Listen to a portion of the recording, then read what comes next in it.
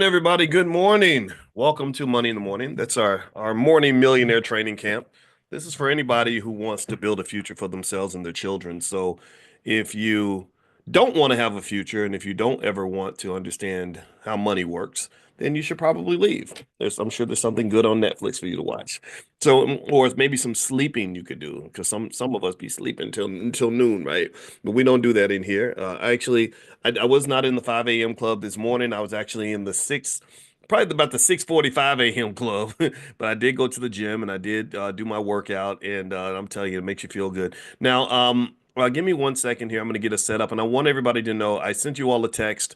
Uh, Let me know if you got the text because I sent out a text this morning letting everyone know that we were about to meet for class as we do every day. And I'd heard from some of you who actually reached out to the support team and said you were not getting the notification, which concerned me. And so, I want to be careful about that. So give me 1 second here. Um, One of the things I want to talk about today that I think we can learn something from is has to do with a new show on Netflix called Squid Game. And what I'm going to do is my goal is to rock your world in terms of sharing with you something that'll make you say, I never thought about it like that. And this is the purpose of Money in the Morning. In case you haven't been here in our millionaire training camp, the goal is to embrace something that we do in the Black Business School that we call conversational learning, which is better than like sitting there and just with a pad and a pen and always taking notes. Sometimes just having discussions and talking about things is how you learn, right? Because economics is culture. And as you guys know, in my book, I wrote a book called The 10 Commandments of Black Economic Power. And in that book, The 10 Commandments, one of the things that I want to impress upon you is the importance of understanding the connection between where your wealth and your financial situation ends up and the things that you think about every day, the things that you do every day, the people that you talk to, the lifestyle that you live. In fact, if you go to my Instagram at Dr. Boyce Finance, I put up a video of Mike Epps, who's a comedian. I do not know Mike, but I know someone who knows Mike really well. I've told you guys many occasions. Willie D from the Ghetto Boys is one of my buddies, and Willie is good friend. Willie is buddies with Mike, so I don't, but I don't know. I did that. That's just the connection there. But Mike Epps did a great video where he was explaining how bad culture can really weigh you down. He talked about how did anybody see that video by chance? It went kind of viral. Mike was making a really honest emotional appeal, and he was basically saying, that when I was struggling and I was on drugs and my life was bad and I was making bad choices and I was in bad situations and barely hanging on by a thread, I got a lot of love. He said my friends would say, "Oh man, I'm praying for you, brother. I love you, man. I got your back, man." But then when he started doing well, he was working out, he was eating healthy, he was living a good life, he was doing well financially. He said that a lot of those people did not support him like they used to. They liked him better when he was in the mud. They actually could empathize with him more when he was in the basement with them and engaging in bad habits like them. And I love the fact that Mike then connected that to our kids. And he basically said a lot of our kids fail because they're trying to fit in with a loser. They struggle because they're trying to fit in with degenerate culture that is heavily promoted, particularly to black males. We've talked about this extensively, how it's sort of interesting to me that there is an appreciation for black men who are broken, busted, torn to pieces, weak, uneducated, not working, lazy. There's a celebration of that. But then, when you show up and you say, "There's nothing wrong with me. I'm okay. I'm actually all right. I read books. I don't know. I'm not gonna pick up the liquor bottle. I'm not gonna go to the club and shoot somebody and get 30 years in prison. I actually do take care of my kids because that's what you're supposed to do. Not because I'm special. I don't take care of my kids because I'm a credit to my race." You ever see that when people are like, "You take care of your kids? Oh my God, that's so wonderful. You take care of your kids." I'm like Chris Rock. Chris Rock said you're supposed to take care of your kids. That's what human beings do. So the fact that they convince you that it's normal to not do that is fundamentally hilarious. And I'm gonna tell you what really burns me up as a black man. And I'm gonna talk about Mike Epps and that little thing in a minute. Then I promise I'll bring it back to my key point. Is I saw where Zendaya, the Disney lady. Anybody know Zendaya? Give me a yes if you know who Zendaya is, if you've seen her. She's beautiful, smart, talented. She's in all the Spider-Man movies. She's got a real black family. She actually had a show where she told them to put black people on the show. Like I much respect to Zendaya. Our kids love her, and so I know I get to learn about the Disney people because of when you got girls in the house, you gonna know Disney. And so anyway, Zendaya is engaged to Tom Holland, who was this white guy that played Spider-Man. And it's an interesting match. He's like about 2 feet tall and she's like, statuesque. It looks a little weird, but whatever. Love is love, right? But the interesting thing to me was I compared and contrasted that to two other Disney-ish types of young ladies. Well, not Disney-ish. One was Disney, one was not Disney. One was the Disney lady. You know what I'm talking about? The one that played the Little Mermaid. And the black girl, you know what I'm talking about. Put her name in the chat. I don't remember all I'm bad with names. But anyway, very talented. And she ended up having a baby with a rapper. And the relationship ended after about like 6 months or something. They had a baby and then decided, oh, now that we've had a baby, we should break our family apart. That's the perfect time to destroy your family is right after the baby's born. That way you can make absolutely sure that the baby is born in a big pile of piss, right? They're born in a big pile of just messiness and ugliness and trauma, and that's that because for some people they think that's what it means to be black. And then I saw the tennis player Naomi Osaka, right? Who was, really like the number one tennis player on the planet. And she was dating a rapper too. And I was like, what is it with these girls and these rappers? Like, don't they understand that most of rap culture, not all of it, but not all of it, not all of it. I'm not, because I got some friends that are rappers who are good people, D1, Immortal Technique, guys like that. But some, you know what I'm talking about. Some of the stuff that you hear, if you are a rap fan, a lot of that stuff is not pro family. It's not like, hey, brother, settle down, pick one woman, yeah, you start a family, live a quality life. Like they don't rap about that. They're like, I got hoes in different area codes. In area, I got hoes. I got hoes. Y'all remember that? Anybody remember that? That. Forgive me if that word is it's breakfast. I'm sorry. But anyway, so hip hop is not. It's not. I'm sorry, especially gangster rap. It's just not pro family, right? Lil Wayne literally had a song. I swear to God, in this song, he literally said that I will steal your girlfriend, make her into my hooker, and then I will use her up and make money from selling her body, and then I will chop her dead body up and put it in the trunk of a car and mail it back to you. I swear, go look it up. Look it up. It's like whoa, that's not even sex trafficking. Like that's Jeffrey Dahmer type stuff, right? But yeah, but everybody's like, oh, that song, but the song is so good, the beat is slamming, yo, and because they didn't take a psychology class on the subconscious mind and how how words have power and the things that you recite over and over and over again become mantras. What's the quote people use? What is it? Words are spells, basically. And I do believe that. Like you repeat it over and over and over again, that does seep into your culture, and you do see some of that, right? So long story short, here's the deal. Here's where I'm going with this.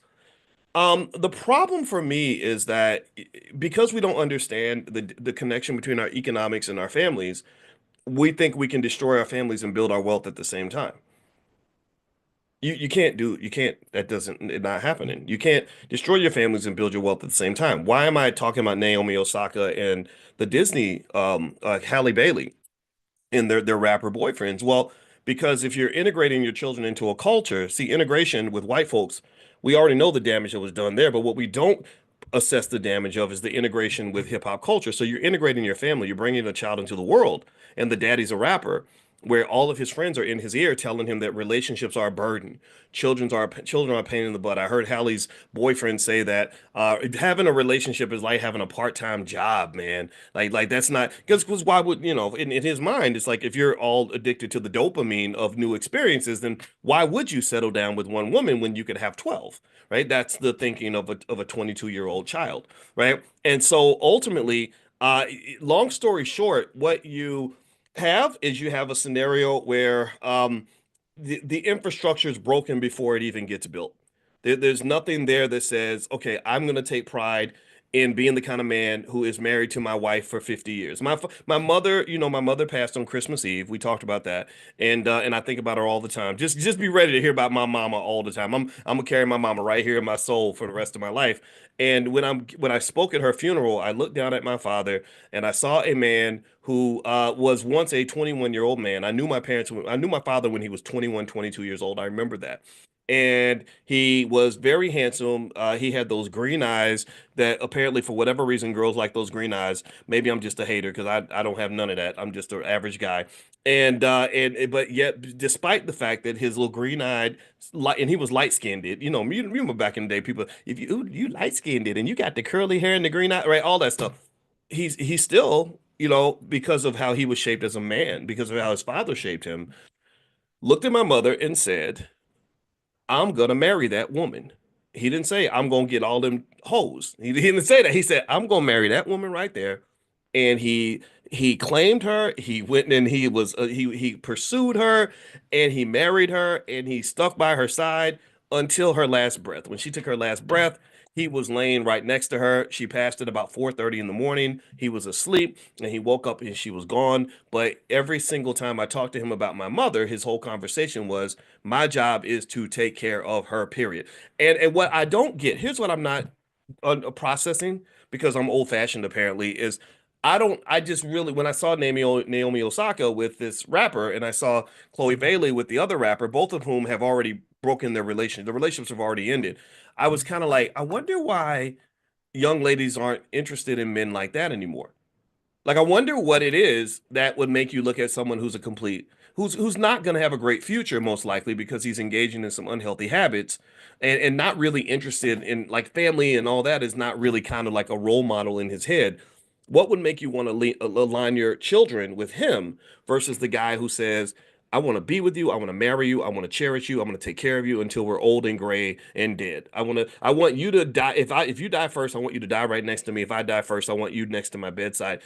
I don't know if this is where integration was bad for black people, and I'm not talking about civil rights integration. I'm not talking about Brown versus Board of Education. I'm not talking about we shall overcome. Let's go to school with white folks and get jobs working for white. I'm talking about integration with hip hop culture, which is also white culture for the most part. The reason I call it white culture is because the person who has the gold makes the rules. If you want to know who defines what something's going to be, it's the person who writes the damn check. I say this as a finance PhD. The person who writes the check, the person who pays the bills, decides what the culture is going to be. They decide what the rules are going to be. They decide which songs are going to be on the radio. You don't own no radio stations. You don't own the systems of distribution. You haven't raised $1 billion in capital to start a record label. Not one rapper in the history of the world has ever gone to Chase Bank and gotten $1 billion to start a record label. Never has that occurred. So stop acting like hip hop culture is black culture. That is not black culture. That is white culture, where white people are saying, this is what we need y'all to be. This is what we want y'all to be. We want you to be losers. We want you to be degenerates. We want you to have broken families. We want you to be on drugs. We want you to be drinking all the time. We want you throwing your money away. We want you ignorant. We want you lost. We want you with STDs. And if you step out of that role, then you're not interested anymore. So let's circle back. Why was I on the treadmill, feeling some kind of way when I saw Zendaya, engaged to Tom Holland, and I thought about the other Disney princess who got with the rapper, who's never going to have a family with this man. He's already declared that. That's already that the baby's born, but the family breaks apart as soon as the baby's born. There's no consideration like, well, what about the children? How whatever, none of that, right? It's like, oh, I can be I can just still I'm gonna come see my son once every month and he's gonna be fine. And okay, whatever, do your thing. But here's the thing: the reason that got to me is because I think that what's happened is that because we've allowed people to use their wealth and their money to bastardize the image of the black man in such a terrible way that people look up to rappers more than they look up to scholars. It makes Tom Holland look like a wonderful guy, right? And when Tom Holland, who doesn't have all these crazy cultural influences, says, "Oh my God, I am next to this wonderful, statuesque, extremely talented African queen. I'm going to worship her. Like I'm going to wash her feet every morning because I am honored to be with this woman." they call that simping when you like express your admiration for your woman. Oh, you a simp, you a simp. That's again, that's white culture, hip hop through hip hop. To just so when he does that, other people are gonna go, oh, the white guys are so much nicer to their women than the black guys are. Because I saw the rapper with his Disney princess, and he spit on her in public and cussed her out and called her a blanket. In fact, actually, when the Zendaya, not Zendaya, I'm sorry, the other Disney Halle, when she broke up with the guy, he went on Twitter and said something crazy like about her, about I'm not even. Think about sex, but think about something that involves your mouth. That's all I'm gonna say because some of y'all got kids watching, and that's all I'm gonna say. Y'all grown, you know what I'm talking about. And I'm like, but you can't say that about a Disney princess. Come on, man.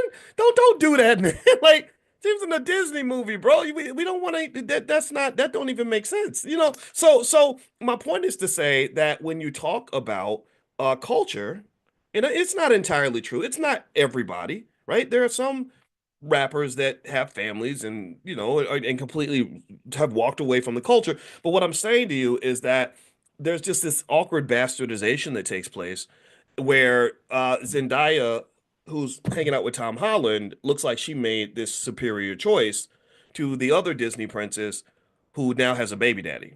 Right? Or when the rapper Eve goes over to London. Has anybody ever seen the pictures of Eve with her white family? It's really fascinating. Like they look like something out of like they look like a British aristocrats. It was like her with a big long, it was one of those big long tables like the King Henry VIII would have, and it was nothing but like 25 white people at the table and then her, right? And it looked kind of weird, but she looked real happy. She had this big gigantic house, and they're probably on like 1,000 acres of land, and it almost gives this impression. Or even when the one lady, what's her name? I forgot her name. Meghan Markle married Prince Harry. I saw a lot of people really fantasizing about that wedding. Like they were really excited about this royal British wedding. And what I really think is fascinating, what made me kind of salty a little bit, I'm not gonna lie, is that I know millions of black men, or not millions, but I know a lot. I know a lot of black men who love women that much, who honor women at that same level, who some of whom may not be able to give you the royal British wedding, but they will treat you well. They will honor you. They'll be honored to be with you. And I think that it's fundamentally unfair that these guys get overshadowed by the rappers. That's what I'm saying. That's what I'm getting at. And that actually made me, and I thought about that when I thought about even the Mike Epps video where he talked about how there's something about this promotion of degeneracy that can occur in the community that fundamentally undermines the community, not just in terms of wealth, but in all the things that allow you to even have a chance to build wealth. It's really hard to build wealth when you own crack. It's really hard to build wealth when your mama is running the streets. It's really hard to build wealth when your daddy is in prison. It's really hard to build wealth if your family is in complete chaos and in the middle of trauma. And just divorce alone, just baby daddy, baby mama-ism alone is a major factor in killing your ability to really thrive in this society. You're kind of in survival mode at that point, almost like a basketball team that has completely thrown out their playbook and is completely disheveled, and half the players are injured, and you don't even know what to do next, and you don't even know which basket is your basket, and you don't even know how to dribble. You're not going to win an NBA championship with that kind of a team. Do you understand? To win a championship is already hard, even if you're organized. It's hard, even if you have great athletes. Right? It's hard even when all the players show up. It's hard even when you have a game plan. It's hard even when you've been practicing. So if you've never done any of these things, you haven't practiced, you have no game plan, you have no skill, everybody's injured, half the team showed up. What in the hell makes you think you can ever win anything? What makes you think that you can compete with anyone who is structured, organized, and prepared? And so a family really is your team. And so really me, again, as the 53-year-old man who shakes his fist at the air, I probably sound like an out of touch old man because half the stuff that y'all young people think is lit and cool and hip, I think is stupid because I see what's going to happen 20 years down the line if you keep doing that dumb stuff. And maybe you'll receive it from an elder and you'll say, "Oh, an elder's talking and he's an educated elder. Maybe he has a point." Or you're going to say, "Ah, man, you just a dumb old man. You just out of touch, die. You just blah, blah, blah." Okay, cool. I don't care. It's your choice. But because I'm really saying this for people that want to listen and for people that want to hear a different voice. Because when I would see just this sort of fascination with with like this sort of thing that's being promoted amongst black males, the very unhealthy stuff, liquor and drugs and STDs and ignorance and wasting all your money and and the babies mamas and sleeping with everything that moves. It's really sad to me. And it's sad because not only do people, a lot of young people make these mistakes and they don't know what's going on because nobody ever explained these things to them, but it's kind of like when you try to help, you get sort of attacked a lot. You get kind of like you get made fun of, right? You get called a nerd or whatever. And the really the secret, the reason I related to Mike Epps' video, let's go back to Mike Epps. And this problem, I promise you, this relates to wealth because Mike became rich and famous, and all of a sudden, his old friends from the hood, a lot of his friends had an issue with that.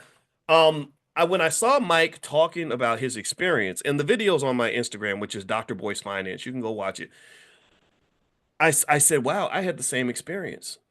When I heard Mike say, when I was struggling, when I was in the mud with you, you really were happy for you. You were my friend. You loved me. But then when I climbed out of the mud and I said, hey, I made it, y'all. I'm doing better. I'm going to the next level. Suddenly, I became public enemy number one in your eyes. And I had to detach from you because you're no longer an ally. You're now an enemy. I related to that because one of the I don't get to talk about this much, but one of the things that one of my secrets to success as a young person was to detach from a lot of the black men in my life. Not all of them. It wasn't like I didn't want to be around you because you were a black male. That's not true. But I didn't have a lot of friends growing up. I didn't, and I had the best, greatest gift and the greatest curse that I had in my life was that I never fully related to white people, and so I would get rejected by a lot of white people, and I didn't fully relate to black people because I was detached enough to look at some stuff and say, I don't want to do that. I don't want to go to the club. People get shot at the club. I saw a video. There was a video. There was not. It wasn't a video. It was a post by a man who was in prison who had an epiphany where he said that 5 minutes ruined his life. And I said, I bet I know what he's going to say. Because and here's what he said. He said something that I've been thinking about this for 30 something years. Because I know a lot of people this has happened to. He said, I was in the club, somebody disrespected me.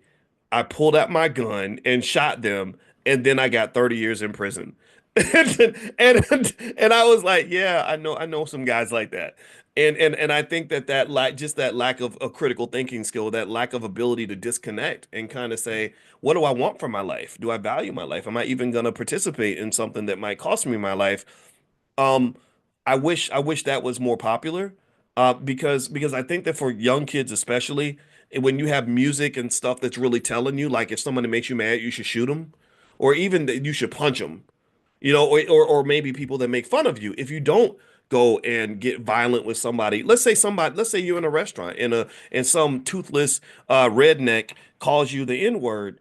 And I hear a lot of people like, oh, I'm going to jail today. I'm going to jail today. I'm like, I'm not going to jail today because I don't care what this toothless redneck thinks about me. What makes you put those people on such a pedestal that somehow you think that their approval of you even matters? I don't care what you say about me, but maybe it's because I've had some experience. A lot of people say a lot of things about me, right? And it doesn't. The good stuff it kind of matters. The bad stuff kind of matters. But at the end of the day, what matters is what you think about yourself. So, what in the world? Who trained you to even think that you should give away that much of your power to someone who has no power, by the way? A lot of people that hate on you and say things about you or attack you in some way or call you the N-word to get you out of character, they don't have power, so they're seeking power by seeing if they can influence your behavior and get you unfocused, get you off of your game. That's what they're really doing. And I just it just it's not logical. It's not logical behavior. So ultimately, I think, and the reason that I think when you have an economic conversation, you have to talk about behavior and choices is because behavior and choices is everything when it comes to wealth. Like you can't have rich people versus poor people without having different choices amongst different people. So the question is, what are your choices? What choices are you going to make today? What because you're gonna have a range of possibilities. Like E40 says, everybody got choices, right? What are your choices? What choices are you gonna make, and who's gonna influence your choices? And because culture influences the choices that we make, and what kind of culture are you building? And then the culture that you build is going to shape your access to wealth and resources. Now, what I want to do is I want to break into another quick angle on this in a minute. But before I do that, one thing I want to let you guys know is later on this afternoon at noon, the Stock Market Club is going to meet at noon to talk about the stock market.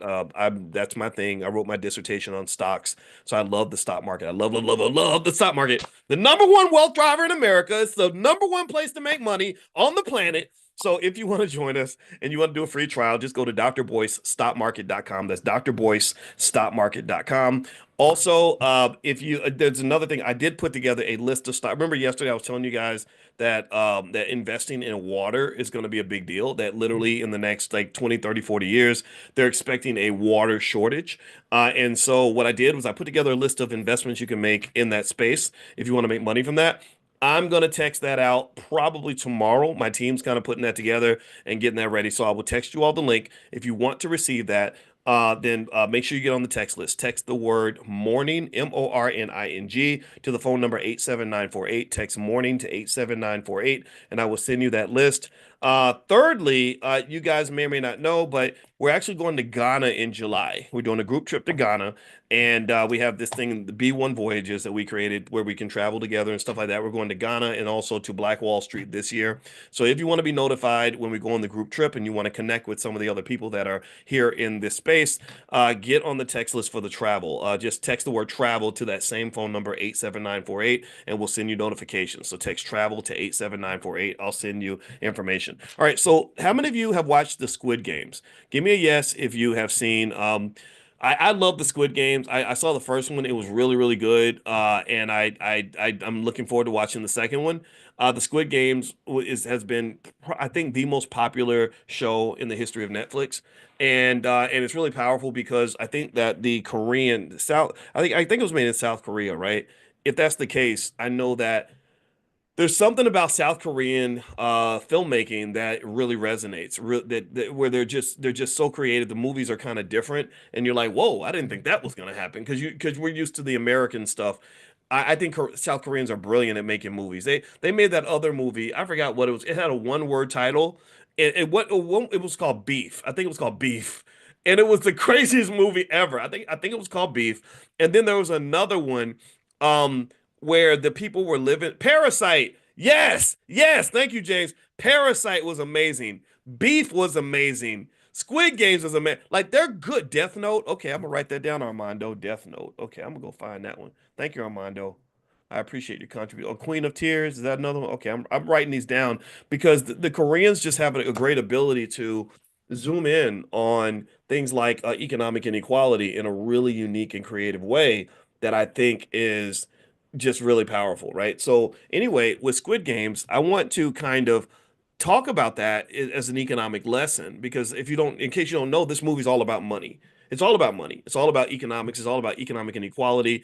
And so here are some financial theories you can connect to the Squid Games when you're watching to kind of understand how economics works, and also to reiterate the importance of making sure that your children are trained on economics, making sure you're buying stock for them when they're babies, making sure that they understand the different ways to make money in the economy. Like that song. Remember that song? I'm on the highway, making money the flyway. You gotta get a better way. And I was like, what's making money the flyway? What is that? Now, maybe he was talking about something different. I actually met the rapper who made that song. I think it's Lil Troy. I met him. I think he passed away, but he was a very nice guy. I met him at a party. Willie D had a thing, and I went down there and I met him. It was really cool. But anyway, it was so in this song, one of my favorite songs, they talk about making money the flyway.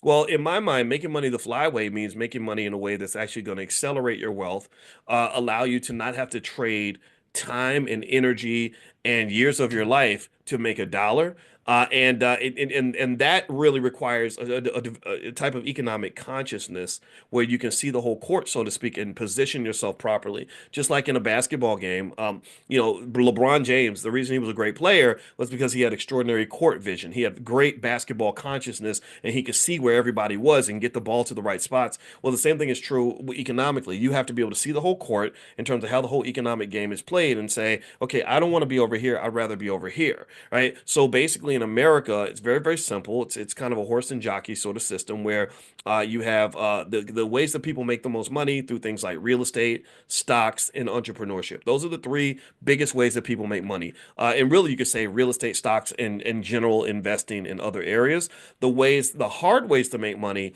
are definitely through labor, like working for other people. America does not support its workers. I just heard something on this show called Morning Brew Daily that I listened to, where they said that these ski resort workers are on strike and they work for this massive corporation that makes something like, I forget how many billions of dollars a year that they make, and they literally couldn't get them to give them a $2 raise. Where literally, I think they said it would cost them $900,000 to give them the raise, but the company's net income is like either in the hundreds of millions or the billions of dollars. So literally, they could give them the raise, and it wouldn't even affect their bottom line hardly at all. And I remember thinking, well, the government should be stepping in and forcing them to treat their workers properly and give them worker labor rights. But again, I've explained to you guys in previous conversations that our government has kind of been bought out by the capitalists. So they're not giving and supporting power to, you know, to workers. This is not the country you live in. So making money by working and all that and picking a career and working into the ground and all that just really isn't the best approach. Not just because you don't typically get enough money to thrive, you only get enough to survive, but it's also uh, costly because you're giving up so much more than just your skill. You're actually giving up years of your life.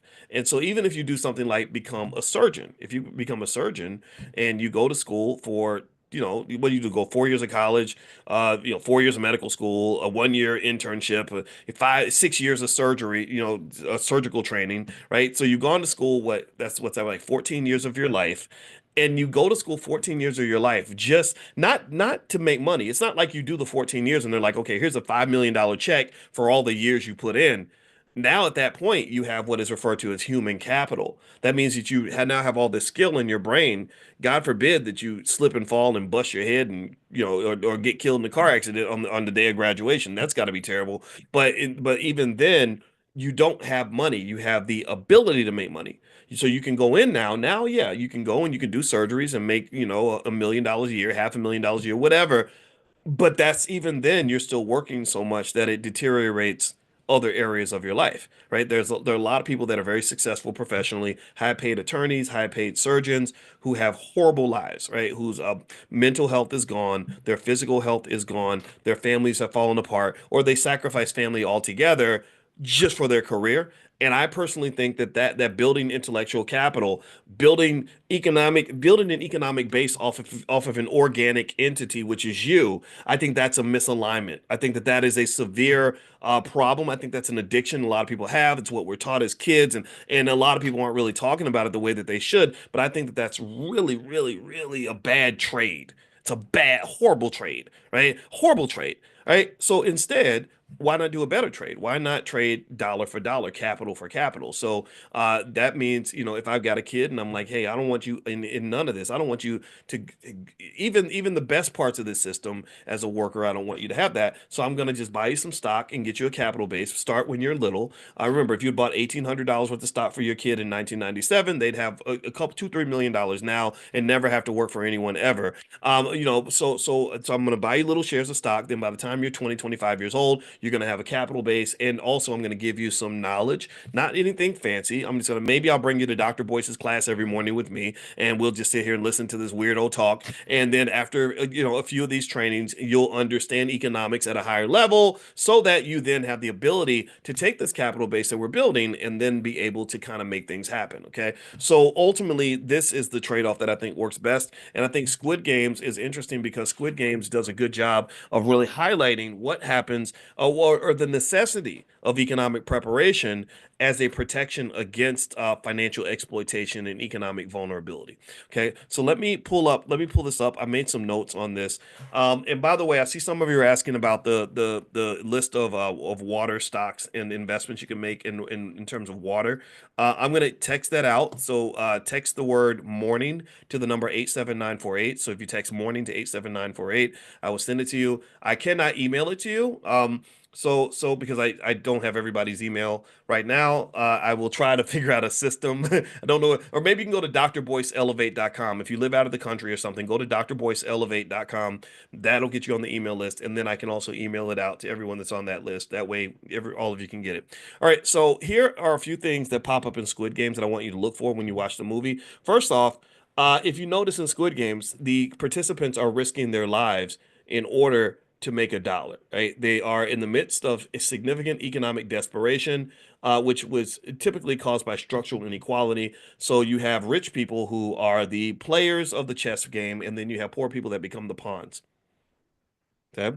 So ultimately, the wealthy have a different type of consciousness because they're looking at the economic game from the top down. They're just looking at the different players in the game, and you're looking up at them, and they're just moving you around like little chess pieces. And the Squid Games does a good job of connecting to this. There's something called Tom Piketty's Capital in the 21st century. He has a theory on this. He says that unchecked capital accumulation can exacerbate wealth inequality, leading to social instability. So players that have the debt, basically they're trapped, and they reflect how systematic inequality can force the poor into exploitative systems. So systematic inequality is a real thing that does exist, but it's not an excuse.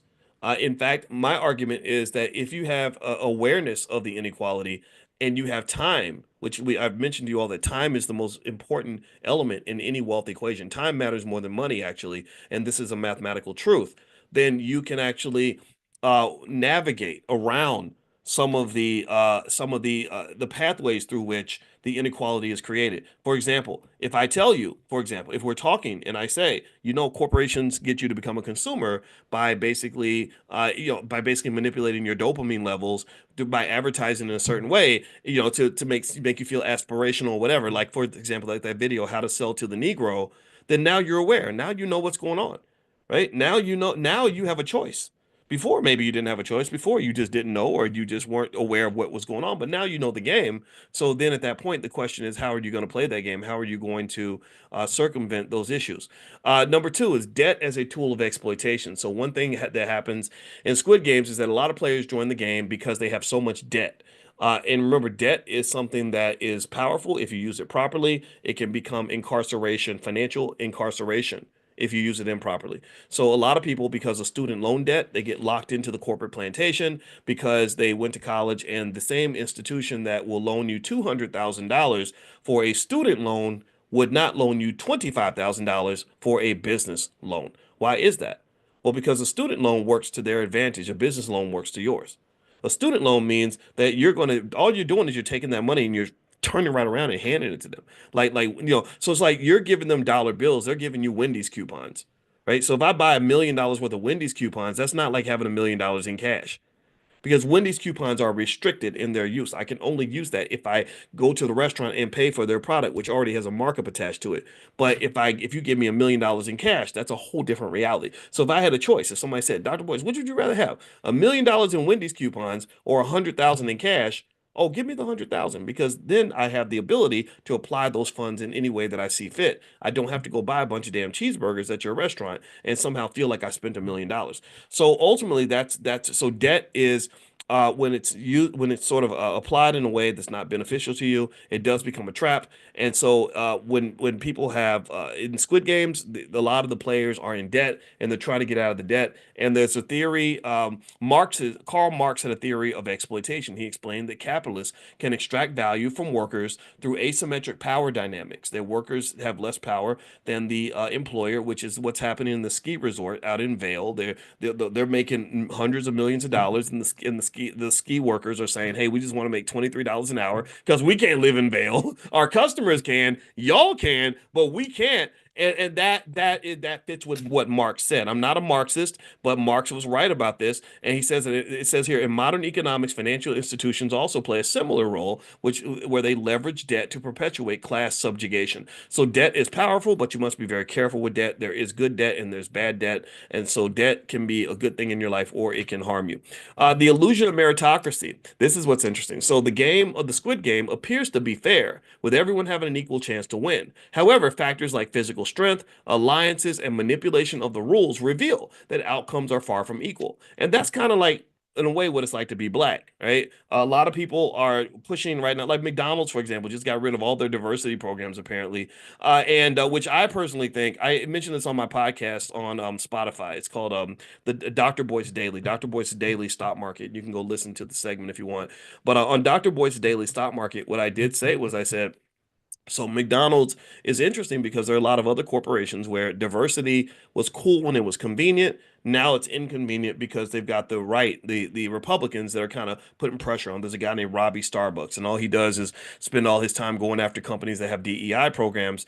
And now, on one hand, DEI kind of got screwed up in the sense that they started equating gay people to black people, which is not the same. I'm sorry. I love my gay friends. Nothing against you, but still, that's not the same. Stop that, right? And then suddenly, you got gay people and white women and everybody else benefiting from the DEI programs. But I do know some black people who are fans of DEI who benefit from DEI. I got my first job at Syracuse University through a DEI program. They had to force them to hire us. They did not want to hire black people at that university. They had, I think, almost 100 faculty in the business school at Syracuse, and not one of them was African American. Not one. They did not. They were like, we don't want no black people up in here. We want y'all playing basketball, picking up the trash, and tackling people on the football field. We do not want you teaching our white kids. That was. But we'll take black students because we're getting their money. But we don't want black professors because they're the ones making money from the university. Yeah, that's what it was. So they had to force them to hire us. They hired three of us, and one of them was gone very quickly. Two out of the three were gone, and the third one they treated her so badly. She I never forget this lady. She was half white actually, so she was like kind of one of them in a way. And she and she really like did she played the game. She really so I can't play. I don't play games that well. I'm not good at that. I can't pretend. I'm the Negro that'll get you fired. I've always been that guy. You can go back 25 years. When I was 25 years old, I was the same dude. But with her, like she did everything right. She made friends. She would go to their kids' birthday parties. I didn't know where all the people I work with, I did not know where they lived. I did not know if they had kids. I didn't know if they were married. I didn't care. I was there to work. That's it. I worked on my research and that was it. That's my flaw. That was who I am. She did all the social stuff. She connected with them, and I was like, oh wow, this whole like being white thing is really working out for you. Maybe boys, maybe you're too radical. Maybe just slow down. They still treated this poor lady like crap. When she actually got promoted and they gave her tenure, not one single person. Usually, when you get tenure, and I can just tell you about the rules of academia, when you get tenure, everyone's like happy for you because it's like a kind of a big deal. It's kind of like getting married or something, right? It's like, but tenure, it's like a lifetime job, kind of like welfare for smart people, right? So you can work forever and they can never fire you. My wife has tenure. She's actually a full professor. Very few PhDs become full professors. Very few black female PhDs become full professors. So give that black woman her props. But anyway, so she got promoted, and even though typically everyone congratulates you, not one single person in her department sent her a congratulations letter because they were resentful and mad because they felt that she only got it because she was black. And so and so what really kind of like made me sad for her was I said, man, you did all this selling out. You did all this bending over. You were literally doing everything they told you to do. Me, I understand why you'd want to get rid of me. I'm just not pleasant in that way. I don't fit in those spaces. But you, I didn't understand it. And I remember her kind of talking to me, and I said, okay, so I get it now. There's just kind of a disdain that they have for those of us who want to fit into certain spaces. That's it. Like when they talk about black jobs, they're really talking about black jobs. They're not talking about the white jobs.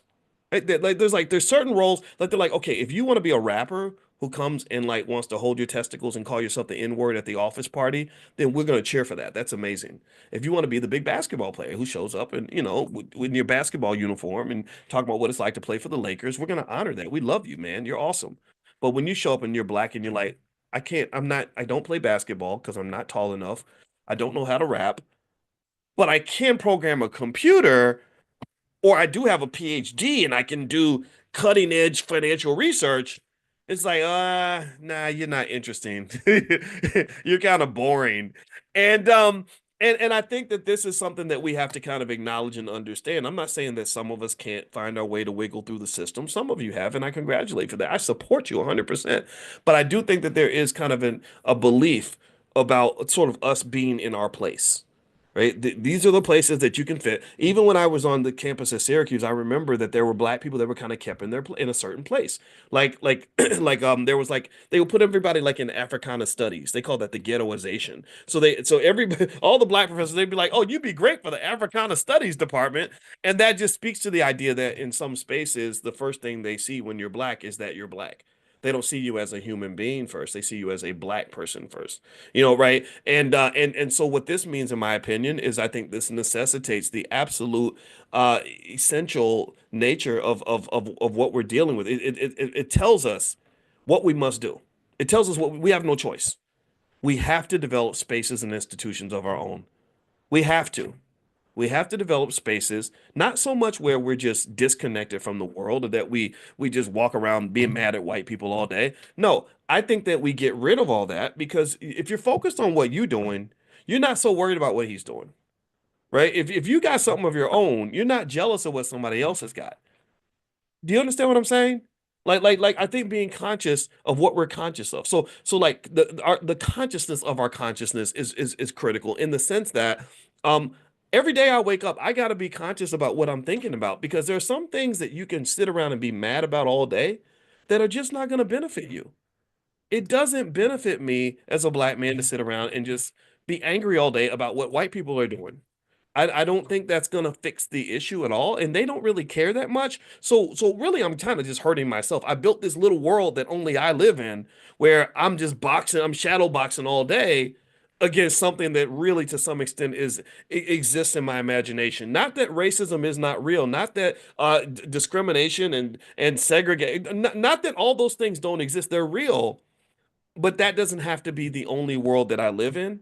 I think that there can be another world where all of our children are raised with basic ideas like get up every day, do the best you can, read books, work together, build wealth, don't give your money away, be smart economically, make a plan, love your wife, love your kids, build your community, take care of your health, stop eating McDonald's, and all these other things, right? So here's the point, right? Let me go back to McDonald's because I didn't finish that part. So the point that I made about McDonald's and their lack of diversity initiatives is I said, well, we could just say like we're mad, like let's just all go boycott McDonald's, which is totally cool.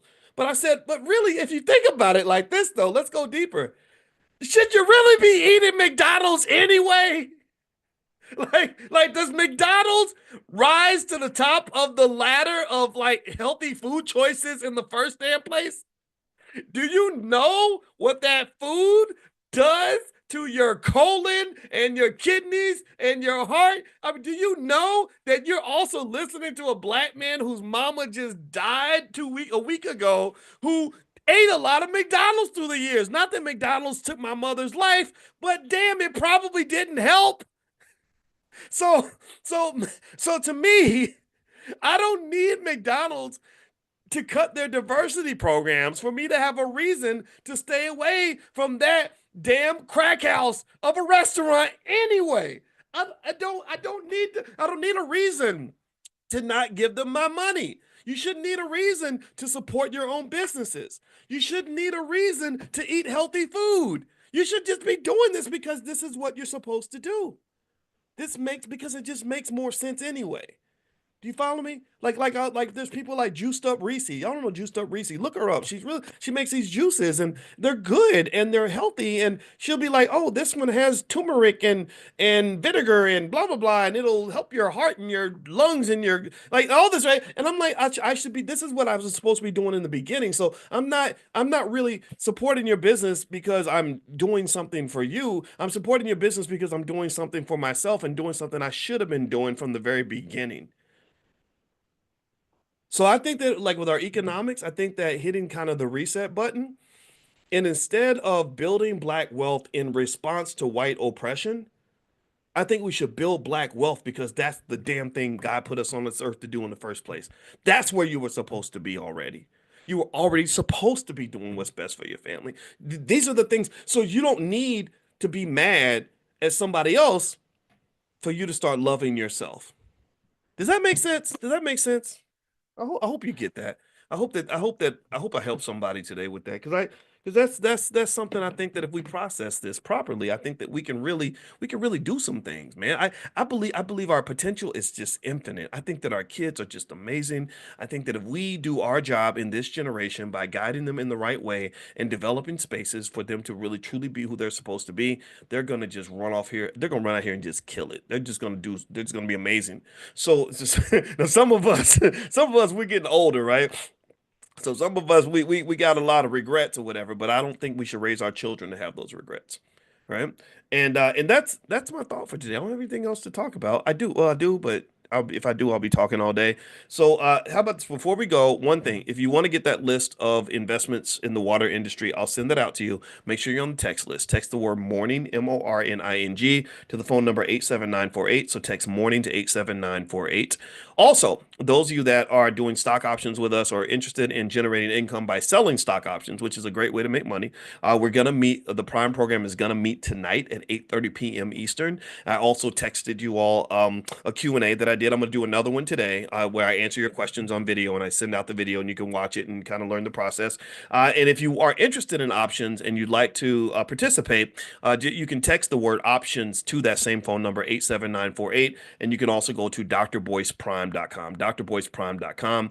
And then, oh, and last but not least, I forgot, Tierra KJ Williams is in the chat and she's screaming at me because I forgot to mention that also Constance Carter is doing a great like a little boot camp this weekend in the Fly Nubian Money Club, where basically this is where black women teach. This is all black women teachers. You can be in the audience if you're a man, but this is where we listen to our women because our women are smart and they're the greatest on earth in terms of what they can accomplish. And I just really think that that's important. So if you want to participate in that, just text the word Queens to the phone number 87948 and we'll send you a link if you want to join the Fly Nubian Money Investment Club. So just text the word Queens to 87948. And this is for the men too, right? These are just amazing women. Constance Carter, Tierra's awesome in terms of business storytelling. Dr. Lene Javette is part of it as well. She's an expert on black entrepreneurship.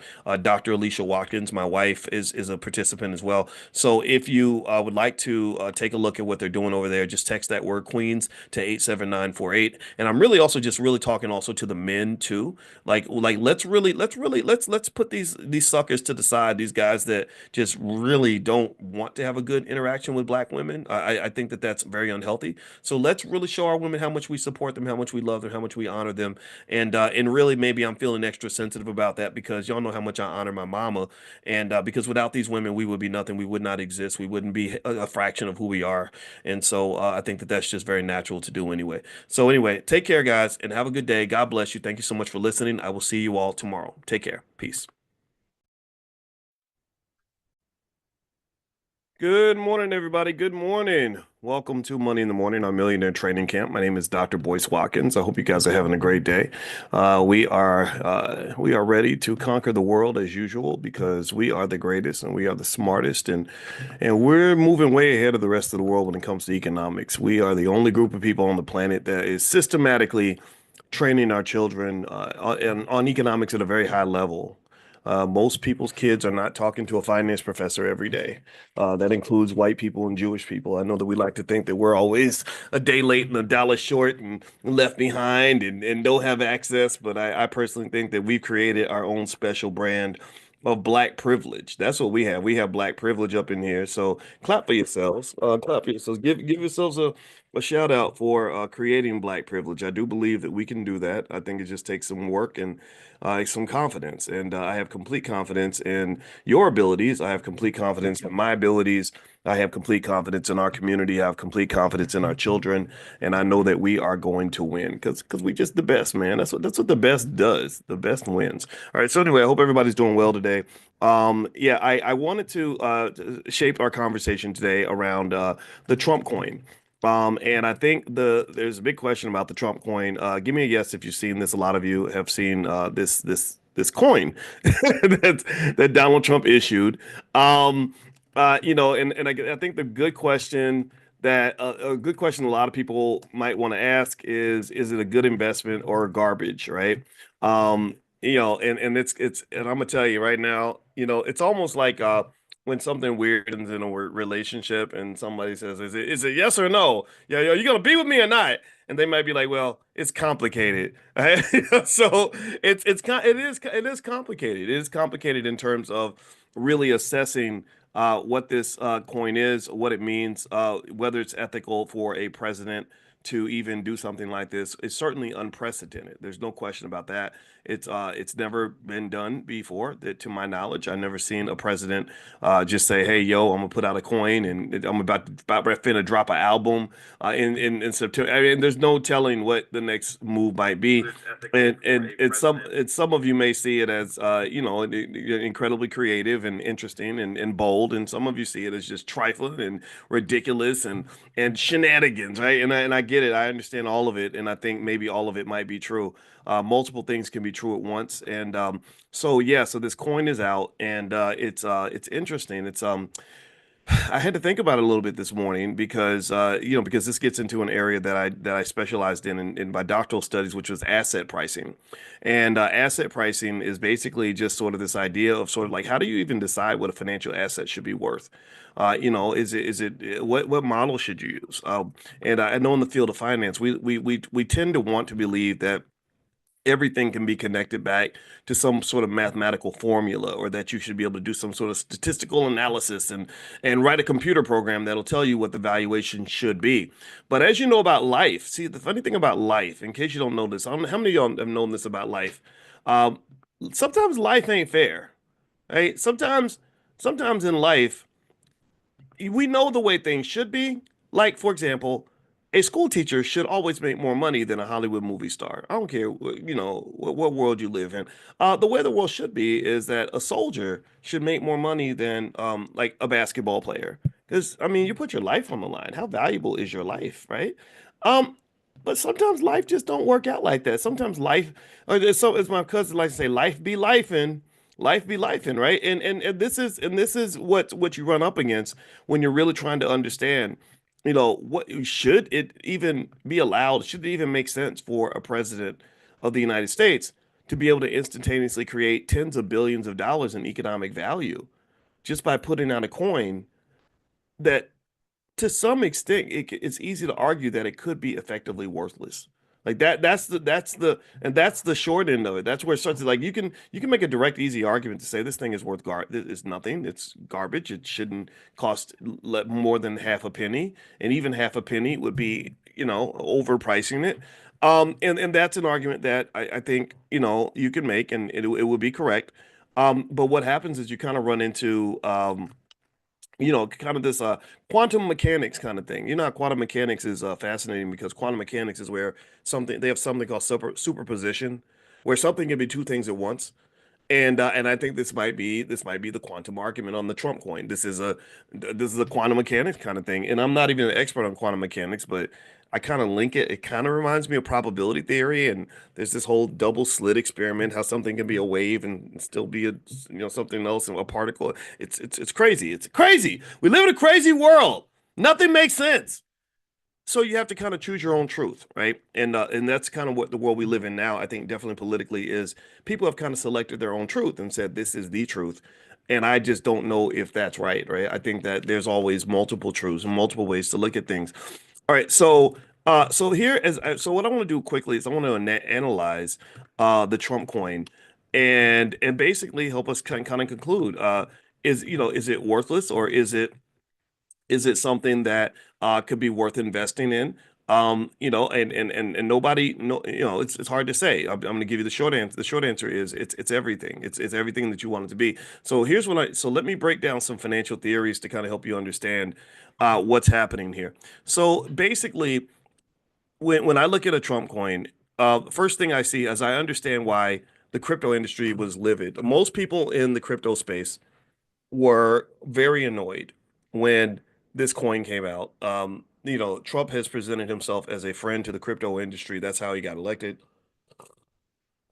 They raised a bunch of money, not because they were in love with Donald Trump, but because they felt that the Biden administration was not supporting what they were trying to do in terms of crypto.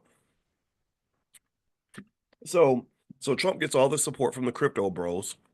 They get him in office, and what they were hoping that the president would do, which he kind of did, is back and support their industry, and at the very least remove obstacles. One of the biggest obstacles was SEC Chairman Gary Gensler. Gary Gensler, was gone. He ran out of town as soon as Trump arrived. He said, "Look, yo, I'm done. I'm out. I don't need to be here." And that's kind of what occurred, right? So to some extent, he's kind of already started delivering for those particular constituents. Um, Now, one thing before I move on, I want to ask you all, can you give me a quick yes if you can hear me? Let me know if you can hear me. And I know some of you were may have noticed that the Zoom link for this class changed. The old Zoom link does not work. So if you have the old Zoom link, it won't get you into the Zoom. If you want the new Zoom link, send a text message. Text the word morning, MORNING, to the phone number 87948. So text morning to 87948, and I will text you the Zoom link to join the class. So you will have the latest Zoom link. So just know the Zoom link it changes about once every 6 to 8 weeks. So just kind of be on the. So that's why you may want to get on the text list so you can be alerted when we do class in the morning. All right. So thank you for giving me the audio sound check. I did something yesterday and the audio was bad, and technology just makes you mad, right? Again, life be life, and it ain't fair. So here's so going back to that, the crypto bros, wanted Trump to kind of lend some legitimacy and backing from the government for what they were trying to do. And I think he's done that. If you notice, if you own, how many of you, give me a yes if you've noticed how the price of Bitcoin has just skyrocketed since the election. Give me a yes if you own crypto. My God, I hope that you own something because there's been so much money being made over there. And I'll tell you, that's what I really want. I mean, that's my bias. Everybody has a bias. My bias is I just want to see y'all put some money in your pocket. So even as you get mad or happy about whatever's going on in politics, I kind of feel like at least if you're sad, you can be sad with, $50,000 in the bank than to be sad and broke. Because being sad and broke that just sucks, man. That ain't even right. But if you sad and rich, then I'll be like, well, you over there complaining, but you rich. You got rich people problems. You need to shut up with your rich people problems, right? So anyway, you look here, the last month, you see Bitcoin's gone up by about 8%. Not bad, pretty good. Last 6 months, it's been insane. Last 6 months, it's skyrocketed 53%, $36,000. So that means if your family had, enough money to buy one Bitcoin, you made $36,000. Quite a lot of money. That's $10,000 a month or $6,000 a month, sorry, without doing any work at all, right? And then this is what understanding economics and finance is really all about, is really understanding like how do some people in this society work their butts off and don't make anything, don't have anything to show for it, don't have any assets, don't have any financial security. But you have some people who know how to make money without working. They do. They know how to make money without working. And that's why I say, oh, I forgot. I have a PhD in finance. So I have this superpower and I can explain how to make money without working. So I did a whole training called How to Make Money Without Working. If you haven't watched it, a million people have watched that training, by the way. And I'm glad that a million of you have seen it because I want everybody to understand what rich people know, right? So if you haven't seen it yet, just pull out your phone, text the word money to that same phone number, 87948. If you text money to 87948, you'll get a link immediately where you can click on that and take a look at that training. And it talks more about stock options, but that's just one of many ways you can make money without working. So in this particular case, the Trump coin, which I don't know what the market cap of the Trump coin is. I've heard ranges from 8 billion up to 58 billion, but 58 billion seems on the high side because that would instantaneously make Trump one of the richest men on the planet. So that's not, that's not right. That's fake news. Not 58 billion. It's actually about 7.3 billion dollars. So when you talk about making money without working, I want you to think about this. There are millions of people that can work 80 years and maybe make $1 million, maybe $2 million. They didn't do any work at all. They just put out this coin, and their family net worth goes up by several billion dollars, depending on how much of this they own. Let's say they own half of it. That's $3 or $4 billion. It was created probably in about a day, right? So this is kind of the weird world of finance. This is the weird world of money, and this is where academics like me get it wrong. This is where people, my colleagues, just had it backward. We tended to believe that everything should be able to be explained by some mathematical formula with all these rigid assumptions that allow the calculus to work out, where you assume ridiculous things like investors are rational and that they have access to all information and all this other stuff. And that's just nonsense. That's just simply not true. Human beings are human. So just like life be life and humans be human, and right? So humans are human and life is life. And so at the end of the day, you can't explain the valuation of a Trump meme coin through a simple formula. You have to really look at the nuances of just what's really happening, and you have to really dig deep into things that I'm really fascinated by, like investor psychology. The fact that human beings just make decisions that sometimes don't seem rational, but actually they are kind of rational in a certain way if you understand what makes a human being tick. So one thing that I thought about when I saw this coin come out, and I understood why the crypto bros didn't like it. They didn't like it, in my opinion, most of them, because I think that they look at it and they're like, damn, this is speculative. This is just some crappy little coin that has no value, does nothing for anyone, doesn't you can't drive it to work every day. You can't use it at the store to buy things. You can't take this coin and actually make something happen. It's not manufacturing anything. So there's no fundamental value to this thing. And I think that's what the crypto industry was trying to get away from. They were trying to get away from this perception that they were just basically fake money. People like Charlie Munger, who worked with Warren Buffett, he's a great man. He used to basically say crypto was a bunch of crap. All of it was crap. And if I'm a crypto guy, I'm going to be offended by that because there are real people in the crypto industry who do real work and create real value with their coins. If you read the white papers, they have these projects. We're going to use a coin. We're going to create a coin that's going to create an economy around blah blah blah blah. We're going to trade this and do this, and this is how people are going to earn the money because they're going to like they really go they worked really hard to say, no, this is real. Like this is a real economy. There's real value being created. We're really getting things done. And then you have somebody like Trump that comes along, like, yeah, I'm gonna make a coin too. Everybody buy my coin, right? And people do, and billions of dollars gets created, and then people say, see, that's what I told you. I told you, all those coins are ghetto. It's almost like for black people, it feels like it's like almost like being black, where black people work extremely hard. We build strong families. A lot of us, we go to work every day. We educate ourselves, but then they'll take some, they'll put sexy red out there and be like, this is black excellence, y'all. This is black women. And all the black women are like, come on, man. Like this ain't we're not all sexy red. Stop that. So ultimately to me, I think the Trump coin is kind of like if you know anything about hip hop, look up Sexy Red. It's real. It's a scary thing to see. I think the Trump coin might be kind of like the Sexy Red of the crypto industry, right? It's that big shiny object that's thrown out there. Everybody sees it, and it's misrepresenting, just so many people in the crypto industry who are working extremely hard to do legitimate work, who want to be respected, who want to be seen, who want to have credibility, and they're like, "Damn, you're literally putting out something that has no credibility." So here's what so let's look at a couple of things. I was sort of researching and thinking about some financial theories that it might relate to, and one thing that I thought about is I said, okay, so yeah, this thing. So let me ask y'all this: give me a yes or no. How many of you think that the Trump coin is just crap? It's not even crypto; it's crapto. Give me a yes if you think it's crapto. Give me a no if you think it's like if it's something good. Okay, I see a lot of yeses. All right, most of you say yes. Okay, and I don't disagree with you.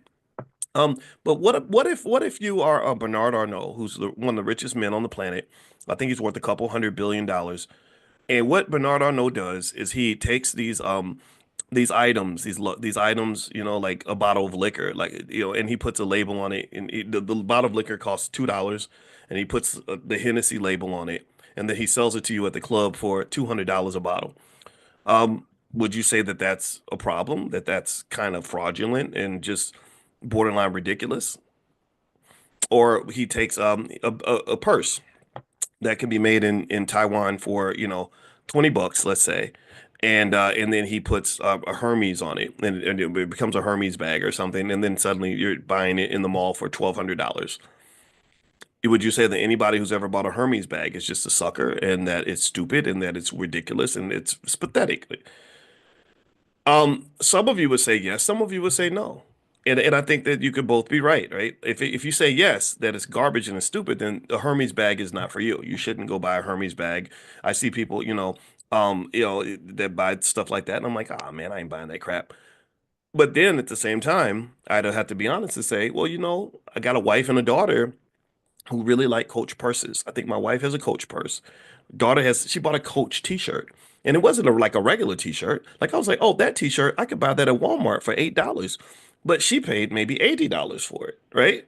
And what did she pay for? She paid for, the label, the branding, like it says Coach on it. So suddenly it's worth all this money.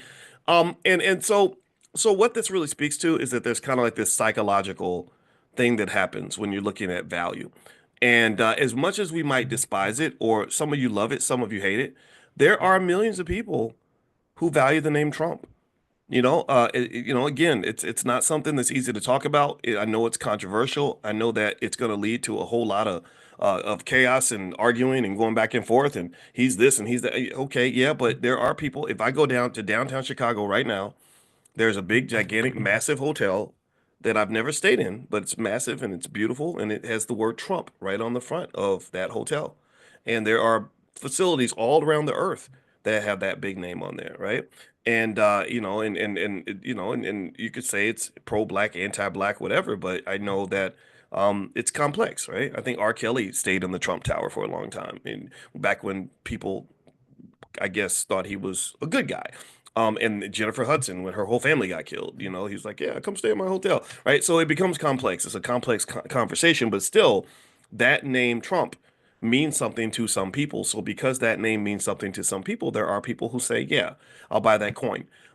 What I see there happening from a political standpoint is that there's a set of financial theories that relate to narrative that a lot of times an asset's value can go up just because there's a narrative attached to it. There's a story. There's a power in storytelling. And so effectively, in fact, Tierra KJ Williams, who is in Hollywood, she writes scripts and she's a masterful storyteller. She's actually going to come in and talk about storytelling in business and how that works. And so what occurs here is that sometimes you'll see a stock that will just shoot up in price where people will say, well, why, what happened with this company that should make the value double? Some of you have seen that. Some of you have seen stocks that doubled in price in a day, right? IONQ. Any of y'all own IONQ? I know a lot of y'all do because we talk about IONQ in the Prime program a lot, and that stock's maybe a lot of money. Well, IONQ didn't change anything about the company when their stock price went up 400%. There was just a story like quantum computing. The Google computer solved the problem in 5 minutes. That would have took a cotillion years for a super, right? That's a narrative. That's a story. So this story creates real economic value. And then what happens is that there are some who say, okay, the value is what it is. It just is what it is. You can't get mad about it. It just is what it is. And then there's some people who say, no, no, no, that's not true. That's a bubble. That's gonna pop. It's BS. And in fact, if you want to see what happened to IONQ when it kind of had this whole quantum computing story, let me show you um what happened to the stock price. It's at 41.46 right now. I know this stock. I own this sucker. Let me show you what has happened with this stock price. I think it dipped a little bit recently, but it's okay. If you know how to protect against risk, it's still been a big money maker. Look at the last 6 months. Look at this stock, 400% in 6 months. This stock 6 months ago was $8. I mean, $8. So how can any rational person literally make the argument that like 6 months ago you were worth $8, now you're worth 41? That's insanity. They're not 5 times more productive than they were 6 months ago. They're not selling 5 times more products than they were 6 months ago. The market cap is $9 billion. And so even though IONQ is different from a Trump coin because they're actually creating real value, they really are doing real work. They're not doing $9 billion worth of work. I can tell you that right now. What a lot of this valuation increase represented was just the narrative. A lot of this was correlated with the story, the news story narrative of Google creating this quantum computer that's going to eventually change the world. So suddenly everybody's rushing to quantum computing stocks. And if you remember, we talked about this. I sent you all a list of quantum computing stocks that I think you may want to look at if you want to get in this industry early. And a lot of you made a ton of money from this stock, and I'm happy for you. I love it when black people make money. And even if you're not black, I love it when you make money too. Okay, if you're down for the cause, and I'm down for you. So here is this kind of shows you how it's not cut and dry when you talk about what something's worth. So when you ask me, is the Trump coin worth it? I'm like, I don't know. I mean, what do you think? Who are you? What do you believe? Are you a Trump fan? If you're a Trump fan, maybe it's worth it. What does that coin cost? Let me see. Hold on.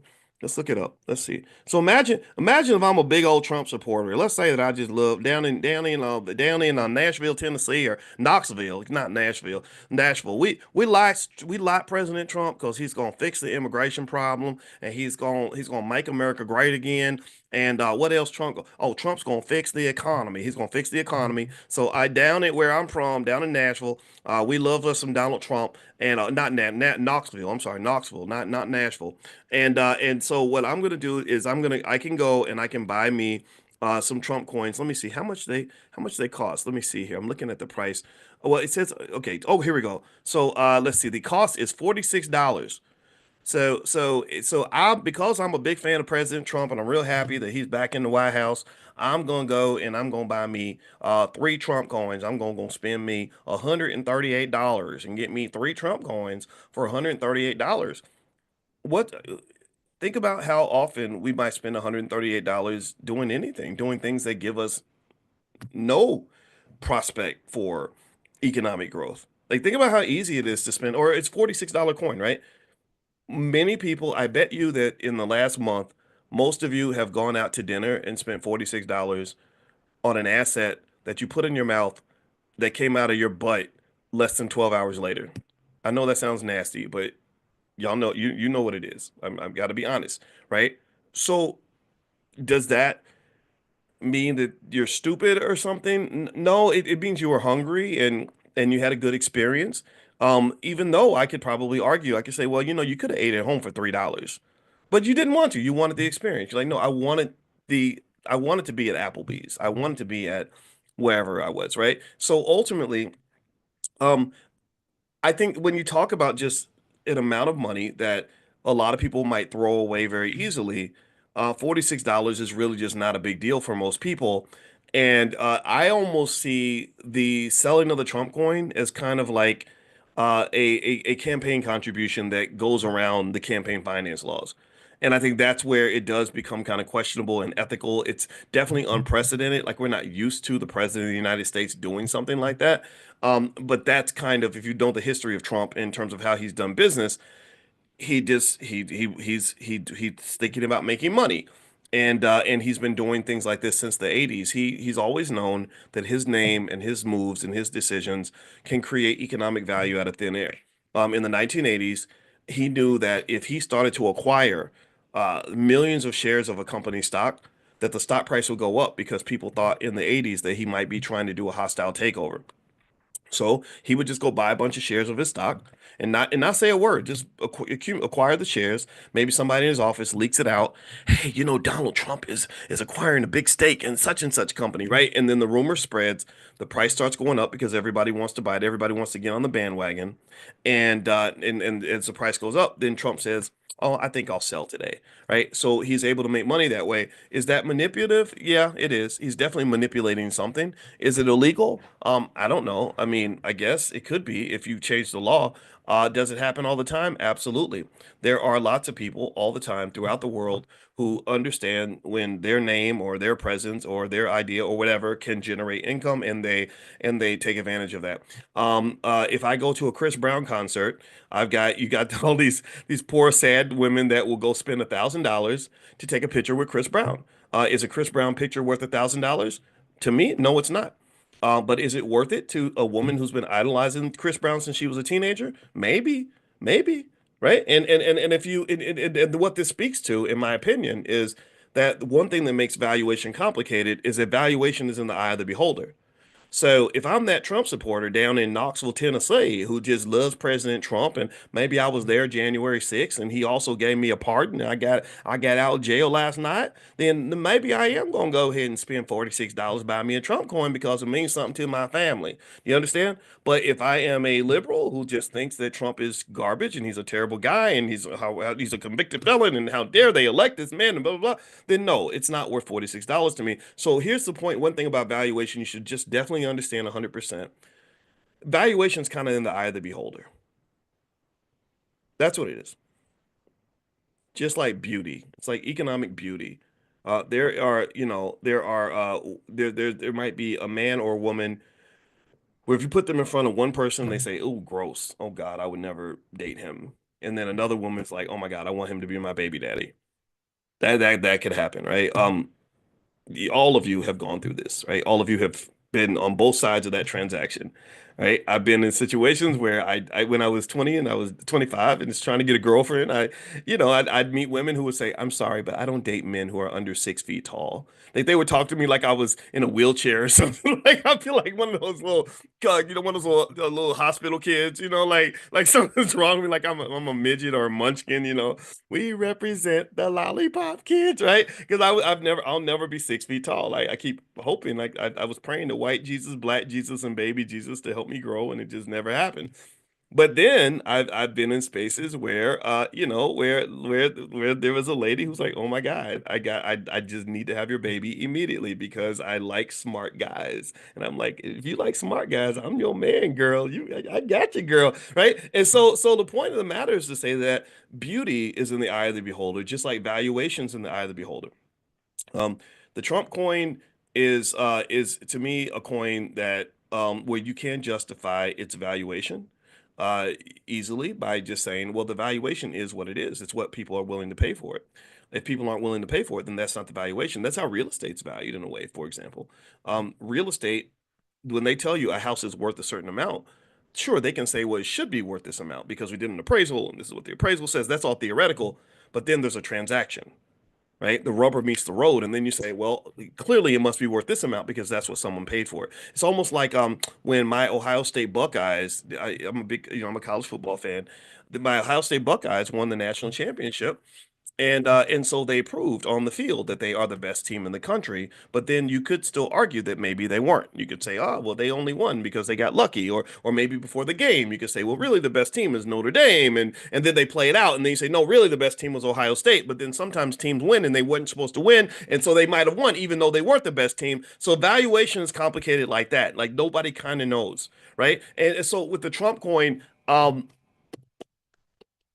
I think that the decision to invest in the Trump coin can come down to either A, you love Trump and you really just like what this whole moment represents to you and you're excited about it and you want something that's commemorative. No different from buying, a commemorative t-shirt for a concert you went to. You go to a Beyonce concert, she sold you a $60 t-shirt. You buy it because Beyonce's on it, not because the shirt is worth $60, right?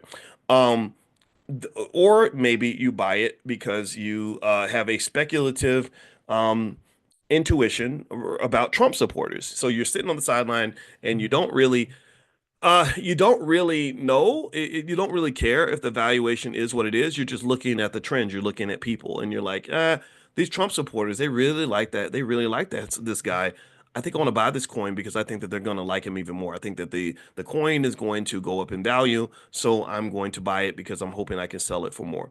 And then you have the majority of people. This is the overwhelming majority of the world who just says, I'm not buying it. I'm not participating at all, either because I think it's worthless or because I just don't care, right? And that's what I see with the Trump point. So, before I move on, one thing I want to remind everybody of is that tonight we are going to meet for stock options class. It's called Prime, which stands for Passive Recurring Income Machine. If you want to join us tonight, we're going to have a tax specialist that's going to talk about getting tax or how to deal with minimize the taxes on the money that you guys are making. I know a lot of you are getting income from selling your stock options and all that. And so if you want to participate or join us, I'll send you all a link where if you want to do a 7-day free trial in the class, you can. Or if you want to just, come in directly now, you can go to drboyceprime.com, Prime. And the other, it's so look for that text. If you're not on the text list, text the word morning, MORNING, to the phone number 87948. So just text morning to 87948. Also, if you have an interest in crypto, we do a lot of crypto stuff in the Black Business School. So you could just text the word crypto to that same number, 87948, and we'll send you some crypto information as well. All right. So here is another way to kind of look at the Trump coin. Let's kind of break this down a little bit further. I actually gathered some financial theories that we talked about in grad school that I thought would be appropriate to understand what's happening here. One of the big weaknesses of the Trump coin is for sure that if you did decide to invest in it, just know you're going to get a lot of volatility. I think it dropped 50%, in a very short period of time, but I think this morning it's up by a lot. So it's going to probably do that. It's what you call a high beta asset. So it's going to have a lot of up and downs. There are some ethical and regulatory issues, but then again, it's released by the president of the United States. So I don't know if the SEC is going to try to stand up to the president like that. That doesn't seem like this type of administration. Also, market sentiment is a big driver, meaning that people are buying the coin because they like Trump. So if Trump's popularity were to suddenly drop, then the coin's value would drop. So to some extent, in a way, what you're kind of buying is Trump's popularity as a financial asset.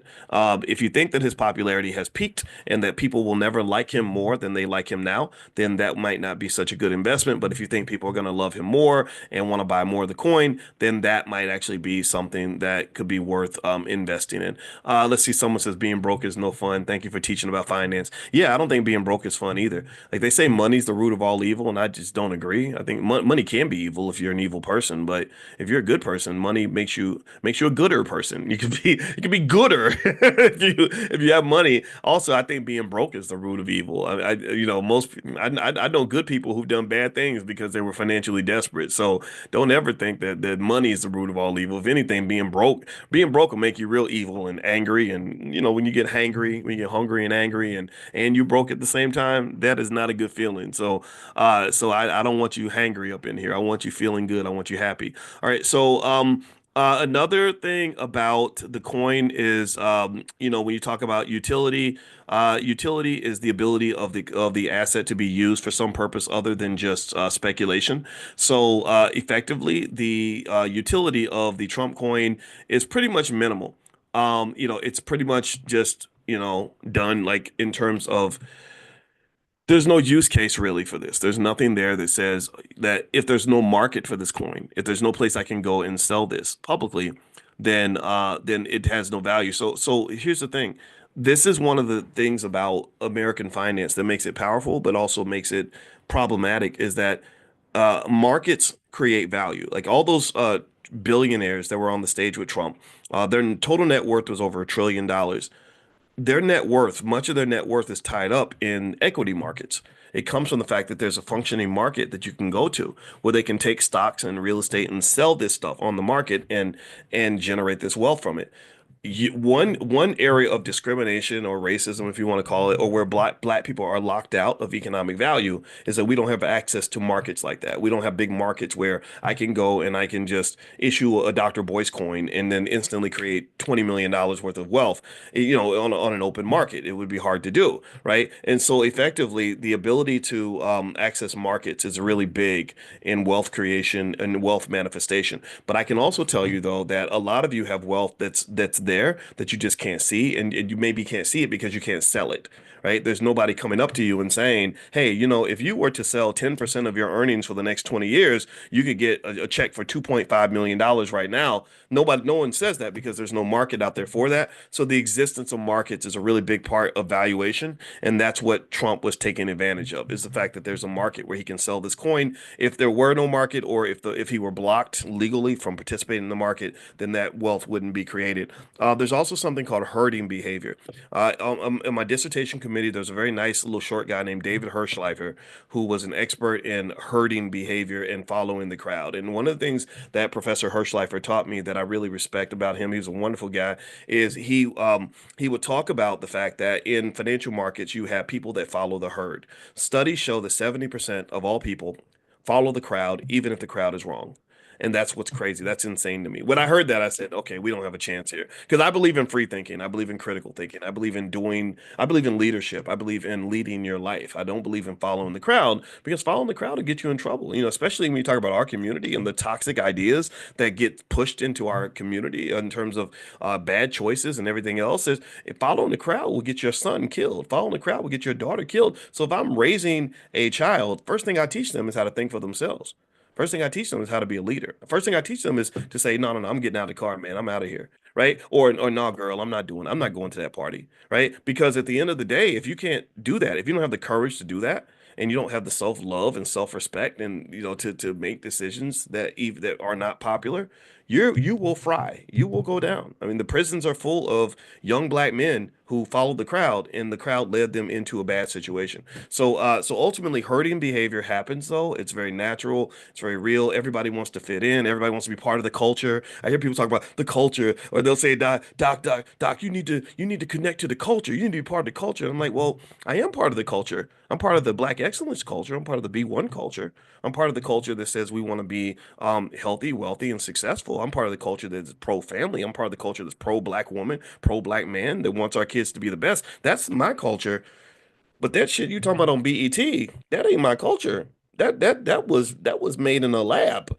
They manufactured that. They sat down and said, "What are the instructions? Like, what are the ingredients to destroy the life of a young black man?" Seriously, and that's what they did. It's okay. So we're gonna make a bunch of music where you're gonna sing mantras about how you want to go have sex with every girl that moves until you're dead. You want to create babies, mamas everywhere. You want to go and kill each other and be happy about it. You want to throw your money away, trick your money off, so until you're broke and financially desperate and got to go and hold a white man's testicles in order for you to have a job. We're going to also show you how to be as ignorant as possible. And then and by the way, we need you to call yourself the N word the entire time. Keep calling yourself the N word, so we don't have to do it. Right? That's because we need somebody to do it because we know what y'all are. So that culture is not my culture. That's a culture that I get people get mad at me, you get yelled at. I don't give a damn. I say, well, I ain't had that many friends growing up. I don't need no more friends now. So at the end of the day, hurting behavior is part of something that is natural. It's very human to do that.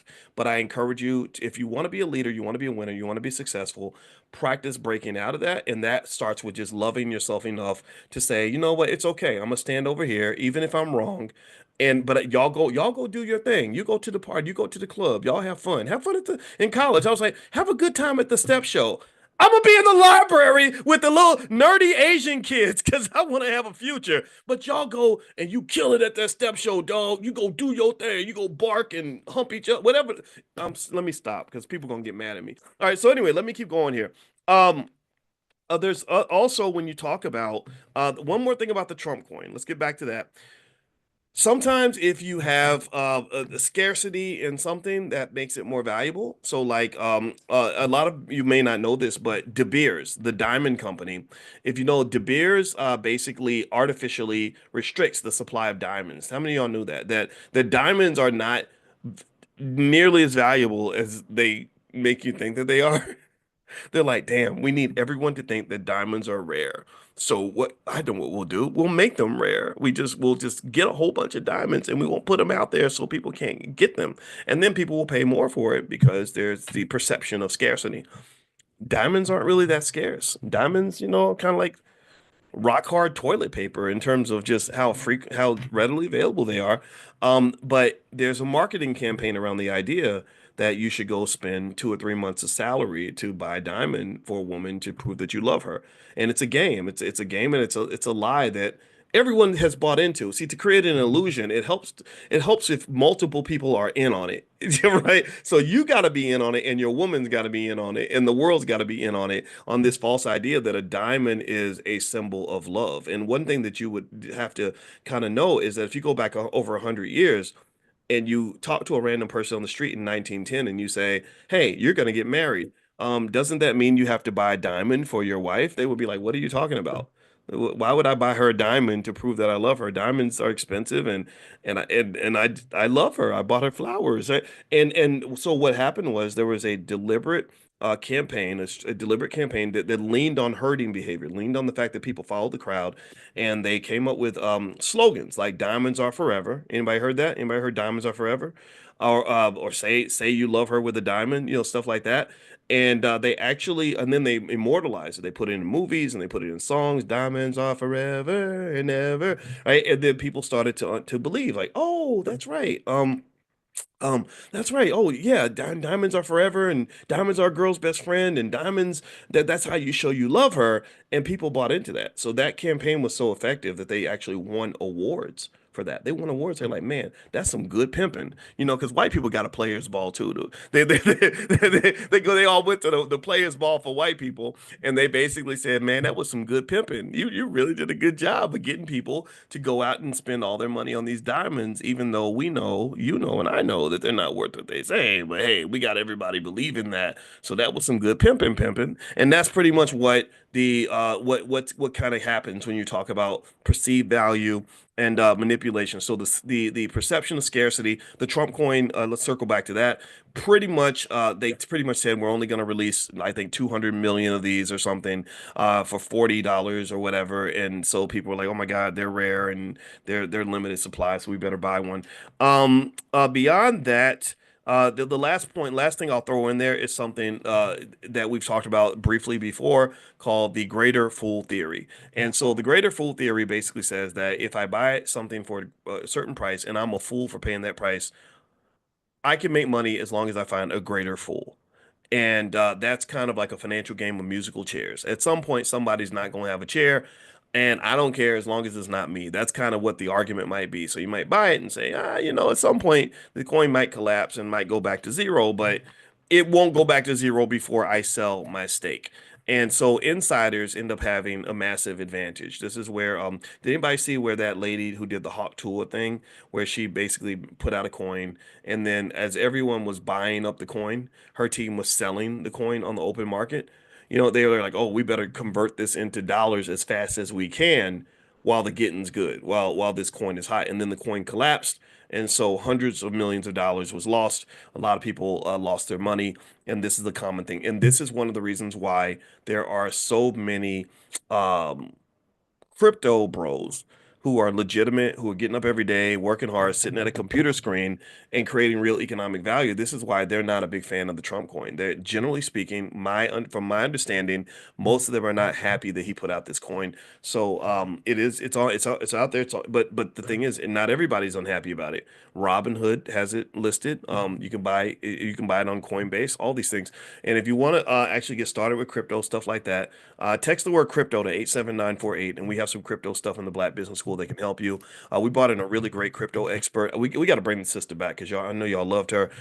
She would put her name in the chat, please, so I can say her name. I'm bad with names. Please forgive me for that. I remember faces. Naja. What's her? Do you remember her last? Naja Roberts. Yeah, Naja Roberts. I mean, just did a great job, and she's B1. She's actually out of the Black Business School. Like she learned from what I understand, Naja, please forgive me if I get it wrong, but I think she learned crypto in the Black Business School, and now she's teaching crypto in the Black Business School. So she's an amazing woman. If you want to find out how to check out her presentation, you can email the support team. We have a great support team here in the Black Business School. Just email support@theblackbusinessschool.com. Support@theblackbusinessschool.com, and they can take good care of you. Don't forget the THE. It's the Black Business School. All right, guys. Just like I went to the Ohio State University. Go Buckeyes. We won the national championship. It was good. All right. So I'm out of here, guys. Have a wonderful day. Tomorrow morning, 10 a.m. Eastern, we're going to meet again. I think Athena Gardner is going to come in, and Athena is doing a presentation on AI, the use of AI in your business. AI. I talked yesterday about how MBAs, Harvard MBAs, are having a hard time getting jobs now because I think, has really started to eat away even at those high level jobs. So Athena is going to kind of school us a little bit on AI. She's going to do a presentation, a deep dive on Saturday morning in the Fly Nubian Money Investment Club. A lot of you know about the ladies of Fly Nubian Money, Dr. Lene Javette, the great Constance Carter, Tierra Williams, my wife, Dr. Alicia. Those ladies, they actually talk every single day. They're smart black women, and I hope that the brothers especially will go and support these sisters and listen to our women because they're so smart, they're so capable, and also for the ladies, like I mean, if you're looking for some badass women, these women are not a joke. So anyway, if you want to be notified when they go live and stuff like that, another thing you can do is text Queens to 87948. So just text Queens to 87948 and take a look. And I see Tiara's in the chat, and she put the URL flynubianmoneyclub.com. They have an investment club where they work together, make investments, and learn about it and all that stuff.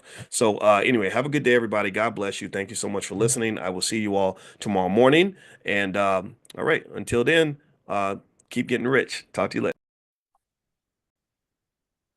Good morning, everybody. Good morning. Welcome to Money in the Morning. My name is Dr. Boyce Watkins. It's so great to see everybody. Money in the Morning is our morning millionaire training camp. This is for anybody who plans to be financially successful, everybody who desires to be economically woke, everybody who wants to get ahead in the world and wants to be great, wants to make black people great again. I want to say good morning, everybody. Welcome. And you guys know we do this every single day, 7 days a week. I want to reiterate that because we are that serious. I don't think there's anywhere you can go where people are, as a community, learning about economics every single day, 7 days a week, every morning. And I'm going to tell you, it's going to really pay off, everybody. I want you to just know that. I want you to just understand that this isn't just a feel-good exercise. This is how you prepare for battle. This is how you prepare for greatness. So anyway, today we have a special guest that you can see. This very nice lady in here that you see from Abundant Returns. She's a tax strategist, and her name is Larissa Humphrey. Larissa Humphrey is not just an awesome lady. She's also a student in the Black Business School and has been part of our Mhm. community for a while. So she's with y'all. She's one of y'all. And I wanted to say good morning to Miss Larissa. How you doing today, ma'am? Doing great. How are you? Doing really good, and so wonderful to see you again. Um, can you tell us a moment, just give us a brief overview? What do you do? I know I know you as a tax strategist. When and everybody knows we got to pay our taxes. Why don't you describe who you are so everyone gets the whole story? You're right. I am a tax strategist. What I do is help business owners pay as little as possible in taxes. And if people have a plan, they can pay zero taxes. We specialize in finding all the tax strategies that are available in the tax code that tells you how to pay zero taxes. Most people think the tax code tells you how to pay taxes, but it's the exact opposite. Because if you realize that the Congress people, they're all business owners, investors, real estate owners, and they don't want to pay taxes any more than anybody else. So what they put into the law is all the different ways that you cannot pay taxes. It's a wonderful thing. All you got to do is follow the law and you can keep all your money. Wow. Okay. How to pay zero taxes? Yes. Really? Mm-hmm. Okay, that's a pretty powerful statement. It All right, is. so okay, zero taxes. Now, I know that um right now, for example, I'll just start with the obvious. We're in a pretty heated political climate. I know a lot of students in here have mixed feelings about the recent inauguration of President Trump. And I'm gonna tell you, we don't care in this space what your political affiliation is. We don't do gang affiliations up in here. So if you part of the the Democrat Crips or the Republican Bloods, then we want you to leave that at the door. We respect everybody as long as you're black first. That's the gang. Like they said in that song, we're all in the same gang, in my opinion. But I welcome all those perspectives. But with this happening, we have this guy in the White House now, and I know that he's received a lot of scrutiny because a lot of people have argued that he does not pay his fair share of taxes, that he's made billions of dollars, and they'll say his tax bills have been incredibly low. I know he's even not even wanted people to even see his tax returns, apparently because he's probably got people, smart people that are going through and scrutinizing the tax code. What do you think about that? Like when you hear about a billionaire paying almost no taxes, uh, how does that, what goes through your mind as a tax strategist? It makes me think that he has a team of strategists figuring out how he can pay zero taxes. I know it to be true because there are so many different strategies you can use that zero out your tax liability. It's true. It's, I mean, that's probably the only thing I've ever agreed with that man, but it Well, is true. our guest yesterday, Laura Key, she's a real estate expert. I think she called him the Orange Muppet. Ooh, something like that. So it is funny, but I just want to be respectful on that though, because I'm gonna just tell you the truth. We got some people in here that like him. Some people in here that they appreciate his perspectives or whatever, and I don't care. I just want you. I'm voting for black people. That's where I'm me voting. too. So okay, so let's talk about that then. I want to know how Trump pays zero taxes or very little taxes anyway. Can you kind of give us like kind of like some beginning sort of blueprints in terms of how someone that makes that much money could end up paying less taxes than a person who gets up and goes to work every day? Well, the one thing I know about him is he has a lot of real estate. And there are many, many strategies around real estate, one of them being cost segregation. And what that is each part of the building is depreciated at a different rate. So there are ways for you to get more depreciation faster, so bigger write-offs faster, depending on that type of building. So I know that is probably working in his favor. Another one of my favorite things is called the Augusta rule. What that is if you have a home, which most people live somewhere, you are able to get a write-off based on what it would cost to rent like a large conference room in your area, um, 14 times each year. So here in Atlanta, we can write off around 1750 a day, depending on the area. That gives us a $24,500 write-off each year, just for having a space where I can meet with, different people about business issues. Your business is supposed to take care of you, like pay for your car, pay for your office space, pay for your insurance, your benefits. It's Mm, almost every area of your life, if you look at it. You can get a write-off for just running a business. And I know a lot of your people in the Black Business School are investors.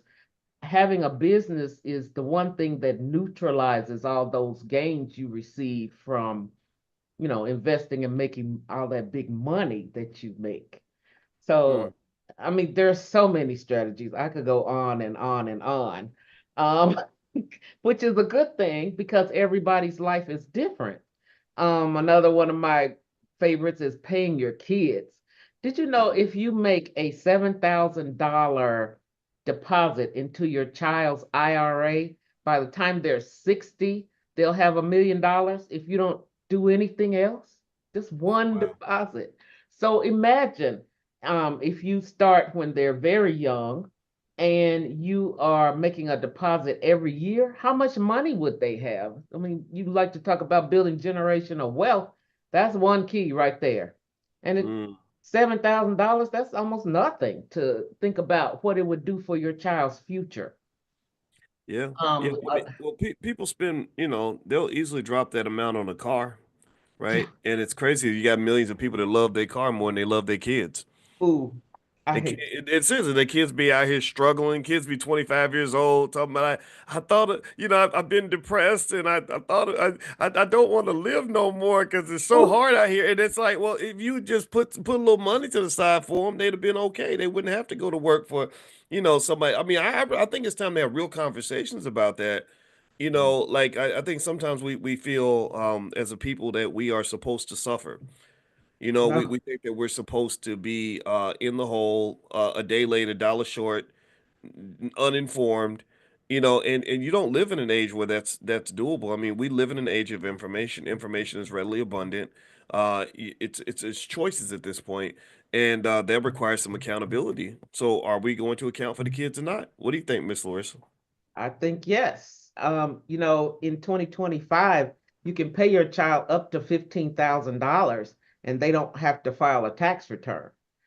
Mm, So, what you should do is take that money if they're really small.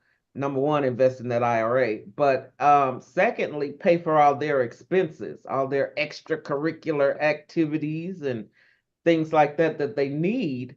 and then show them how to use their money. This is one of the best ways to instruct them on just learning about credit and things like that. It helps them to get a foothold in the world so they'll know, okay, this is what I need to do in order Mm, to be successful. But if you don't have any training, like my father was an accountant, he didn't tell me anything about what to do with money. He didn't even want to give me any, seems like. But mm, I did get a little allowance, but there were no lessons attached to that. And I think that's the major thing. We have to teach the children. How do they use the money? What do they do with it? It's so important. But mm. using the money to help benefit them, enrolling them in classes where they can learn, or be great to bring them into the Black Business School. Well, it's funny. You live in Atlanta, right? I do. Yeah, I love that. I got an aunt in Atlanta. You remind me of my auntie. I gotta introduce y'all.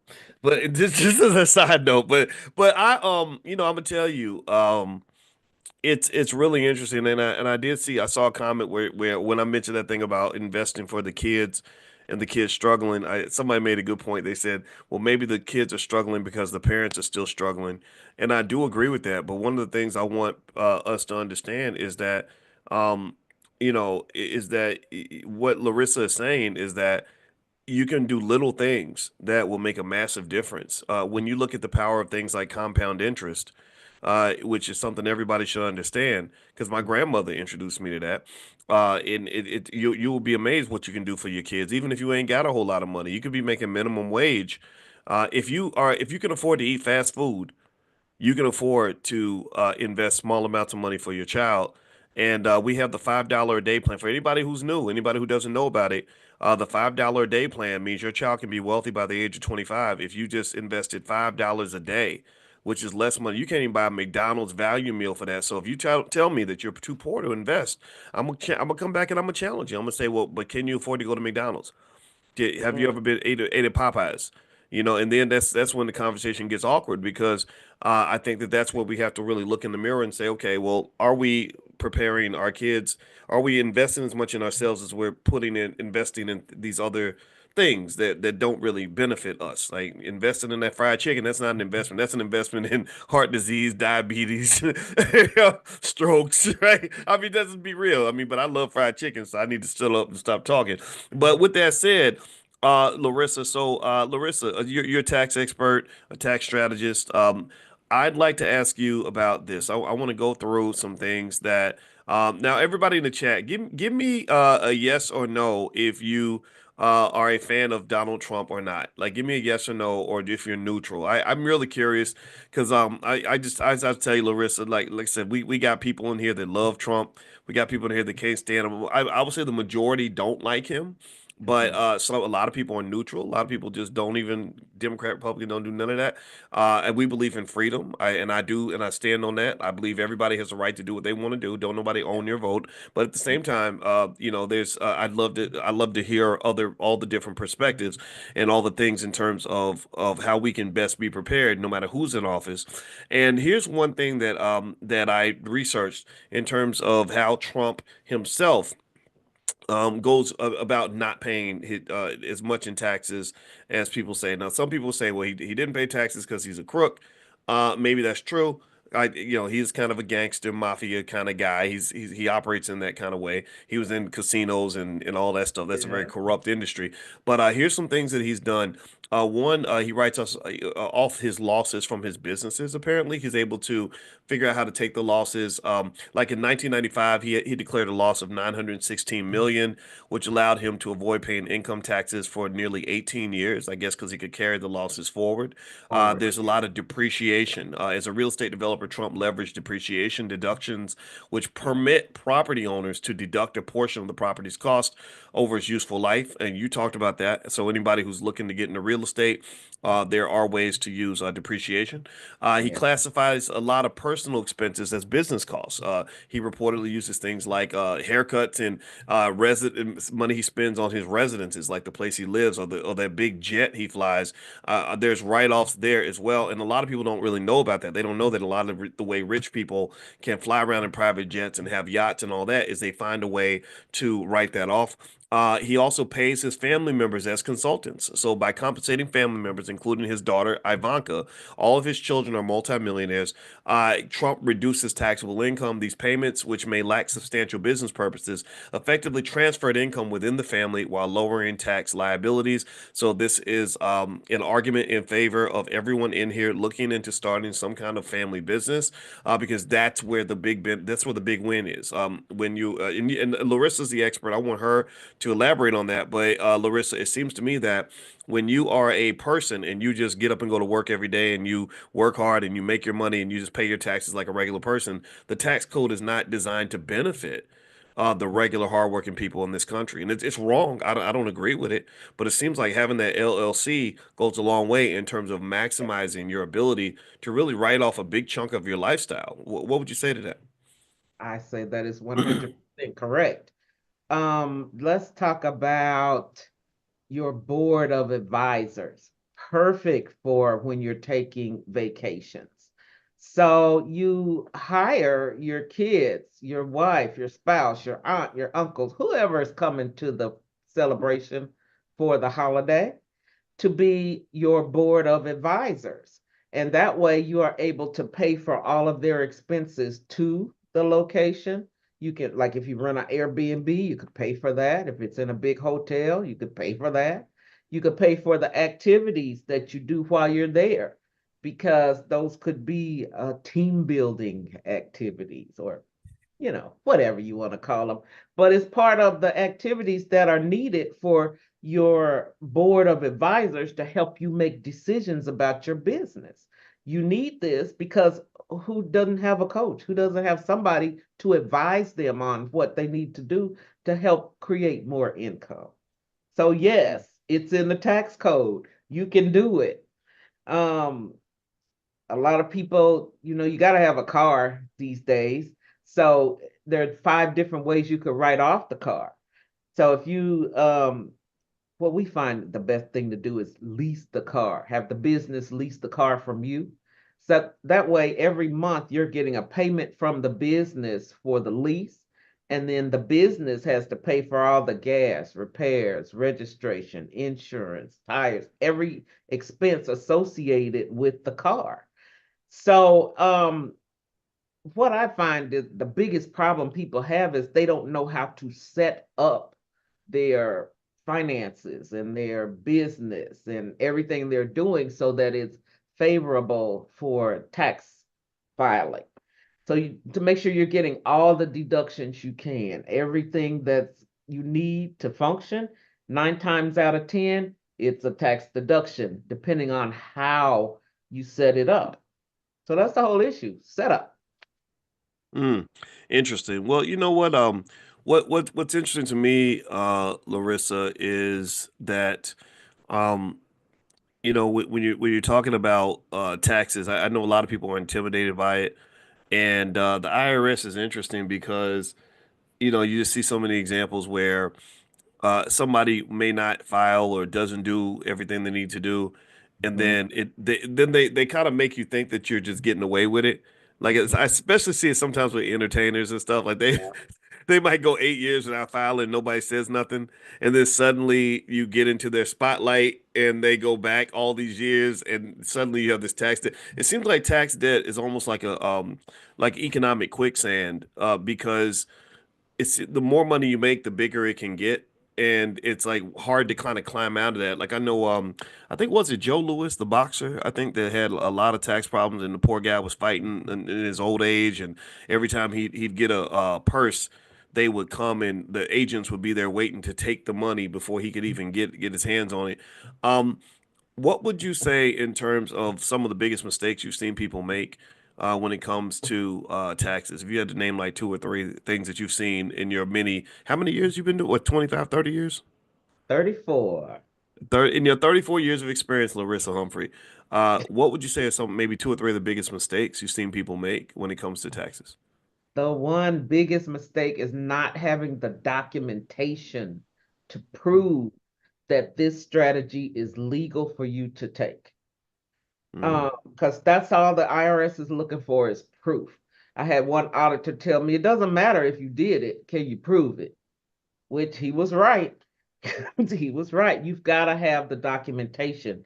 So if you have that, then you're able to take whatever deduction you are trying to take because you can prove that it fits with the tax law. So when you say the proof, the documentation to prove that you took the deduction, would an example be like if I write off a meal, I keep the receipt of the meal? Is that what you mean by that, or what do you mean by proof? Yes, keep the receipt, but if it's a meal, the IRS wants to know who you met with, what you discussed to make sure there is a business purpose involved. Mm. So the reason you're able to take that write off is because you are discussing business. So you've got to notate this is what we discussed, negotiations for, I don't know, buying a building on Third Street or whatever. Just make sure you've got some notes about what happened. Interesting. Okay, that's good information. And by the way, I want everybody to know, first off, Larissa, let's see, Yvette's asking for your contact information. Did you want to share something where people can follow up and get in touch with you? We can get that out of the way now if you want to. Yes, it's abundantreturns.com is my website. Let me just give you the phone number 770-451-6330. 770-451. And what was the last 6330? Yeah, I've got a QR code that where you can just scan it and that'll take you into a place where you can leave your contact information and make an appointment. Okay. Can I Abundant share? return abundantreturns.com. Okay, perfect. Yeah, and that number, I'll read it one more time for everybody. It's 770-451-6330, and it's Mhm. abundantreturns.com. And Yeah. also, for those of you that are Prime members, tomorrow night Larissa's going to do a full presentation on some tax strategies you may want to think about. A lot of you are making a lot more money, a lot of income from what we're doing in the Prime program in terms of selling stock options and stuff like that. And you've asked about taxes. You've asked about that a lot. And since I am not a tax expert and I do not claim, I would never claim to be able to replicate this lady's 34 years of experience because she's good at what she does. We reached out to Larissa, who's right here in the Black Business School, as a person that could come in and give a presentation. So if you'd like to join the Prime program, you can go to drboyceprime.com. I think you'll like it. It's a great way. There's a lot of money floating around in terms of selling stock options. So drboyceprime.com. All right, so Larissa, so let me ask you this question too. I want to run some stuff by you right quick just to get your Okay. thoughts on this. Now I want you to try to see if you can pull your person. Let's pull our personal opinions about Trump to the side for a moment, and I'm going to talk about some adjustments that he's been making in the Okay. IRS and in taxes. And I just want to get your take on it. As an expert, just kind of what your initial thought might be. So here we go. One, the IRS commissioner immediately resigned. Let's see, right with Trump's inauguration. So there's going to be a new commissioner. Number Yeah. two. The IRS is going to get major budget cuts, most likely, particularly in the enforcement and collection. The administration aims to shift the agency's policies from strict enforcement to enhanced customer service, which may lead to a decrease in audit rates, especially for high income individuals and corporations. The establishment of the External Revenue Service, where Trump wants to basically have a service that goes out and collects tariffs from foreign countries that are selling products in the United States. He's talked about big tariffs, which has the downside of causing inflation. It'll cause prices to go up. The upside, the experts would claim, is that it can long term possibly increase American jobs. Like a lot of people don't know, that a lot of manufacturing jobs that used to be in cities like Gary, Indiana, and Milwaukee, etc., were shipped overseas to China when China entered the World Trade Organization and the tariffs went down, so they could sell goods in America but make them in China. And it seems like his policy is if you are going to sell it in America, you better make it in America. If not, you're going to have to pay a tax. That's his Mhm. argument. Fourth, there are tax policy reforms. They want to make permanent individual tax cuts from the 2017 Tax Cuts and Jobs Act permanent, and also they want to, because they're supposed to expire in 2025. Also, there's a push to simplify the tax code and reduce bureaucracy within the IRS. So it seems like Larissa, within the IRS, he's trying to make these changes where they're not going to be enforcing as much. They're not going to have as much staff, and they're going to actually enhance their customer service. So maybe when you call them, you can actually get someone on the phone. I don't mind that so much. I mean, I hate calling the IRS. Tell me, what did you hear that what got your senses going? And assume Trump didn't do it. Let's just say Biden or whoever your favorite politician proposed this. How do you feel about that? Well, the biggest issue for me is the customer service. Trying to call the IRS. I even have a special line that's designed to get me through in 3 minutes. Sometimes I'm still waiting an hour, and then they hang up on me when I finally get somebody on the phone. Or the biggest problem is they don't know what they're talking about. That's bad when I have to tell them, no, sir, that's what the form was designed for. But Yeah. anyway, I'm sorry. No, Because yeah. I mean, I have had times where I had to do that, where I was like, look, I'm looking for y'all, trying to write a check to y'all. Like, how come I can't get somebody on the phone to tell me where to send the money? Or you didn't even take the money. We put the money to the side in the account like you asked. You didn't come get it. Now we're trying to call you because I'm like, I don't want you thinking I'm stealing from y'all, but you're not answering the phone. I right. had see, Larissa, you got me triggered now. I'm gonna stop because I'm a trauma. My wife explained. My wife's a therapist because clearly I need one, and she explained to me that I'm high on the trauma scale. I took the trauma test, so when I Okay. get triggered, that's what's going on. So here's where the IRS triggered me. I had to get in my car, Larissa, and drive an hour and a half to the IRS office. This was during the pandemic, and you know how terrible it was dealing with the IRS during the pandemic. I had to Yes. drive and I had to go to their front door and knock on the door, wait outside for a long time, and then wait in the office for like an hour and a half.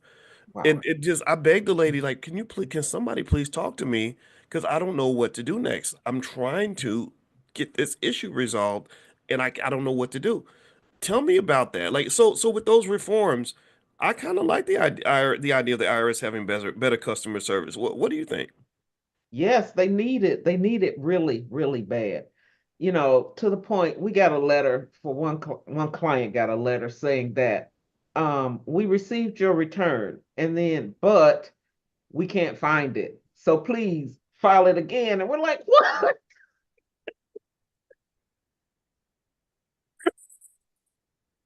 And it's like, I mean, all on the same piece of paper. It's like, We received your return, but we cannot find it. Are yeah, you kidding me? no, no, sir. I'm not. That's I wish ghetto. I wish I was kidding. And They that's run, how they ridiculous it running has Soul been. Plane up in there. That's what they doing. That's the white version of Soul Plane. They can't even blame black people for that one. That's crazy. So I'm gonna just say this. Here's what I see in those reforms that he's proposing. Um, I think that it's clear that we do definitely have a president who does things in the interest of himself and his friends, True. right? People like him, they hate paying taxes, they hate the IRS. I fully expected that they would do everything they could to undercut the IRS. Now, here's where the country is going to struggle from that. The U.S. budget deficit has just spiraled out of control. The Mhm. pandemic, and it's been a bipartisan effort to destroy our budget because a lot of the pandemic spending under Biden was not necessary. They were just slinging checks out to everybody. Harvard University got a $15 million check in the pandemic. They were like, we didn't even ask for the check. Like, why are you sending us money? So when you increase the money supply and you're printing all that money, you're going to cause inflation. You're also going to cause massive deficits. But the Republicans, as much as they claim to want to be efficient cost wise, they spend money too. So the deficit's out of control. a big part of the reason the deficit's out of control, just so everybody knows the history here, is during the Reagan era when he told everybody that greed was good and introduced false ideas like trickle-down economics. What his argument was, which was a false argument, was that if we don't tax rich people as much, they're going to create all these jobs. And that was a bad argument because rich people, they don't get rich by giving money away. Right? So they didn't create jobs, they just put money in their pocket. So what happened is that the deficit just kept on growing. The debt, especially with the war in Iraq and all that. So long story short, if the end result is lower tax revenue, that's not going to be good for the country, in my opinion. But then what they're arguing is, oh, we're going to have Doge and government efficiency, we're going to cut costs and all that. But then when it becomes partisan, it's a problem, right? Because Republicans want to cut costs in certain areas, Democrats want to cut costs in other areas, right? So it Right. becomes that mess. But with that said, though, I do like the idea of the IRS minimizing the bureaucracy. I like the idea of simplifying the tax code. I like the idea of better customer service. Me too. What say you? You're the one who deals with them far more than any of us. Any thoughts on that? Yes. The IRS has a policy where they do random audits. One time I had an audit for a guy who was like 68 years old. He made $15,000 a year and he was on his way to retire. He used to clean buildings and make this $15,000 in his business. There was no point in auditing him. It was a waste of time. He didn't have any more money. There was nothing to get. It cost them more money to do the audit, to have the auditor come to my office 6 times to audit a man who's making almost nothing. It was so ridiculous. What are you, what's going on? But because it was a random audit, it was a policy that was in place. Everybody that files a return by April 15th goes into this pot. And they may say, okay, we're going to audit every 783rd return.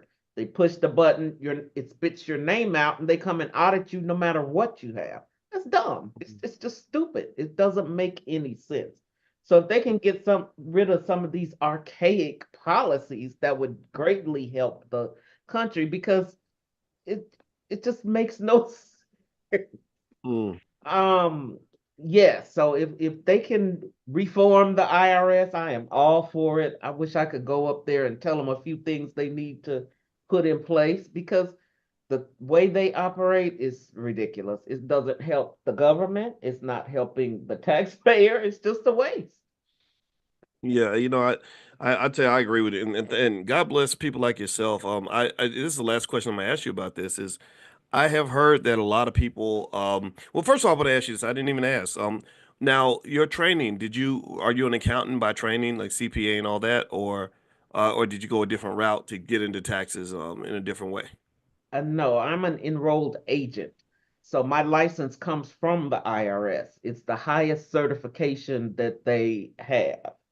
I'm also a certified tax coach Mm. and a certified tax strategist, which means I spend my time um, looking at the tax code to find different strategies to help people save on taxes.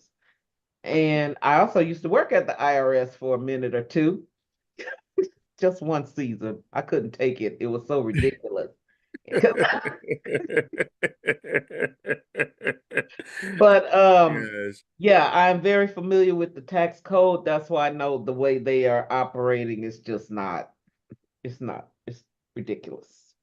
Wow. Well, Ridiculous. I'll tell you. And I was going to ask you about that. I heard a lot. I know in the accounting profession, a lot of people are leaving the profession, and people that do taxes are.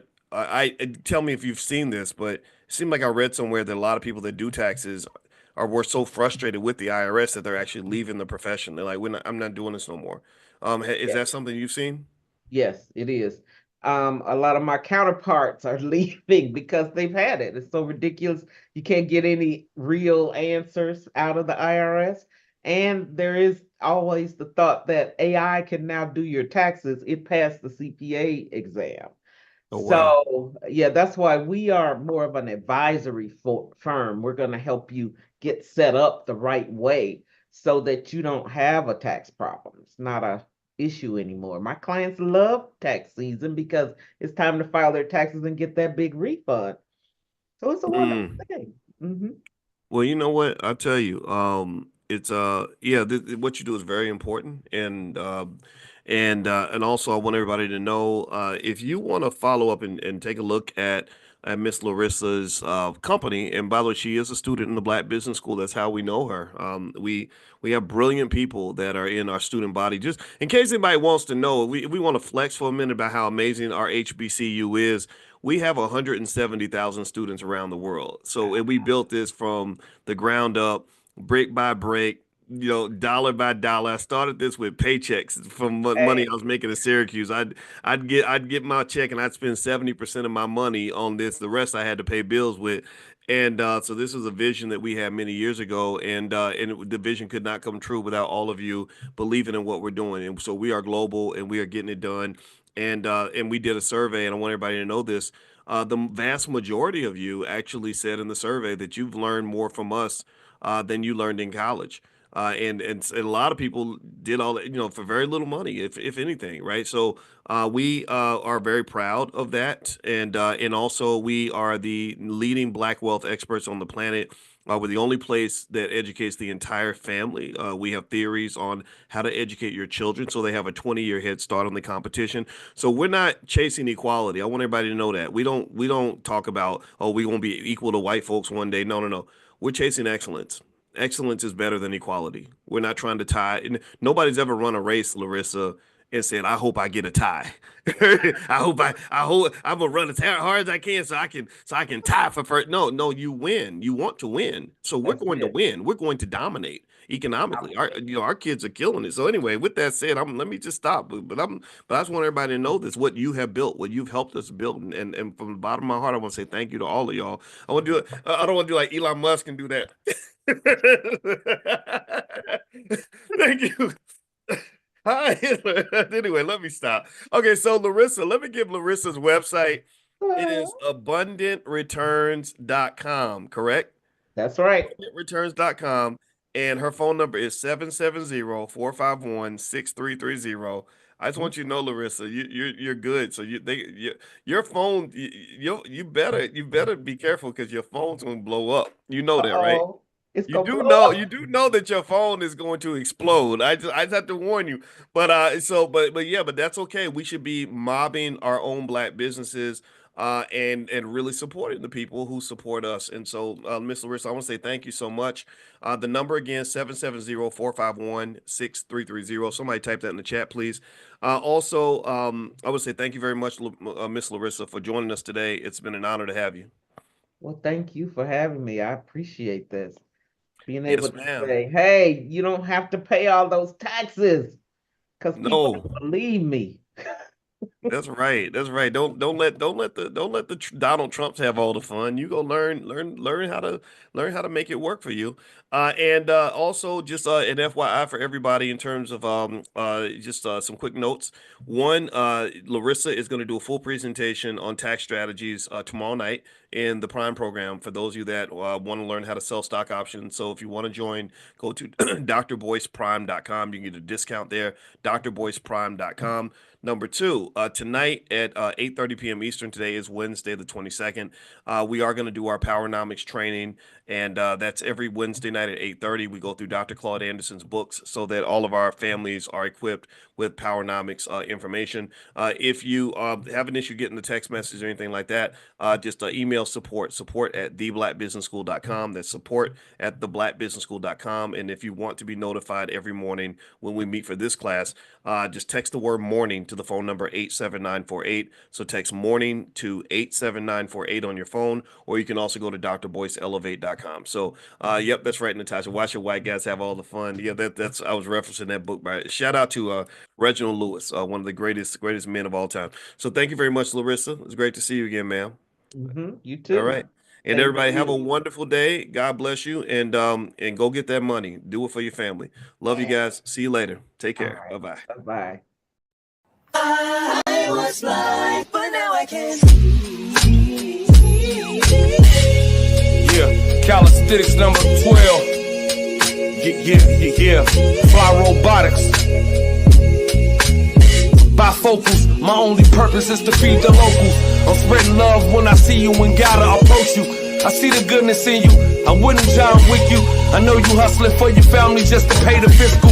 I see the God up in you, you bless your physical. While we navigating problems, the world is abysmal. Skip the one up, let's get it to the center. Your house is big as mine, we can always help each other. Affirmation smother, it ain't even cost me a dime to uplift my brother.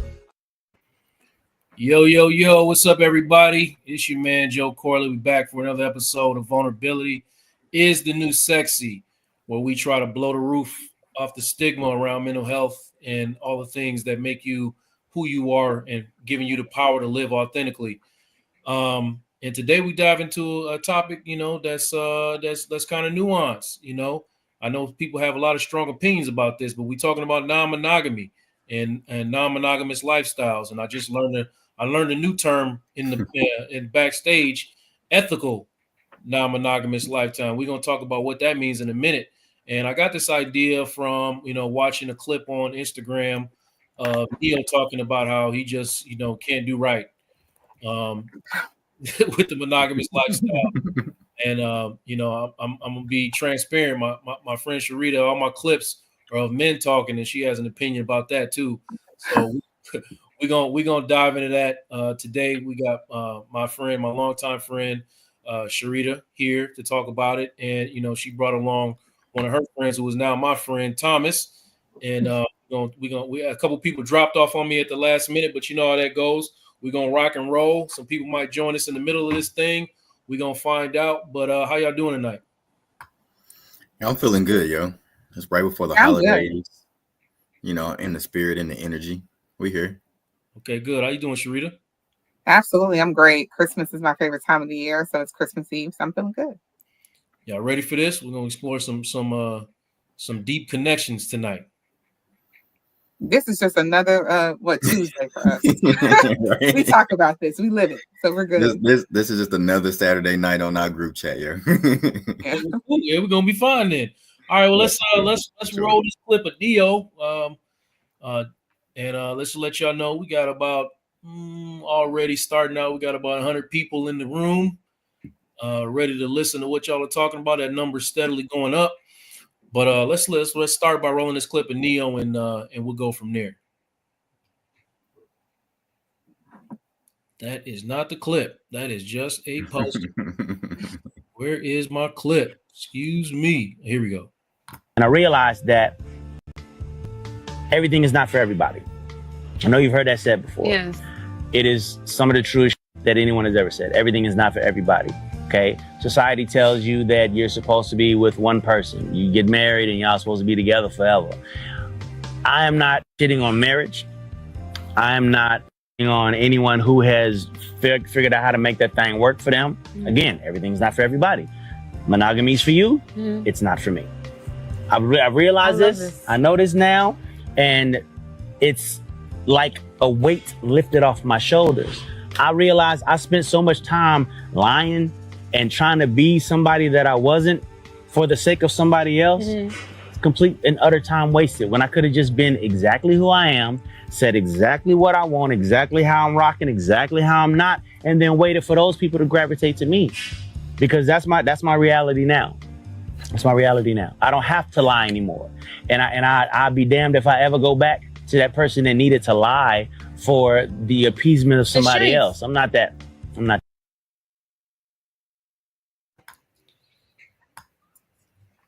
So, yeah, starting there, man. Let me start because we about to go into the group chat with y'all now. Y'all said this is the other night in the group chat. We about to go into the group chat with y'all. So let me ask you first, Sharita, what led you to the non-monogamous lifestyle? What specifically, lifestyle are you actually leading right now? So for the audience to understand.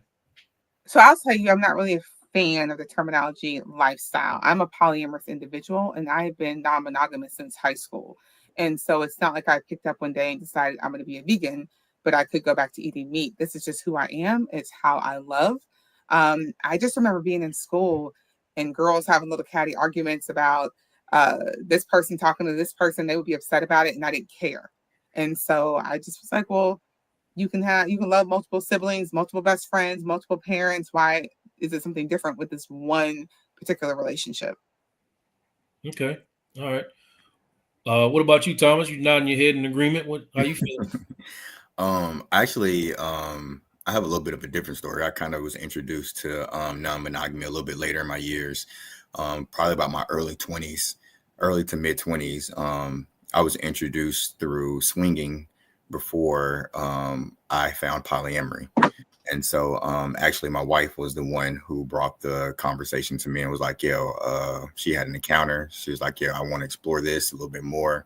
And we kind of got into a little bit of swinging a little bit and was going down that journey. And then we really just wanted to figure out something that really worked for us. So we eventually found a couple of different support groups and found polyamory.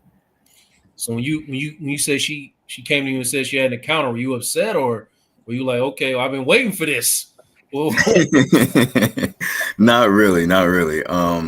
It was actually my wife is the youngest of three girls, so a lot of her life has just been hand me down from her older sisters.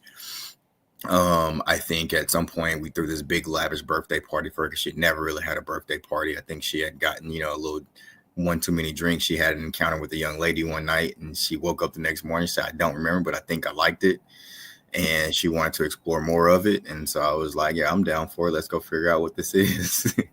And, from there, she was like, well, we had that experience. And then she was like, well, how do you feel about me interacting with guys as well? And I was like, we can venture there as well. Let's have that conversation. And I think there was just a natural progression that went from, she had this encounter with a woman. We started venturing out and having, I would say, I don't want to get the term wrong, but, we were having sex with others and enjoying our freedom with our sexuality and things of that nature. And then we decided to eventually, move into a more structured environment versus for health reasons. We wanted to make sure that we control what was going on with us as far as health and things. And we wanted more permanent partners. We wanted someone with a little bit more substance versus just a sexual satisfaction. And we kind of found polyamory. That kind of put us in the groove where we wanted to be. Wow, man! I know the chat is going to have some questions for that.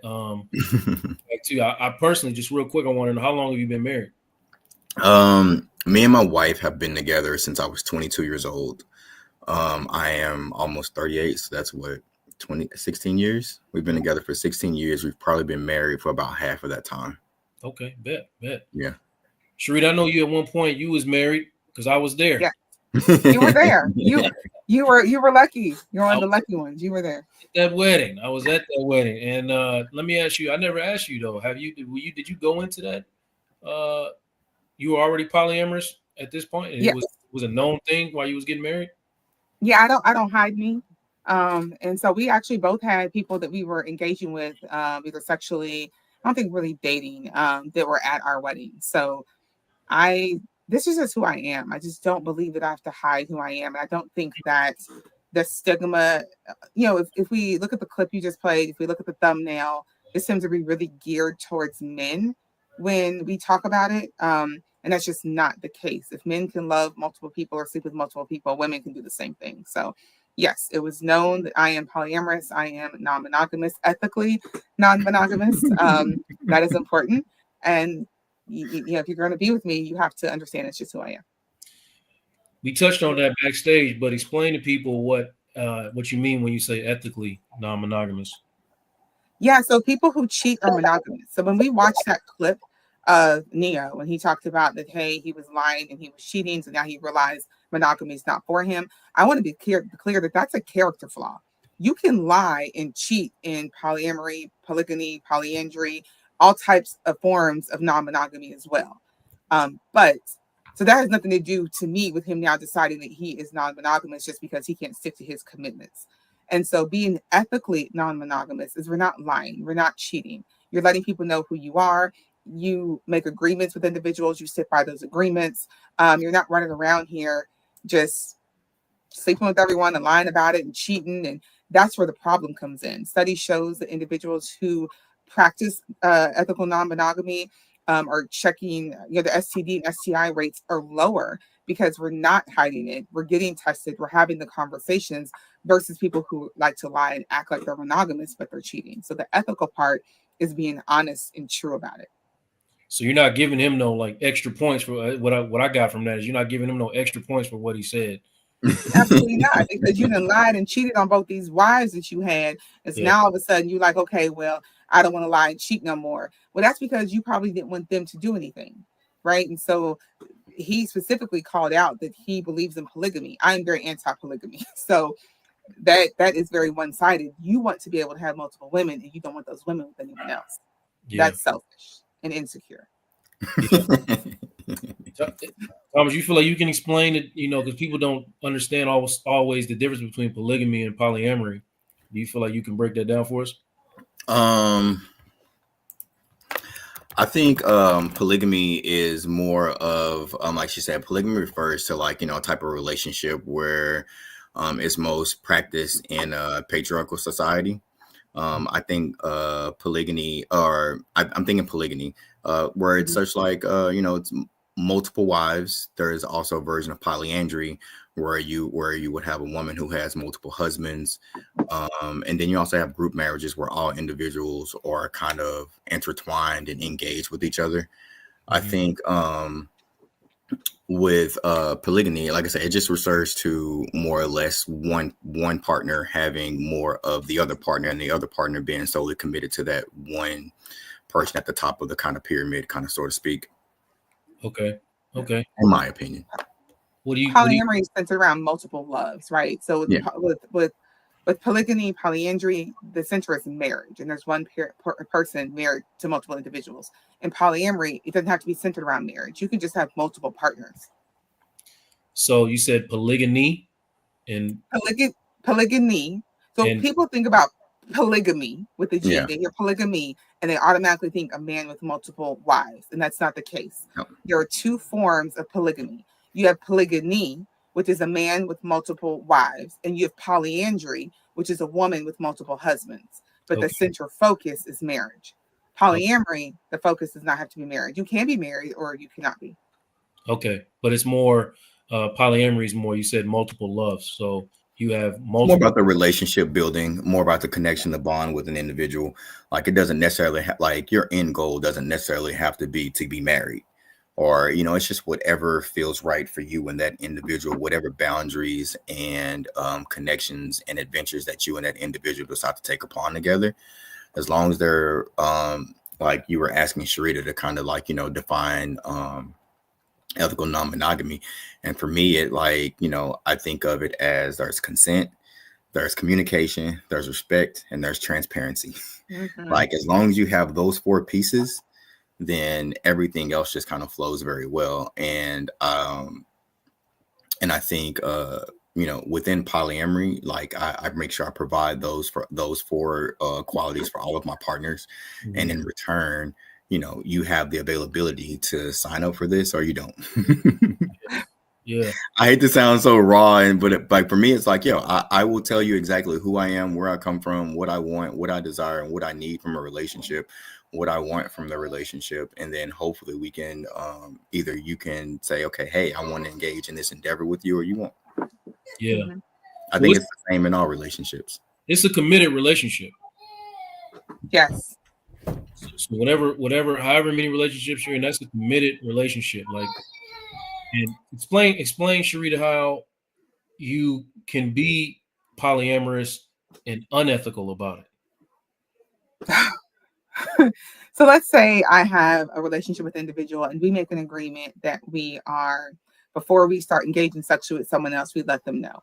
Or we make an agreement that, hey, if I enter another relationship with someone else, I'll let you know. Well, if myself starts engaging sexually with someone else and I haven't honored that particular agreement I have with them, that's unethical. If I'm cheating because I'm having sex or dating people and they're not aware of it, that's unethical. If I made an agreement that I won't wear purple shirts with that person, right? This is an agreement I made and I wear purple shirts on my date with the next girl I go with, then I'm not being ethical because I violated an agreement. So it's really about being true to your word and not sneaking, not hiding, just really being true. Yeah. Thomas, when you decided to engage in this lifestyle, would you get pushback from your family or your circle, or? I think me and my wife's approach to it was different for both of our families. Like her family is a little bit more deep rooted into their religious upbringings. And so, trying to explain to them that we were trying to break outside of the norm that kind of went against some of the things that, their religious teachings kind of taught them was kind of like, maybe we should shy away from these conversations with them, But then, of course, on my side of the family, I think my family was a little bit more accepting and they were a little bit more free flowing. It was just like, hey, as long as this makes you happy, if this is what you want, then just kind of adventure and go through life as you please, as long as you're not hurting other people. Then I think my family was a little bit more open. Again, like I said, my wife, I think there are certain friends and families that we have that are still aware, that still know. But for the majority of the part, my wife's family is kind of still in the dark about our lifestyle or our love style. Oh, really? Okay. You decided to join this public show Right.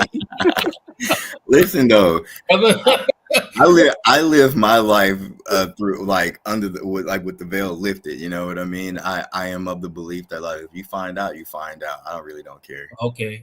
So you're not hiding. You just ain't. Not at all. I just I steer clear of certain conversations when I'm around her family. Okay. I steer clear of certain topics, but for the most part, if you see me and I'm out here and I'm living in these polyamorous streets, then I'm not going to shy away from it. This is who I am. Yeah. A lot of people look to these situations and they don't understand it, and they're looking for like a super traumatic childhood or something like that. I've been in your home, and your parents have been married for they've been together like more than 40 years. Committed to just the two of them, you know what I mean? So you saw this example of this marriage your entire life, right? How, so like, I guess I'm asking what people like, how do you get from that to where you are? Listen, so I love my parents, right? So I'm 41, they've been married 42 years. They are amazing people. They were both Marine Corps. They met in the Marine Corps. So I was raised in the military. Very, very strict environment. I still am who I am. And so I'm also queer. And so they knew in high school I was dating girls. So I remember having a very specific conversation, maybe in my 20s. And I was like, hey, just in case, because people were like seeing me out with different people. And I was like, my parents are in church. My mom's on praise team. My dad's a deacon. They are Christian through and through. They already got a queer daughter. And I was like, just so you know, I'm also polyamorous. And it was like, what is that?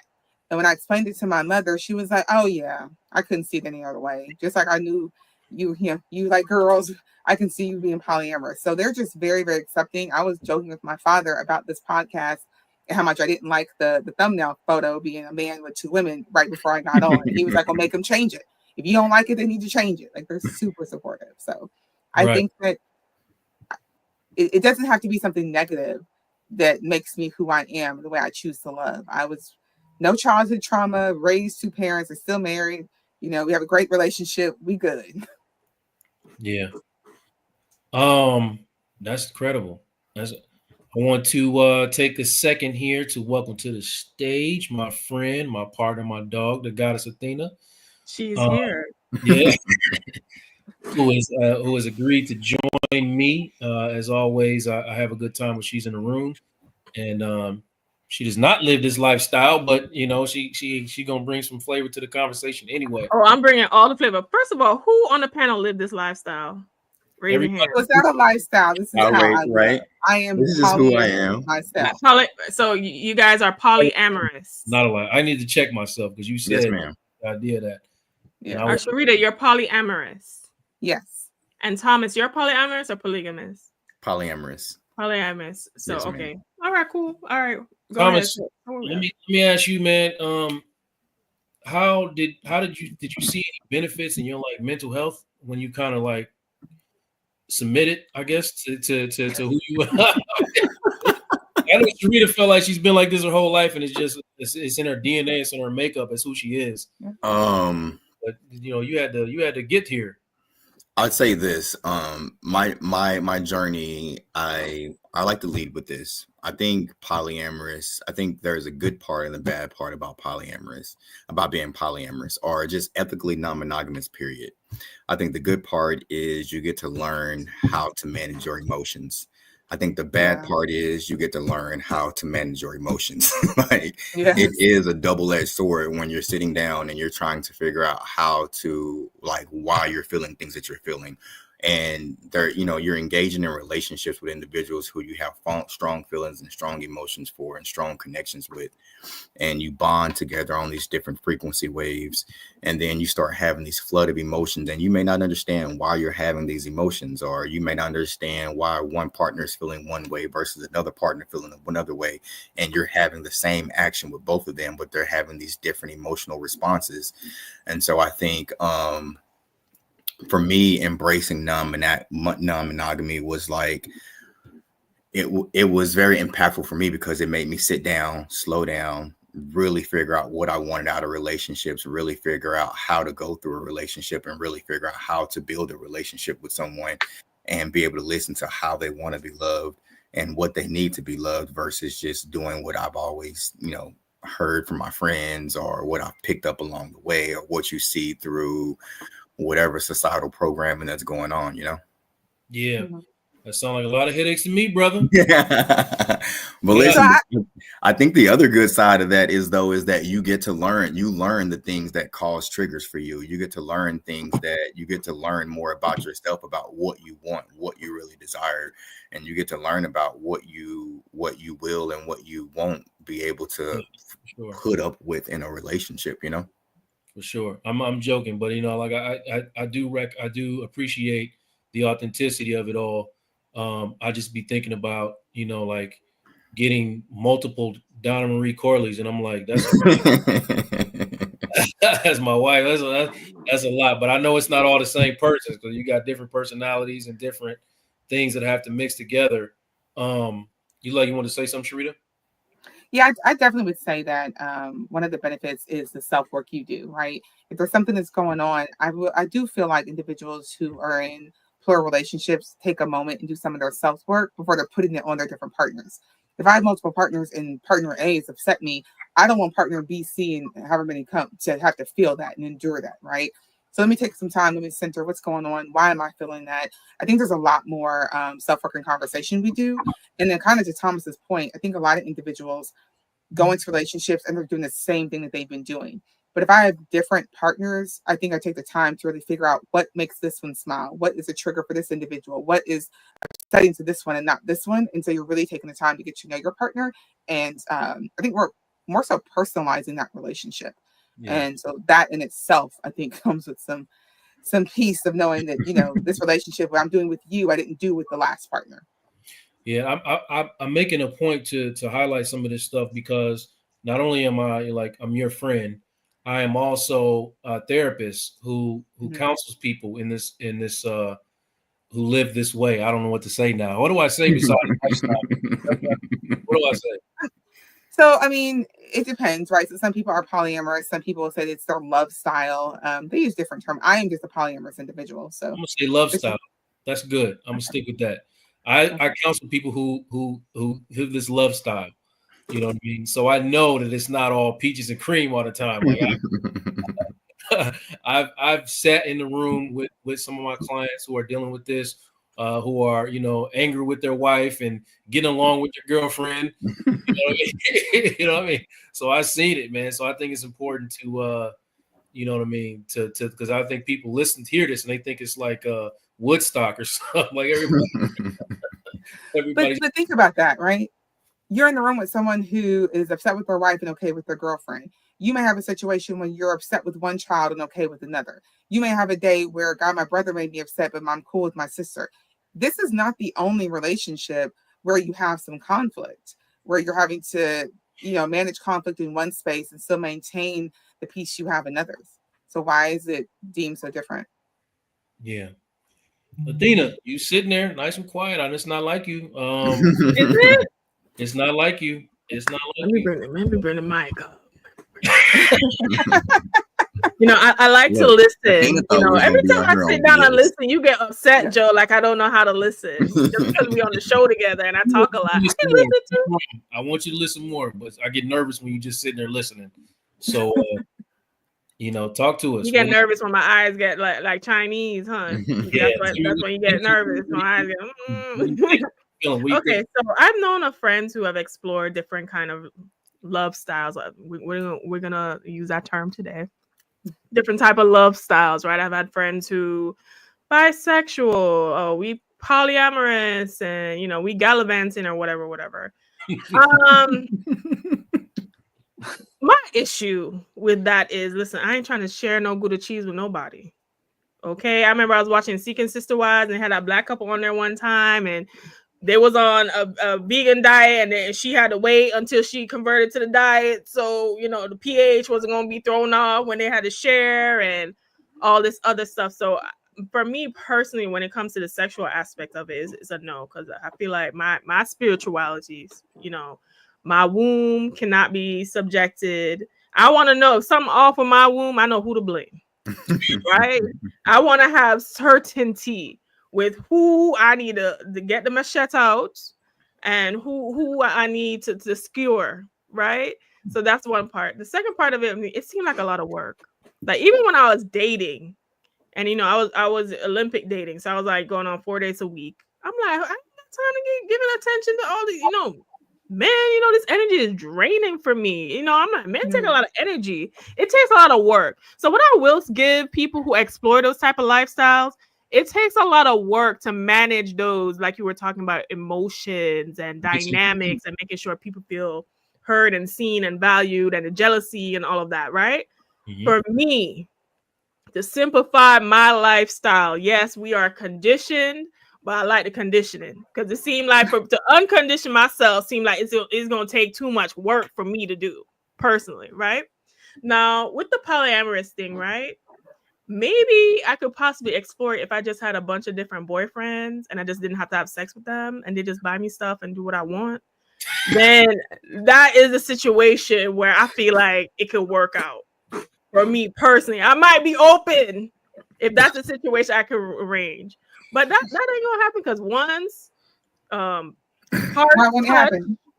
Yeah. Once parts touch, once the peach and the eggplant come together, it's a whole nother game, because all those emotions and all that other stuff take over. And I don't want to make all the boys jealous, because I love y'all all the same, right? That's what y'all be saying. Everybody get the same love. No, love all the same. We don't say that. Nah. Okay. All right. So that opened another can of worms. I'm gonna ask some questions. Okay. Everybody don't get the same. Actually, everybody questions. This is not at all. Okay. So this is another problem. Where am I at in the hierarchy? So because I can't be in the bottom, I gotta be on the top. So you want to bring other people in that could possibly mess up my rank? Is this too much? Is that too much? All right. So I think there's a difference between what we see on TV with polygamy, polyamory, which is for views and shows, and what actual people are doing with their lives, right? Okay. I think it's very important for people to know if they are non-monogamous. If they're not, please stay away from us. Because what happened is people come to explore the lifestyle. We are real people with feelings. And so you come over here and you date a little bit, and then you start falling for someone, and then their other partner is jealous and upset, so they can't be in the lifestyle anymore, and you just leave this person hanging. We're not a science experiment. So read your books, go to counseling, take your quizzes, and do all that work before you get in the group and get on the app and say you're trying to date somebody. People not gonna do that. That's why I don't date newbies. People, they're not gonna do that. That's like when the lesbians say like they don't want the girls who are just like bisexual because they're experimenting and whatever, and they just gonna go back to a man. People not gonna do all that self work and try to figure out this for them. They're gonna dive right in and experiment with you. That's what people do. That's why I don't date newbies, because you're not gonna experiment with me. You don't know that they won't. There's a whole group of people that are doing this, that are taking their time to do it the right way. Mm-hmm. And there are people who are not, which can be weeded out rather quickly. That was definitely me. So you was doing it the right way, or you just jumped in? I definitely. What's happening? So you just jumped in? Give us No, your like realistically, I think my introduction was, like I said, my wife brought the topic to me. My wife wanted to explore this ethical non-monogamy journey, and we started out in kind of like the swinger environment. And so it was just like, all right, like we didn't plan this. We didn't say, hey, let's go do, like, I mean, we said, hey, let's go do this together, but we didn't really read any books. We didn't do anything. And I think that was a big error for us in the beginning as well. Because we went through a lot of trials and tribulations trying to figure out, okay, how do we course correct? Because we're just out here doing whatever. And I could be doing whatever that felt good to me, and she was doing whatever was feeling good to her. And we could be on two totally different paths. And so it took some time for us to come back together and sit down and be like, all right, look, we need to have a real good understanding about what it is we're doing, what it is that each one of us desire out of this, and what it is that we need from each other in order to be able to successfully have other partners introduced into what we were doing. Like, we had to know how to love each other first. And so we took the time out and figured out how to love each other before we could start to really introduce ourselves to other partners. So Thomas, what's the rules now? What's the rules? Since you said it took some time to figure out and all, what between you and your wife? Because the reason I'm asking, I've been approached before by a couple. Okay. Right? I've been approached by a couple before. They wanted to start me off with they invited me to a swingers thing. I was just like, am I putting up, what kind of energy I'm putting out there? Like, do I look like I know I'm cute or whatever, but I was like, I don't know. Listen, so I was like, what are the rules to sign up to be a part of the team? Like, because you're saying, what I'm assuming is you two worked out how some kind of structure for how this happens, right? I think the rules depend on what you and your I don't want to call them rules. I call them more like guidelines. It's the guidelines of it's the guidelines within what works for you and your particular partner. Like, what works for me and one partner may not work for me and another partner. I think there are certain guidelines that me and my partner had earlier in the beginning that we don't have now.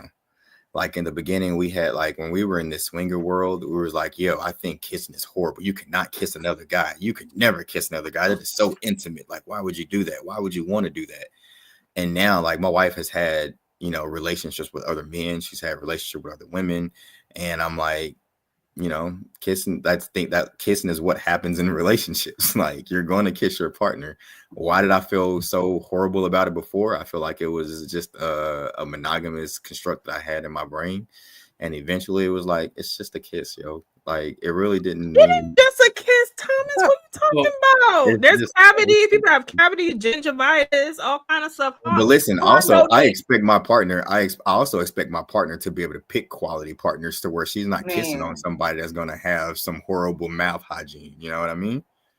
Like, I expect my partner to have some type of, what's the new word, decorum about how they pick their partners. It's like a little bit like homeschooling, like when you coming in, we don't grow up in it like Sharita has grown up and developed into a non-monogamous adult. When you come in and you're trying to convert yourself into a non-monogamous adult, you have to unlearn a lot of what you thought. Yeah, exactly. Adapt to the love style. So, but you have a sorry. Go ahead, Sharita. Go ahead. So this comment in the chat, it's pretty much still cheating, just accepted with a name attached. Yeah, we need we need to. I thought it was interesting. Go ahead, Sharita. That's you, girl. So I want to be honest. I do see a lot of situations where individuals will go into polyamory or polygamy, that kind of thing, because their partner is cheating. Don't do that. That is a controlled cheating environment. That is okay. Well, so and so won't stop cheating on me. Let's claim that I'm polyamorous or polygamous or swinging or whatever because I'm trying to control the environment. That is a character flaw. That has nothing to do with being non-monogamous. This is not cheating. I am not cheating. My partners are fully aware. If I have other partners, I've had up to 4 partners at one time. They all knew each other. Sometimes it was kitchen table where we could all hang out together. Some individuals prefer to be parallel, which means they know about the other person, but we're not in the same room together. We're not all sleeping together. Those were 4 separate committed relationships. So you don't have to sleep together. No. And Oh, also, so I can have my and three it's also boyfriends, not like I about a couple. said. Yes, Not it's at also not all, always man. about a couple either, right? And so you can have individuals who are a couple who, if they're swinging, play separately. Sometimes they play together. You can have individuals who are polyamorous, and sometimes they date together, which is a triad, which is the hardest thing to do. And so I wish that would stop being the picture in the forefront of what we see as related to non-monogamy. But you have individuals who are solo polyamorous. They have no intention to ever live with anyone, intertwine their finances, date individuals. And so nobody, well, I am not cheating. There's no betrayal. Thomas is not cheating. There's no betrayal. Our partners know that we are engaging with other individuals. So don't be spreading false stuff about what you don't know about. Okay, so Sharita, Hold on. I just want to have. It's fine because I got my own podcast too, so I can invite them and talk too. I can just get the information later on. We can get information here, or we're gonna get it later. Athena, but I got some questions too. So share the stage a little bit. Actually, go ahead and ask your question. Go ahead, because you told me. Listen, so Sharita, with your partners, right? You were talking about making sure everyone knows each other, everyone it's not cheating, and basically answering that question. Are you a solo polyamorous? You want to just live alone and have people, or because you said what's advertised to us, which is really what I know of, is like a throuple, right? But you said that people are solo, polyamorous. Is that the love style you're currently engaging in? No, I'm not solo polyamorous. So I have been married and polyamorous. I have been living alone and polyamorous. Being polyamorous. But solo polyamory is truly don't want to be nested, don't want to intertwine your finances, and that's not where I'm at. So I definitely can have someone I'm married to, lifetime partner, and we can still see other individuals. So no, I'm not solo polyam. Are the men like excited when they hear that you're polyamorous? Or is it like, ooh, I have a woman who? I don't date men.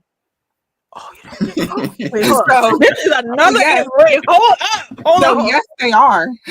And then I'm like, but I don't date men.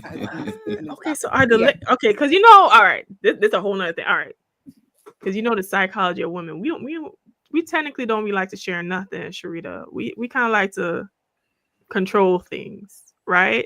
How you convince the woman to like, hey, or you just finding other women who are already polyamorous? That's the preference. I'm not going to try to convince you of anything because it's later going to be such an issue, right? So I don't want to try to convince you or turn you into this lifestyle. I don't like when people do that. It needs to be your own decision. Now, there are individuals who practice monopoly relationships. And so whereas one individual is polyamorous, the other partner chooses to just be monogamous. There are definitely support groups for that because that is, I think, a lot to take on. But no. Okay. Come through, Chloe. You like security that has nothing to do with sharing. Let me ask y'all this. How do you think, what kind of impact do you think this has had on your ability to communicate and to be vulnerable, like in general, with people even outside of you guys' relationships? Let me ask you, Thomas. No, I'll jump right in there. I think much like Mara was mentioning, me and my wife, we first started out in the swinger environment. And for us, it was because we got so comfortable talking about all of our sexual wants, needs, and desires. I think because we were starting at such a young age, we were 22, 23 years old. And I think because it was so easy just to talk about what our sexual wants, needs, and desires was, it was just a natural door that opened for us to be able to talk about our emotions or what we needed emotionally within our relationship, what we needed, mentally within our relationship. And then eventually, that opened up another door. It's like, all right, cool. In order for me to be able to tell you what I need mentally and emotionally, I have to be able to understand my own mental and emotional needs. So then I had to figure out, okay, how do I perceive and understand my mental and emotional stability and desires? And then I could be able to effectively communicate that to my partner. So I think there's just a natural progression. And I think it just opens up just continuous doors of transparency between you and your partner.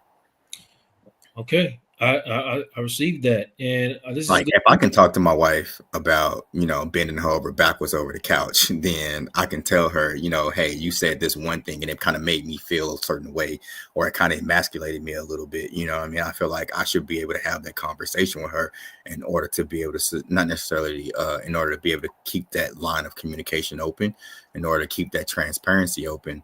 It's like, yo, if we can talk about all this nasty shit, we can talk about the important shit too. Now, listen, I've counseled enough men to know that men in monogamous relationships struggle with that. So I'm gonna give you some applause for that, brother, because I know for a fact, and that's through my lived experience, that men struggle with being vulnerable in their relationships and being honest about, the stuff. Not even the sexual stuff outside of Right. that. But here's a good question from Linda. I wanted to tap on this because both of y'all have been married, and like why I know why you got into it again and flipped, but why you knew who you were, Sharita? Why did you even get married? Oh, because I love the person I married. So it didn't. I'm in committed relationships. In that particular relationship, I wanted to elevate to another level.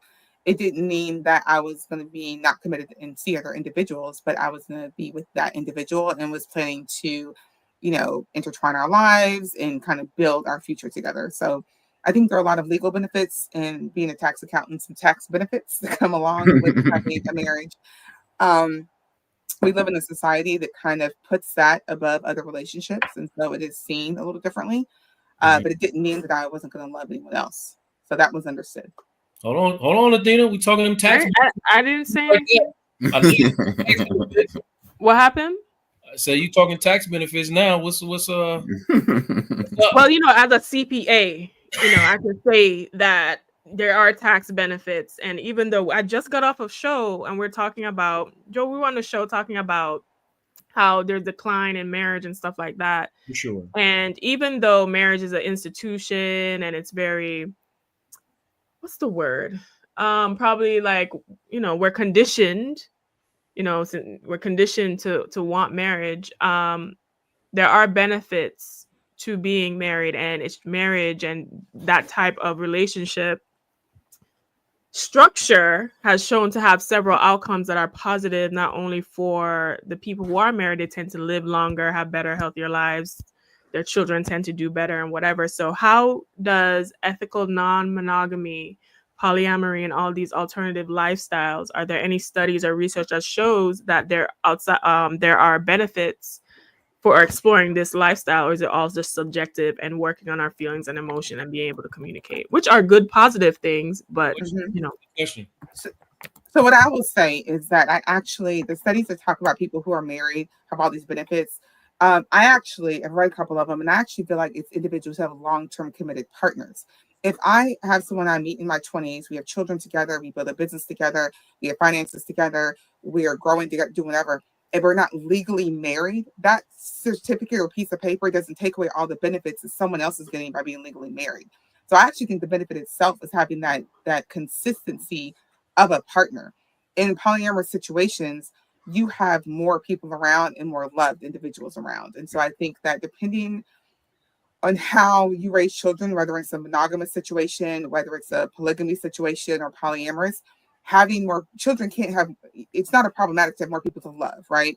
If everyone decides to nest together and you have more income in the household, you have more disposable income in the household. So I've seen individuals who live that way as well. I think we're in a period where more people are now being more open about it. And so we'll start to see some of those long-term studies that we just haven't had the benefit of seeing before, because the only correct relationship that was recognized was being legally married. If you were just with someone for a long period of time and doing all the things, but you weren't married, you were shacking up and people were still looking down on you and you weren't being invited to those studies. I think the studies are biased. What's the term? Well, all studies have bias depending on who's being paid to run the study, who the actual subjects are, and things like that. So there's an element of bias in all studies, right? But they try to do eliminate as much as possible, with the subject matter in the pool and the standard deviation of that. So Thomas, question. So you have a wife. You're married, right? You're married? Yes. You have a wife, right? Do you because polyamory, is it only women that you seek, or do you explore men too? No, I only date women. You Yes, only ma'am. date women? Okay. And as far as and then Joe, you can take over. Sorry. But as far as LGBTQ, is polyamory a part of the plus, or is it just a whole separate thing by itself? Is it just like a That's my question. Sharita? Yeah, I think that's a good Sharita question. That's a Sharita question. Sexuality and relationships are completely different. You can be monogamous and also be part of the LGBTQIA community. I call it the alphabet mafia. So my sexuality does not dictate the fact that I am polyamorous. And so I think there's a lot of confusion in that. And so people think that all women in these lifestyles, love styles, whatever you want to call them, are bisexual, and that is not true. There are a lot of heterosexual women who are, swingers, polyamorous, some kind of ethical non-monogamy. There are a lot of lesbian women and lesbian men and straight men. And so our sexuality has nothing to do with it. They are separate. So what you're saying is that if you are polyamorous, that doesn't necessarily mean you are queer. Correct. Exactly. Okay. Understood. I think people Like, they're telling me I can have most of the women that I date are probably primarily straight. Okay. Oh, and when you drop that bomb on them that you're polyamory, because I'm sure they have like stars in their eyes thinking that you're gonna be the one, honey, and they don't know that they ain't gonna be the one. So when you let them know, listen, I'm polyamory, what is their response? What's their response to that, Thomas? You kind of, it depends. You kind of get mixed. You kind of get a mixed feeling. It's the same. I mean, I feel like when you out here in these streets dating, you gotta know what the puddle looks like. You know what I mean? Like, Lord, you're gonna run into. You're gonna run into a little bit of everything. I think dating is dating these days. You know what I mean? You're gonna find somebody who may be into what you're into. You're gonna find somebody who's not into what you're into. You're gonna find somebody who's cosplaying like they into what you're into, so they can get to the crib. You know what I mean? But I think for the most part, there's this huge misconception that I find when I'm dating women, is that they say, "Oh, well, you have someone at home. Like, you could never fall for me, or you would never love me the same." And I'm like, yo, that's totally wrong. Like, even though I have someone at home, the relationship that I have with my wife is not the relationship that I would have with another partner. And if I'm committing myself to you, I'm taking the time to learn what it takes to love you. I'm taking my time to figure out what your triggers are. I'm taking my time to figure out what it is that you need in order to be loved the proper way. And I've spent all this time and invested my time and energy into you that you require and that you need. And then for whatever reason, we get 6 months down the line and you say, well, I can't do this no more, I'm out.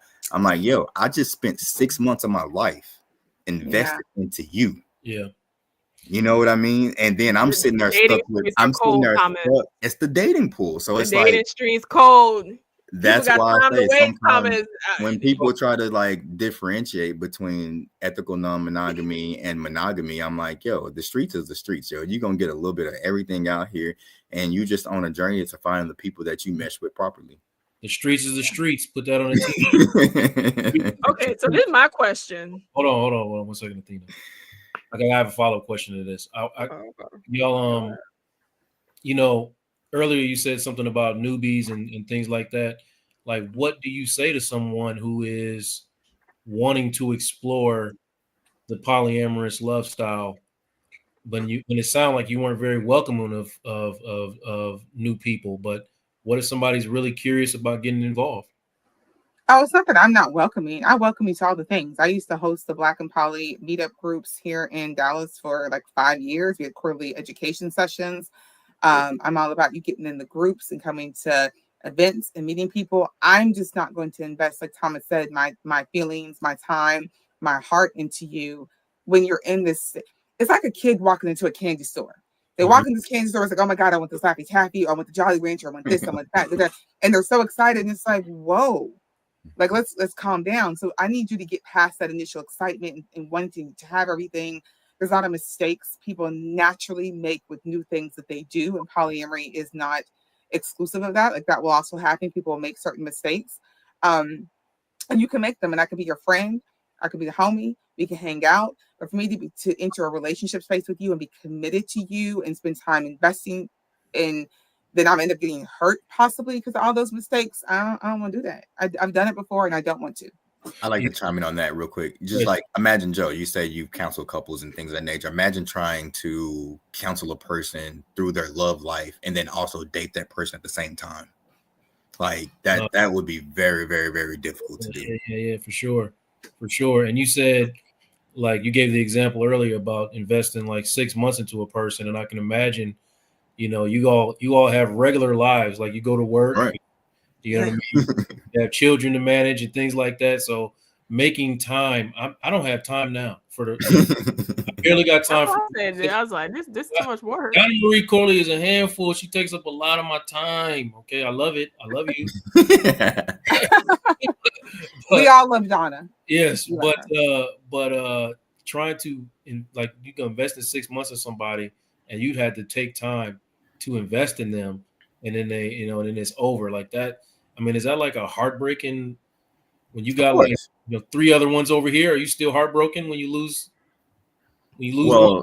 I think for me, the bandwidth that I have, I only have bandwidth like because I am very career oriented. Like my bandwidth only allows me to have like 2 meaningful relationships.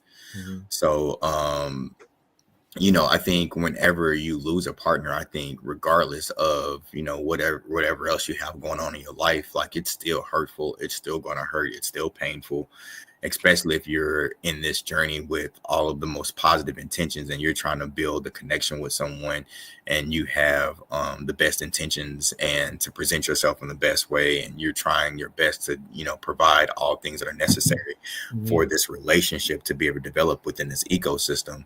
And then, you know, for it to end up being a weed in the ecosystem, it's kind of just like, shit, here we go again, you know? Okay, yeah. I mean, we talk about, I always say we go into the ecosystem. Let me ask you this. Can your partners be partners? If that's within your dynamic, for sure. If that's what your dynamic, you know, setup makeup is, then for sure. I think looking like hell no. With me, like for me, I think what I've found throughout the as I've endeavored along this journey, what I've found is that me and my partner, we like different individuals for different reasons. That's why the whole thruple thing that doesn't really work for us. The triad, what we call in the non-monogamy, we call it kind of a triad. Mm-hmm. That really doesn't work for me because it's just like you know, I like I like different partners for different reasons than my wife does, and so it's just like yeah. So let me say this: I've done the triad thing.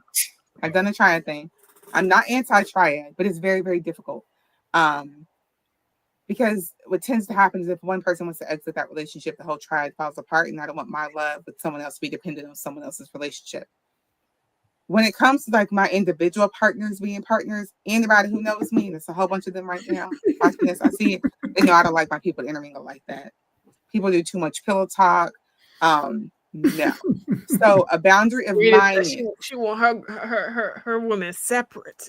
Okay. Listen, we can be friends, we can hang out, but as far as you dating someone I'm dating, it's not something I want to participate in. And so it's a boundary of mine. And a boundary just means I'm not gonna tell you what to do. If you decide that there's a partner I have that you're interested in, I would just back away and allow you all to have that space because I'm not gonna do it. But why is I said JoJo said this too. Why is a triad hard though? Like I'm still trying to figure out why it's hard. I'm gonna let you go ahead. I'm gonna let you rock out. I'm gonna let you really explain. I'll counsel somebody in triad, but go ahead. So first of all, people hit triad, they think it's 3 relationships. It's not, it's 4. Okay, so that's the first issue. The other, so you have, let's say it's a pre-established couple. Let's say me and Thomas are in a relationship and we add a third person, right? Hey boo. So me and Thomas have a relationship. Thomas and the other woman have a relationship. Myself and the other woman have a relationship, and all of us together as a triad also have a relationship. And so a lot of times that's a problem. The next issue I see a lot is if someone enters a pre-established couple, there's already this hierarchy. So I made the statement on purpose to say me and Thomas are together and we add a third. You're automatically numbering that person to be at the bottom of the relationship by saying that they're the third person. That's another issue.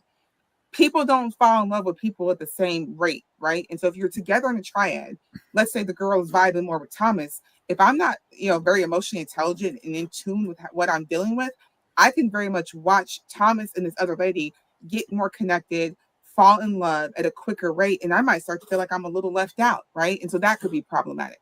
And maybe me and Thomas live together, so now it's starting to cause issues within our home. Like there's just a lot of issues.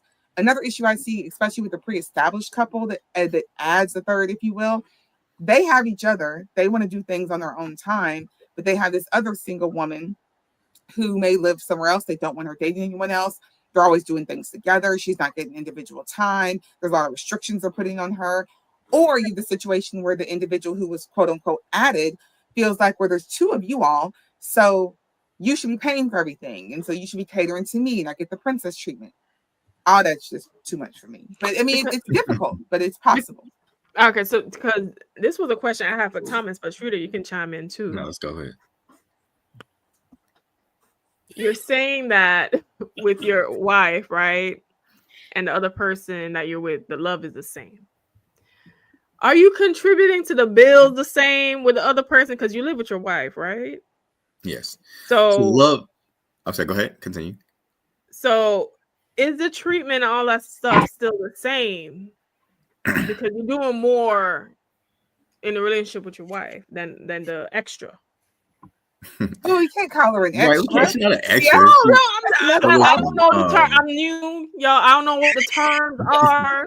This is how my little brain making sense of the situation, right? The little extra 2-piece leg and thigh combo over here.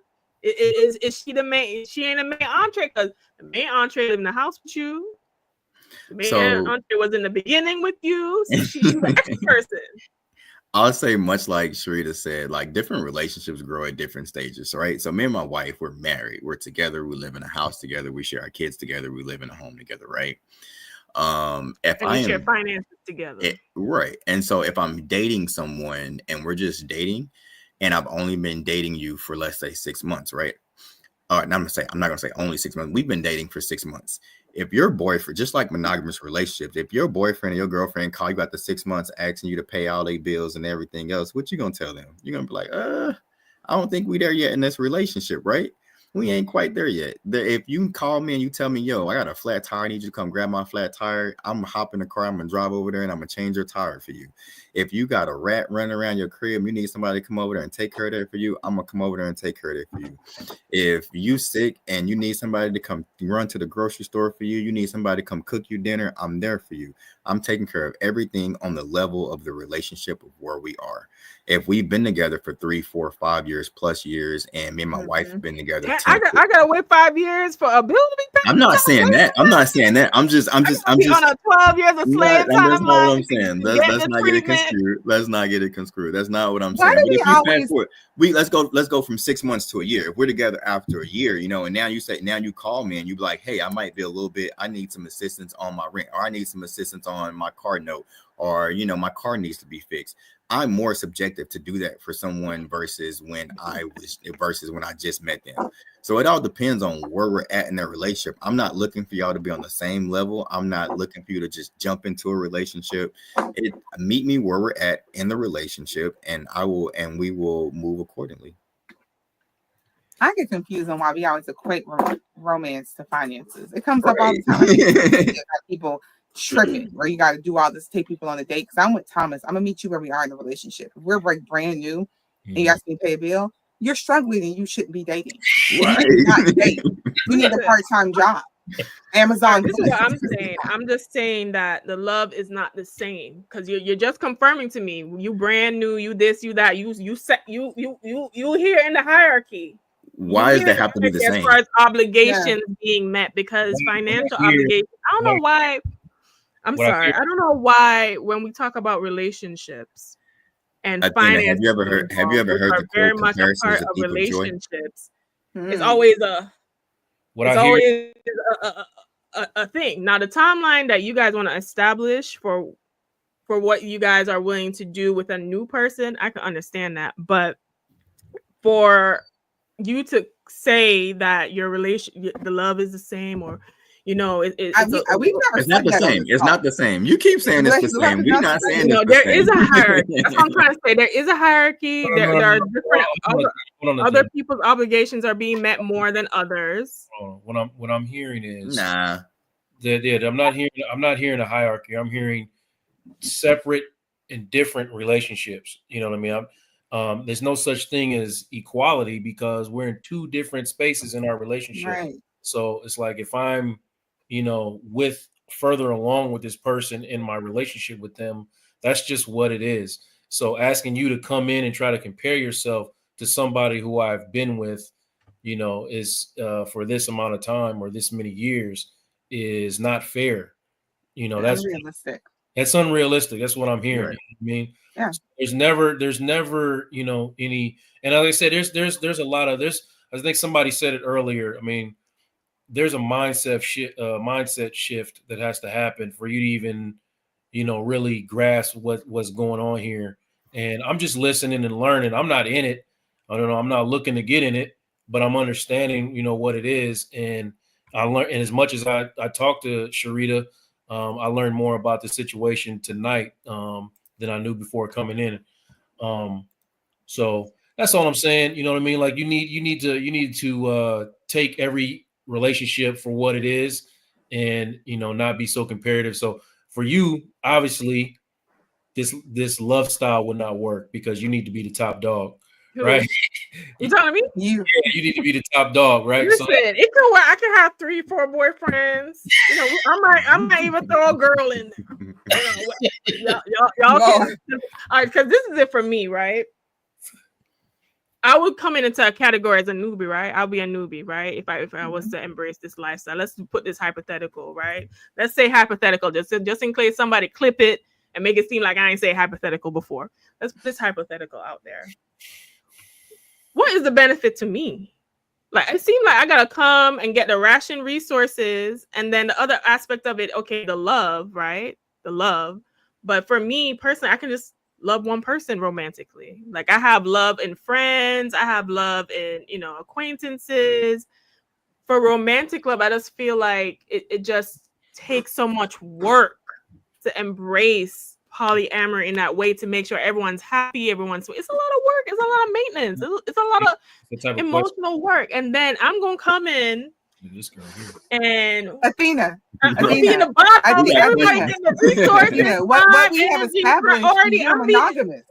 Right. So what we've established is you're monogamous because it's actually not a lot of work to me because I am naturally polyamorous. And so you're like, what's the benefit to me? I probably don't walk around and think about what's the benefit to me. I think about, goodness, I love this person. Like, what can we do together and what can we grow, right? Like, what can we create from this? Because I naturally love multiple people. So I think what we established is that you're monogamous and you should keep doing that. Listen, I would have to be on like not specifically canon. Oh, sorry, Joe. I think Joe needs us. I think Joe needs us. Bad. I need to be taken care of on the level of a wife. Like I need you running off the rails. Chill out, man.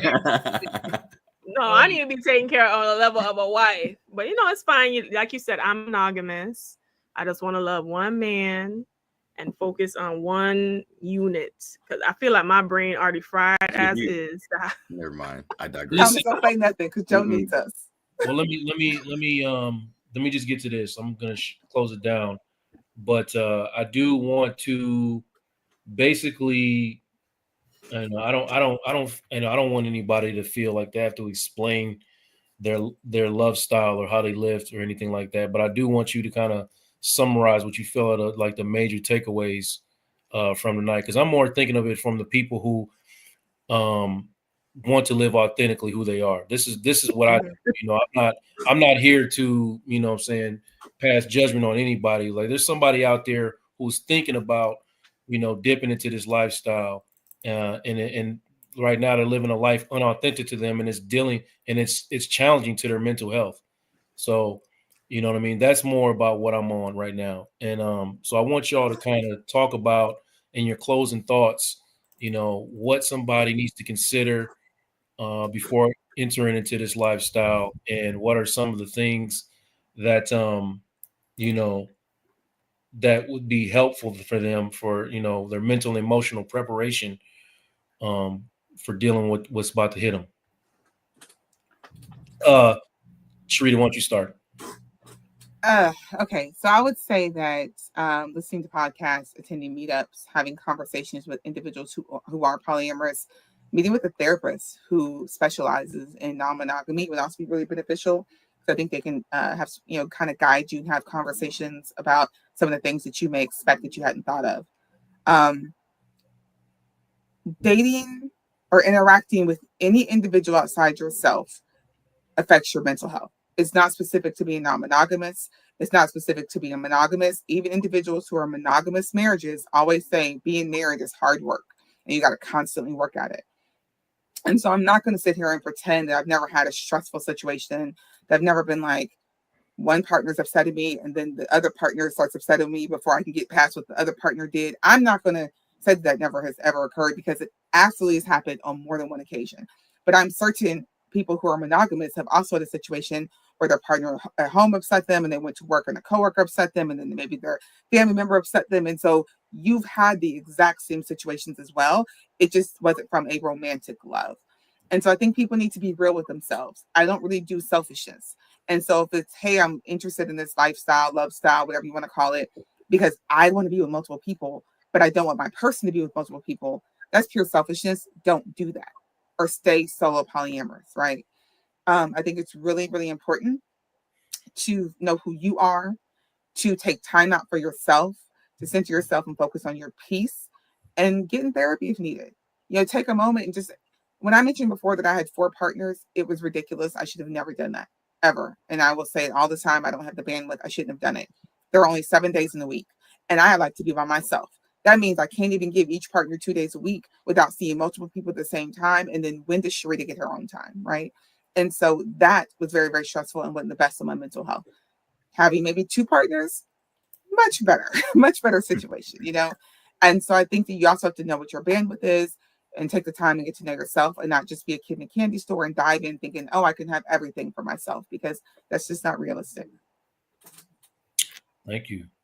Thina, anything you want to leave us with? Like anything Yes. tonight?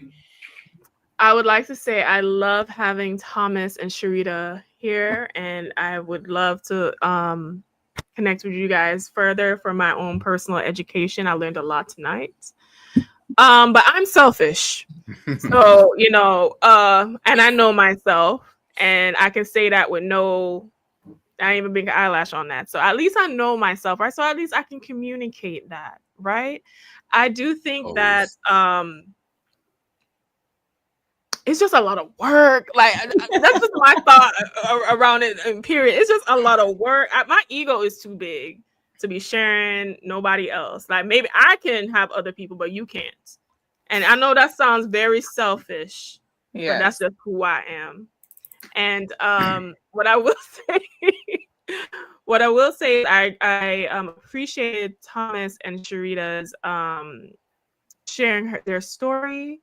I think it was very enlightening. I think it shows that in that kind of lifestyle with them doing that level of work, that it does help them to be more emotionally intelligent and understanding and communicative as people. I would say that are probably benefits that I clearly see from engaging with them tonight. And hopefully, I didn't come too hard. I just express how I express. But for me, monogamy, especially, finances are very important in a relationship to me, and I just can't see myself, rationing out nothing and being on the bottom of nothing either. So I think that's something that people should consider. Also, the Gouda cheese and all the stuff in these dating streets, and womb care and all of that as well. So those are some cons that you guys might want to consider, but I don't judge on anybody, and people are going to do it regardless. So it is what it is, but I appreciate learning so much from you guys tonight. Thank you, Island Gal. The Island Gal. Listen, I'm about to dirty wine in the Caribbean Sea come Saturday. Okay, I'm about to get my best life. Okay, we believe you. Thomas, what you got, brother? I'd say research and read. Learn about different types of non-monogamy. Learn about different types of relationships, period. As we discussed earlier in the broadcast, there are different types of and different dynamics of non-monogamy, of ethical non-monogamy. So definitely figure out, what works best for you. If this is something that you decide to endeavor into, do your research, read first, and also know your why. Take the time to explore why you're curious about non-monogamous. Are you looking for an emotional connection, sexual exploration, or something else?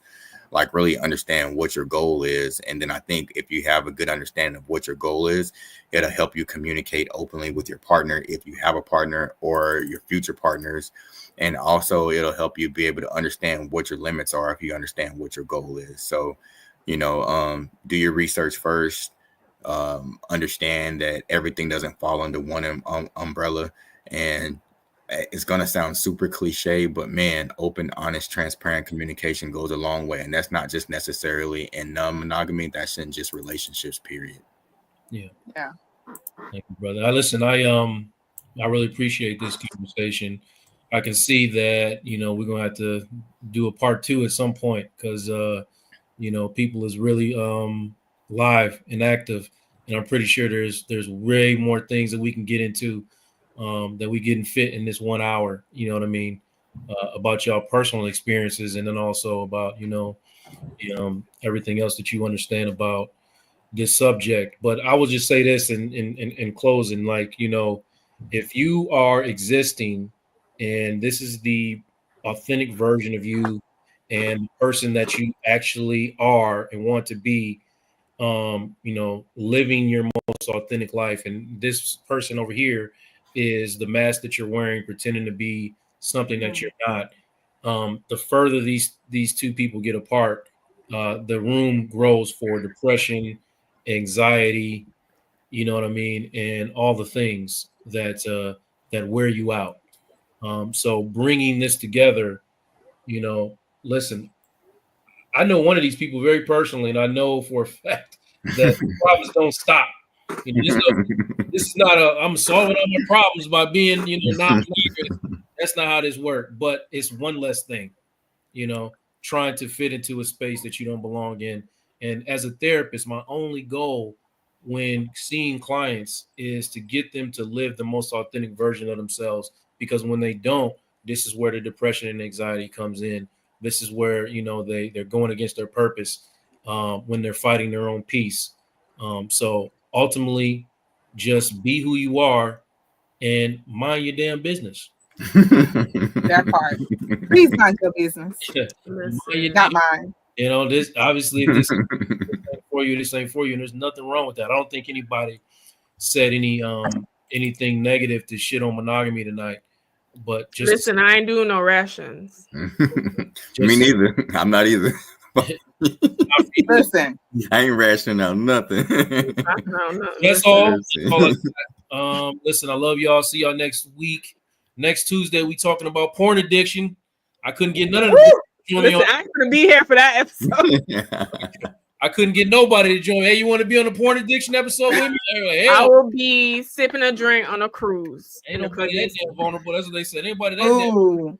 I love a comment I just saw right quick, because you said nobody here shitted on monogamy, but monogamous people like to say something about non-monogamy. Yes, because you trying to let people leave the group. Of course, we gonna defend the group. Good night. Good night, y'all. See y'all next week. Salute. All right. Bye.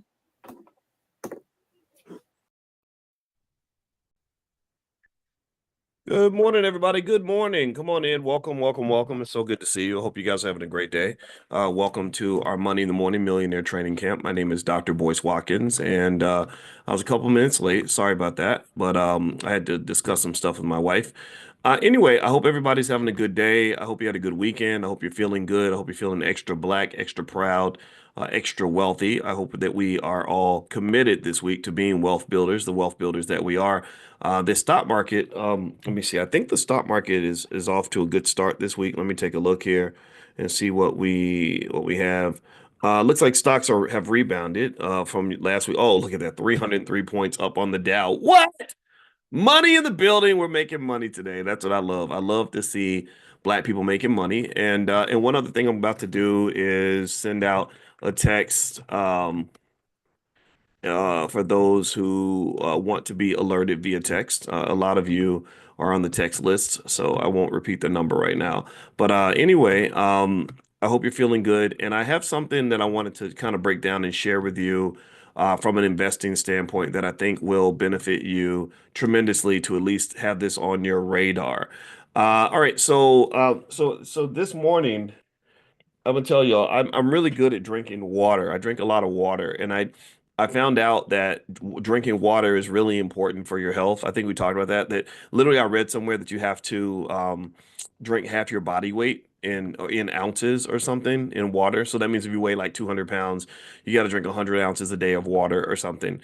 And apparently, water is bigger than I thought in terms of being a really important investment. And so, what I want to do is actually explore some reasons why investing in water, is the next big, it's one of the next big things when it comes to wealth. Um, so, give me one second here. Yeah, so here's the deal. Apparently, and Dr. Claude Anderson, author of Powernomics, powernomics.com is his website. He's actually discussed this on many occasions. He's actually talked about how water and medicine and land and just sort of the basics and the bare essentials are going to become much more important in the next several decades. That this is something that you kind of want to alarm, not alarm, but alert your kids to. You don't. There's no point in being alarmed, right? So, um, so basically, when you talk about the next big thing of investing, I was really intrigued by the research I did on water, and also what I want to do, in fact, is give you guys some ways to participate and to make money when this perceived water shortage starts to emerge. So what I did was I put together a list of different stocks you can invest in that will make money if it gets to the point where the water shortage starts to emerge. And so if you want to get this list, make sure you're on the text list. Text the word morning to the number 87948. If you text morning to 87948, I will send you all out this list probably tomorrow. Just gotta put it all together and get it ready. And also on Tuesdays, you guys know we have Stock Market Tuesdays. So if you want to learn more about stock market investing, which I think is the best move you can make, you can feel free to do a free trial at drboycestockmarket.com. That's drboycestockmarket.com. All right. So anyway, give me a yes in the chat if you even knew about this. How many of you even heard about this? That a lot of the wealthiest people in the world are buying, like Bill Gates and other people. The conversation now is they're not buying all this land. I don't know if y'all know that Bill Gates is like the second largest landowner in North America or something crazy like, or maybe it's Ted Turner or both of them. Both of them have a ton of land and farmland and everything else. And so the argument that some people are making is that they're buying this land just for the water rights, which is just crazy. And apparently, the accessibility of clean drinking water is going to be a big deal with the growing global population, and then also the fact that we're kind of ruining the earth with a lot of global warming, a lot of pollution, stuff like that. And that companies that can really sort of capitalize on this or innovate around this are going to absolutely make a complete killing. I don't know if some innovation will come along due to AI or perhaps quantum computing. Quantum computing is a very big deal in terms of being able to solve problems that were considered previously unsolvable. And I gave you guys that list of quantum computing stocks. I don't have the list in front of me now, but I did pass that out to you guys via text. And some of them, like IONQ, have done extremely well since that time because just the conversation of quantum computing was big enough to have a deliberate and very powerful price move. Now, give me a second. I'm bending over so I can put my shoe on. I know that's ghetto, but I got to do this. All right, there we go. All right, shoe is on, and I'm okay now. All right, so anyway, give me 1 second, and here are some reasons why investing in water has become a very big deal. One is water is becoming more scarce. There are many regions in the world that are experiencing water shortage, and this is primarily due to climate change, population growth, and overuse. Investing in water can provide exposure to companies addressing this critical need. So this is when I send you all this list of different companies you can invest in to be able to benefit financially from the water shortage. Some companies in that list will be companies that are able to help solve this problem. Essential resource: water is indispensable for life, agriculture, and industry. That's another reason why water matters and why water. I think they now trade water futures on the open market. They opened a futures market for water where they're treating water similar to oil or gold or whatever. Infrastructure needs. Aging water infrastructure in developed countries and a lack of access in developing nations creates demand for investment in water treatment, storage, and delivery systems. So the infrastructure apparently is falling apart, not just here in the United States, but all over the world. And I see someone's mentioning that Chicago has an issue with lead pipes. Chicago got a lot of issues, man. I don't know how I don't know. I'm curious. I'd be curious to know among my friends in Chicago how many of y'all love and support the mayor. Whenever I talk to black folks in Chicago, they do not like the black mayor. They are really mad at him, Brandon Johnson. I think that's his name. And Jamal Green is a guy that I know in Chicago who I like a lot. He's actually 30 years old, I think, or 31. He ran for mayor of Chicago. I hope he wins. If he runs, I'll endorse him. I don't endorse politicians hardly ever at all, but I would endorse Jamal because he has the right idea. He also understands the importance of economics when it comes to elevating our community. He kind of gets the fact that if we don't get our economic game right, we're not going to have anything else. There is no civil rights without civil rights. There is no political movement without an economic movement. There is no power in America without having economic power. It has to start with economic power, which starts by basic things like learning how to make more money, which is why we need to train our kids to start businesses and make investments and not just chase jobs or NBA contracts. Number two, it goes into taking that money that we have and keeping it, right? Keeping it in our pocket, either through investing and saving or in supporting our own businesses as opposed to everybody else's. And then just generally, economic education needs to be the gold standard for the black community. Like anyone that you love, anybody that you care about, anybody that matters to you on this earth should be incentivized or encouraged or pushed, persuaded, yelled at if you have to understand like you got to learn your economics, you got to get your money right, you got to get your money right, you have to learn how this stuff works. If you don't learn how the money works, then you will not have any money, and when you don't have any money, it creates a lot of other problems. So anyway, so ultimately, I think that this is kind of the mandate for this century, and I'm issuing the clarion call, and I'm speaking on this consistently every single day because I kind of need you guys to really make sure you internalize that and also share that with people that you love. I can say this not just as a financial person. I'm a financial scientist. I've studied this stuff for a long time, and I can tell you this is where it's at. This is the big deal. All right, so let me keep reading here. Clean water initiatives and technologies are really important, like desalination. I guess where they can take the saline out of the water. Like they have these cities that are surrounded by all this salt water, but they can't drink it, which is crazy. I used to watch those movies. Everybody used to watch those movies where somebody would be stranded on a little ship in the middle of the ocean, but they would be dying of thirst. And it was like the most confusing thing I've ever seen in my life. Anybody ever feel that? I'm like, you can't drink none of that. You can't take any of that water. Like you're surrounded by water. How are you dying of thirst? That don't even make no sense, right? But that's true, right? You get in the ocean and you start drinking the water, you're gonna have some problems.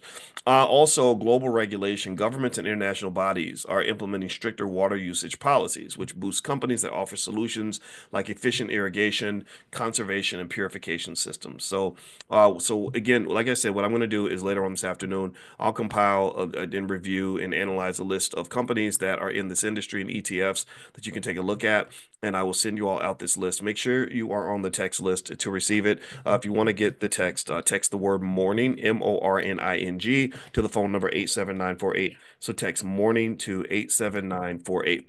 Now, here's something else I wanted to share with you that I thought was really, really intriguing. There was this thing I saw.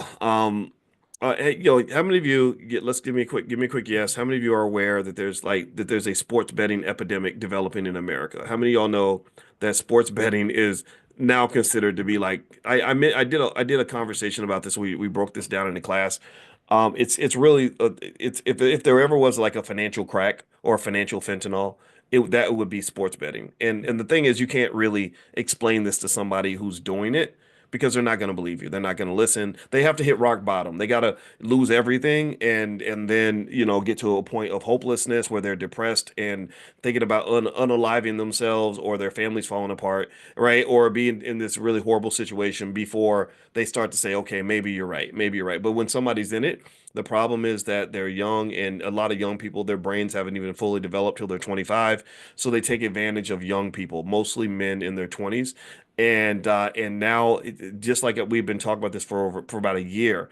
I've been mentioning this for a long time since they legalized it. I said apparently people don't know history. You don't know the history of the horrible things that have happened when it comes to sports betting and why they made it illegal in the first place, why they pushed it out of the NFL, why they pushed it out of the NBA, why how many Major League Baseball players got banned for life and lost everything and ended up on drugs. There's a Ohio State. Oh, I love my Ohio State Buckeyes, right? Y'all do know this. I'm a proud Buckeye. That's where I got my doctorate.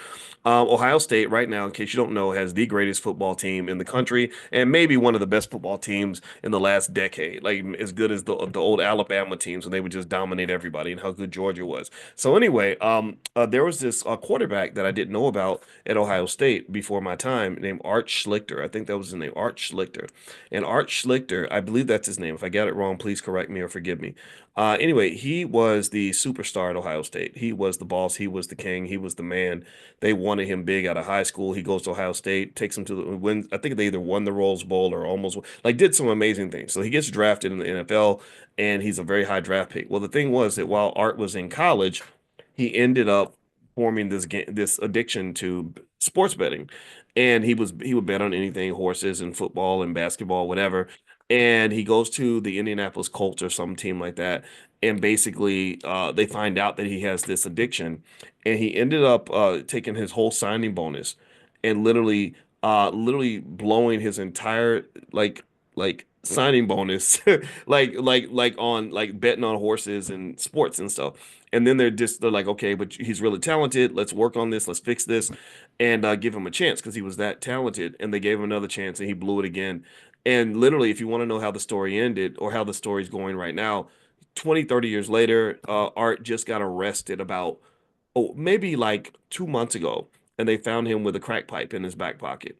So he's literally now, a 66-year-old crackhead who has no money. He used, apparently, from what I understand, again, all the, maybe some of this is all alleged, innocent to proven guilty, all that. But it's really fascinating that this person who was at the top of the world, he was right there where Travis Hunter is and the best athletes on earth, where they thought he might be the Michael Jordan of football, and now he's literally at the absolute lowest point that a person can be in society, pretty much, right? It's hard to get lower than a broke crackhead who has no friends anymore because you scammed all your friends. That's what he did. He used his reputation to go and get his friends to invest in stuff. And apparently there was accusations that he pretty much scammed them out of their money because that's what drug addicts do. Drugs are the closest thing to a zombie virus that there is. That's why I hate drugs. I think drugs are just the worst thing ever that ever happened to the black community.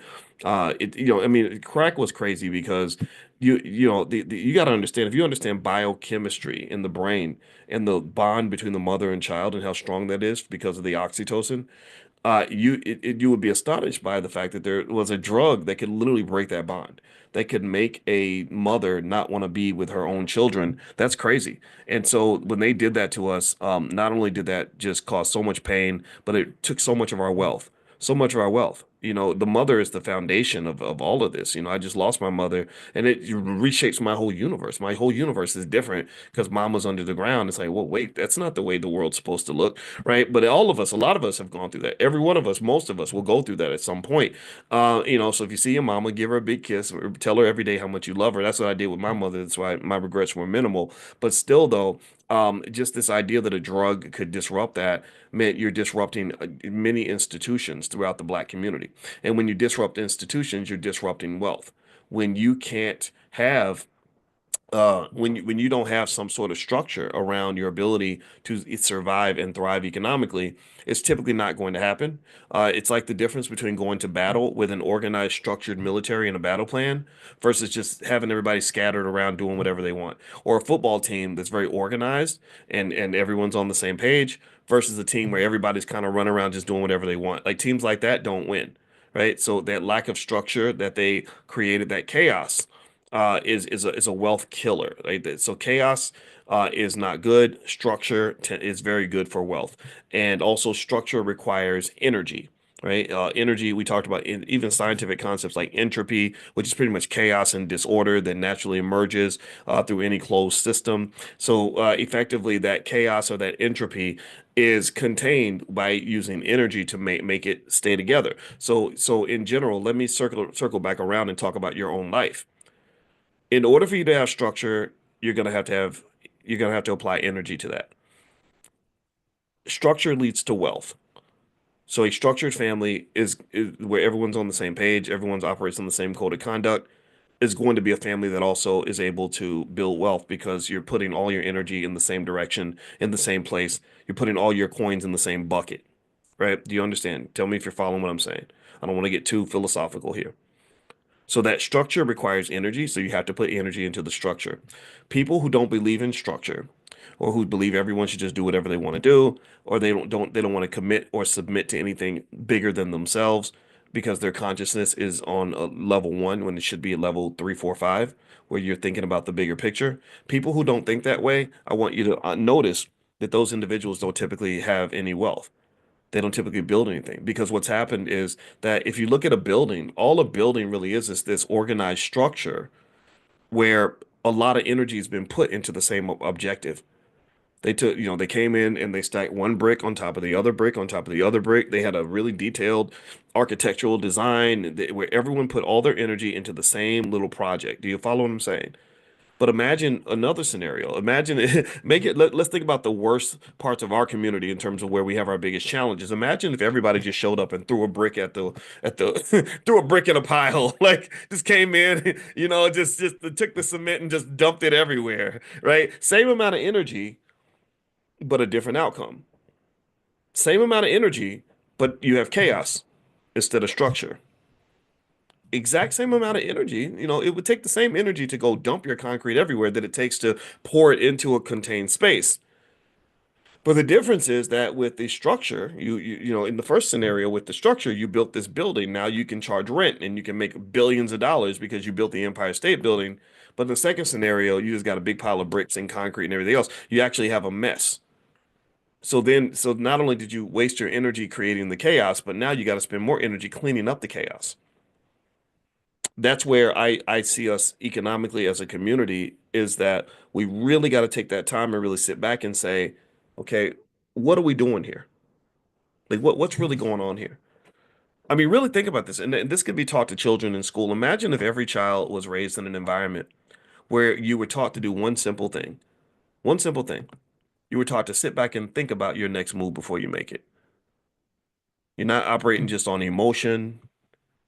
You're not just operating based on a trigger. You're not operating based on how horny you are, how mad you are, how happy you are, or how you're feeling the Holy Ghost. You're not operating on none of that. You're literally just sitting back and you're saying, okay, let me think about my next move for a minute. Let me process this.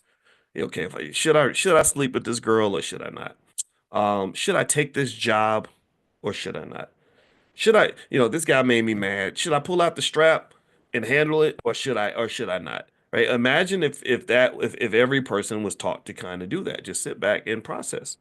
Okay, I'm about to put out this energy, and where should I apply it? How should I apply it? Right? I think that would change the whole world. That would change everything. I'm about to go to the mall and I want to go blow a band. I want to pour liquor out of the club and throw money in the air at the strippers.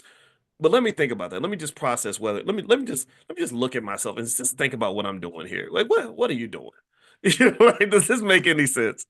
And actually that's another psychological phenomenon. Did y'all know that children they did this experiment that kind of connects, but it's coming to mind. So just bear with me on this, okay? So they had these kids where they did an experiment with them where they left out some Halloween candy and they put up a note they told the kids very clearly. They said, only take one piece. Do not take more than one piece. So what do you think the kids did? What do you think the kids did when they came in? They saw the sign. There's nobody watching.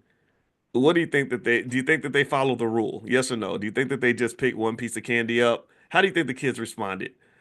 No, the kids didn't give a shit. The kids are like, like but some of them follow the rules, but most of them did not. Well, you know what they did? They did another experiment, another version of the experiment where all they did was they put a mirror up where the kid, when they, so they, the same sign, same candy, same everything, but there was a mirror where, whatever you chose to do, you had to watch yourself do it. So that means that if you took one piece, you watched yourself grab one piece, you watched yourself follow the rules. If you wanted to take a handful, you had to watch yourself be a thief. You had to, the mirrors confirming to you that not only did you break the rule, but you stole something. Do you know what happened? The percentage of kids who broke the rule went down dramatically. It went down a whole lot because they simply forced them to take a look at yourself. That's consciousness. Stand outside of yourself, and I need you to look at what you're doing. And think about this. This can happen a lot. Like imagine, like think about it. Like you're about to cuss somebody out, and because you're mad and you're triggered or whatever, and you're about to go off on somebody, and then somebody says, "John, don't do that. You're a Christian," and you're like, "Oh, I am. Okay, okay. All right, I'm gonna calm down, right?" Or you're about to go and do something, about to violate your marriage, and then somebody's like, "No, you're a husband and a father." And you're like, yeah, like that movie, I Think I Love My Wife with Chris Rock. Remember that where he had the old ex-girlfriend that he liked and he was gonna go sleep with her. And then right in the middle of it, he started thinking about his wife and his family and everything else. And he was just like, I don't want to do this. Right? When people start thinking, it changes their behavior because what's happening is that you're coming out of this unconscious state. You're not hypnotized by the situation anymore. You're not trapped in the moment. See, sometimes I think we can get incarcerated in the moment and act based on the moment when really we should be acting on a bigger picture. And that's what consciousness is. And that consciousness arises when we get closer to God by sitting back and thinking about something, maybe even meditating on it for a little bit, and really just kind of sitting back and you get that God consciousness where you can see all and see everything. You see the future, you see the past, you see the patterns, you see the world, and you say, this ain't for me. I'm out of here. I'm not doing this no more. So consciousness and critical thinking skill are deeply connected, and they're also, and I guarantee you, 100 times out of 100, that a conscious person with critical thinking skills and the patience to execute those skills is going to be far more wealthy and far happier than the person who does not do that. The person who just acts on the situation, responds to the moment. So I think that this is a skill that can be trained. This is something that can be taught to the children. But we have to do this. I don't think that capitalist America ever wants you to be conscious of anything. They don't want you to be conscious of what you eat. They want you to eat the cheeseburger because it's good and because you're hungry. Don't worry about the diabetes and the cancer and the Alzheimer's and everything else that's going to happen from all the sugar, fat, and grease you're going to consume. Just eat the Popeyes. It's delicious, right? They want you to even when it comes to your economic choices, they don't want you really sitting back as a 19, 20-year-old and looking at a job and thinking, okay, how's this going to work for me when I'm 40? Is this really the direction I want my life to go? They want you to say, oh, well, I just took that job because they paid me money and I'm struggling for money, so I have to go get this job right away, without even considering that there are millions of people who started a job when they were young just to satisfy a temporary financial need, and they ended up in that same job when they were 30, 35, 40 years old, right? And so that inability to sort of sit back and say, well, what's the plan for me? What's the big picture in all this? How does this fit into the plan? How does this next move fit into the final objective? When you don't do that, that's how you end up in places that you did not intend to go. Last piece on this that I'll lay out there, and this relates to investing. I remember my father said something to me when I was 17 that really got my attention. It was very quick and very simple, and he wasn't that old. I was 17. My father was 35. And he said to me, um, I guess because he felt like I wasn't focused enough, and boy, you better get it together because one day you'll wake up 35 years old and you won't recognize your own life. And I thought about that. And then when I became 35, I started noticing how many people, if you go to most people that are 35, 40 years old and you say, when you were 20, did you think that this was the life you were going to have? Did you think that this is where you would be? Where did you think you were going to be when you were 18, 19 years old? A lot of people have a disconnect. There's a disconnect between where they thought they'd go at 18 and where they ended up at 35 or 40 years old. And what had happened was it's like the compilation of a bunch of little decisions that were made in the moment. And the next thing you know, you just have this big thing. Like your life in a way, it's kind of like your life is like a painting where, if you want to create a masterpiece, you have to think about where every stroke is going to go, right? You have to kind of lay it out like that, right? But if you just are taking the brush and just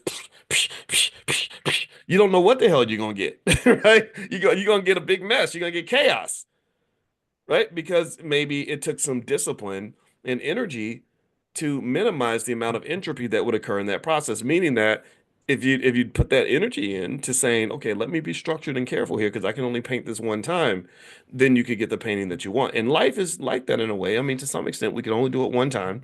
You can only be 27 one time. You can only be 32 one time. You can only be 45 one time. And it will only be January 6th, 2025 one time. So that specialness of the moment is something that I think is something you may want to think about in terms of having the ability to really, really center in on building the life that you want. Like really know the specialness of the moment, know the specialness of today, know the value of right now and how the strategic use of right now can really fit into your long-term plan for yourself, for your family, or whatever the case may be. I hope I didn't get too weird and deep with that. I just, this is what's coming to mind, and this is what I think about when I think about investing. Remember, money is not the destination, money is the tool, money is the vehicle to get you to the destination. Only you know what the destination is. I don't know what your destination is, but I'm sure it's something nice, and I'm sure money can help. That's why you're here, right? So go get that money. Make those investments, make those financial moves, but always see the bigger picture. And that's how you win. That's how you succeed. Okay. All right. So anyway, I didn't want to say much today. I just wanted to hang out with you all for a little bit. Believe it or not, my goal every day is to try to finish in 30 minutes. But y'all know sometimes I just get to going and I'll be in here for an hour and a half and stuff. And I don't want to do that though, because I got like this whole team of people that are trying to meet with me and stuff. And I end up missing so yeah, so anyway, so literally this is exactly when I want to try to finish. Plus, y'all got stuff to do. Y'all ain't got to be sitting around listening to me all day. So again, I'm gonna send out that list of the stocks that I found that relate to that whole trend of water becoming scarce and how you can make money from that. I'll send that out today. Make sure you're on the text list. Text the word morning, MORNING, to the phone number 87948. So you can text morning to 87948 on your phone. And also, you can go to Dr. Boyce Elevate to sign up for this Money in the Morning thing. We do this every morning at 10 a.m. Eastern, and you can bring your whole family, bring your friends, all that stuff. And then the other thing is tomorrow we're going to do Stock Market Tuesdays at noon. So if you'd like to do a free trial on the stock market program, you can go to drboycestockmarket.com. That's drboycestockmarket.com. Last but not least, Dr. Alicia is doing Mental Health Mondays. She is the head of our Black Financial Therapy department, and she is a great therapist. In case you don't know, and she's going to do Mental Health Mondays tonight. So if you'd like to receive information from Dr. Alicia and join her in Mental Health Monday, I know last night she did her book club, and hundreds of you were there. And so if you'd like to join tonight, at I think it's like 9 o'clock or something, I'll send you a text. Text the word love to the phone number 87948. So you can text love to 87948. Oh, and last but not least, those of you that are doing stock options, you will hear from me today. We're gonna do our class meeting. I think that's tomorrow. So that's the Prime program. So if you are interested in generating income from stock options, it's a great way to make money. Feel free to go to drboyceprime.com. That's drboyceprime.com. All right, guys, have a good day. God bless you, and I will see you all tomorrow. Take care until we meet again. Bye bye. Good morning, everybody. Good morning. I'm so sorry that I was a couple minutes late. I had had some difficulties. I was all locked and loaded and ready to go and on time and everything. And then sometimes those computers don't be computing the way they supposed to. They don't be computing. Anyway, how's everybody doing today? I hope you're feeling good. I feel almost like I have a little bit of a hangover, and I don't even drink. That financial slumber party, I had a blast last night, and I want to say thank you to everybody who joined us. It was it was so much fun, and I don't know, I felt like we partied all night, and it was a financial party, so it's the kind of party that makes money for you also. So I hope that you all gained as much value as I did and had as much fun. My wife joined us last night, which was pretty amazing, and it was just a lot of fun. It was just a lot of fun. So anyway. All right, so let's see here. So one thing that I wanted to talk about today, to kind of really just kind of finish up some stuff that we kind of tapped on yesterday, when my wife came through. You know, my wife is a relationship therapist, and she looks a lot like my mother, who who just my mother just graduated to heaven. You guys know that, and but as you know, I'm sad about it. Like, I miss her. I'm somber about it, but I'm not. I don't just. My mama wouldn't want me just walking around here all broken down and stuff, because I just don't do that. But at the same time, I love my mama. And one of the funny things was, we were talking about this last night in the financial slumber party, that that my mother and my wife are just almost like identical twins. So, when I showed you all that picture of my mother and my wife together, it was kind of crazy. And I didn't even realize how much my mother and my wife looked alike. And another interesting thing too, just a little side note, before we jump into like the more financial stuff, is that when I heard my father share my mother's story, one thing my brother did for the family that I encourage you to consider is, when my mother got diagnosed with her terminal cancer, he made a point to document as much family history as possible. So what he did was, he interviewed my mother and my father together, and my father and my mother each told their story of how they met. They had just finished 50 years of marriage. They stuck it out for 50 years, and it really did a lot for us in terms of creating a type of stability that a lot of our kids don't get. It allowed us to build family wealth in a certain way without all the assets sort of being splattered everywhere. And so so one of the things that happened sort of during this conversation was, my father and mother were talking about how they first interacted with each other, how they first met. And it was really interesting, because it was kind of a magical sort of thing. It really was magical in the sense that my father um my father looked over at his friend when he saw my mother. He said she smiled, and then he saw her body. You know how we men are. You know how we are. And he said at that point, he turned to his friend and he said, "I'm gonna marry that girl." And then he went home and he told his mother, "I'm gonna marry that girl."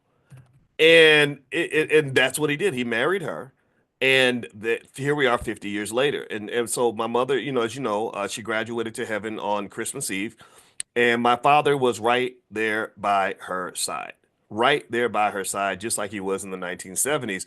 And I thought that was really interesting. A lot of people fantasize about that, but I don't think they understand the depth of resilience it takes to do that, and how being solid in that area of your life also reflects the ability to be solid in terms of other aspects of your life. People that are solid in that way are also solid when it comes to business.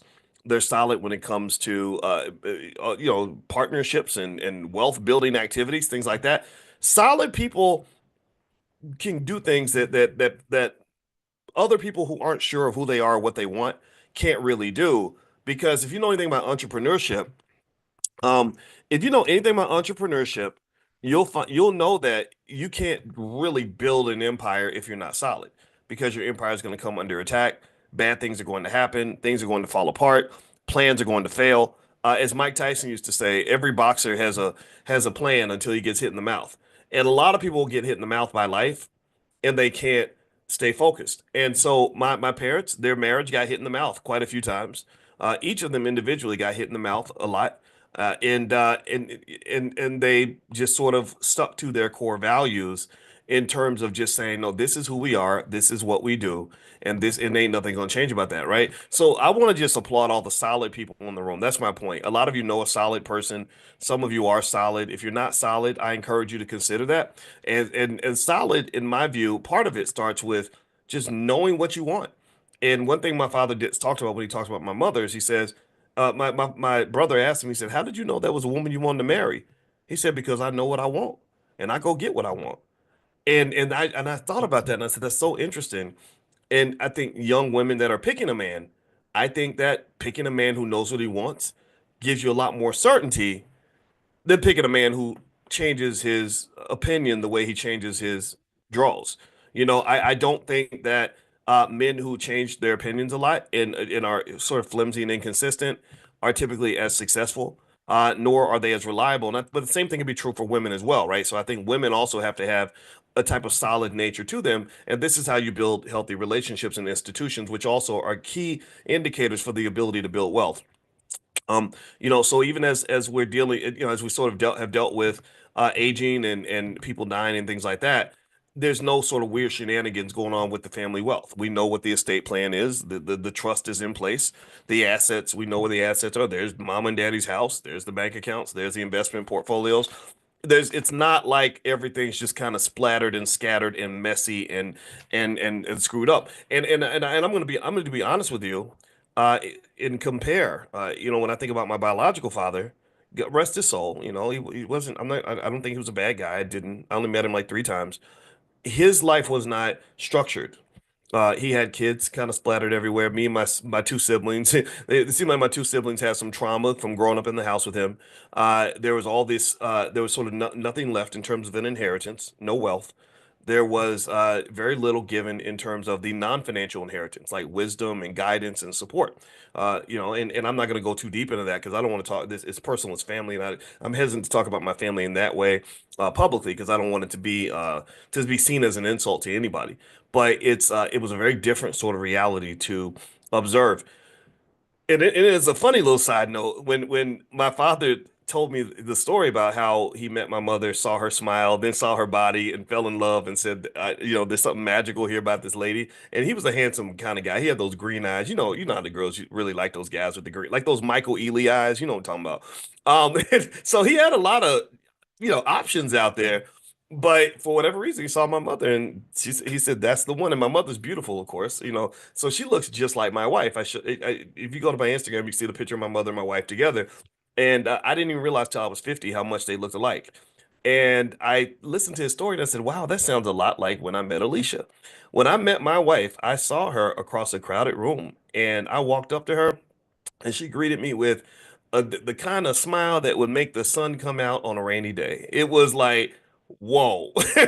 And really happy, like, hey, like she was happy to see me, and she says the same thing. She says, I just met you and I talked to you and I just felt like, oh, that's the person I'm supposed to know. So I think there's got to be something going on with this multiverse, multiple lives or something, because we both had that feeling like, okay, we're supposed to know each other. I don't know how, but this was supposed to happen. And then, of course, I'm a man, so you see the rest of the package, and you're like, okay, I'm gonna follow you around for a few days because you just too much right now. But anyway, long story short, I think that intentionality does make a difference, and that's just kind of a side note. And also, I never want you to forget the significant connection between wealth and family. If you want to understand why Black wealth is disappearing, then basically all you got to do is look at what's happened to the Black family.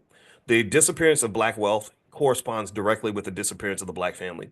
Every single study, every single research study we did, when I was back at Syracuse about wealth and family pretty much showed that when your family breaks up and falls apart, it costs you lots of money. You're paying attorneys, you're fighting each other instead of building together, and it just becomes a big mess. And then on top of that, after that's done, you're supporting two households. You got to pay two sets of rent or whatever. You both have to get up and go to work and abandon the kids in order to pay the bills. So this is the mess that we're kind of in. And unfortunately, the majority of our people are never going to hear this message. The majority of our people are never, in my opinion, in our lifetimes, in my opinion, they're not going to respond to this message because there's so many other messages out there. There's so many other messages that are cooler to listen to than mine. I'm not cool. I'm just a 53-year-old college professor. Why listen to me when you can go listen to Megan the Stallion, who's being sued right now? Megan's being sued for something involving having sex in a car in front of her employees, and he sued her and said she made me watch her do this stuff with this person in the back seat. And it's just kind of like, well, and it makes sense to me. It's like, yeah, well, nobody ever trained you to understand that some of the shenanigans that they promote in hip hop, some of the goofball stuff that they get you doing in this in the corrupt part of hip hop. I'm not talking about the good rap. I'm talking about the crap rap, whatever that is. That stuff will lead to workplace violations. When you have workplace violations, you can easily be sued by an employee. And the same person who was cheering you on when you were in the back seat getting it on with that lady, I think it was like girl on girl type stuff, that same person can go back and file a lawsuit and say, oh, I was so traumatized. You made me watch, and it was horrible. Now I need therapy and $10 million. And I need to take sleeping pills to be able to sleep. And every time I see a person wearing green socks, I start to go into a panic attack because they were wearing green socks when she was in the. Come on, man, give me a break. Get out of here with that stuff. We know what it is, right? This is somebody who became disgruntled and said, "Oh, wait, you're not supposed to be licking on another woman in the back seat of a car during work hours. You're not supposed to be doing that on the job. Like, UPS employees don't do that kind of thing."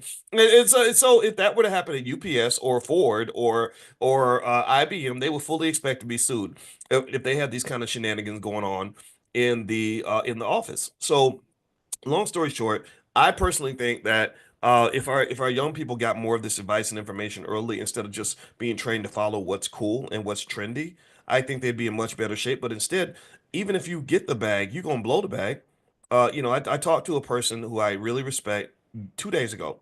He called me, gave me condolences about, my mama transitioning on, and I appreciated that. And we were talking for a minute. I heard from a few people in the entertainment industry. Ice Cube sent me a text, and I thought that was very nice of him. And we were talking, about the stuff with Jay-Z and Diddy and all this stuff. And he said, "Oh, this is about a much bigger picture. This is a wealth issue. This is a wealth transfer issue. It's not as if anybody's surprised about the crazy stuff going on in hip hop. They've known about this stuff. They knew about the Diddy parties. They probably went to some. But it's a matter of positioning things in a certain way where they can come get your money and they can come get your power. And if you're not smart enough to understand that, if you're not strategic about it, then yeah, you all the hard work you put in, all you was doing was collecting wealth for somebody else. That's it. You're collecting wealth for somebody else. So anyway, let me move on. I'm going to move into another topic I kind of wanted to hit on today. Just a reminder: if you missed the financial slumber party, it was an absolute blast. I don't know how many of y'all were there last night. I bet some of y'all probably couldn't get up this morning because we were doing financial stuff and playing music and having fun. My wife came in from 11. I planned to go from like 11 Eastern to like 12:30 Eastern. We went from 11 Eastern to 2:30 a.m. and we just partied all night and it was a blast. And that's what I like. I used to think when I used to be in school, I would think of studying and partying as something you could do together. Like studying doesn't have to be boring. Partying doesn't have to be boring. Partying, going to did anybody notice like when maybe you were in college and everybody would go to the club and everybody would go to the parties and all they would do is just stand around and try to be seen or something and be bored to death. Like you can't have a conversation because the music's too damn loud. You're just standing there and you're seeing the same people you see every day and nothing interesting happens that night. That's very depressing for me. I was like, I'm not doing this goofy stuff. So to me, I think having fun should be done on terms that actually really works for you. And part of being I think a leader in life means do the stuff that works for you. Don't do stuff because everybody else is doing it. Do it because that's what you want. All right. So anyway, if you want to see the recording of the digital slumber party that we had last night, where we went through my training, stock market decoded, and we also brought in my wife, who's a licensed therapist and a full professor of social work, and she talked about financial psychology on a real deep level. We link trauma and how that affects your wealth. That if you went through bad stuff when you were a kid or bad economic relationships as a child, that's going to reflect itself in your life today. A lot of people don't have money because they don't have a money mindset. And they don't have a money mindset because that curse was given to them when they were a child and they never ever grew out of that. And if you want to grow out of that, she's a therapist. She helps people grow out of things all the time. So anyway, if you want to get a recording, you can go to financialslumberparty.com. That's financialslumberparty.com. Also, if you want to hear more from Dr. Alicia, pull out your phone and text the word love to the number 87948. So text love to 87948. Now, let me talk about something really quickly in terms of relationships. I saw something the other day where people were having a conversation about older men dating younger women. Now, I want to ask y'all a question really quick. Give me a yes or no. Do you think that it's okay when older men date younger women? Like, and then when I say that, let's say you're talking about say a 45-year-old and a 25-year-old, 20 years apart. Do you all think that that's okay if both people can consent to it, or do you think it's just like, oh hell no, that's just bad? It's pretty much unconditionally bad.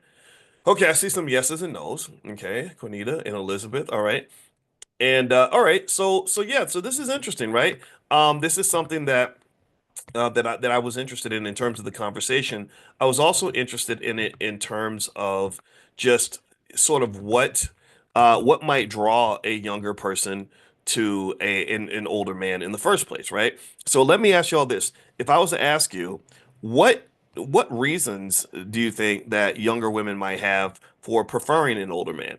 Right? We can't always write these situations off as just sort of manipulation of some dumb little girl who doesn't know what's going on. Sometimes women specifically will target and want to be with that older man instead of the younger man. So what do you think are the driving causes? And I'm gonna give you the answer based on the research in a second. But I want to ask you all, what do you all think are some driving factors? Okay, I see stability. Okay, the word stability and security pops up a lot. Mentorship, maturity. Okay, security and stability, financial security, money. Yeah. Okay. Somebody said daddy issues. Let's talk about the healthy reasons, right? And then we'll get to the unhealthy reasons, right? Because we know that there's a little bit of both. Right. Okay. I see fertility. Old men don't have as much fertility as young men, though. I don't know if that, if I mean, for the women, the fertility would matter, but for the, okay. All right. Control. Okay. Somebody say control. Ooh, uh-oh. Sound like you've been through some things. All right. So here are five healthy reasons younger women might be attracted to older men. One, according to the research, is emotional maturity. Older men often bring stability and emotional intelligence to relationships, which can be appealing compared to the drama or immaturity sometimes found in younger counterparts. That's true. I think I saw a study that said that men fully mature emotionally at 43. For women, it's about 32. And and so ultimately I will say this too, even as myself, I was single for a while. I didn't really decide to truly commit to something that was going to lead to marriage until I was in my 40s. I'd actually tried to, I thought about I got close to getting married in my 30s. I did propose to a girl. I actually proposed to her on the Whitney Williams show. And it did, she was a wonderful lady. It just didn't work out. So I was supposed to get married in my mid 30s. But then the funny thing about life is that sometimes you have a plan and your plan doesn't match God's plan.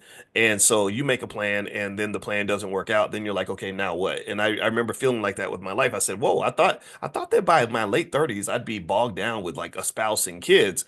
But I've got all this freedom and I had a lot of freedom and a lot of money, which is a very dangerous thing. You know, I had plenty of money to travel around the world and do whatever I wanted, and I had plenty of free time. I didn't have anybody calling to say like, where were you last night? None of that stuff. I've always known though that idle time is the devil's playground, the devil's workshop. And I kind of felt like if I didn't find some sense of purpose, something to connect myself to, I would end up in all kinds of shenanigans or be pulled into tough situations. So even though I dated and it was an interesting experience and it was very easy to date, it's very easy to date when you're a public figure because women will come to you. They will already know you, they identify you, they will spot you. And there's some really pretty black women out there, and I think that's great. But I always knew anything that you do in excess is going to be bad for you. Anytime you, whether you're talking about food or drugs or anything, if you abuse it, I believe it's going to come back to you. I believe that karma is very real. And I think that gluttonous behavior, and you see this a lot. You'll see somebody who says, I'm going to sleep with every pretty girl I see. And next thing you know, something bad happens. Maybe they catch a disease or they end up being accused of something or somebody ends up taking their wealth. So my belief was in always in moderation, just the same way I talk about economics.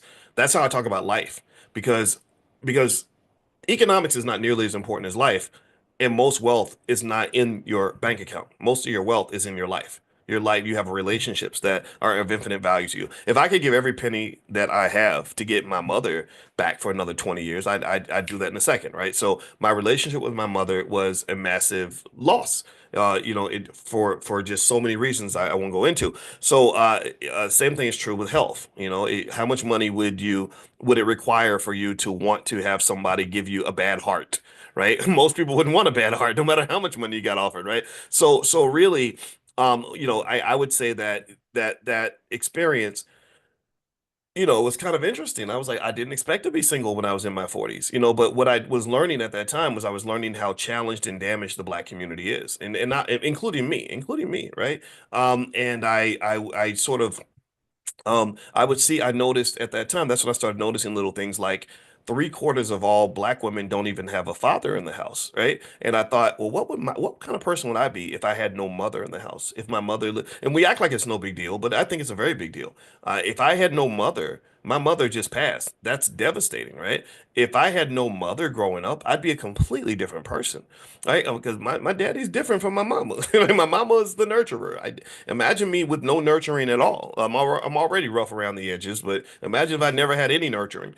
And so, anyway, my point is to say that I think that there's just sort of this weird imbalance, and I think that also relationships are something that does require some degree of training, right? You can't just wing it. That's one thing I know for sure is that building an institution of any type, whether you're talking about a business, a family, or anything else, or a house, it's hard to do it if you're just sort of guessing along the way, right? If I say I'm gonna go build me a corporate office, I'm gonna go build a building in downtown Chicago, but I don't know what I'm doing. I've never done this before. I have nobody in my family that's ever done it. I know nothing about construction. Am I gonna be successful? Yes or no? Am I gonna be able to easily figure it out? What do y'all think? No, I'm not. I can't do that. It's impossible, right? Or pretty much not I don't say impossible, but very difficult. I'd probably fail. So I think that when you're talking about building an institution like a family, and I think about my mother and father making it through 50 years of marriage, they had to have some type of guideline. And I know that for my father, his guideline was his parents. His parents were married 70 years. And so that kind of created like a sort of rigidity in the thinking or a specific way of approaching relationships where even though he was a very good looking man and he had those Michael Ealy eyes and all the girls were chasing him, he said, no, that's nice and that's fun for me while I'm a kid, but that's not something I want to grow old with. I don't want to be 55 years old still living the lifestyle of a 25-year-old or a 20-year-old.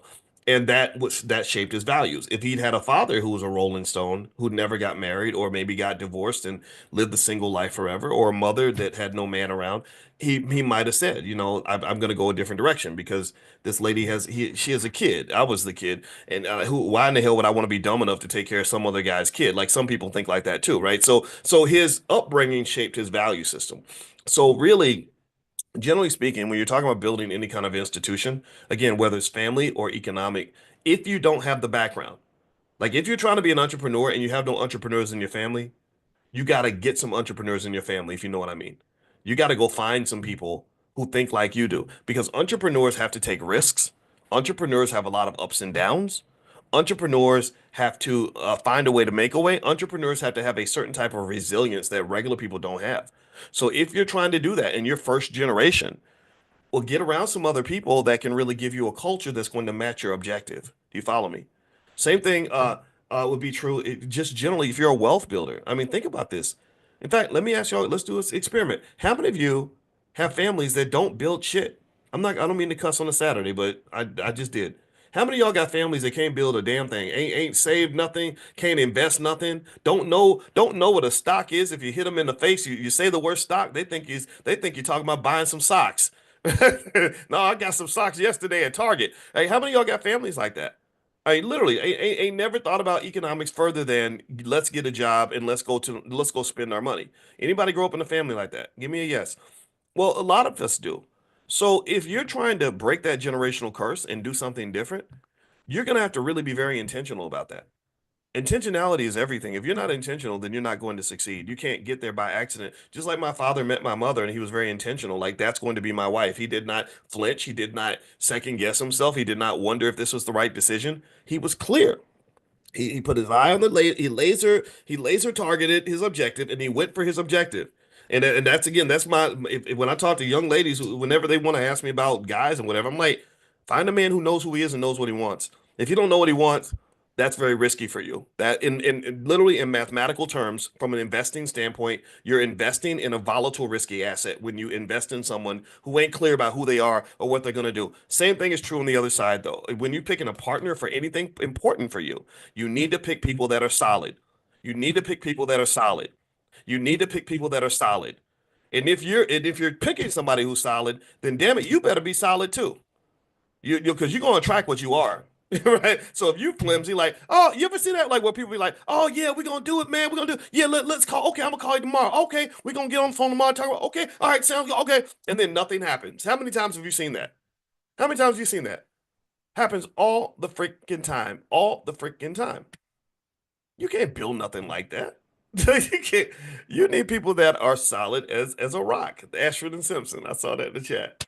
You need if you are gonna be solid, you need to get solid people around you. If you get solid people around you, you must be solid for them. Because there are some people who will just match your energy. I'm one of those people. If I can smell flimsy people in a second. I can tell. I can smell a flimsy Negro. One young lady that I used to mentor, she wanted me to meet her boyfriend, and I met this guy, and I'm like, "Hey, how you doing?" He's looking at the ground. He gives me this little whimsy little girl, like gave me a handshake like a 9-year-old girl, and looking away. And she asked me, she said, "So what do you think? What's your honest opinion?" I said, "Do not ever have a baby with this man. This man will never take care of his kids. He probably does not have a father because everything that I saw reeked of the exact opposite of determined and intentional masculinity. I did not pick up any of that." And then she started telling me more of the story. She said, "Yeah, well, he's got two babies mamas and blah blah blah blah." And I'm like, "Yeah, of course he does." Because he doesn't commit to shit, right? He's not because commitment is hard. Commitment is very, very hard. Most people, I believe, again, I'm old school. I'm kind of extreme about this. I believe most people don't know a damn thing about commitment. They don't because we base everything on feelings. Well, I was gonna do it, but then I started to feel bad, and then it started to get hard, and then I started to feel like it wasn't, and then they're just like, so then I did something else, and I get it because life provides lots of excuses for you to fail, for you to give up.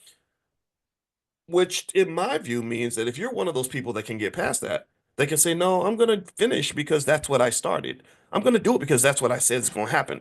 Like my father, I'm going to marry that lady because that's what I just said is going to happen, and ain't nothing going to get in the way of that. Oh, and I didn't tell y'all this. This is funny. This is how gangster my daddy is. He said there was another guy sitting next to my mother, and he had just come back from Vietnam, and he said, "If you talk to her again, I'm going to kick your ass."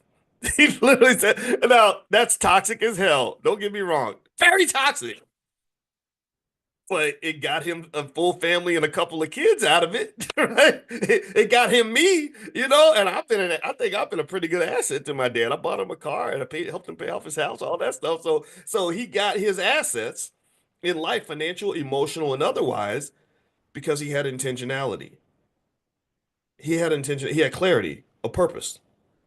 So I ask you this question. I say to you, in what areas of your life do you have clarity of purpose? What areas are you intentional? What areas of your life are just non-negotiable? And that's something you're gonna have to ask yourself about.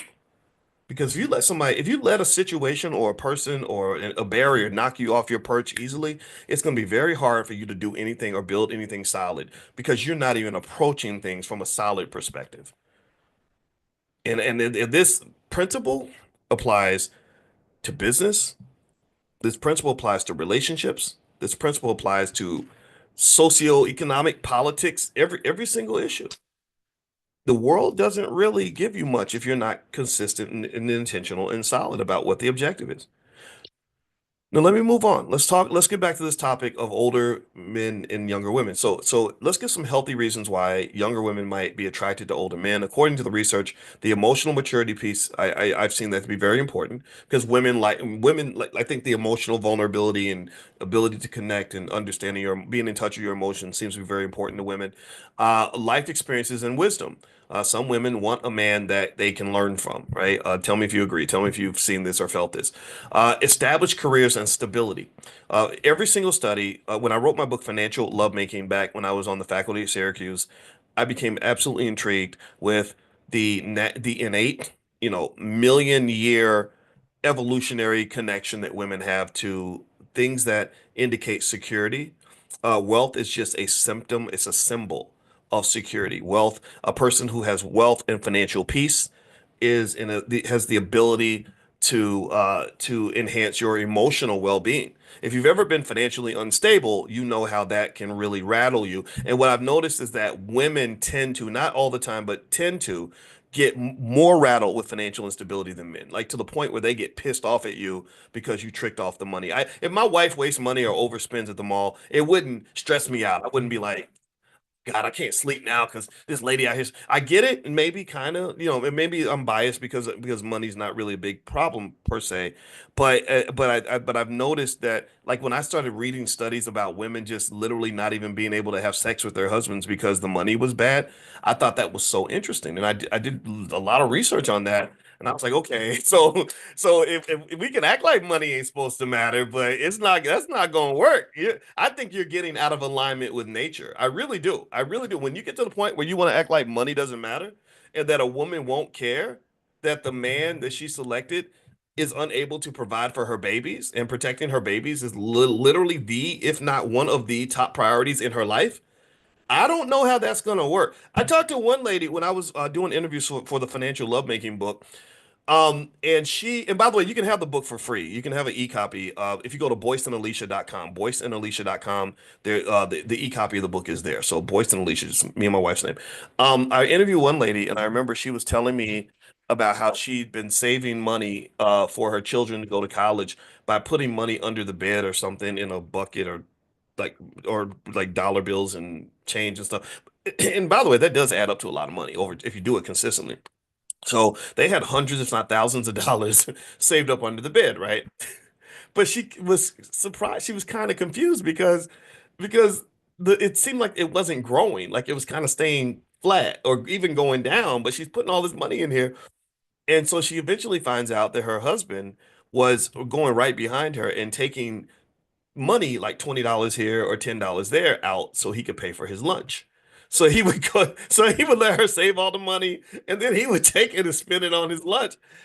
And woo, when she found out what he was doing, and I remember listening to, I'd never forget her the way she described it. She said, you literally ate and shit out our daughter's college education. I mean, she was like steaming mad.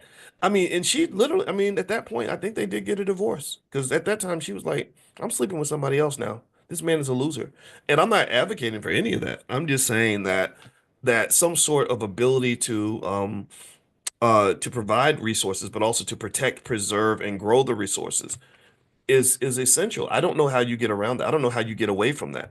And so yeah, if you think that younger women like older men because of the money, yeah, they do. And I don't think it makes them gold diggers. Maybe there are gold diggers out in the world for sure, and I think that that's a problem. But really, the general idea of economic security is something everybody should want. The idea that you can be uncomfortable in an uncomfortable, or sorry, the idea that you're supposed to be comfortable in extreme discomfort is not even logical. So what else they said? They said the younger women like older men for confidence and self-assurance. That's true.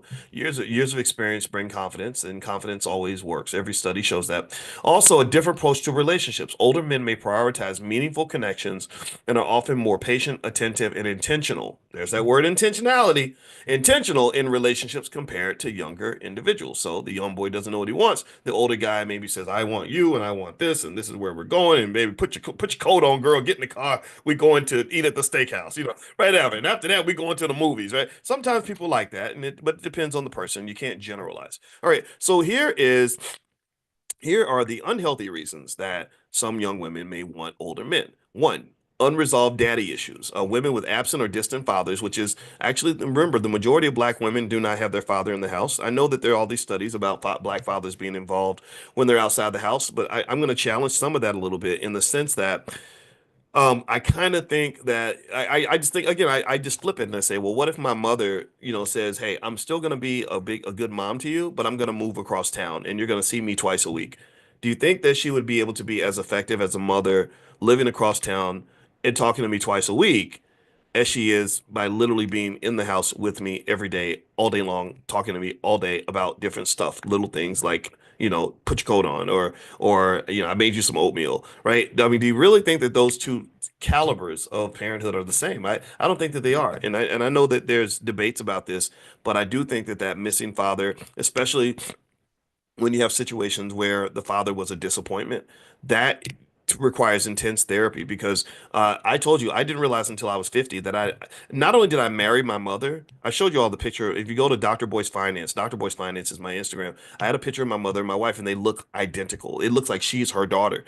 And it wasn't until I was 50 that I realized that not only did I marry my mother, but I've dated my mother 2 or 3 times. I really have. I had a girlfriend named Robin, which is my mother's name, in college, and I didn't even like the girl that much, but something just had me there, and I was like, why am I even here? I was looking like Travis Hunter for a little while because this girl was tough. She was not fun to date. But anyway, with that being said, a lot. I argue that maybe sometimes when you see women that choose the wrong men, and they, next thing you know, you're pregnant by a guy who looks like your favorite rapper. I think that there's some deep daddy issues in there that maybe not so much because the men remind you of your father, but maybe because maybe you looked at these big hip hop guys who are absolutely terribly anti-family. Most of them are very anti-family because the culture is all about womanizing and balling out and being stupid, and definitely not tying yourself down with something boring like marriage and family. Um, I don't know. I kind of think that these rappers kind of become like these father figures in the black communities, men that we end up looking up to, and some of them, I know some of these guys personally, and I'm like, some of these guys are just complete total degenerates, like just absolute degenerates. It's unfortunate. It's kind of strange to me that we have, and I'm not saying all of them are. That's obviously not true. I told you Ice Cube is my friend. He texted me yesterday, and he's been married to his wife for 30 years, something like that. But also, let me tell you, in terms of Ice Cube, what I like about him, the reason that I can be his friend and I did not remain friends with Kanye West is because he has a type of logic and reasoning and intelligence about him that some of the artists kind of lose, in the sense that he understands. He has a song. I kid you not, and I'm going to go on a small little tangent on this, but it relates back to the wealth thing. He has a song from the 1990s that if you're a big Ice Cube fan, you would know this song. And I don't remember the actual name of the song, but the chorus was had it involved the term ass over cash. And what he was basically, excuse my French, but he's basically saying that these young guys get themselves in trouble because you don't handle your business. You're out chasing so much booty and chasing so many different women that you lose focus, and then you end up losing all your money. You end up ruining what's going on. You end up messing up your situation. You end up putting yourself in situations where you get arrested or killed or lose everything because you are so distracted by the sex, right? And so I thought that, and I remember hearing that song. This was years before I met him, and I listened to it as a 28-year-old, and I said, I get this. I understand this song, and because what it says is that part of manhood should be predicated on understanding. Yeah, there are benefits to being a man, especially when you're a successful man. You should enjoy some of those spoils, but when you do things in excess, you're gonna pay a price for that. You're typically going to pay a price for that. And if you don't, hey, acknowledge that, and you don't have, this is why mentorship is so important for young men. When we lost our fathers, when they locked up all those black men, I told you I've been mad about that for 30 years. When they locked up all those black men, these little boys did not have any guidance. They didn't have anybody to say, hey man, look, slow down, stop that, don't do that, don't go shoot him, or no, don't. You got too many women running around. You got to focus, man. You need mentors that will do that for you so you can understand how to play this game strategically. Life as a black man is very strategic. If you are not a chess player, you will lose the game. You have to be a chess player. Some of these Negroes run around playing, playing checkers and tiddlywinks and dominoes and and crapping out every time or whatever. And you can't do that. You got to be a chess player. You have to be able to think strategically. And that I would say would be what Cuban and I kind of vibed on. Is like, I get it. I was like, oh, I get it now. You're a solid guy and you think strategically, so we can have a conversation. If you're a goofball who gets caught up in anything that's popular, I don't even know anything about that. I'm not interested in that. So anyway, let me finish up. Let me read a few more things.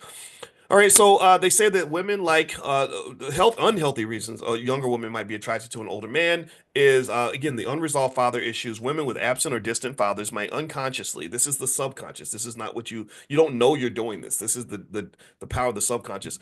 Unconsciously seek older men to fill a parental or nurturing role, leading to dependency rather than a balanced partnership. So they have a Freudian theory on parental dynamics that basically says that if you don't address that daddy issue, you're gonna be picking wrong. You're gonna end up in bad situations relationship wise for the rest of your life. My wife, who is a therapist and also a expert on the subconscious mind, talks to me about she kind of schooled me on a lot of this.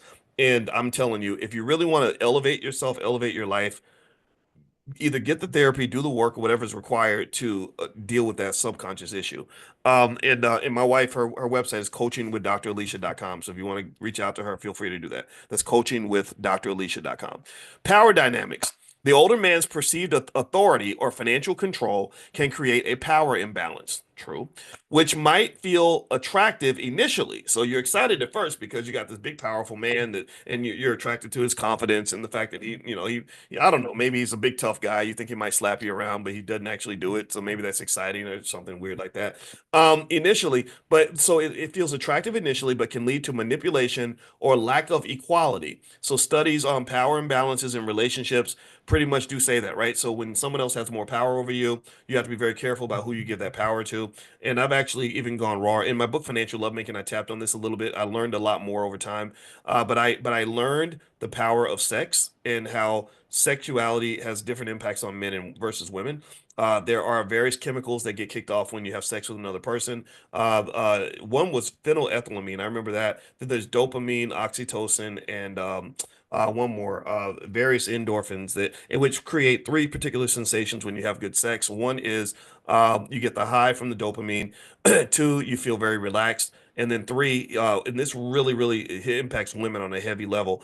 Your oxytocin receptors are really opened up, especially when you have orgasms with a man. So when they talk about the spiritual connection that you have with that person, where suddenly this creepy, horrible person, you suddenly want to wash his dirty drawers and let him drive your car. That's what the oxytocin does. The oxytocin receptors are wide open, and you have this magical experience, and suddenly you're in love. And you might be in love with the devil. A lot of us have had that experience. But what happens with women that's different from men is that men have this thing called testosterone. And some men have more of it than others. Athletes have a lot of testosterone. That's why they're great athletes. That's why they're big and strong. And the testosterone partly neutralizes the oxytocin. So the effects of the sexual experience impact men differently from women. So that's why you have those scenarios where the man is like, okay, I gotta go to basketball practice now.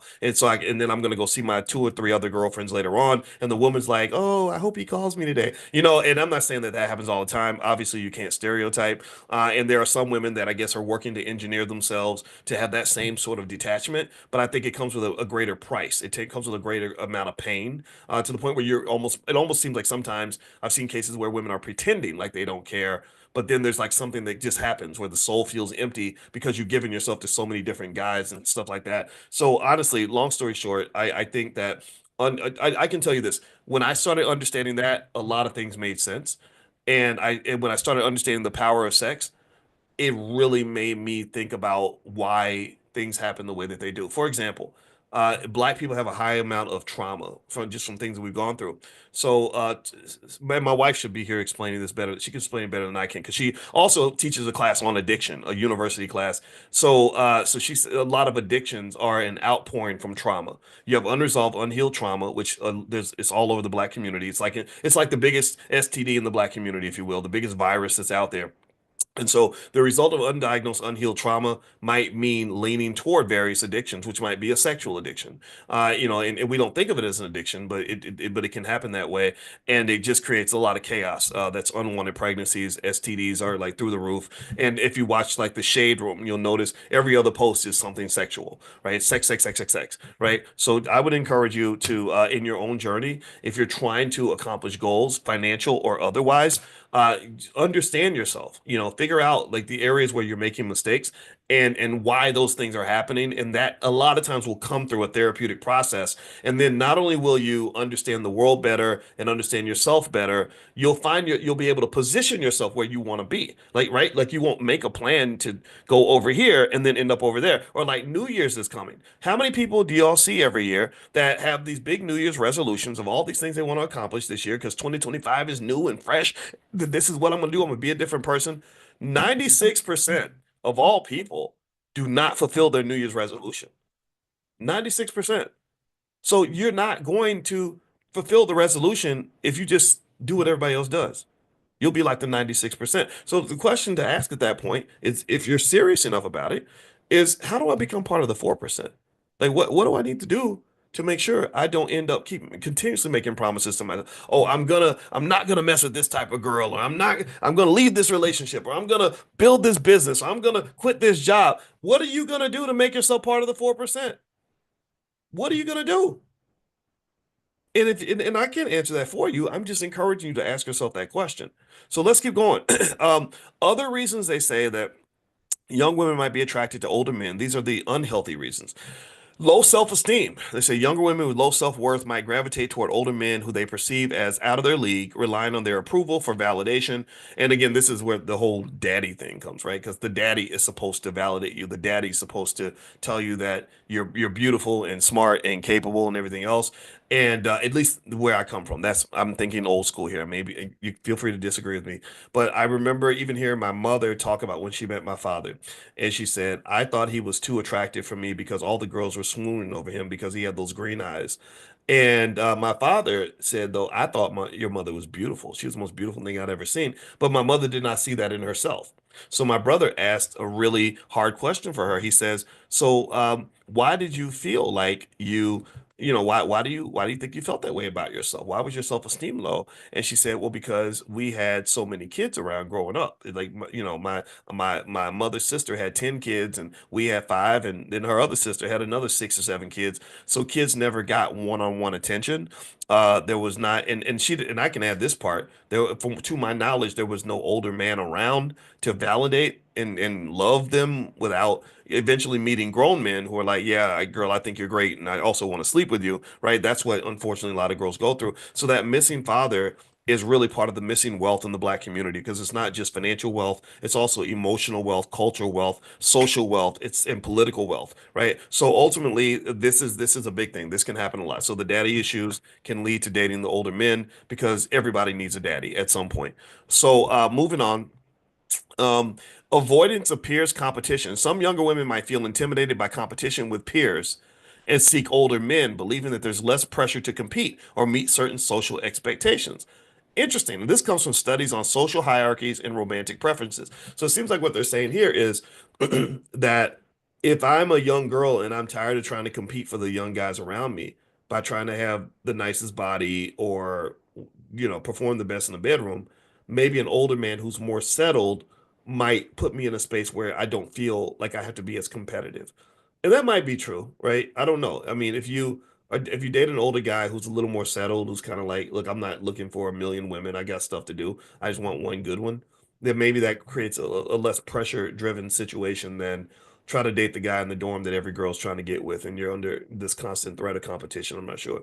And then the last thing they mentioned here is escape from uncertainty. They say younger women may be drawn to the perceived stability of older men as a way to avoid dealing with their own life transitions or uncertainties, which can hinder their personal growth. This is connected to attachment theory and fear of independence. Interesting. So you have, so maybe you're uncertain because you moved out of the house and you're afraid, or maybe you have these other areas where there's uncertainty, and you have this other older figure that's kind of like this pillar in your life that can provide the certainty that you're seeking. But unfortunately, I guess they're saying that in a toxic case, you're never going to develop independence because you are depending on someone else. So maybe it becomes a codependent situation. I'm not sure. But I will say this. One thing I've noticed universally that to be universally true is that the economic piece pops up everywhere in relationships. I don't think it's realistic for a person, especially a man, to think that you can have no money and be as appealing as the guy who has, financial security. Again, sometimes there's exceptions, right? But but overall, I kind of think that we're kind of hard on people when we say, oh, all you care about is money, or why would you expect a man to take you to the Cheesecake Factory for dinner? He doesn't even know you like that, And I think that some of that really reflects the economic desperation that exists in the community, like right, like the goal of America, in my opinion, has always been to keep the black man as a child or as feminine or as a clown. That's why your biggest most famous black men in America tend to be comedians, rappers, and athletes. All these are very childlike professions. They're not building rocket ships. They're not out, negotiating multi-billion-dollar deals with foreign countries. Those are not the black men that can tend to end up on the covers of magazines. It's some guy that's playing a sport like a child, some guy who is telling jokes like a clown, some guy who's rapping and disrespecting his community the whole time. N word this, B word that, right? Just really all these ridiculous, clownish, entertaining behaviors.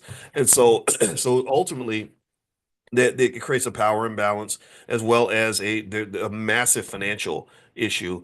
And my belief in terms of what the solution is that black men who really want to be men and be human have to start businesses. If you want your humanity back, you're going to have to build institutions of your own.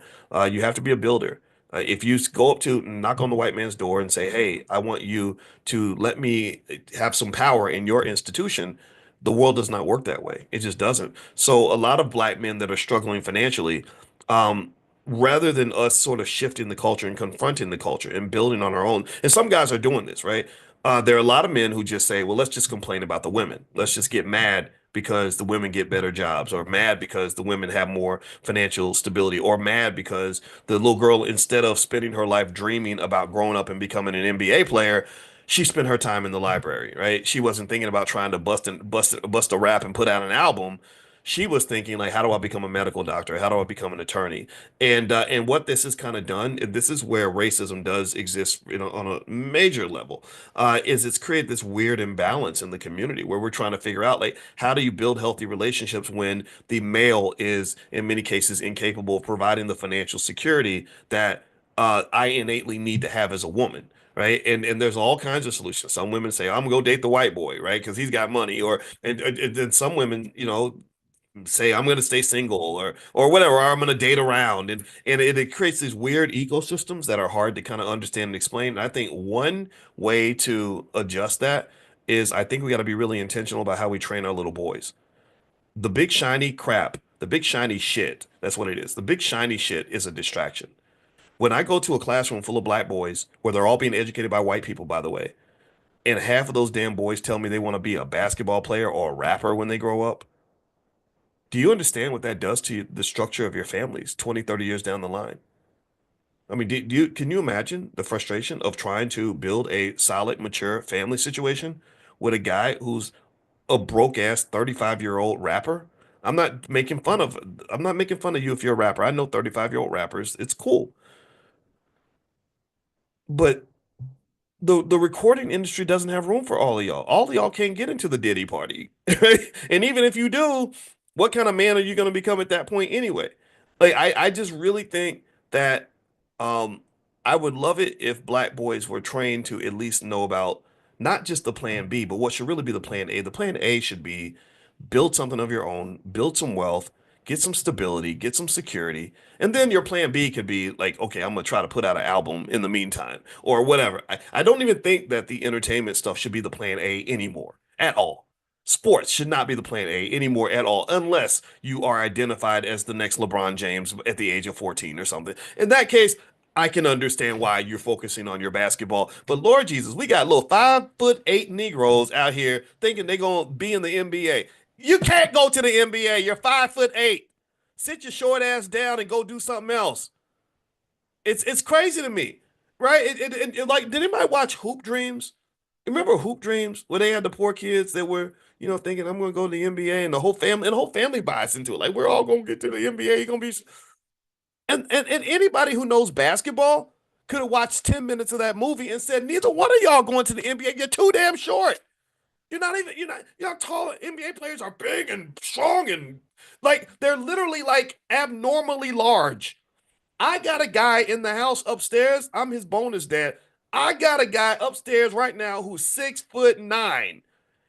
He could have had a hoop dream, and I would have been like, you know what? Let's go work. Let's go to the court right now. Let's work on the jump shot a little bit because he could have had a chance.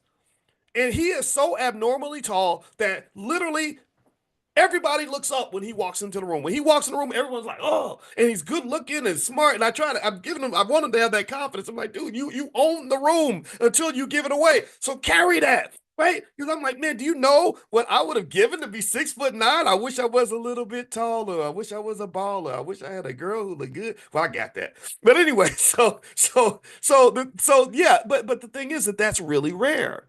That's very, very rare. So really the thing that drives me crazy about the stupid hoop dream that they sell us when we're kids is that number one, that's not even the best way really to make money in general, in my opinion. But then number two, even to have a chance to win the basketball lottery, you got to win the genetic lottery. The genetic lottery means you got to be part of the point one. I think that the 6'9", I think that less than 0.1% of the population is as tall as our son upstairs. Like literally one in every 1,000 people or something ridiculous like that is that tall. So it makes no sense um to to even talk about that. I would encourage you to make sure that your son understands these things. And I don't care if he feels like you are a dream killer. Travis, please stop putting your phone number in the chat, man. That's something we don't like for we unless we specifically ask for that. Let's try not to do that for security reasons. I don't want people, we don't want that kind of stuff. Just sort of like, so if you want to do some marketing or something, you could talk to our team. But I see you putting the phone number in there repeatedly. So please, I'm just asking you politely to not do that. All right. So the long story short here is to say that when we have these dreams that that our children bring to us, I think we got to give them the right dreams. One of the reasons why I kind of liked what the Earn Your Leisure guys were doing, which I love those guys. I went to the Invest Fest. I had a lot of fun. There's a lot of great people there. Um, I like what they're doing because I like the fact that they're helping young guys really understand that there are so many different ways for you to be rich and successful. You don't have to be on stage. You don't have to be a basketball player. And the one thing that the next step in that evolution though is that we have to get to the point where that doesn't even become like the dominant part of our culture. Even then, it's like, when I was on the platform, when I was there. I went there because my buddy D1 was performing there, and I was really happy about that because D is such a great guy. He has the right ideas. He's one of the good ones as far as rappers go. But I'm there and I'm seeing all these entertainers on the stage, performing. And it's unfortunate that you need rappers to even get the attention of young black people. I think that you should be able to get their attention with things that are a little more beneficial to the community. Like, how about healthy families? How about that get the attention of our community? How about just generational legacy? That should get our attention. Financial security should get our attention. Intel education should get our attention. I don't know if I don't know how I feel about the fact that we're only looking when a rapper is talking or when an entertainer is speaking. Because right now, with what you're seeing with Diddy and all these people, all these Negroes about to go to jail, all these people losing all their money, and all these they're raping people. They think that we're getting all kinds of crazy shenanigans, drugs, and everything that you want to do to ruin your life was apparently happening at those Diddy parties. These people are becoming drug addicts. And again, I don't want to sound overly preachy about it, but I can tell you, in terms of wealth, all those things will destroy your wealth. But they won't just destroy your money. After they take your money, they're gonna take your soul. Like you'll experience a pain that like the pain of being completely flat broke. Take that pain and multiply by 1,000, and that's the pain you get when you realize your drug addiction caused you to ruin the lives of your children, or when your choices got you 80 years in prison, or you've got your doctor tells you caught a disease that you can't give back. That's the other part in terms of the underbelly, in terms of what's lost. It's not just the money. The money is yeah, the money's a side note at that point. Yeah, they're gonna lose all their money. A Diddy won't be no billionaire by the time he gets done. And everything is alleged, right? We have to use the word allegedly.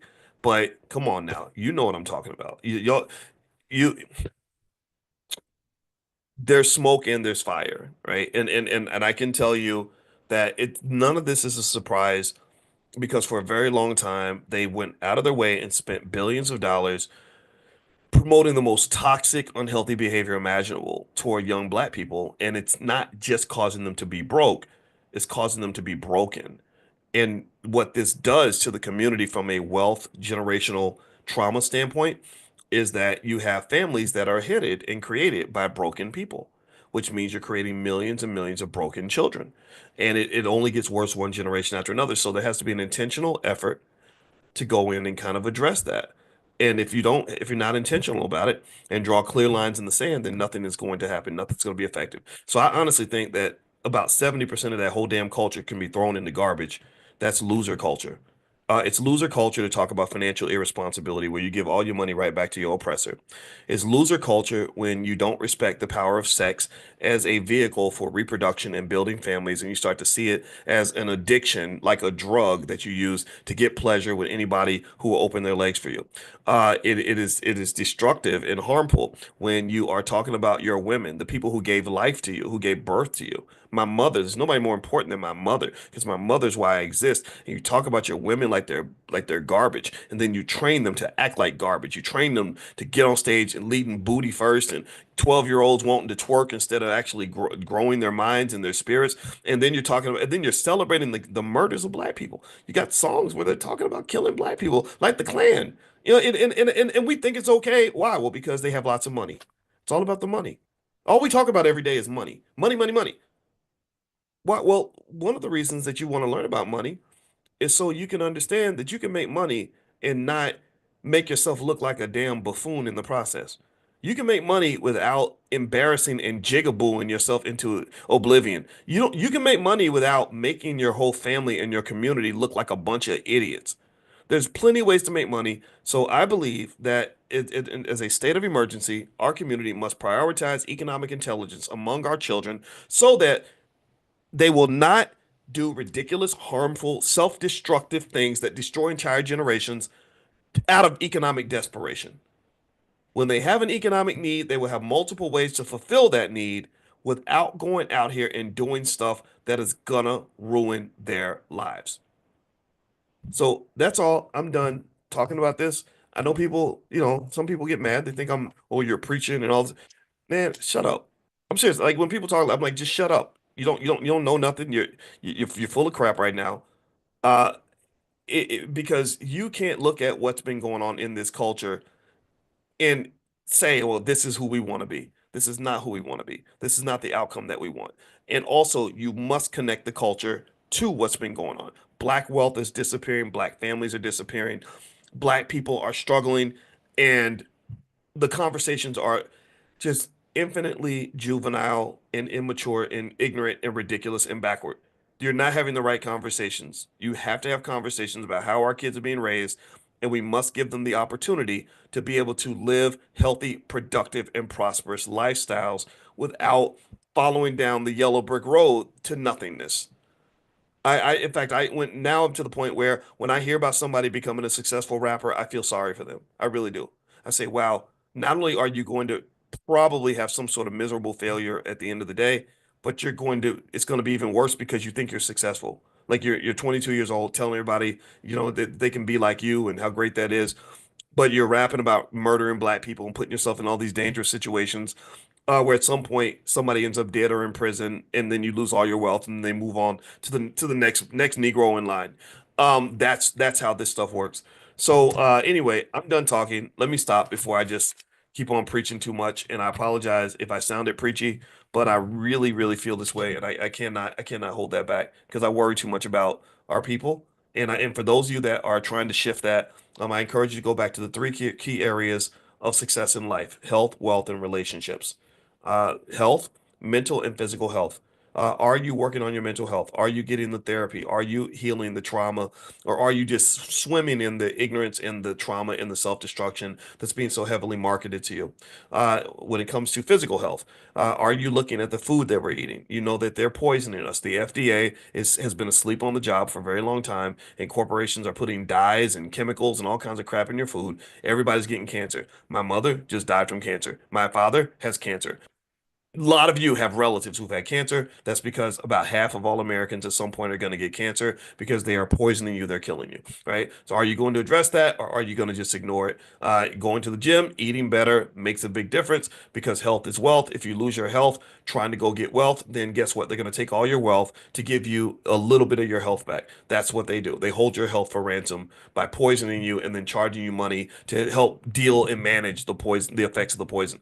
When it comes to relationships, are you having healthy relationships with yourself and other people, or are you attracted to toxic situations, or do you end up in similar toxic situations over and over again, and don't know why? Well, again, that goes back to the healing, that goes back to fixing. Relationships have a toolkit. There are ways, there are specific skills, specific people that can say this is how you manage a relationship, especially with two traumatized people. It's very hard to build a business together. Two traumatized people have a hard time building families together. I heard the rapper 50 Cent, he said something really insightful one time. I heard him talk about his relationship with Big Meech. Big Meech was his big drug dealer up north, and Big Meech just got out of prison. And 50 said something like, he said, "Yeah, when I first saw those guys in the club back 20 years ago, I stayed away from them." And they said, "Well, why did you stay away from them?" He said, "Because I know who I am, and I know what I've gone through, and the kind of person I am, and I know what they are." And he knew that those chemicals, when they mix, when you mix traumatized people together, trauma will lead to drama. And so his insight, and again, he's heavily traumatized. I mean, the man got shot 9 times. I was impressed with the fact that he understood that how traumatized people don't tend to do things very well because they're not built for cooperative behavior, right? So fix that, get that out of your system so you can really be the kind of person that you want in your life. And then the last part is the wealth. I mean, we know all about wealth. We've talked about it a lot. And wealth comes down to a couple things. Do you have income and financial security? That's it. Do you have enough money in your bank account to tell your boss to kiss your ass because you're sick of his crap? Do you have enough wealth such that your children and grandchildren are going to be okay after you're gone? You could do that by getting an insurance policy. Just get one tomorrow or something. Do you have the financial security that gives you emotional peace? If you don't have it, start working on that, right? And then build it for somebody else in your family. The world does not have to be what it is. We are trained to expect that we're going to grow up and eventually have some horrible job and have to show up and work every day for somebody who cares nothing about us and then work until we die and all this other nonsense. That's BS. We've talked about the economy enough, and I can dissect that for you and explain to you that everyone should invest. If everyone invests consistently and that makes that a core value of their family, then you can really have children that never have to work for anyone. We talked the other day about how if you just bought $1,800 worth of Apple stock one time in 1997, that will be over $2 million today. There's no person on earth that has $2 million in the bank that has to get up and go to work tomorrow. No person anywhere. So if you go back, a lot of us spent $1,800 that year, but most of us did not spend $1,800 on Apple stock. And imagine if you instead put 1,800 every year, right? Then you'd be incredibly wealthy. You'd be perfectly fine. If your parents had done that for you, you wouldn't have financial problems. So unless you create them. So I would encourage you to do those little things, and that's going to make the difference for you. So anyway, I'm done talking. Thank you guys for listening. Quick reminder, if you want to be on the text list to be notified when we meet for class every morning, pull out your phone, text the word morning, MORNING, to the phone number 87948. So text morning to 87948. Also, if you want a copy of that book, Financial Lovemaking, I mentioned earlier, you can get a free e-copy. You just go to boyceandalicia.com, and at boyceandalicia.com, there's not only the book there, but my wife, who's a therapist, she also does stuff for couples and families and stuff like that. She has a 5-day Black Love Challenge, so she believes in Black love. And then thirdly, if you wanted to get the recording from the financial slumber party that we did last night, and because you couldn't make it, it's yours for life. Your family can have it. You can share it with whoever you want to in your family. And you can go to financialslumberparty.com, financialslumberparty.com, and you can get a copy of the recording. And if you guys like it, I'm gonna send you all a survey via text. And so if you all liked it enough and you thought that it was worthwhile and fun, which it seemed like you did, then we can do another one. And so I'm just gonna ask you guys like how you felt, what we can do more of, less of, and then also ideas on other financial slumber parties we can do. Because I had a blast. We were there from 11 p.m. until 2:30 a.m. and I went to sleep. And I told my wife I woke up this morning to go to the gym. I said, "Oh my gosh, I feel like I was drinking all night," but I had a lot of fun. And thank you guys for hanging out with us. All right, so have a good night, everybody, or good day, and I hope you have a great weekend. And I'll talk to you soon. Take care. Bye bye.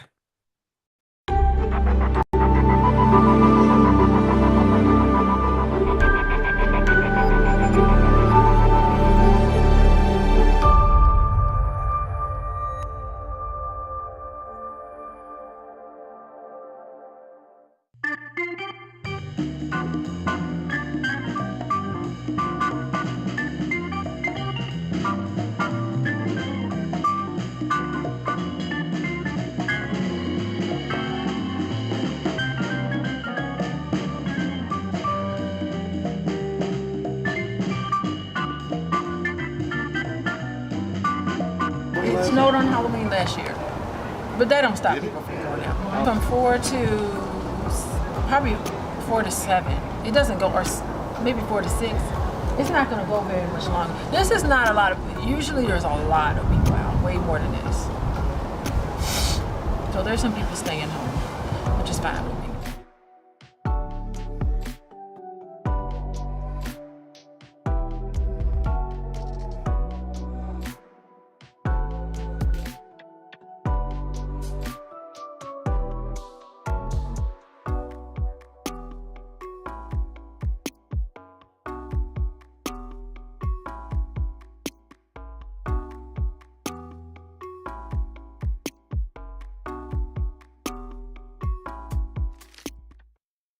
The earliest trick-or-treating memory I had when I was it was 1975. I was 4. You remember that?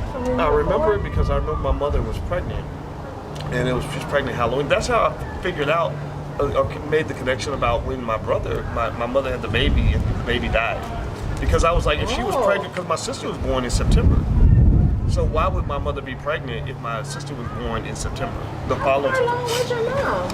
I remember pulling her arm and noticing her stomach was big, and I was like, "Come on, Mama!" That's like I wanted her to run, and she couldn't run because she had a big stomach. So Mama was like ready to give birth. Yeah. That was when you didn't make it. Yeah. And so my sister was born about maybe a year, about 11 months later. Good. So I guess they must have just got pregnant like right after. A replacement child. Really? Is that a thing? That's a therapy thing? That is a thing, replacement child. Oh, okay.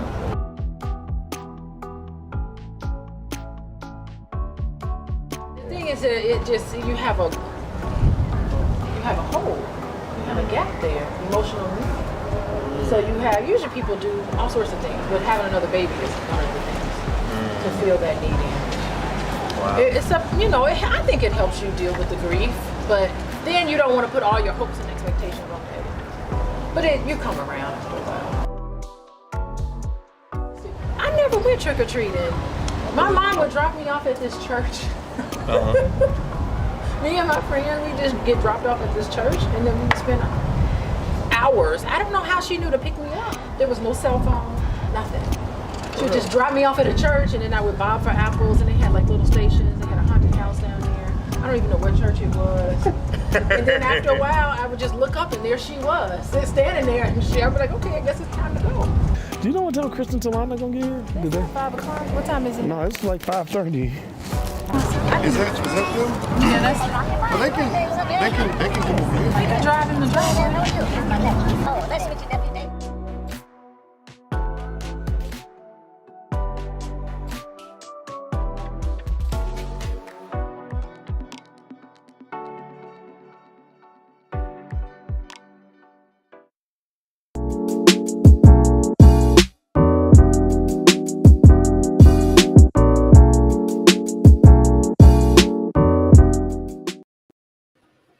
Hey, what's going on, guys? I hope you guys are having a wonderful day. Welcome to Dr. Boyce Daily Stock Market. This is where we talk about what's going on in the stock market every day, as well as some other financial tips and information and news that will help to improve your life.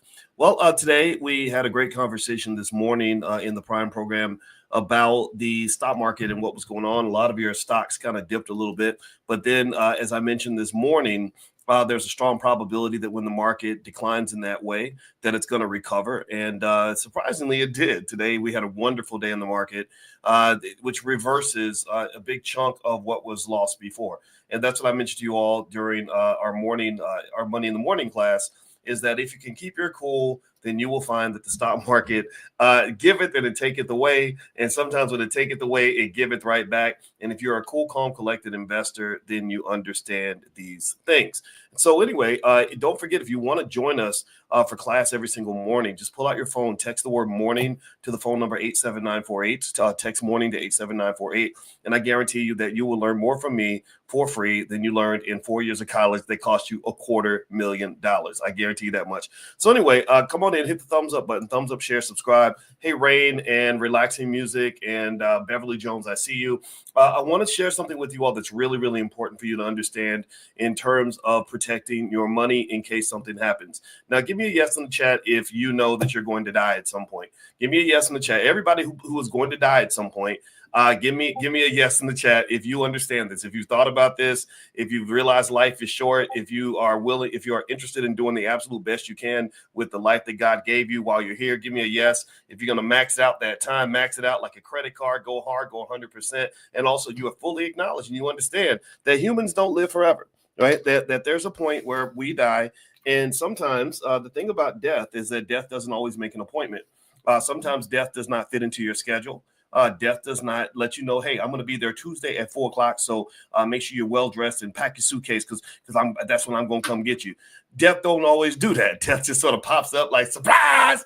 And then next thing you know, you're in the pearly gates and you're screaming like, hey, wait, the bank account number is this and the login for that is that. But you can't do that. You can't go back and fix anything because once it's done, it's kind of done. That kind of sucks. And what happens is what people don't think about is that when you pass, there are all these little things that have to get done that you were doing because you were Superwoman, you were Superman, you were doing everything for everybody all the time, but you didn't tell anybody else how to do it. You didn't give anybody else the passwords. You didn't tell anybody else how to get into the bank account so they could pay the rent by next Tuesday. You didn't tell them anything. So unfortunately, you got a bunch of people going through all your stuff, trying to solve problems, trying to figure things out. A lot of people can't get your stuff because they're not you. They're not you, right? So here's what I wanted to share with you that's really important. If you stick to the end of the video, I'm also going to I'm going to give you a stock that I like right now, a stock that I'm going to buy. I told you I was going to give you a profit alert. I'll do that as well. Well, there are these things that imagine this.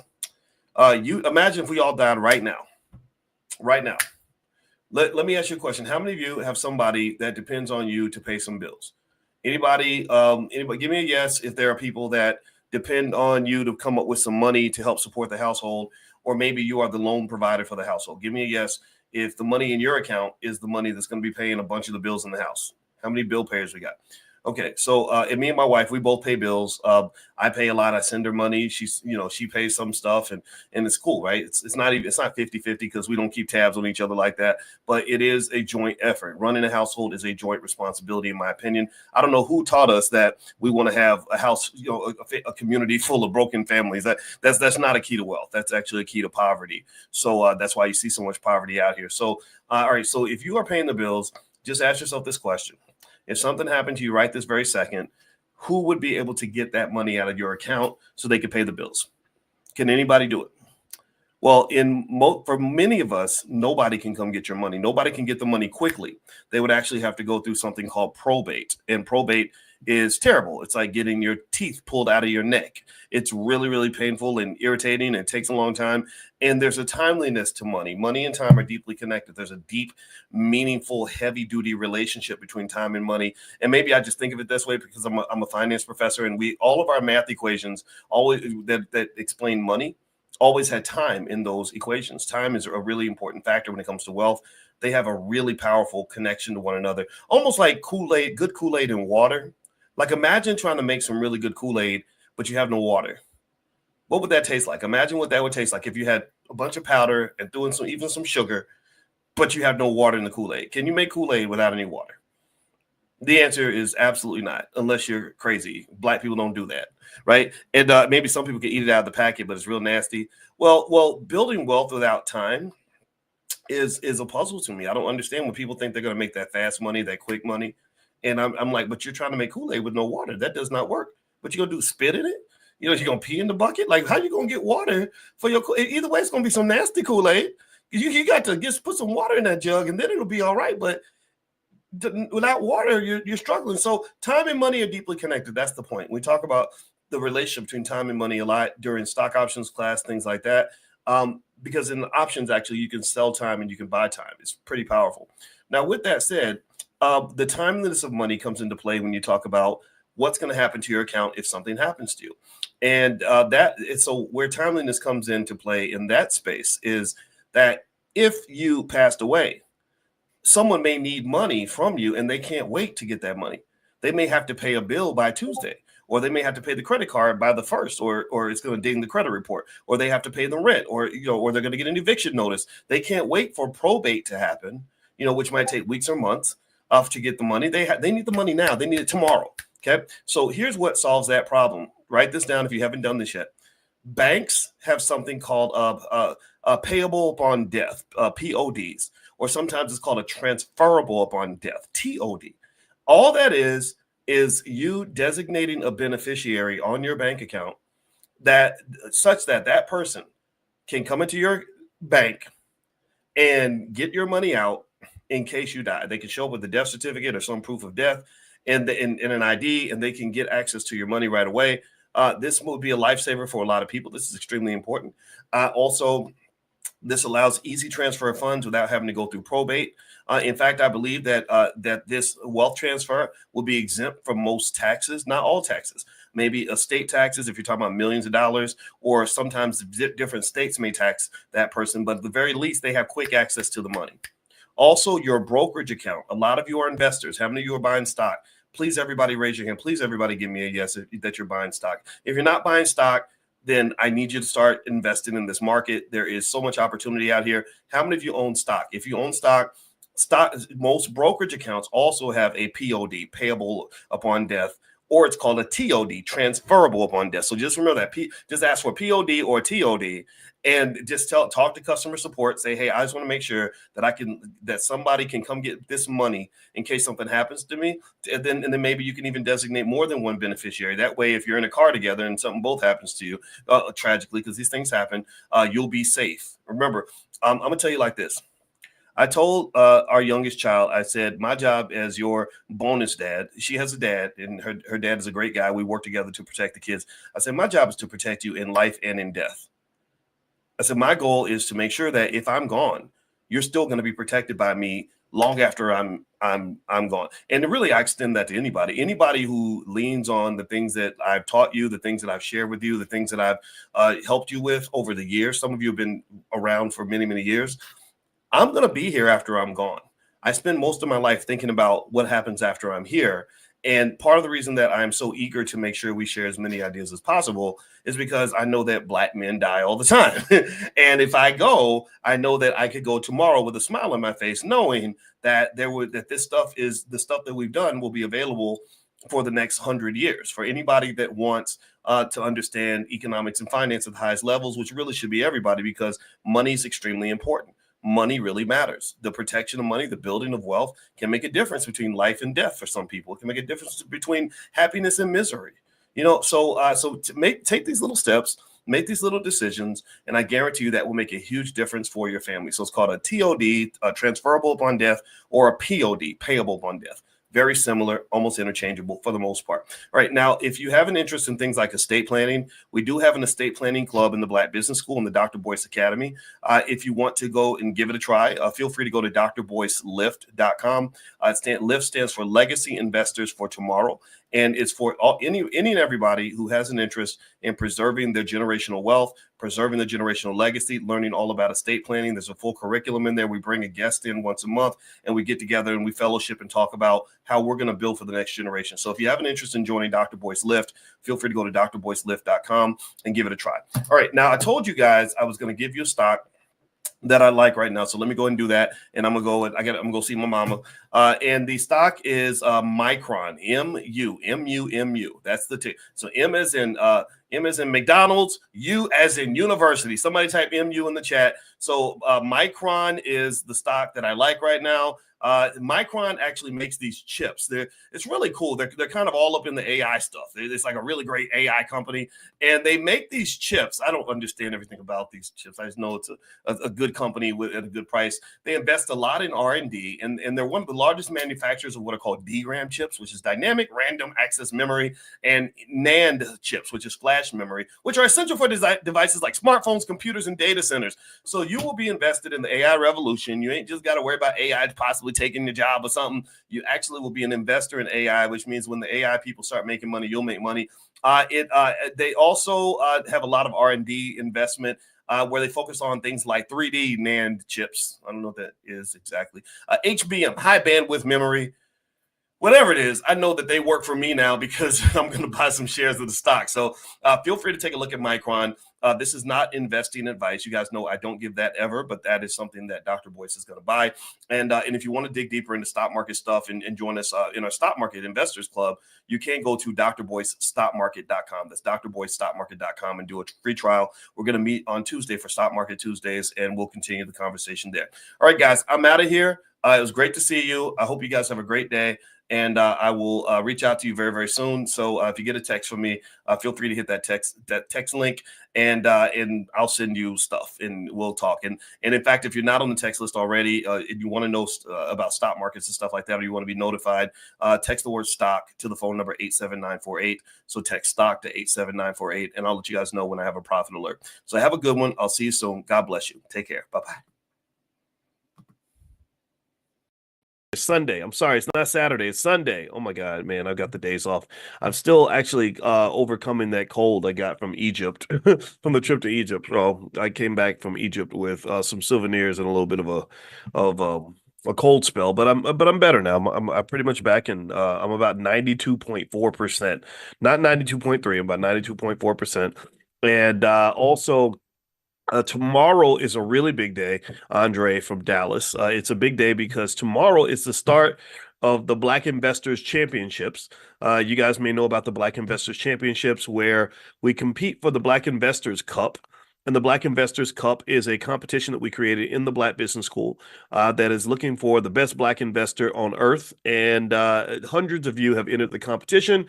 We cannot take any more contestants. We unfortunately we have run out of spots for this competition, which starts tomorrow morning. But if you are in the Black Investors Cup, you can log in at blackinvestorscup.com, and you can then hop in and go ahead and start picking your stocks tomorrow. And after 6 weeks, we're going to go look and see who made the most money, and the winner will get the big Black Investors Cup mailed to your house. You'll also get free lifetime access to any course you would like in the Black Business School. That means you could take our stock market class, you could take our stock options training, you could look into our real estate training, you can do whatever you want to do in the Black Business School. And then also I'll bring you on the platform to allow you to be a part of the platform, to tell everybody what you did and why you were so smart and what you and your family accomplished when it came to investing. So anyway, James Keller, how are you? I see you. Give me a quick yes in the chat if you can hear me okay. Let me know if you can hear me, and I'll send out a quick text message to let everybody know that Money in the Morning is starting now. And what I thought I would do today is kind of talk to you guys about just investing in general. So one of the reasons we're doing the Black Investors Championship is because I want to encourage you to invest, but to also show you a couple things, show you a thing or two, the things that will make a difference in your long-term generational wealth. See, as I've mentioned to you all many, many times before, investing literally is it's shown as the number one wealth driver on Earth. Stock market investing is the number one wealth creator on the entire planet. So if you're not investing in the stock market and you don't have any wealth, well, it's easy to explain what's going on. And what's going on is that you're not participating in the places where the money is. The best way to have money is to go where the money's at. Give me a guess if you understand. Give me a guess if this logic makes sense. If you want to have the money and you want to get the money, you can't be where the money's not and expect to have the money. Do you understand? Like you can't. That doesn't even make any sense. Why would you go if you want to get something? Why would you go to the places where that thing is not located? If you're looking for a good man, why would you go to the places where bad men are located and expect to find a good man? If you're looking for gold, why would you go to all the places that don't have gold and dig for gold? And why would you dig for gold in the trash can? Why would you dig for gold in, I don't know, in the middle of the ocean? You don't do that, right? You dig for gold, you find out where the gold is located, and then you dig for gold where the gold is located, right? Very simple idea. And one of the things that's interesting and just utterly insanely fascinating to me is how many people claim that they want money, but they don't go where the money's at. They do things that don't connect to the money. And maybe it's because we're just following behind what somebody else told us to do. We're following generational patterns, generational curses. I talk about that extensively in my book, The 10 Commandments of Black Economic Power, which you can get a copy of that book at drboycebooks.com. It's also on Amazon. And I'm going to tell you, when you sort of ask that question, why don't most Black people invest?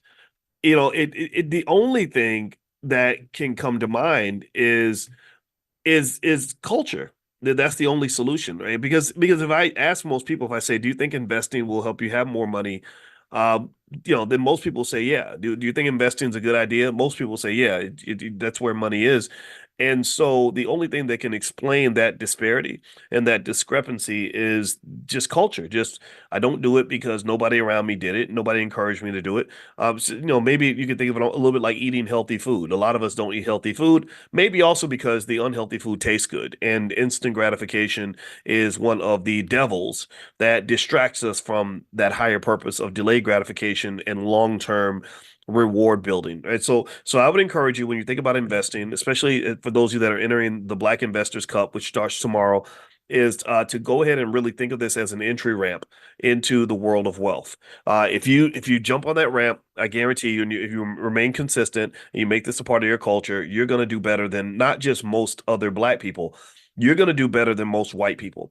See, what you don't understand is that there's nothing magical about white people. White people don't have fairy dust sprinkling out of their butts that makes them smarter or better than you. They don't have anything like that. In fact, if you go through and you look at history, I just went to Egypt, so I got I guess some extra information on this. There's you were taught in school that the Greeks and whatever the Greeks and the Romans created culture and all that. And that just isn't true. The Egyptians, taught culture to the Greeks and the Romans.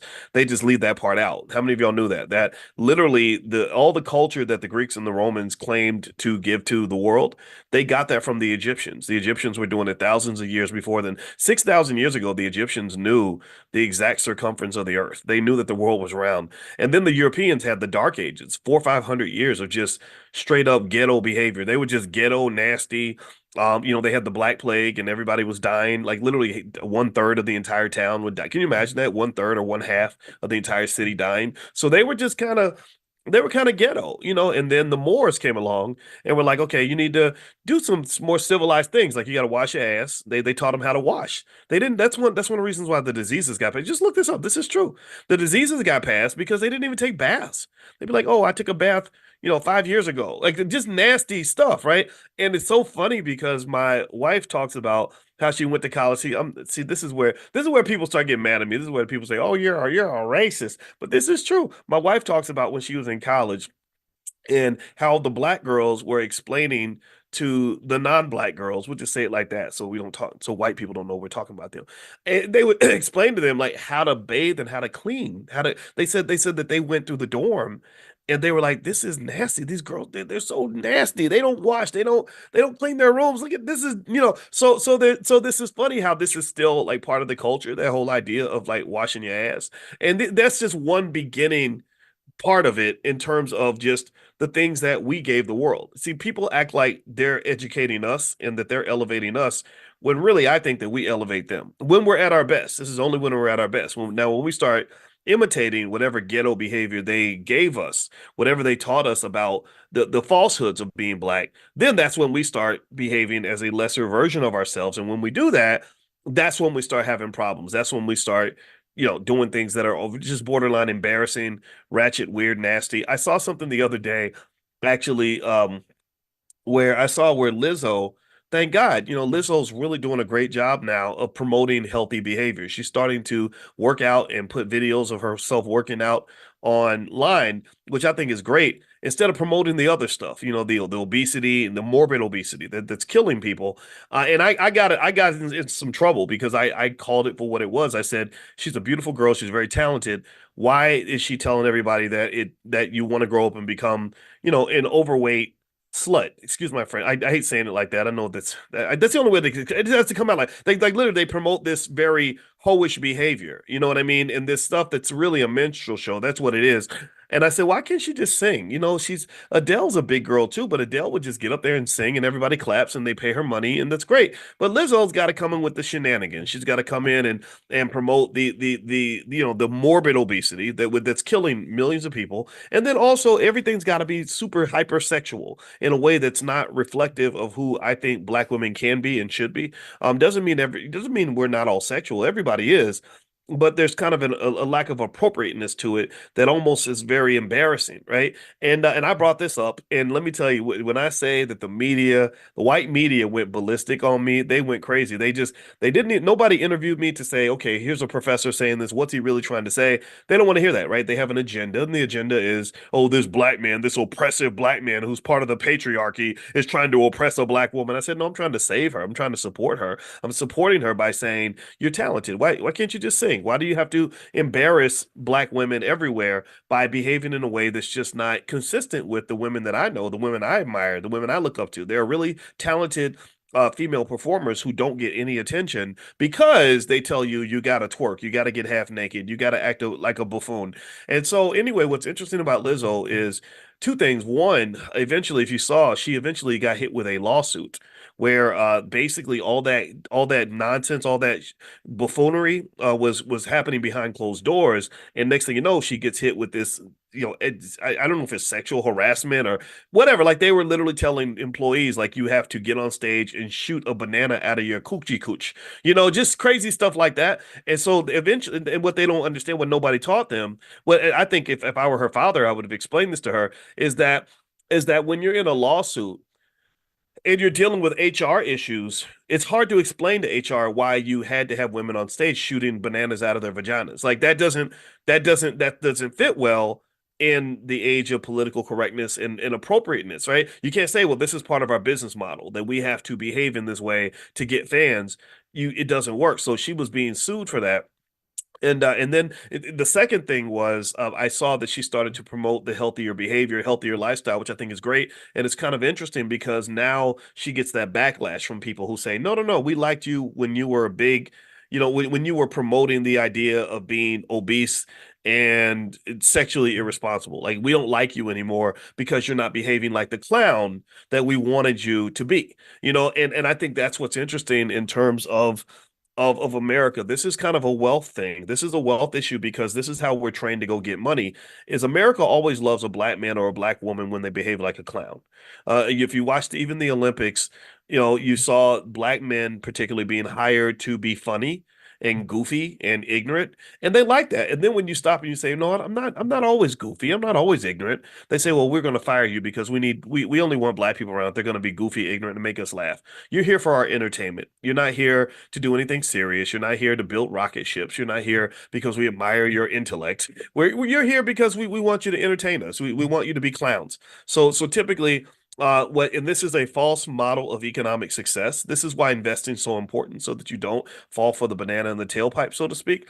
Is that typically black men in particular tend to get the most money if they are doing one of three things: if they are dribbling basket, if they're playing a sport, rapping, or if they're telling jokes. If you're funny, if you can rap and entertain them, calling yourself the N word and rapping about killing other black people, or if you if you make them laugh, play a sport, or can bust a rap, then you're going to make lots of money. And then what happens is that because people form false associations with money, because you live in a capitalist society that falsely trained you that all money is good money, that making money is all that matters, that the more money you make, the better you are, the more successful you are. They measure success solely on your economic outcome, which is a very dangerous idea. We start to celebrate people who made their money in ways that are just embarrassingly uncivilized. And this is in contrast to who I believe that we are, because remember, we taught the Europeans how to be civilized. We taught them how to we taught them how to how to be human, how to be distinguished, how to be decent. Now, someone's asking me to talk about the Democratic National Convention and Kamala Harris and everything. I don't want to talk about that today. I don't feel like that's and really, I just tell you who to vote for, whoever you want to vote for. I'm not one to tell you what to vote for or who or anything in the next election. I really encourage you to simply do what's going to work for you and your family. And I think that message is actually radical enough. I get enough pushback from people. I told you about the time I got the weird phone call from DL Hughley, who basically just said some pretty horrible things in terms of just me thinking like, wow, you must really be concerned. You must really be feeling guilty about what you're doing because you're really mad at me right now. And I'm not even going to repeat what was said because you wouldn't believe it if I told you. And I just remember thinking to myself, gosh, this politics thing, is it really messes us up as black people. I really think that we get so distracted by the politics. And what's fascinating to me is that there's not much evidence to say that if you care about things like black wealth, if you care about things like black wealth, there's not much evidence anywhere that you can find to say that our wealth levels tend to improve based on who we vote for. There's just not any evidence of that. So one of the things that I believe as a mathematician is that when you're looking for a solution to a problem, you you go where the solution is. You don't look for you don't if you're looking for a salad, like a healthy salad, you don't search for a healthy salad in a sewage dump. You just don't. You don't do that. Or you don't go look for if you're looking for a good wife, you don't look for a good wife at the bottom of the ocean. You don't. It doesn't make any sense. So my point in politics is that we're kind of barking up the wrong tree. We're looking for it's like you're looking for Cleveland in the middle of Santa Barbara. You're literally going places. You're looking for love in all the wrong places. You're looking for solutions in all the wrong spaces. And then people sit around and they're all confused about why there are no solutions, why nothing's been solved. Well, it's because you're wasting your time. Again, I'm not here to tell you. I told you guys I never tell anybody who to vote for. That's not my job. I just don't I'm just I literally honestly ask, like, show me evidence. And the formula is so simple. Because maybe it's because I'm 53, maybe it's because I'm a professor, maybe it's because I spent my whole life looking for patterns. That's all you do when you analyze data. When I was on the faculty of Syracuse, all I did was I would just look for patterns in the data, right? That's all you would do. So when the pattern is, oh, this is the same approach to getting elected that they used in the last election. Oh, it's fear. Fear is the operative word. Fear is very powerful. Fear is more powerful than love. Fear can be more powerful than desire. Fear can be more powerful than almost any positive emotion I can give you, because fear puts you on that low vibrational frequency where all you're trying to do is avoid the potential pain that will come if you don't do as you're told. So the goal of every election, in my opinion, is to get you on the fear frequency. They don't want you showing up saying, okay, give me a reason to vote for you and I'll vote for you if you do this and if you do that. I have all these demands. They don't want that. They want you literally on this, like, oh my God, I better do what you say or bad things are going to happen. It's like I pull out a gun and say, shut up and do what I tell you, or we're all going to die. Right. And then you just follow instructions. And some people operate on the fear frequency. I think black people operate on that the most because we've gone through so much trauma. We've gone through so much stuff. And actually, there's evidence of things like epigenetics that actually Cody Ransom is actually going to do. If you don't know Cody Ransom, he came into class the other day. He's going to do a true Black Wall Street a training in the Black Business School. If you want to take a look, go to b1wallstreet.com. That's b the number one wallstreet.com. He's extraordinarily good at this stuff. And he talks about epigenetics and the transfer of trauma through your DNA. And there's actually a lot of science behind that. Leading scientific journals are now questioning. They used to say, okay, your DNA defines everything else about you, but actually they're finding that the DNA can be affected by your environment. That literally you can change, you have the ability to change your own DNA based on your experiences. And who's had stranger experiences than us? We've had really difficult experiences in this country. So that survival mode that they put you into, it works because your DNA has so much trauma in it already that you're just pretty much going to do what you're told. You're going to, so what I want you to pay attention to is I want you to listen when people are telling you who to vote for, because they're always a lot of people are in the business of herding black people like we're like sheep or animals or something. I don't respond much to that. I'm not your sheep. I'm a lion. I'm a leader. I'm not trying to lead anybody, but I can definitely lead myself. I don't thank you very much for telling me what to do, but what you're doing doesn't work. Your strategy is a failure. I look at you and you're not succeeding. So why am I going to follow a loser? I'm not doing that.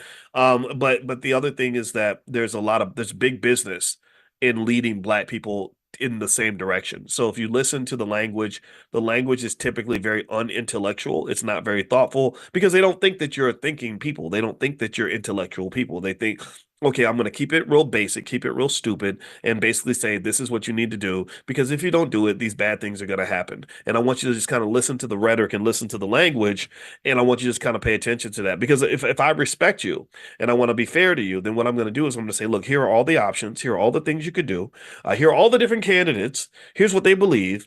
pick the one that works for you, right? If I care about you and I respect you, that's what I'm going to do. But if I don't care about you and I don't respect you and I have a hidden agenda, I'm going to say, here's the option, follow this path. If you don't, then I'm going to ostracize you, or I'm going to make you afraid of the consequences of not doing what you're told. So that's just kind of a type of slavery, and that's pretty much what you get, whether you're talking about the people, and it happens on both sides. I mean, the people that tell you to go vote for Trump, I think the same thing happens. So anyway, I don't want to even get into that too much. Let's talk about investing just a little bit now. So the Black Investors Cup starts tomorrow. I wish I could invite you guys to join, but we're all filled up for this cycle. So there's no more space. If you go to blackinvestorscup.com, you'll see the information, but you can't sign up now. I gave you guys in Money in the Morning first dibs, first access. So hundreds of you signed up. Now we're kind of full. So we'll let you guys know when we do another competition. This starts tomorrow. The cup is really big. I have to hold it like this, and I'll mail it to your house when you win. And also, you get lifetime access to the Black Business School. So here are some thoughts in terms of investing strategies, in terms of how you approach investing. First thing is with investing always involves a risk. You cannot, it's very difficult to invest and make money without facing risk on some level. And there's two major types of risk. There's what they call systematic risk, and there's what they call idiosyncratic risk. Idiosyncratic risk is risk that relates to the particular company. Systematic risk is risk that involves bigger stuff like the whole economy or whatever. Like, so last week you had systematic risk that pulled down the stocks of most major companies, and that's because the jobs report came out and the jobs report wasn't so favorable, so the whole market kind of took a dip. You saw that last week where you had this big panic. Oh my God, stocks are crashing because of whatever. Well, the recovery happened. I just went and I bought a bunch of stock, and now I've made money because when everyone's running away from the market, that's when you want to be running toward the market. At least that's the conventional wisdom. So if you want to think about systematic versus idiosyncratic risk, you can think of it like boats on an ocean. So imagine that you're looking at the ocean and every single boat represents a company. So all these boats are on the ocean. Now, so they all have one thing in common. The one thing in common that they have is that they're all on the same water. Do you understand? So if a big tsunami comes through, it's going to hit all the boats. The rising tide will affect all boats, right? And so you've heard, you heard Obama say that, right? But there's reasons why some people, if you don't have a boat, then the rising tide means you already drowned. So that's the problem for being Black, is that you don't really have a boat. So anyway, so the rising tide, the changing tide will affect all boats. But here's the thing: every boat has its own idiosyncratic or specific factors. So every boat has a different size. You have some boats that are really big. You have some boats that are tiny. Every boat has a different captain. Some captains are really experienced and very good at steering the boat in turbulent water. Some captains don't know what the hell they're doing. Every boat has a different age. Some boats are brand new and shiny and strong, and some boats are a little old and tired. Some boats are headed east, some are headed west, some are headed north, some are headed south. The direction that the boats are going will affect how the tide affects them. Do you follow me? Do you get the analogy here? That's idiosyncratic risk. Idiosyncratic risk is the individual stuff that affects an individual company that doesn't have to do with other companies. Okay. So part of the reason that you diversify, you spread your money out, is because you want to get rid of as much of that idiosyncratic risk as possible. This is why a smart investor does not go and put all their money in one stock or in a couple of stocks. That's not smart investing, because you got too much idiosyncratic risk. You diversify so that you can get rid of the idiosyncratic risk, but then the systematic risk is very, very difficult to get rid of when it comes to stocks. The other thing too is that during the Black Investors Cup, and it maybe you're not going to do it this time, but maybe next time, I would encourage you to dig in and to start researching the companies that you're looking at, right? So use this as an opportunity to kind of get an idea of what you're getting into. Here's the thing: the research does not help you predict the movement of the stock price. So make that clear. Like the research does not tell you what stocks are going to go up and which ones are going to go down. So don't believe any of that stuff. I know people on the internet are going to disagree with me, but then after they disagree, I want you to ask them, do you have a doctorate in finance? And they'll probably say no. And that means that maybe at the very least, you might want to hear what I have to say. I'm not telling you not to listen to them. I'm just telling you that there is a difference, right? I teach experts. I've taught people who have PhDs now. So there's a different level of analysis. There's a different level of depth. You're talking about, spending 6 6, 7 years studying stock market investing 10 hours a day. Like that was my life, right? And then another 13 years of doing nothing but research on stock market investing. I was a workaholic. I would work 12, 13 hours a day consistently when I was at Syracuse. So basically this notion that somehow you can look at a stock's reports and predict what a stock is going to do is pretty much wrong for the most part. There are some things that you can predict over time. So, for example, the $5 a day investing plan, which you can find at blackwealthmasterplan.com. That's blackwealthmasterplan.com, which is totally free. The $5 a day investing plan does typically work. It's worked all throughout history. This is something that has worked consistently like clockwork. It's a diversified portfolio where you're consistently buying a certain amount of stock over a long period of time. And then voila, after 10 years or less, really, you have more money, more wealth than most people. After 30 years, you're booming. At 30 years, you're talking about generational wealth. You're talking about passing down a multi-million-dollar empire. You're literally shifting the culture of your whole entire family. See, what I want you to understand is that culture impacts wealth, but wealth impacts culture. It is a what they call a recursive relationship. So a lot of times wealth does not grow because we have bad culture. I write about that in my book, The 10 Commandments of Black Economic Power, that if you look at Black culture and what is presented to us as Black culture, it's just not wealth related. It's not, it doesn't create strong families. It doesn't create businesses. It doesn't create strong economics. But then what happens is that if you break away from that culture and you start to embrace a culture of building, a culture of wealth, a culture of unity, a culture of family, a culture of wealth preservation, then what happens is that the wealth starts to grow. And then what you find is that it becomes a full circle process. Now, instead of the culture impacting the wealth comes back and impacts the culture. So it's like wealth and culture are two people and they're giving each other a big hug. They're in this great relationship with each other where the wealth says, I love you. And the culture says, no, I love you too. And the wealth says, no, I love you more. And the culture says, I love you too. And it becomes a feedback loop. Do you follow what I'm saying? It becomes a feedback loop. And the feedback loop is this. Here's what's going to happen. Blackwealthmasterplan.com. Write that down. Somebody type that in the chat so everybody can get it. Because sometimes people miss the URLs. And I say it 2 or 3 times, but after the third time, I'm not going to say it anymore. So just type in the chat so everybody can see it. So you go to blackwealthmasterplan.com. Here's what happens. You do something basic like the $5 a day investing plan. You're just chugging along, buying stock. You don't know a lot about investing. You're just buying because you're shifting to a wealth builder's culture. You let go of the BET culture. You let go of the sexy red culture.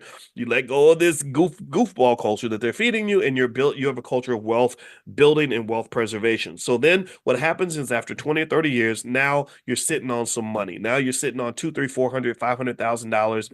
You've got wealth. You've got money now. So what happens then now is now you have to change things. You can't be a wealthy family and live a ghetto culture. No disrespect to anybody who's born in the ghetto. I was born in the project, so I'm as ghetto as they come, but I don't want to be ghetto for life. So don't think I'm making fun of anybody who either lives in the ghetto or was born in the ghetto.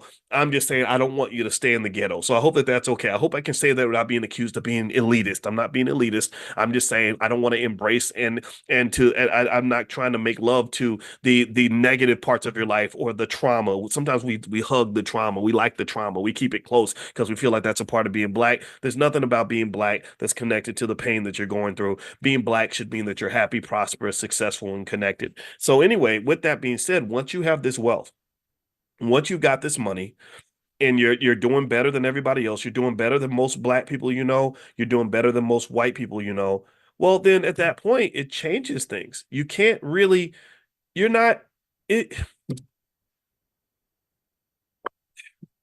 how can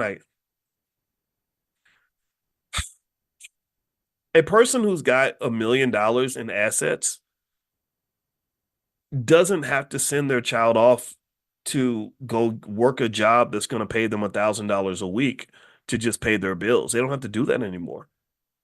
Because you can make that amount of money from your investments. So you don't have to sell your time, your precious time on this earth just to make enough money to get by. A family that has assets, like you got some real estate, you got some stocks, you have some cash, you're doing fine. Money's not a thing. That family makes decisions with a different set of criteria than a family that has to think about money before they think about anything else. What's happened is that the building of wealth naturally elevates you to a different frequency. Not that you're better than anybody else. That's not true. We know a lot of terrible people who are very wealthy, but it changes your criteria for decision making. Do you understand? If you look at the extreme, when I remember hearing 50 Cent and Will Smith talk about how money affects their thinking, and Will was like, yeah, he said when you get to the point where you can buy whatever you want, then you start changing what you think is important. Because when you're struggling, when you're on that struggle frequency, that's where they want to keep you. They want to keep you on the struggle frequency because what you don't understand is that keeping you on the struggle frequency is a type of slavery. They keep you caged like an animal because they want you to stay on the frequency of an animal. And the frequent that struggle frequency is that every decision I make, it's not a multivariable, it's not a multivariate decision. It's not something where there are other factors that are driving the decision making. The number one variable is money.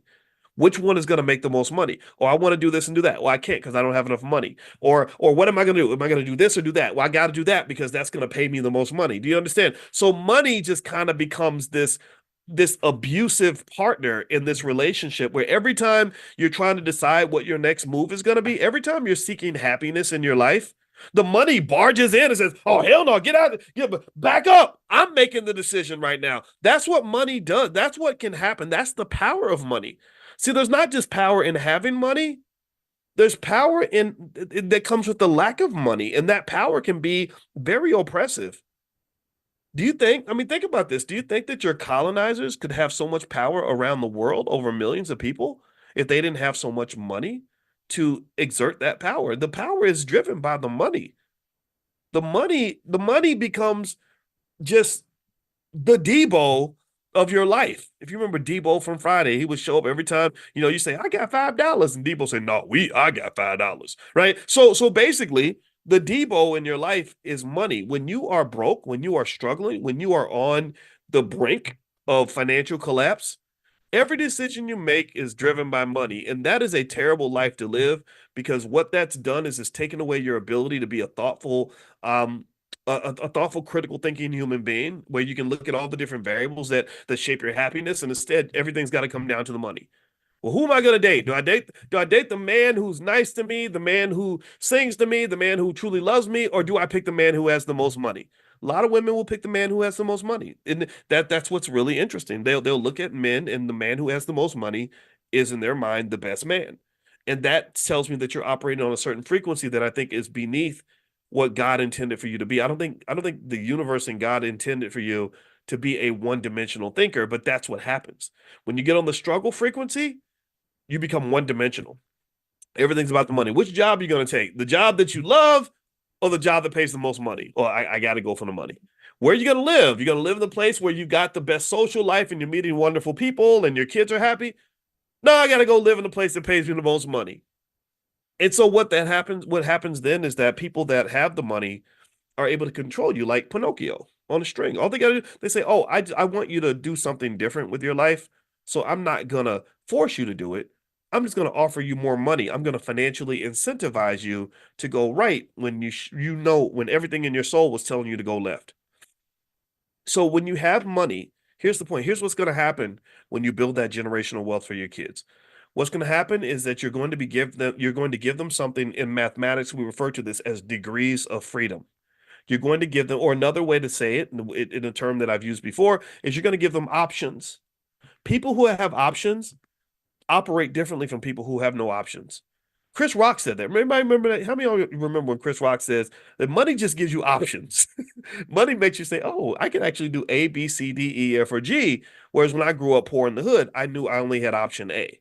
You understand? So when you have money and you have options, it does change your culture because you're making decisions based on different criteria. You're not just saying, "Okay, I'm going to do it this way because I can save $20." You say, "No, I'm going to do it that way because it makes me more comfortable or it makes me happier." Or I'm going to take a flight and yeah, I could save $200 by flying coach, but my back hurts and my legs are long, so I think I'm going to go ahead and get the first class ticket. Or I could save $100 if I wait till Wednesday to fly, but really I'm going to get to my mama's house a day early, so I'm going to go ahead and pay the extra $100 and fly on Tuesday instead of Wednesday. Do you understand? So when you get that financial security, you'll find that it does shape your culture. Even when you have conversations with your kids about what they want to do when they grow up, you're not just going to be stuck on which profession pays the most money. That's the thing. When I have conversations with our kids about what they want to do when they grow up, I just make it really simple. I say, well, I kind of want you to be happy. That's it. I just want you to be happy because I don't care if you have a $70,000 a year job or a $60,000 a year job. If that $70,000 job is stressing you out to the point where you are depressed, sad, drinking yourself to sleep at night and damn near suicidal, I don't want you to take that job. I don't care if it was a $200,000 a year job. Nothing is worth your happiness. Nothing is worth you trading your well-being. So, but I can say that because because years before they were born, I was already planting seeds to have that financial security. I didn't know what my life was going to look like as a dad. I didn't know that I was going to marry a woman that had 3 kids and all this other stuff that I did. I mean, I'm glad I did it. But I didn't know what my life was going to look like. But one thing I did know as a young black man is that money was going to be important. I also knew when I was 25, I said, I don't know who my kids are going to be. I don't know what my life is going to look like 20 or 30 years from now, but I do know that it's going to be easier for me to make optimal decisions if I have money than it will be if I don't have money. It'll be easier for me to make the right move if I'm financially free versus if I'm financially incarcerated. So effectively, I started to invest long term, not just to have money, but really to just sort of be in a position where I could be the kind of leader and father that my children would need instead of a guy who says, hey, you know what? The 20 years before you were born, I completely wasted all that time and didn't do anything constructive with my life. So now you're going to struggle because I'm just sitting here trying to play catch up. I didn't want that to happen to me. And that was not any type of genius to help me to see that. It was just me disconnecting from this sort of instant gratification culture and thinking about delayed gratification. There are cultures around the world that already embrace these ideas. I see Aisha Verzi's in here. She's Nigerian like me. I'm 33% Nigerian. I don't know if y'all know. I'm very proud of that because the Nigerian culture was actually labeled as one of the most financially and educationally successful cultures for a few reasons. One, they really value family. Two, they really value education. And three, they have a tremendous amount of pride in who they are in terms of maintaining, I'm Igbo or whatever, right? I like they're proud of who they are. So they have a standard. Do you understand? There's a standard there.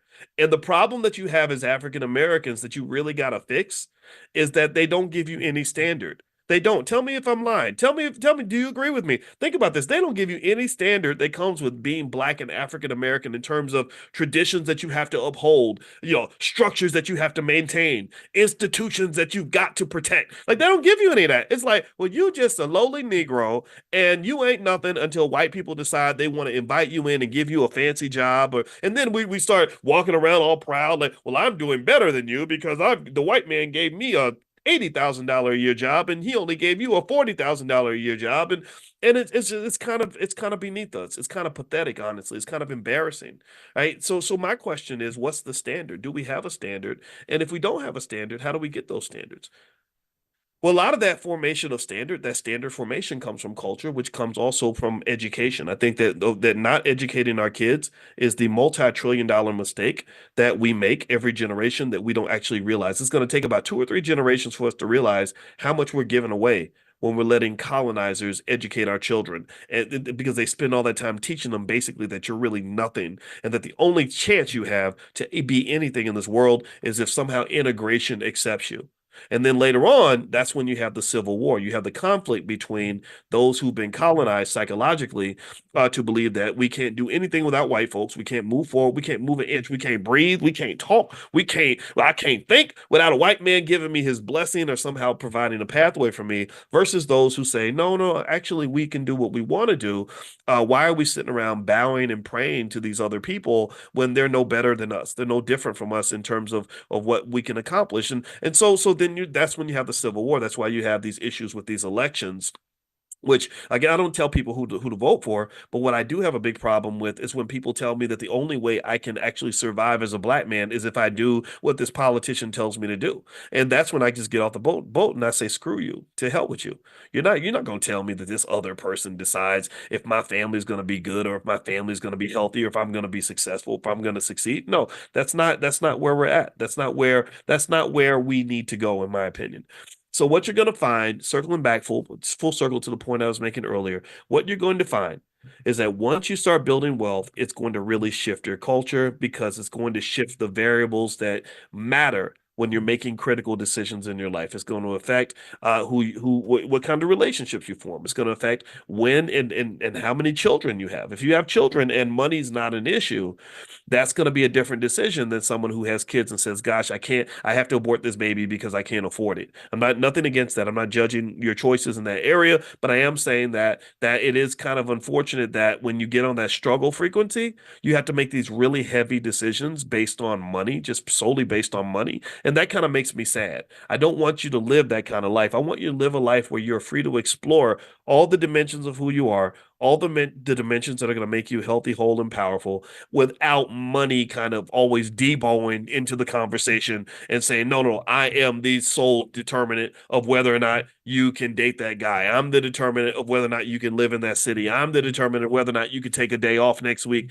No, the money should not be the number one variable in your decision making. So sometimes when we talk about money, when we do our financial consciousness every morning, people get confused. They think that because I am a financial expert, technically that's what I am, I guess. They think that I believe that money is everything, that money is the most important thing in the world. And one of the biggest things I learned about money is not just the power of money, but that the real power of money. Pay attention now. The real power of having money is to get to the point where money has no power. Do you understand? Do you follow what I'm saying? I don't I want to say that slowly so everybody gets it. The real power of money, the real power that comes from understanding money is when you can get to the point where money has no power. And that is what you call financial freedom. Financial freedom. What is financial freedom? Financial freedom is not where money drives all your decisions. Financial freedom is not where you're sacrificing everything that matters to you so you can get more money. That's not financial freedom. That's financial slavery. That's financial slavery. So there are lots of financial slaves that make $100 million a year. No, financial freedom is where you can make decisions that are free from the influence of money. Why? Well, because you have enough money that money isn't important anymore. I go to the movies like when I got financial. You know what made me excited about becoming financially free is it was the little stuff. I thought it would be the big stuff. I thought it'd be like I could buy a certain car, I can get me a big house, whatever. No, it was the little stuff. You know what it was? This is so stupid. This is gonna sound crazy. When I used to go to the movies as a little kid, anybody when you grow think about it, remember back in the 80s and the 90s, you go to the movies and the popcorn would be like $5 or $6. And then they'd be like, well, you can get a drink, and the drink is another $5 or $6. And you could go to the movies and you after you bought your ticket, you couldn't really get what you wanted at the concession stand because you'd end up spending like $60 or $70. And don't take a girl with you to the movies, then it's gonna be $100. Or if you got kids, then it's impossible. You can't you got to be real thoughtful. You got to be like, well, which popcorn can I take 2 ounces out of the popcorn, or I got to pick between the popcorn and the Twizzlers. It was a terrible experience, honestly. It was very limiting. I didn't like it. You know what really made me happy was when I could go to the movies, and this is true to this day. I love the fact that I can take my girl to the movies and I can bring the kids, and I can say, okay, let's just get whatever we want.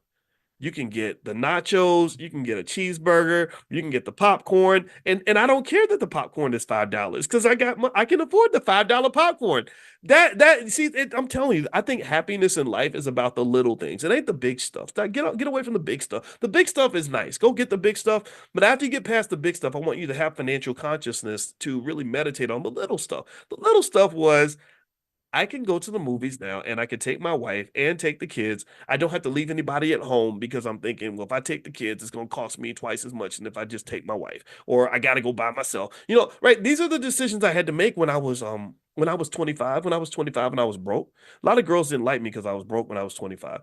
And then maybe I didn't even have any game or something. I didn't sit around and learn how to like go chase women. I was like chasing my academics and stuff. So maybe I was a little behind the curve. I didn't sit around with dudes trying to constantly scheme on how I can get more women. I just wanted one good woman that could, be by my side. So anyway, I remember going on dates, and I went on a date one time and I felt like this woman just wiped me dry. It was the worst feeling in the world. I remember that we went out to a restaurant and she got all this extra stuff that you normally wouldn't order if you were by yourself.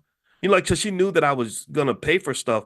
And I remember her getting like two, she didn't get one drink, she got two, because the drinks are real expensive. She got the shrimp and the lobster. And it was, and I remember getting done and I paid $100 and something on this date. And I remember thinking, I can't never date this girl again. There was no even consideration about whether or not I enjoyed the date, whether I enjoyed her as a person, or I thought what kind of woman she might be. I couldn't think about that because I was like, I can't afford to go out with this girl no more. And she told her friends, she was like, yeah, I went out with Boyce and it was so great, and I want to go out with him again. And I was sitting there thinking, I'm never gonna take you out again because I cannot afford to go out with you anymore. I can't afford that. Now here's the thing. 20 years down the line, when I had enough money, it wouldn't have mattered. It'd be like, yeah, wow, we did spend some money, but oh well, I don't care. I would start thinking about what kind of person she was and if we'd be compatible and all this other stuff. But at 25, I was on the struggle frequency. The struggle frequency was like, I can't go out with you again because I can't afford to spend $120 every time we go out on a date. And who knows, maybe in her mind she was thinking like, "Ooh, he was so generous, I'm gonna go give him some." But I didn't even know about that. I've never even understood this idea that you would trade your body and go, pick up some STDs just because somebody bought you a nice meal. I never understood that. Or people who think, well, because I took you to Red Lobster, you owe me the access to your womb because I took you out to we had a nice trip to Olive Garden, so now I get to be your baby daddy. I never understood that at all. I think that logic is just crazy because, I think that your body is precious. I think that your reproductive organs matter. I think that who the father or the mother of your children is going to be is a $1 billion decision. And the fact that you're making $1 billion decisions over a $100 trip to Red Lobster or whatever, or $80 trip, because Red Lobster ain't that expensive, that's crazy to me. That's the culture. That's what I'm talking about when I talk about the culture, getting you on that struggle frequency where you're thinking, oh, well, because he took me to Burger King, I got to give him some. I don't understand that. And I think that is beneath you. And I really think that this is something we have to reassess. So, one of the benefits of having economic security is I think it can elevate you off that struggle frequency where you can really start thinking about things a little bit more. And I can just tell you, when I think about that crazy date with that lady when I was 25 years old, maybe she would have been a great partner for me. I mean, I love my wife and stuff, but I met a lot of really awesome, intelligent, beautiful Black women, in my life. I'm not a kid, right? I've gone on dates and stuff, and who knows? Maybe it would have been a great relationship if I'd had enough financial security to not have the money come in and devo my decision making. So even if I had sat there and said, well, she seemed like a nice lady, maybe we could be compatible, the money would come in and say, no, you can't date her because you can't afford it. Look at your bank account. You can't afford that woman, right? And I don't think human beings should be thought about in that context anyway. So I would just say to you that once you get the wealth, it's going to automatically shift the culture. And if you shift the culture, you will shift the wealth. So always remember that wealth and culture go hand in hand, and you want to be very conscious. Cultural consciousness, which is the term I want to coin right now, is really important. I think you want to sit around and think like, okay, what is the culture around here? Is this a culture that is conducive to the building of the things that matter? Building of wealth, building of family, building of education, building of long-term benefits, institutional building, right? Things like that. And in fact, when you look at wealthy families, like you look at Warren Buffett's family and stuff like that, they don't really sit around trying to figure out how to fill out a job application. Their kids probably couldn't fill out a job application if their life depended on it. They're thinking about the preservation and the transfer of generational wealth. They're thinking about tax strategies. They're thinking about investment opportunities. They're thinking about all kinds of other things, but they ain't sitting around thinking about how, whether or not they can make more money working at Wendy's or at the post office. That's just not a conversation they have to have. No disrespect to anybody who's had to have those conversations. I have, we all have.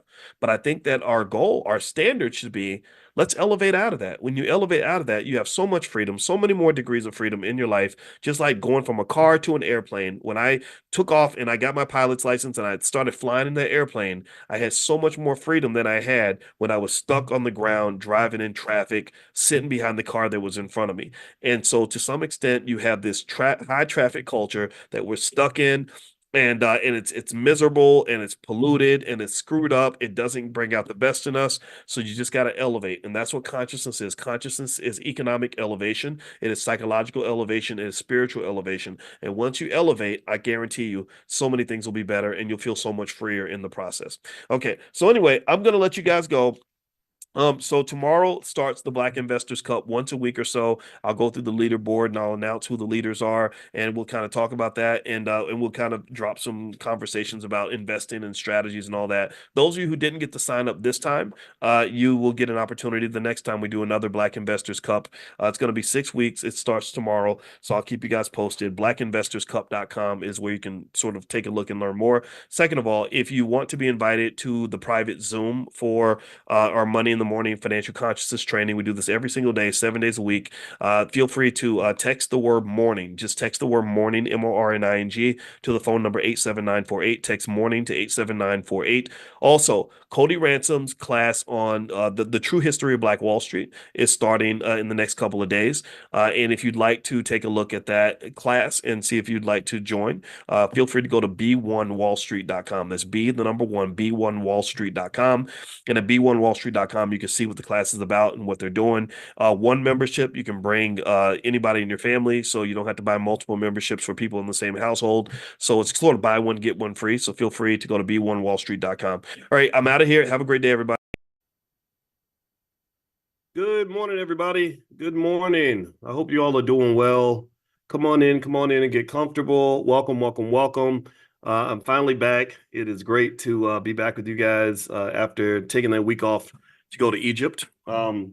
It has been really tough. I missed you, hopefully as much as you missed me. I assume you missed me. I hope you missed me, because I missed you too, and I really did. And this trip to Egypt was transformative. I'll tell you guys all about it.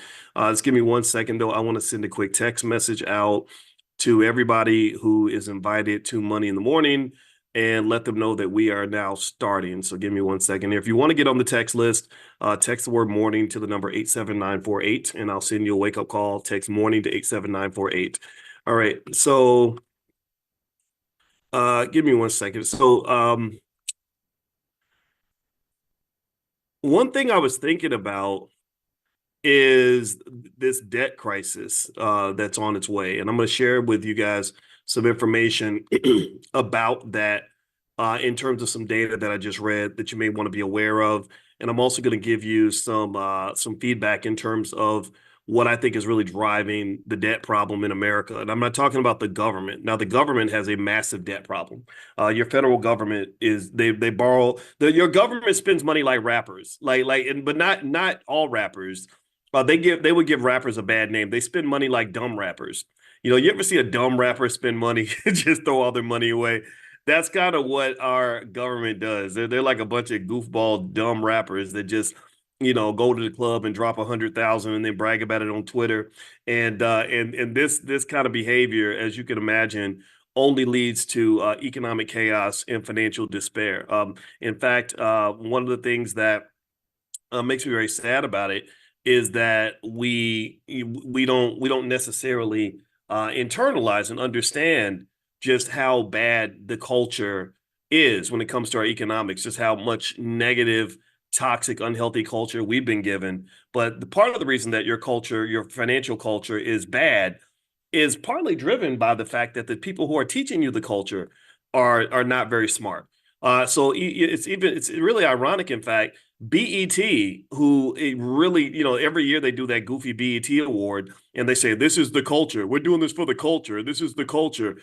And to do it for the culture. And I'm like, but, if you look at Paramount Global, the company that owns BET, the parent company of BET, their economic culture is terrible. Their stock is garbage. Their company has been a complete train wreck for many, many years. So even the people that are feeding you the culture have a bad economic culture. Do you understand? So if the teacher don't know what they're doing, if the teacher is messed up, then the student's going to be messed up. So basically, one of the things that I was looking at this morning as I was on the treadmill, I always tell you guys my goal is to be in the 5 a.m. club. And sometimes I fail. I probably fail about 50, 60% of the time, to be honest with you. I try every day though. You can't never give up on yourself. I was in about the 7 a.m. club. And the reason for that, sorry, I'm trying to grab a book because I want to lift my microphone up. I was in the 7 a.m. club, and and the reason I was in the 7 a.m. club is because when you come back from a trip to Egypt, your schedule's all backward, right? So like last night, most people slept 6, 7, 8 hours. I probably slept 2, but in the afternoon, most people sleep just a couple hours in the afternoon. I read. Let's see. I slept like 7 hours on the airplane, so I'm just all backward and everything. So if you see me, if you follow me on my Instagram is Dr. Boyce Finance, and I have a backup Dr. Boyce Money that you can follow. You'll If you see me posting at weird hours, just know it's probably because I'm still in Egypt. Now, someone says, "What is on your shirt?" It says because we're black, and I made this shirt because I feel like. In fact, that's a good thing to bring up. I'm trying to grab a book to lift my microphone. So give me a second. I made this shirt because I feel like this. And tell me if you agree. Give me a yes if you agree with any of this. I feel like because we're black, we have to do things different. Because we're black, we can do things different. Give me a yes if you agree that being black means we have a uniqueness and a power that's unlike anybody else. And really, even more specifically, I think African Americans have a uniqueness and a power that our ancestors blessed us with because of what they went through. You know, tough experiences create tough people, and very few people around the world have gone through what we've gone through. Very few people. There's nobody else on the planet who can say that they survived the Middle Passage, where half the slaves died. Very few, no other people on the planet can say they survived the slave dungeons. If you've ever been to Ghana and seen the slave dungeons, it'll immediately make you so sad. I like you. It's the spirituality there is very, very deep. If you walk through that point of no return, things like that, you feel the energy of the slaves and how horrible they must have felt, knowing that they're never going to see their families again.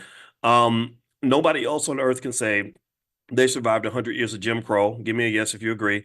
And nobody else can say they survived the war on drugs, where they were putting crack cocaine in the black community, literally, I mean, deliberately destroying families at the absolute highest levels. Give me a yes if you agree.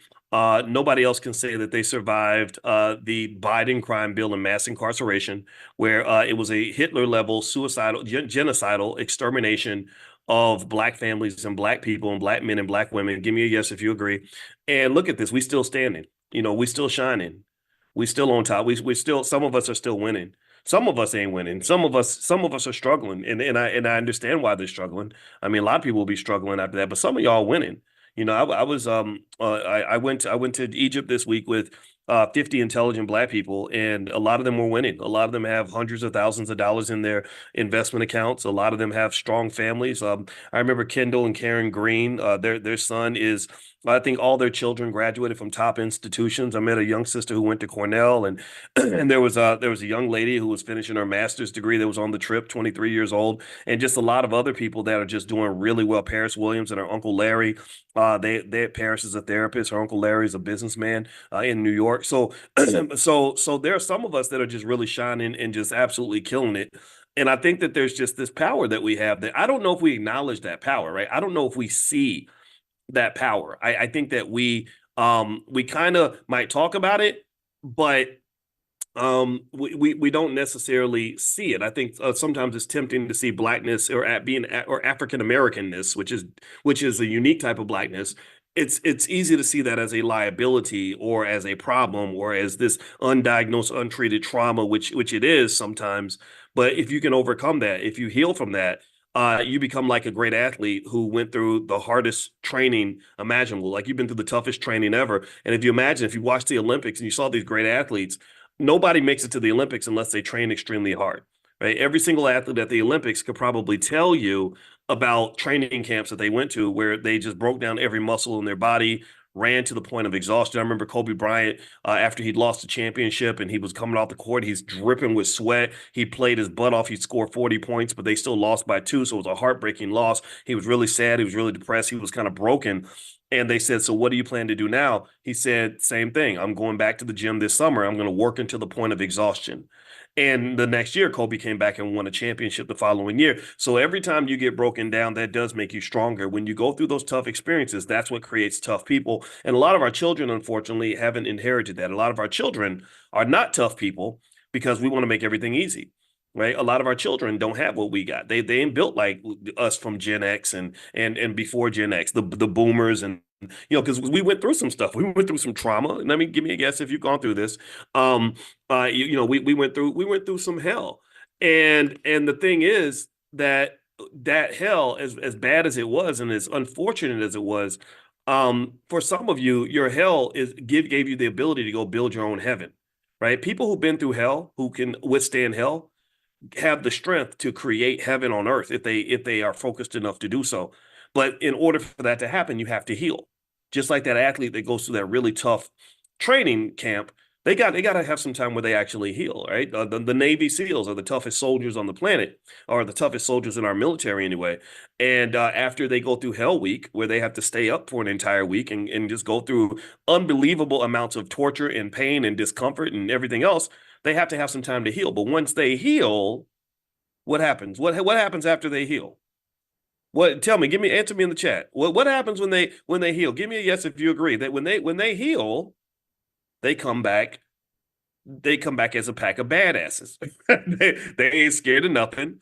They are tactical as hell. They are capable. They are the most capable soldiers in the entire military. They are a notch above everyone else, because they went to hell and then they healed and they came back and they gained the ability to manifest their own reality. Right. So I argue my belief, and this is one of the reasons why I think that this is something I actually agreed with. I heard Kamala Harris talk about reparations. She's actually brought up trauma, undiagnosed, untreated trauma in a recent interview. And I thought that was funny. I said, uh-oh, somebody in her camp been listening to us, because this is the only place I think where we've actually used those specific terms. She used those specific words. She said undiagnosed, untreated trauma. And give me a yes if you've heard me say this 10,000 times, where I've said your number one problem as a community is undiagnosed, untreated trauma. How many of y'all have heard me say that? Right. So that lets me know, Kamala, if you hear this, I know y'all watching. It's okay. You can watch and learn. I applaud that. I commend that. I support that. Just back it up. Make sure that we can still expect payment, though. Make sure that whatever you say, you can say whatever you want to say and do what you want to do with this.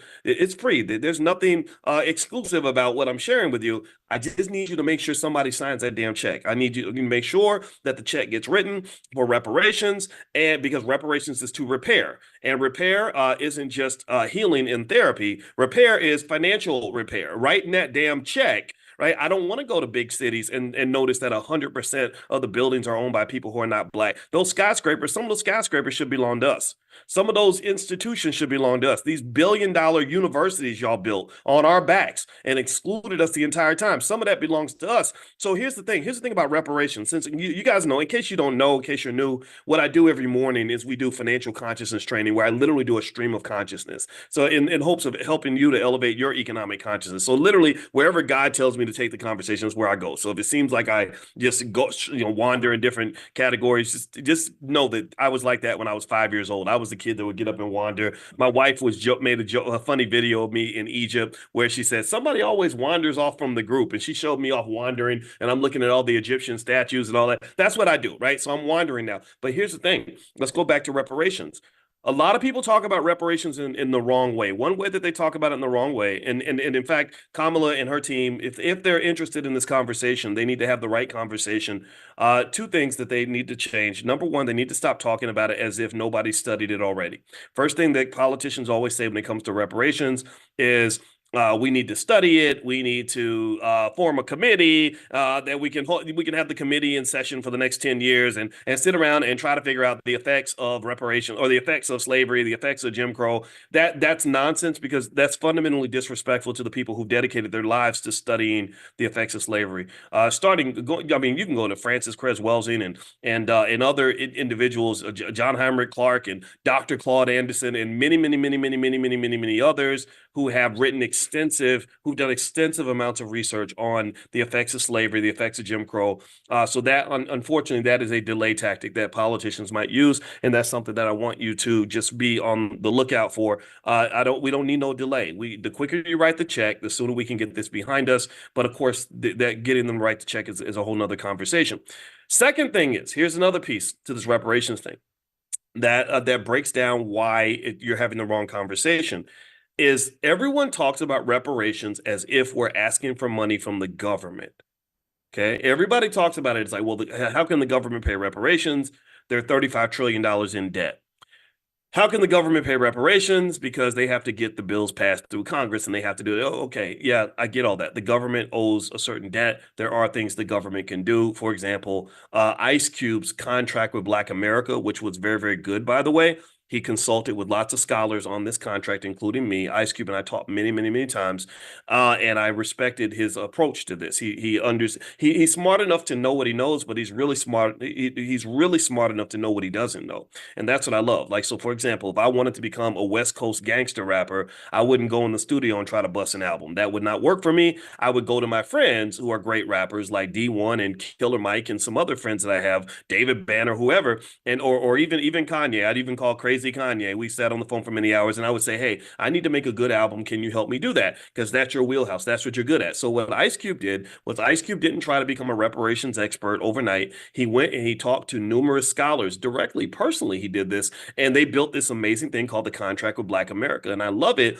because it's a beautiful blueprint in terms of what the Black agenda is. So whenever you hear somebody say, well, there is no Black agenda, Black people need an agenda, why don't Black people have an agenda? Just politely point that person, because, forgive them for they know not what they do. They're not, don't get mad at them, because sometimes you get mad, because sometimes you be like, why are you so ignorant? What the hell's wrong with you?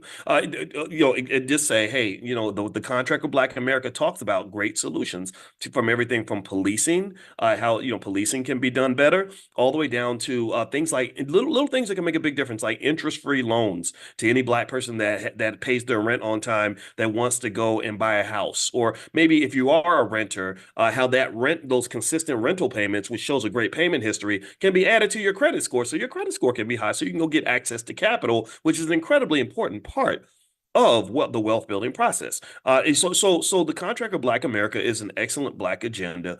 And one thing I would say to Kamala and her team, and I speak to Kamala and her team, I talk about the Democrats more than I talk about the Republicans, not because I love Republicans, but because the Republicans are not the ones who are asking for the Black vote at a 90% level. The Republicans are not the ones who get angry when you don't vote for them. They don't say, well, what's wrong with you? And why aren't you going with the crowd? And why aren't you doing what you're told to do? The Democrats are the ones who expect the vote. So the people who expect my vote are the ones who owe me something, right? The ones who get the Black vote, in my view, are the ones who owe you something. It's just like if you go to work every day and you work at a factory and you work 50 hours a week at a factory. Let me know if you're following this analogy. Give me a yes if you're following this. I know I'm talking fast. If you go to work at a factory and you work at that factory for 40 straight hours and they owe you $3,000, and then let's say you go down and you say, hey, man, where's my money at? And they say, well, why are you harassing me about money?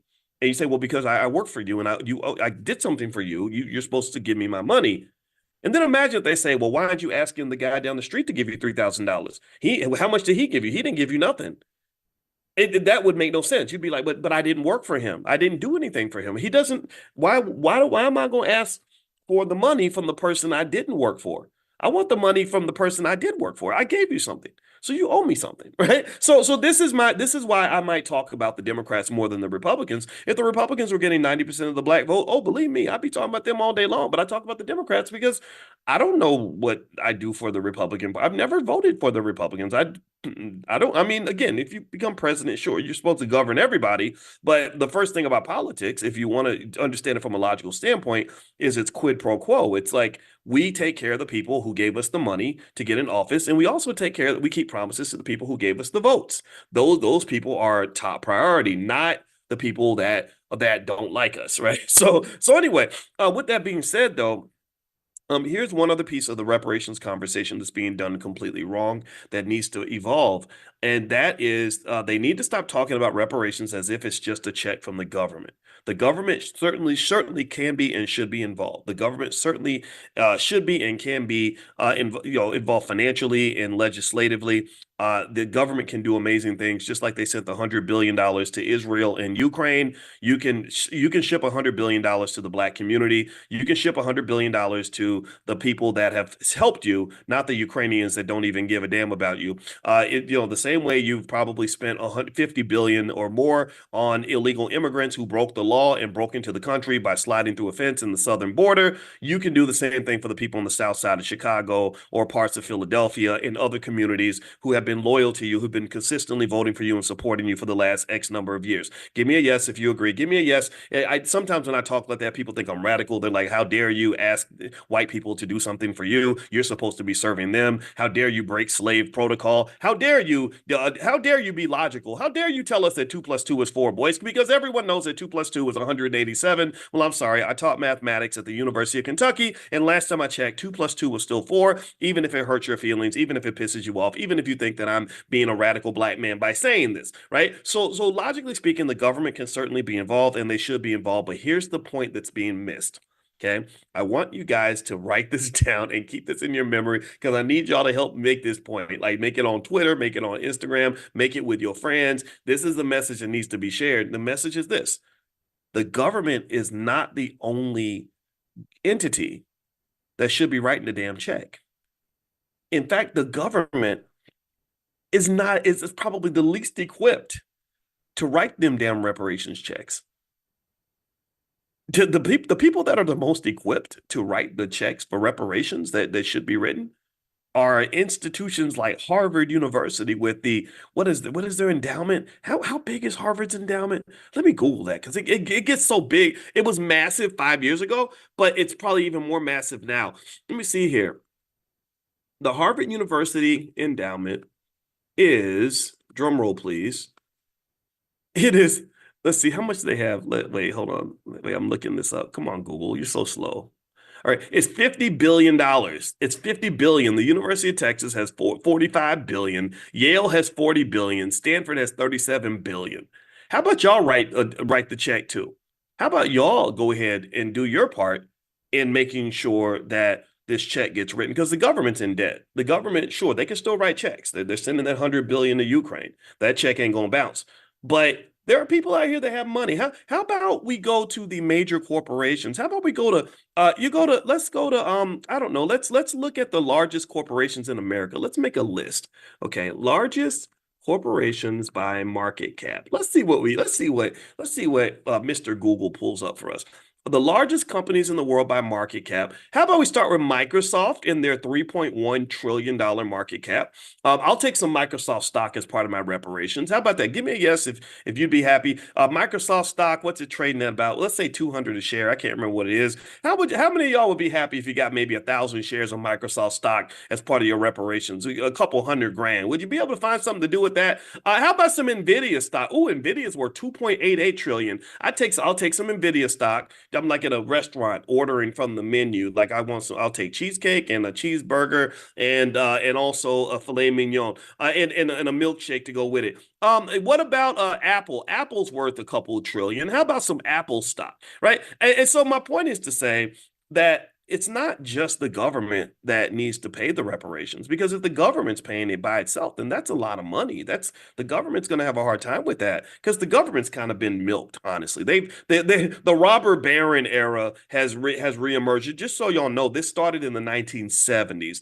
The United States was a much fairer country in the 1960s for economic reasons, right? Economically speaking, America was a great society in some ways because you had enough of a balance in terms of making sure that you allow rich people to get rich, but you still took care of your workers. You know, back in the 60s, somebody could get a good job with Ford and they could work 30, 40 years. They could retire, get a nice pension, live a good life, buy a couple cars and a nice house with a white picket fence, get married, let the wife stay at home if she wants to take care of the kids, or the husband stay at home. I'm not here to get into that debate. Or whatever it is you choose to do, you had a better society back then. So what happened was the Republicans kind of said, wait a minute, hold up, wait, we need to reverse the direction of this society. The country's getting too liberal, and we don't like this civil rights stuff, and we don't like all this Martin Luther King and anti-Vietnam War stuff going on. So they started actually using their wealth to really try to sort of do a government takeover, basically. And so you started having these individuals that shared ideas that actually propelled people like Ronald Reagan into the White House, and Reagan sort of reversed the direction of the country, where we decided in the 1980s that greed is good, and then they started chopping taxes quite a bit. And in fact, when Reagan almost got assassinated, when somebody tried to assassinate him, that was when he had a lot of popularity and he was able to get a lot of tax cuts passed. And he pursued this goofy idea called trickle down economics, where basically they said if we make rich people richer, they're going to trickle the money down to poor people. But apparently Ronald Reagan never took an economics class, because nobody in their right mind thinks that rich people get rich by giving their money away. Rich people don't get wealthy by letting their money trickle out of their pockets. They get rich by keeping the money in their pocket. So basically trickle down economics did not work. But what it did do was it began the process of creating a massive government deficit, because you don't have the taxes that you need. There should be more tax revenue. Rich people should be paying more in taxes, and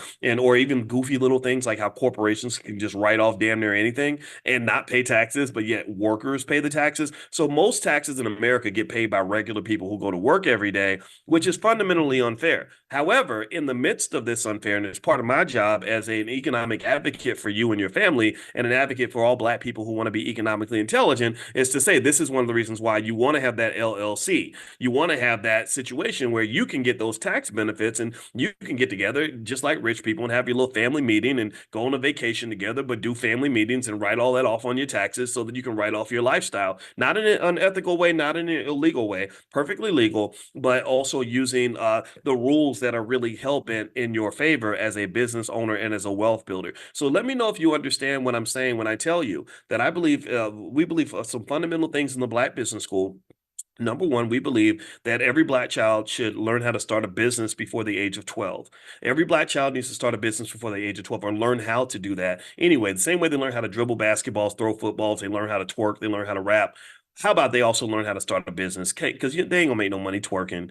Twerking don't pay, except unless you're Cardi B. Rapping don't. 99% of all rappers never make a nickel rapping. And then the ones that do, they get shot or something, and then all your money's gone because you're dead. And then most of those little boys at basketball camp ain't never gonna make a nickel playing basketball. They're gonna get life lessons. Like playing sports taught me a lot about life. I love sports. I'm an athlete. I did all the sports, but never have I made a nickel. I mean, even though in my head I want to believe like everybody can identify as what they want to identify, like a boy can identify as a girl. I identify as a 6'5", very handsome Black man, a 6'5" manifestation of Denzel Washington. So not only am I incredibly handsome, but I'm incredibly tall, and I'm also going to be signing a $100 million NBA contract next season. But then some people will say that's a fantasy. I say they're a bunch of liars, and they're just trying to be mean, and they're bullying me because that's what I identify as, and I can be whatever I identify as. However, if that does not work for you, then I would say to you that perhaps all that energy that we're putting into these other things that don't have economic benefits, some of that energy can also be applied to things that are going to help us to be financially secure and have access to financial peace and access to freedom and all these other things that we fantasize about, but aren't necessarily equipped and trained to pursue. Okay. So every Black child should learn how to start a business before the age of 12. Give me a yes if you agree with that. Every Black child should have somebody buying shares of stock for them on the day that they're born. I talked to a young Black man yesterday who was the night manager of the hotel I'm staying in. My wife and I are in New York for one night.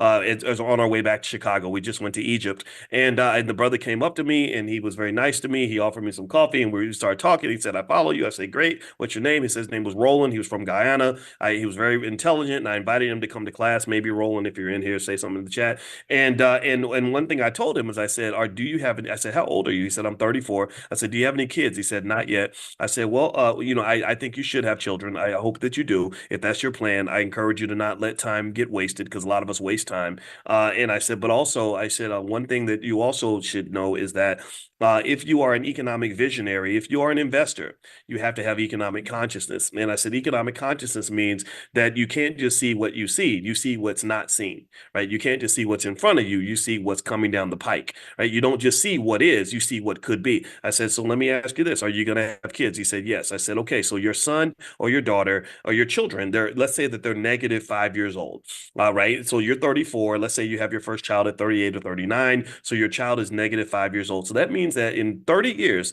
that child is going to be 25 years old. So I said, now the biggest thing in finance, the biggest wealth builder in the history of the world is actually time. When I would do mathematical equations in my doctoral program to analyze how much money grows over time and compound interest and all that, the biggest variable was always time. So, in the community, it's not that we waste our money. Wasting our money is a fraction of the reason that our wealth doesn't grow. But the biggest thing that we waste is time. So I said, look, don't waste time. I said, right now, invest for yourself, build your wealth. He's going to Invest Best. I said, yeah, I'm going to pop in there too, because I got to go down for a couple other things. The Black Business League, Ken Harris is having his convention. I'm speaking there. The Revolt is doing something, and I got invited to participate on that. So I said, okay, sure, why not? And so I figured, why don't I stop into Invest Best? So I'm going to stop in because I respect what those guys are doing. I love the energy behind it. I think it's exactly what we need. And I said, so when you're doing all this stuff and you're investing, you're buying real estate, all that, you're building a capital base. That capital base is like a car. It's something that you can use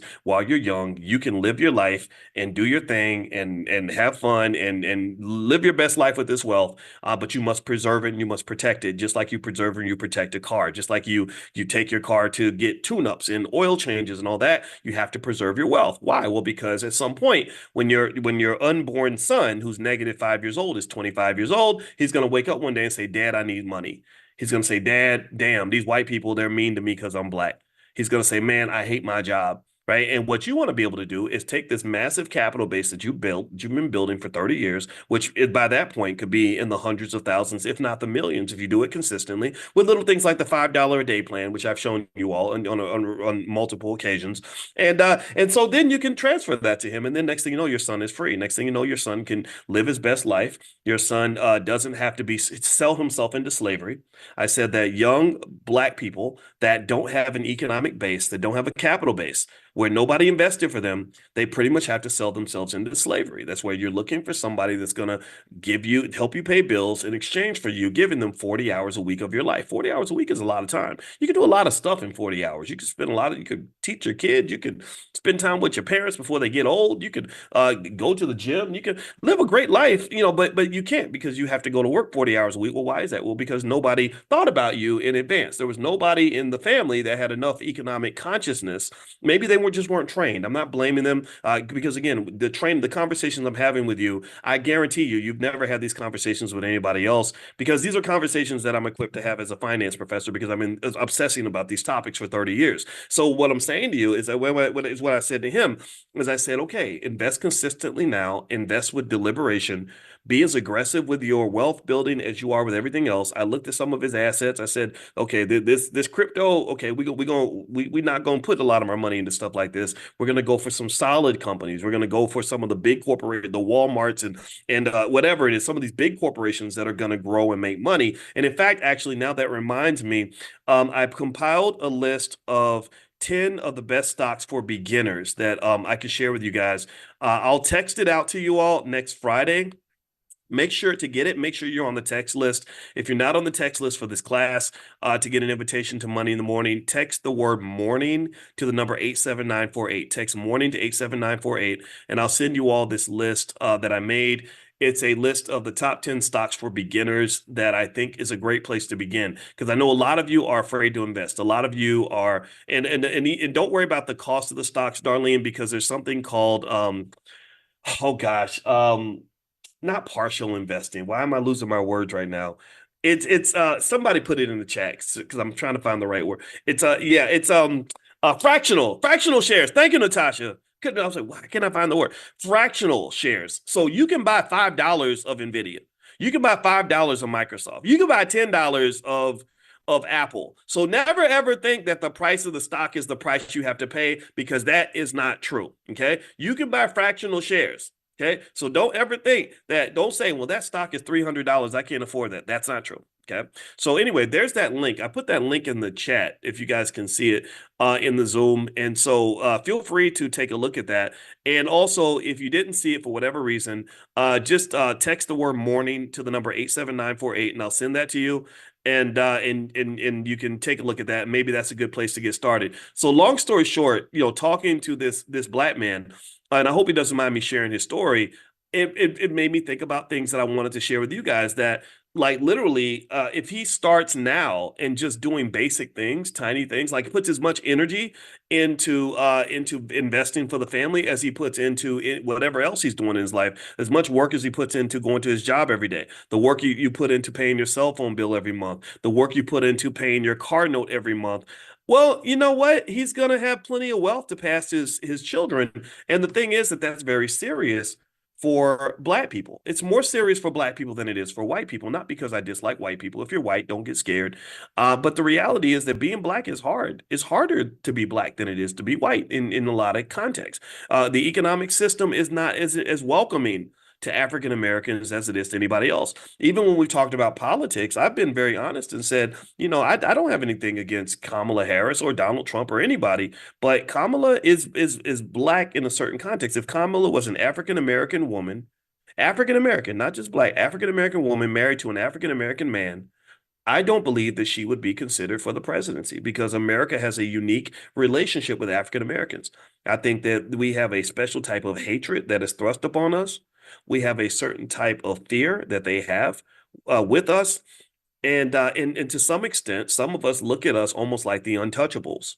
We're kind of, in India where you have the untouchables, just the people that are like, don't go around those people, because they do this and they do that. And if you want to see what I'm talking about, look at the stereotypes, the racial stereotypes that get pushed around the world about us. The best stereotype we have is that we're great athletes. We can run fast and we can jump high, and people love to see that. They love it when a black person shows up as an athlete. Shout out to LeBron James and Noah Lyles and Simone Biles and all these black people that did amazing things. That's the best that we have. But if you're not an Olympic level athlete, if you're not 6'8", 240 pounds like LeBron, or just this extremely extraordinary athlete like Simone Biles, then you're kind of stuck, because then at that point your only options for acceptance might be it to be a twerking rapper, right? All the rappers, they get up on stage and they twerk and they call themselves the N-word and all that, and there's acceptance for that. And then the third area, especially for black men, is if you are a comedian. If you're a comedian, and like Kevin Hart or the other guys that were there, if you remember that at the Olympics they paid lots of money to Kevin Hart, Snoop Dogg, and the other guy who's not funny at all, the big chubby guy on the SNL, Keenan something. Those three got lots of money to basically make people laugh, right? If they showed up and said, as black men, we want to make a statement on behalf of the black community, and we want to argue that politicians need to help us pursue wealth for the black community, they would have been booted off that stage immediately. Give me a yes if you agree. If Kenan Thomas had showed up and said, I'm tired of playing around with y'all. I'm tired of being your clown. I'm tired of making jokes because what's happening in our community is very serious, and it's very important that we make a serious stance. So Kevin and I, we're not going to make a single joke. We're going to look at you with an angry black male face, and we're going to tell you right now what we demand. They would have been taken off the air. If Snoop Dogg isn't showing up smiling and chubbing it up, and he does a little sea walk for him, like dance for us, dance, nothing wrong with the crip walk, whatever. It's great. It's a cool dance, but literally that's kind of what he's the jolly old man. That's what he's kind of become, and everyone loves the jolly old man version of Snoop Dogg, but I don't think they'd be ready for a more serious version that was really advocating on behalf of the black community in the way his friend Ice Cube was. Like I didn't ask Ice Cube about this, but I'd be curious to know how he feels if he would personally do exactly what Snoop is doing. Like I wonder, but the smart thing is that these guys don't air their differences in public, and that's why they've maintained a very profitable alliance and allegiance to each other, and I respect that immensely. Shout out to all my friends on the West Coast. All right, so with that being said, let me jump into a couple other things really quickly. One thing I wanted to mention too is this trip to Egypt, and some of you that were on the trip are actually in this class right now. I just want to say I had just, and when I tell you that this trip was just transformative, I cannot put into words how much I just implore you to consider traveling to Africa. That's all I'm going to say on that is, if you haven't done it, I don't think you know what you're missing. There's something that happens when we leave the country where it's almost like you can breathe easier.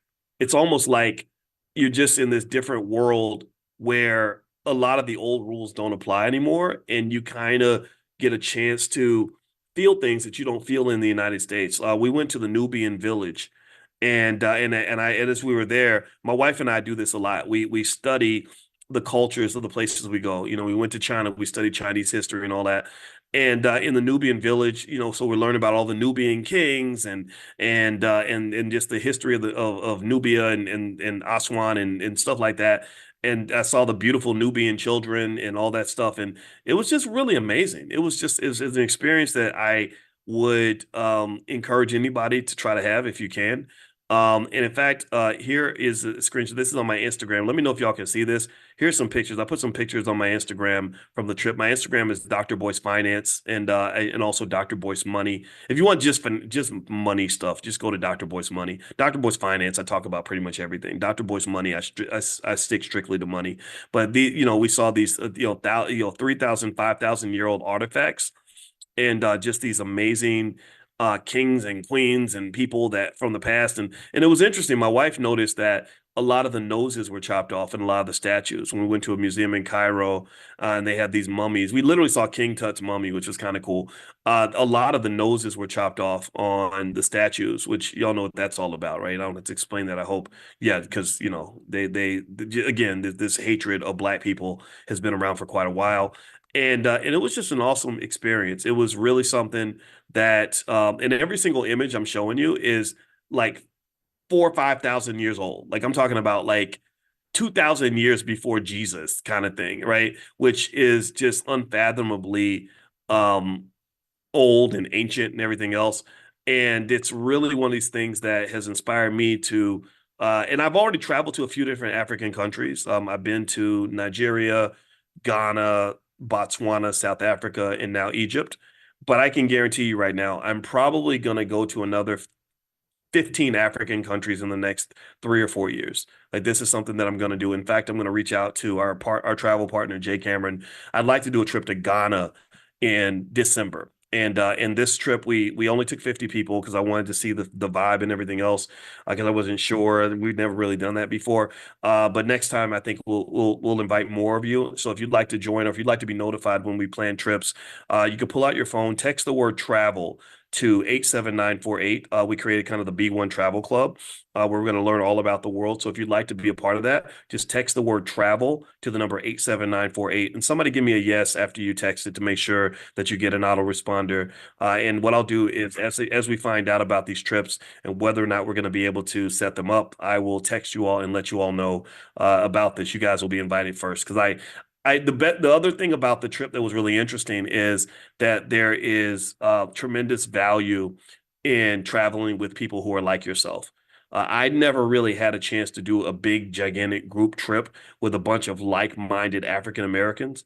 And that made a massive difference. Like I remember one couple, Brian and Cookie. I don't have their last name in my head, but Brian and Cookie. Brian had been a firefighter for 20 something years or 30 years, I think. And his wife Cookie was this amazing lady. And I remember talking to them and just talking to everybody. I mean, all the people on the trip.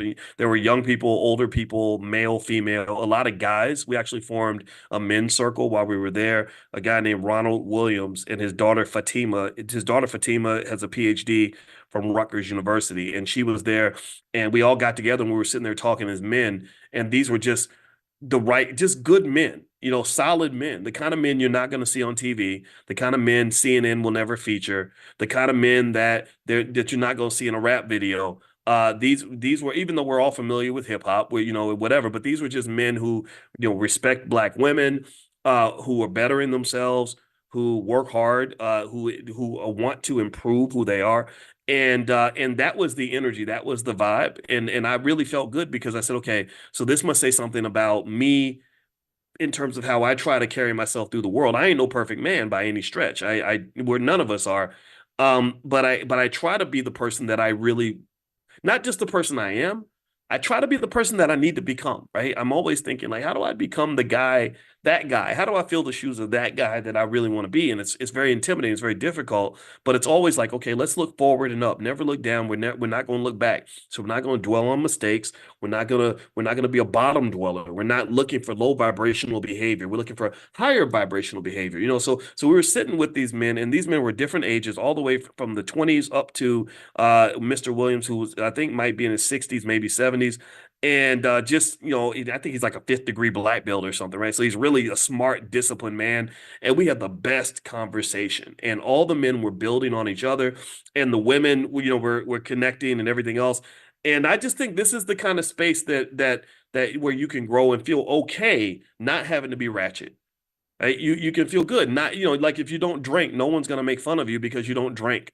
Because maybe you have a feeling that alcohol is not healthy for you, right? So it doesn't mean that you can't drink though. There were people there who did drink, and nobody made fun of those individuals either. It's just more like if you don't drink, no one's gonna say, well, why don't you drink? Why don't you hit this Henny? Why don't you drink this 40 ounce with me? Why don't you get some Cristal? You got, like you don't have to deal with all that stuff, and no disrespect or anything, but I think that ability to express our higher version of ourselves is really empowering. And so I was learning from everybody I was talking to, and the backgrounds. One brother brought his daughter with him, and his daughter was, I think, 23, and the father was in his 50s. Greg Williams brought his daughter, Jessica, and Jessica was finishing a master's degree in social work. So she and my wife got along really well, and my wife mentored her and explained social work, and you can make great business alliances as well, because once you get there and you get in the space. I talked to one sister who's doing some stuff that's multi-million dollar kinds of stuff. And we just started talking, and you form partnerships and connections, and you can work, just good people, right? So long story short, I would encourage you, if you travel with a group of people that are like-minded, and it will enhance the experience so much. When I think about the trip to Egypt, I realized it wasn't just the experience of being in Egypt, which was amazing in itself. It was the people that I was with, and it was also the people of Egypt as well. The people of Egypt, the culture, it was like a breath of fresh air. I talked to some of the men about family and connection, and just to hear them say, hey, if you're my brother, I am my brother's keeper. If you come in my neighborhood, I'm responsible for you.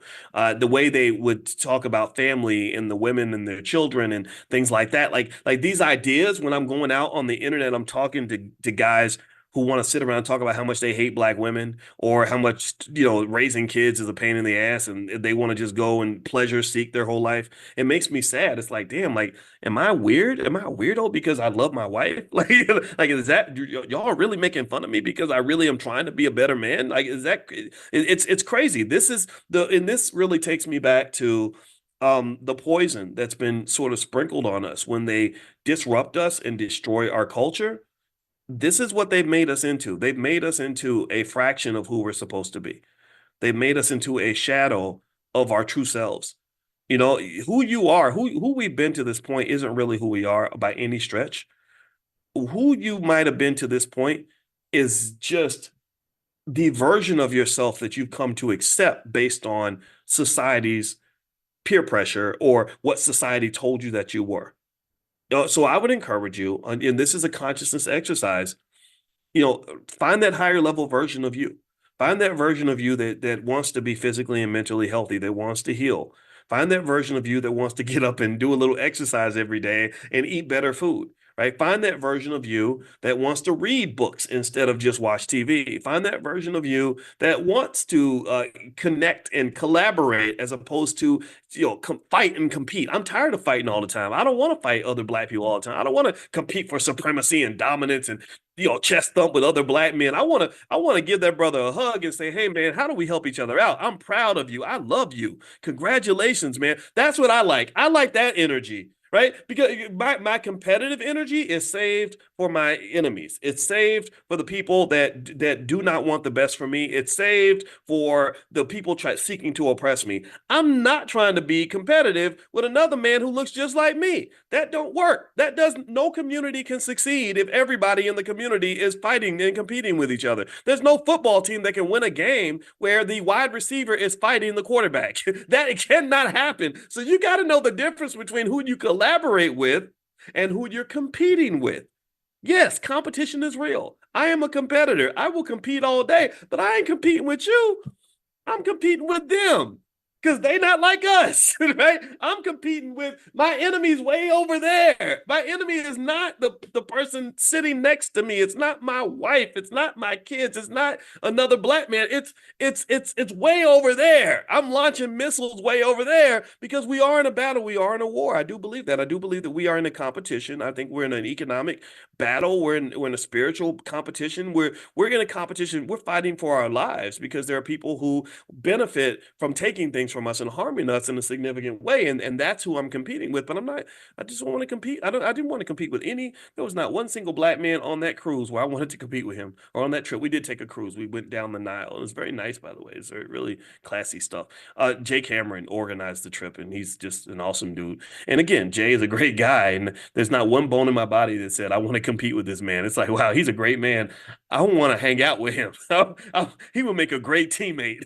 Right? So anyway, long story short, if you want to get notified when we make travel plans or have any other trips that we want to put together, just text the word travel. Write this down. Or somebody type in the chat so everybody can see it. Text the word travel to the number 87948. If you text travel to 87948, I'll let you know. I'd like to go to Ghana in December. But there are other trips. I know I mentioned I wanted to do something in South Africa and stuff like that. And the cool thing is that Jay Cameron and his group, they like to travel a lot. And so we're partnering with them. And so we can do this all the time. I think that what you will find is that when you're connecting more and more to different countries in Africa, I guarantee you're going to see America so different every time you go. Even on this trip, I mean, I've been traveling my whole life. I've traveled. I've literally for the last 20 years or so been hopping on an airplane almost every week, going everywhere, all throughout the country, all throughout the world. And but I can tell you this trip to Egypt, like you're not talking to the same Boyce that you were talking to 2 weeks ago. I guarantee you that much. All right. So anyway, with that being said, um, there's more I wanted to hit on, and I'll hit on this quickly, but actually I want to go into this in more detail. But we've done 49 minutes, and so I don't want to keep going on forever. But I also want to remind you, if you want to get notified when we do Money in the Morning and come into the private Zoom where you can put your comments right here in the chat, just text the word morning, MORNING, to 87948. Also, if you text morning to 87948, next Friday, I will send you all a list of the 10 best stocks for beginners. So if you're a beginning investor and you don't know what to do, these are 10 companies that are pretty safe. And then really with investing, you want to start with safe stuff. You don't want to go chasing crazy cryptos or invest in your cousin's liquor store or buying, or putting money into your friend's blessing loom and all that. That's the type of stuff that causes you to lose money. And I'm more on the conservative side when it comes to investing. The biggest rule of wealth building, one of the biggest rules is capital preservation. Capital must be preserved. And I actually talk about that in my book, The 10 Commandments of Black Economic Power, which you can get a copy of the book at drboycebooks.com. That's our Black Wealth bookstore. So feel free to go to drboycebooks.com. So let me give you a couple of stats I saw this morning while I was on the treadmill that I wanted to share with you that really, in my opinion, were just an alarm bell of where the country is going in terms of debt levels. And so what I remember seeing is that basically consumer credit card debt is going way, way up. A lot of people are digging into their HELOCs in order to finance their lifestyle. So basically, HELOCs are home equity lines of credit. And so effectively, what they found is that a lot of car loan debt is continuously going up. I think it went up over $109 billion or something like that this last quarter. Credit card debt's going higher. Delinquencies have remained pretty flat, but they've had a kind of an upward trend, which means that not only are people sort of taking on more debt, but they're also having problems repaying the debt and paying the interest on the debt. And so this feeds into what you saw last week in terms of the stock market kind of really having a big correction. I don't think it's anything to be alarmed about, though, right? So don't take this as a reason to be afraid.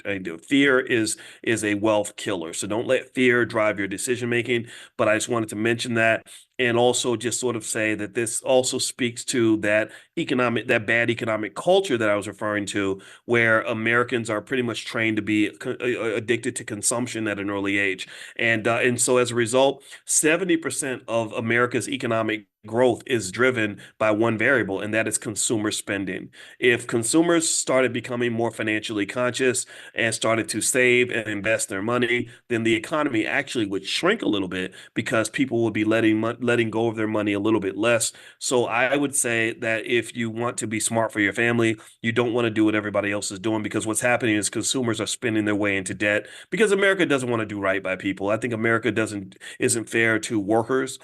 Because again, you had this really high inflation, and yet workers' wages didn't keep up with inflation. And the only way you can maintain a certain level of spending while inflation is going up is through debt. And that's basically what's been happening. But eventually, the foundation of debt tends to crack.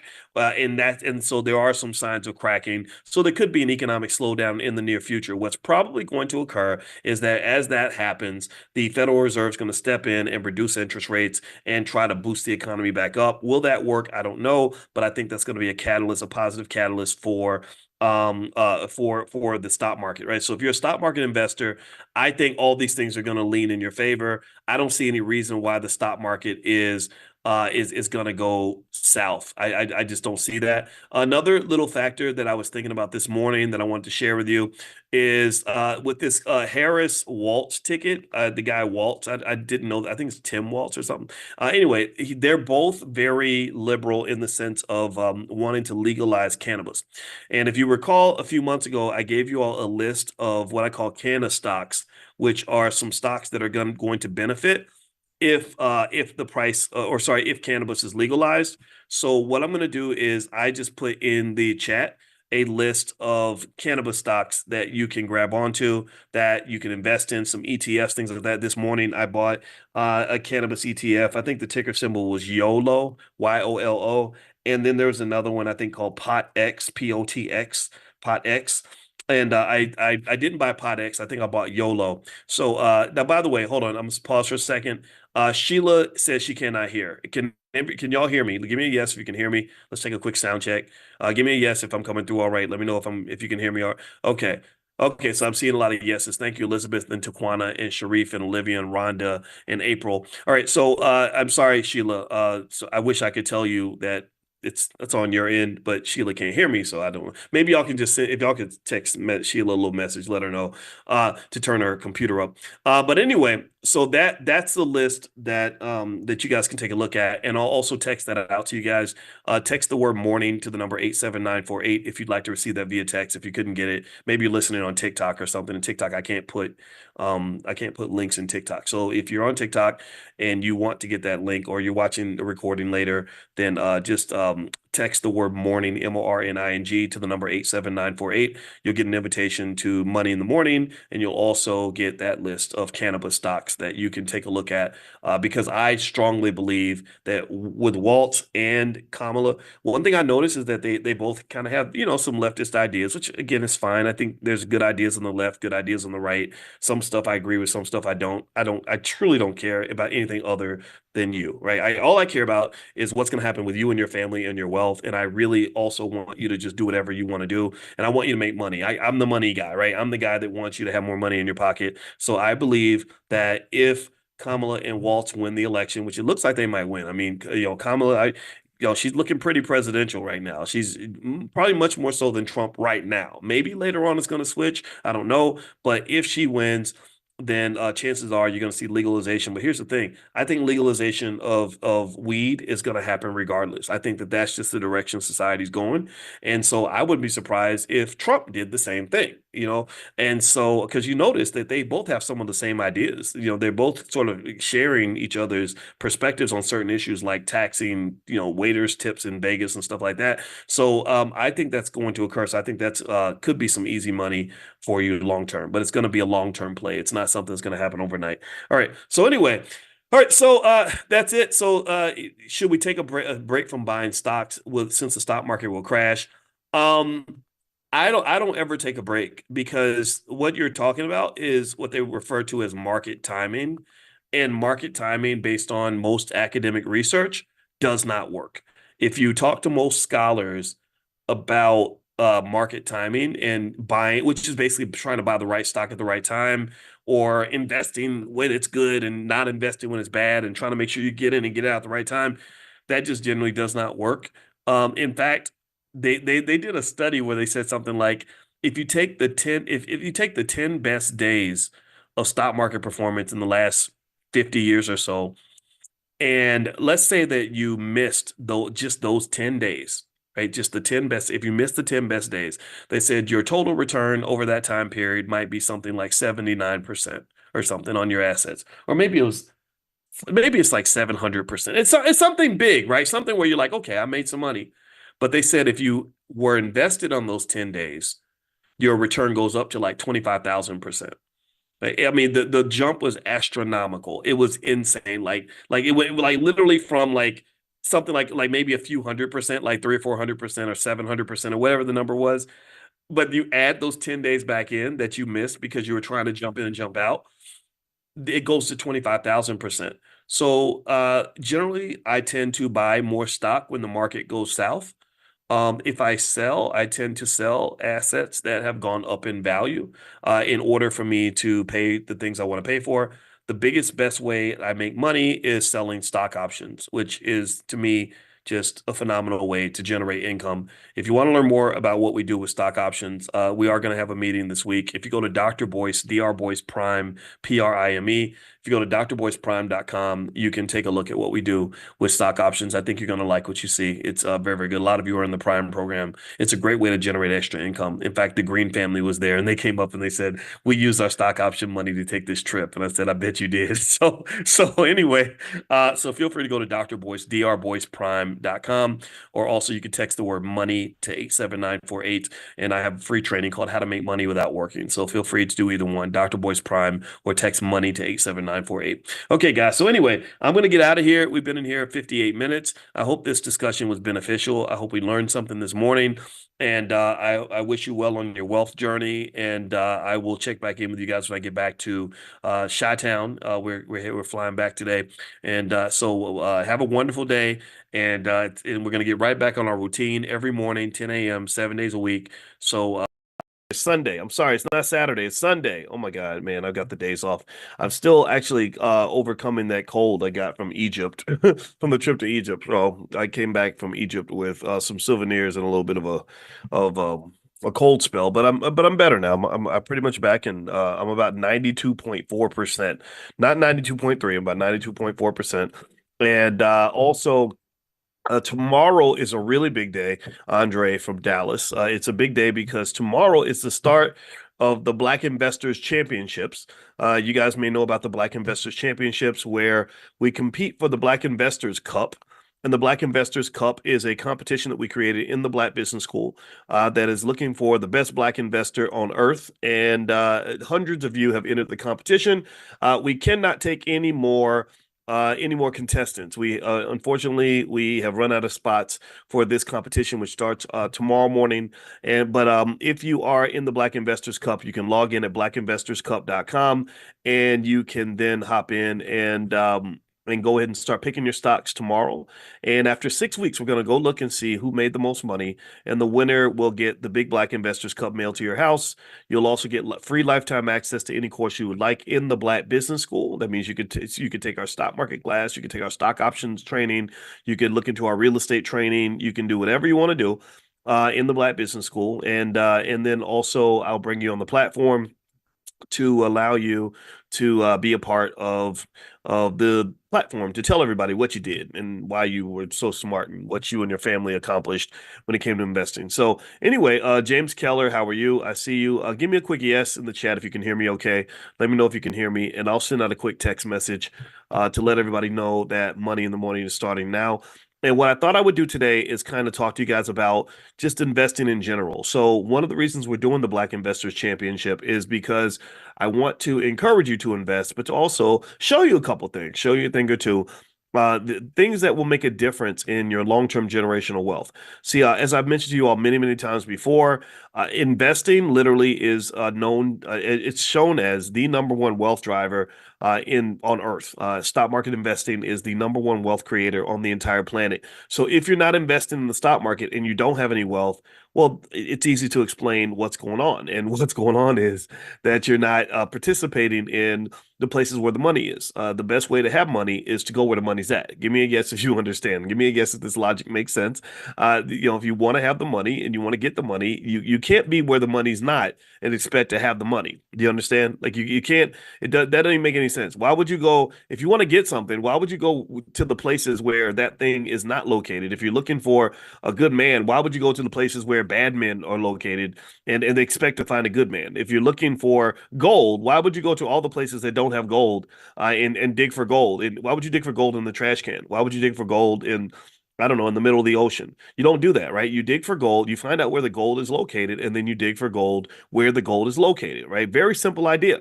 And what one of the things that's interesting and just utterly insanely fascinating to me is how many people claim that they want money, but they don't go where the money's at. They do things that don't connect to the money. And maybe it's because we're just following behind what somebody else told us to do. We're following generational patterns, generational curses. I talk about that extensively in my book, The 10 Commandments of Black Economic Power, which you can get a copy of that book at drboycebooks.com. It's also on Amazon. And I'm going to tell you, when you sort of ask that question, why don't most Black people invest? The only thing that can come to mind is culture. That's the only solution, right? Because if I ask most people, if I say, do you think investing will help you have more money? Then most people say, yeah. Do you think investing is a good idea? Most people say, yeah, that's where money is.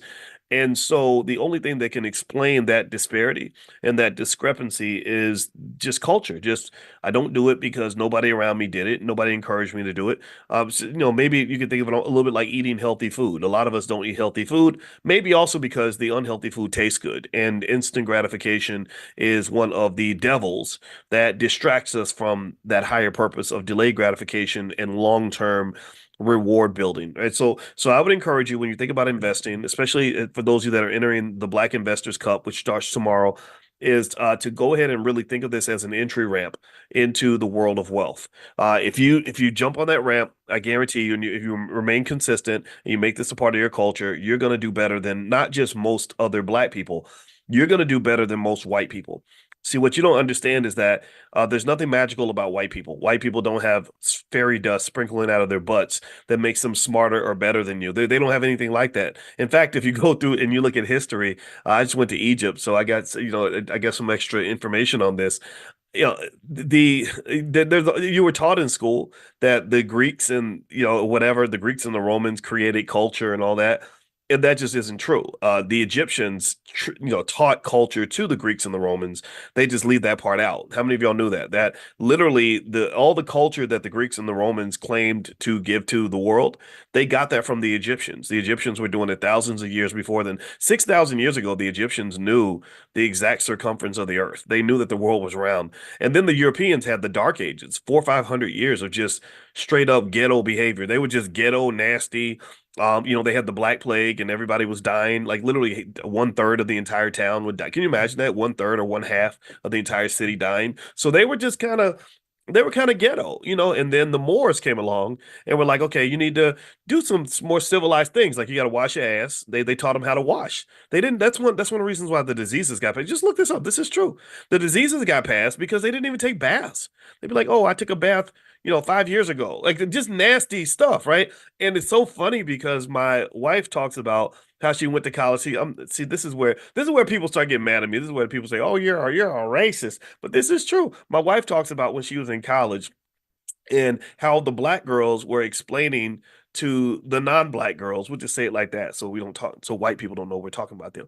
And they would explain to them like how to bathe and how to clean, they said that they went through the dorm and they were like, this is nasty. These girls, they're so nasty. They don't wash. They don't clean their rooms. Look at this is, so this is funny how this is still like part of the culture, that whole idea of like washing your ass. And that's just one beginning part of it in terms of just the things that we gave the world. See, people act like they're educating us and that they're elevating us when really I think that we elevate them when we're at our best. This is only when we're at our best. When we start imitating whatever ghetto behavior they gave us, whatever they taught us about the falsehoods of being black, then that's when we start behaving as a lesser version of ourselves. And when we do that, that's when we start having problems. That's when we start, doing things that are just borderline embarrassing, ratchet, weird, nasty. I saw something the other day, actually, where Lizzo, thank God, Lizzo's really doing a great job now of promoting healthy behavior. She's starting to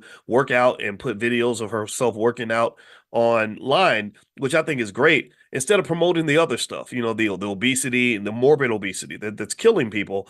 And I got in some trouble because I called it for what it was. I said, she's a beautiful girl. She's very talented. Why is she telling everybody that you want to grow up and become, an overweight slut? Excuse my friend. I hate saying it like that. I know that's the only way it has to come out, like literally they promote this very hoish behavior. You know what I mean? And this stuff that's really a minstrel show. That's what it is. And I said, why can't she just sing? Adele's a big girl too, but Adele would just get up there and sing and everybody claps and they pay her money and that's great. But Lizzo's got to come in with the shenanigans. She's got to come in and promote the morbid obesity that's killing millions of people. And then also everything's got to be super hypersexual in a way that's not reflective of who I think black women can be and should be. Doesn't mean we're not all sexual. Everybody is, but there's kind of a lack of appropriateness to it that almost is very embarrassing, right? And I brought this up, and let me tell you, when I say that the white media went ballistic on me, they went crazy. They didn't. Nobody interviewed me to say, okay, here's a professor saying this. What's he really trying to say? They don't want to hear that, right? They have an agenda, and the agenda is, oh, this black man, this oppressive black man who's part of the patriarchy is trying to oppress a black woman. I said, no, I'm trying to save her. I'm trying to support her. I'm supporting her by saying, you're talented. Why can't you just sing? Why do you have to embarrass black women everywhere by behaving in a way that's just not consistent with the women that I know, the women I admire, the women I look up to? They're really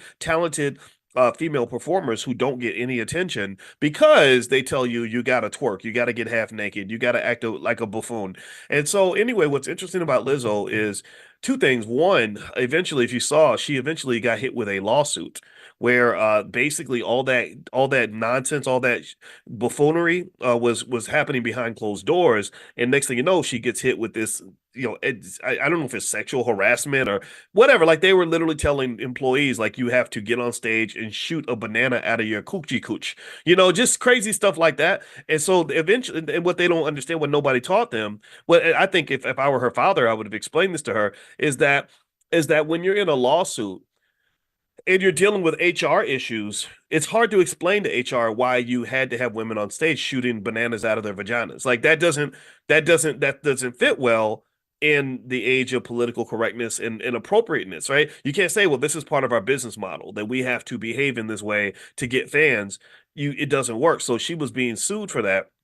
And then the second thing was I saw that she started to promote the healthier behavior, healthier lifestyle, which I think is great. And it's kind of interesting because now she gets that backlash from people who say, no, no, no, we liked you when you were a big, when you were promoting the idea of being obese and sexually irresponsible. Like we don't like you anymore because you're not behaving like the clown that we wanted you to be. And I think that's what's interesting in terms of America. This is kind of a wealth thing. This is a wealth issue because this is how we're trained to go get money. Is America always loves a black man or a black woman when they behave like a clown. If you watched even the Olympics, you saw black men particularly being hired to be funny and goofy and ignorant, and they like that. And then when you stop and you say, no, I'm not always goofy, I'm not always ignorant, they say, well, we're going to fire you because we only want black people around. They're going to be goofy, ignorant, and make us laugh.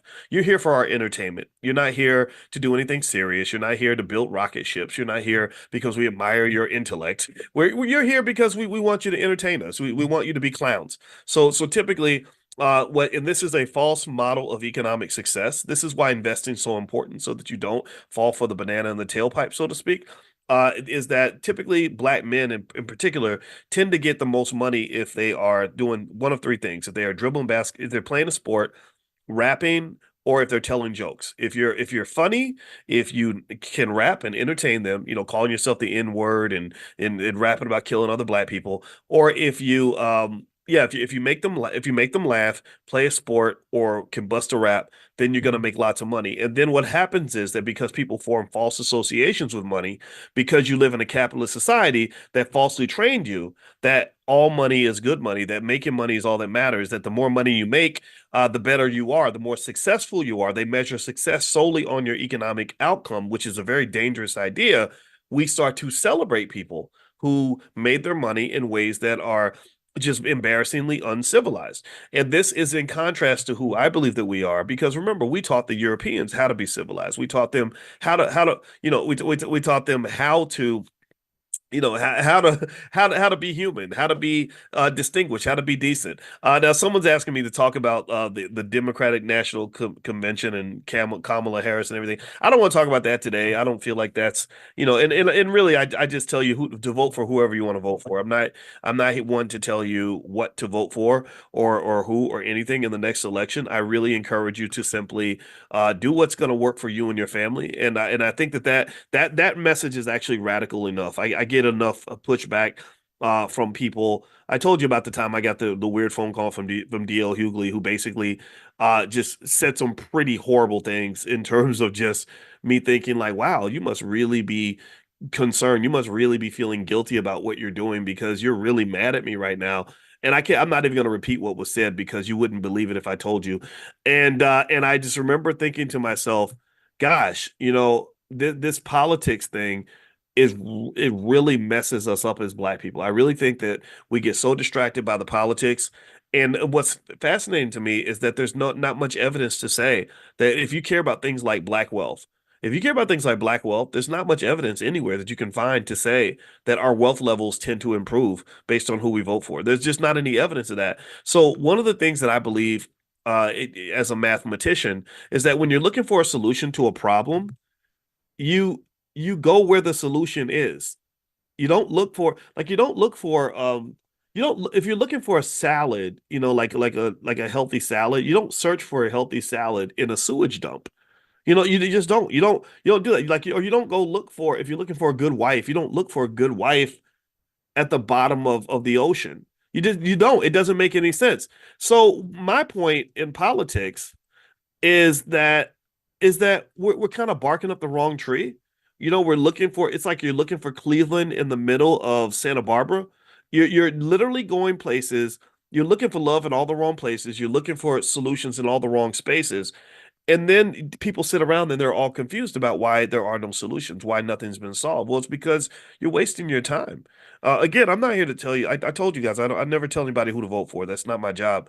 I just don't I'm just I literally honestly ask like show me evidence, and the formula is so simple, because maybe it's because I'm 53, maybe it's because I'm a professor, maybe it's because I spent my whole life looking for patterns. That's all you do when you analyze data. When I was on the faculty of Syracuse, all I did was I would just look for patterns in the data, right? That's all you would do.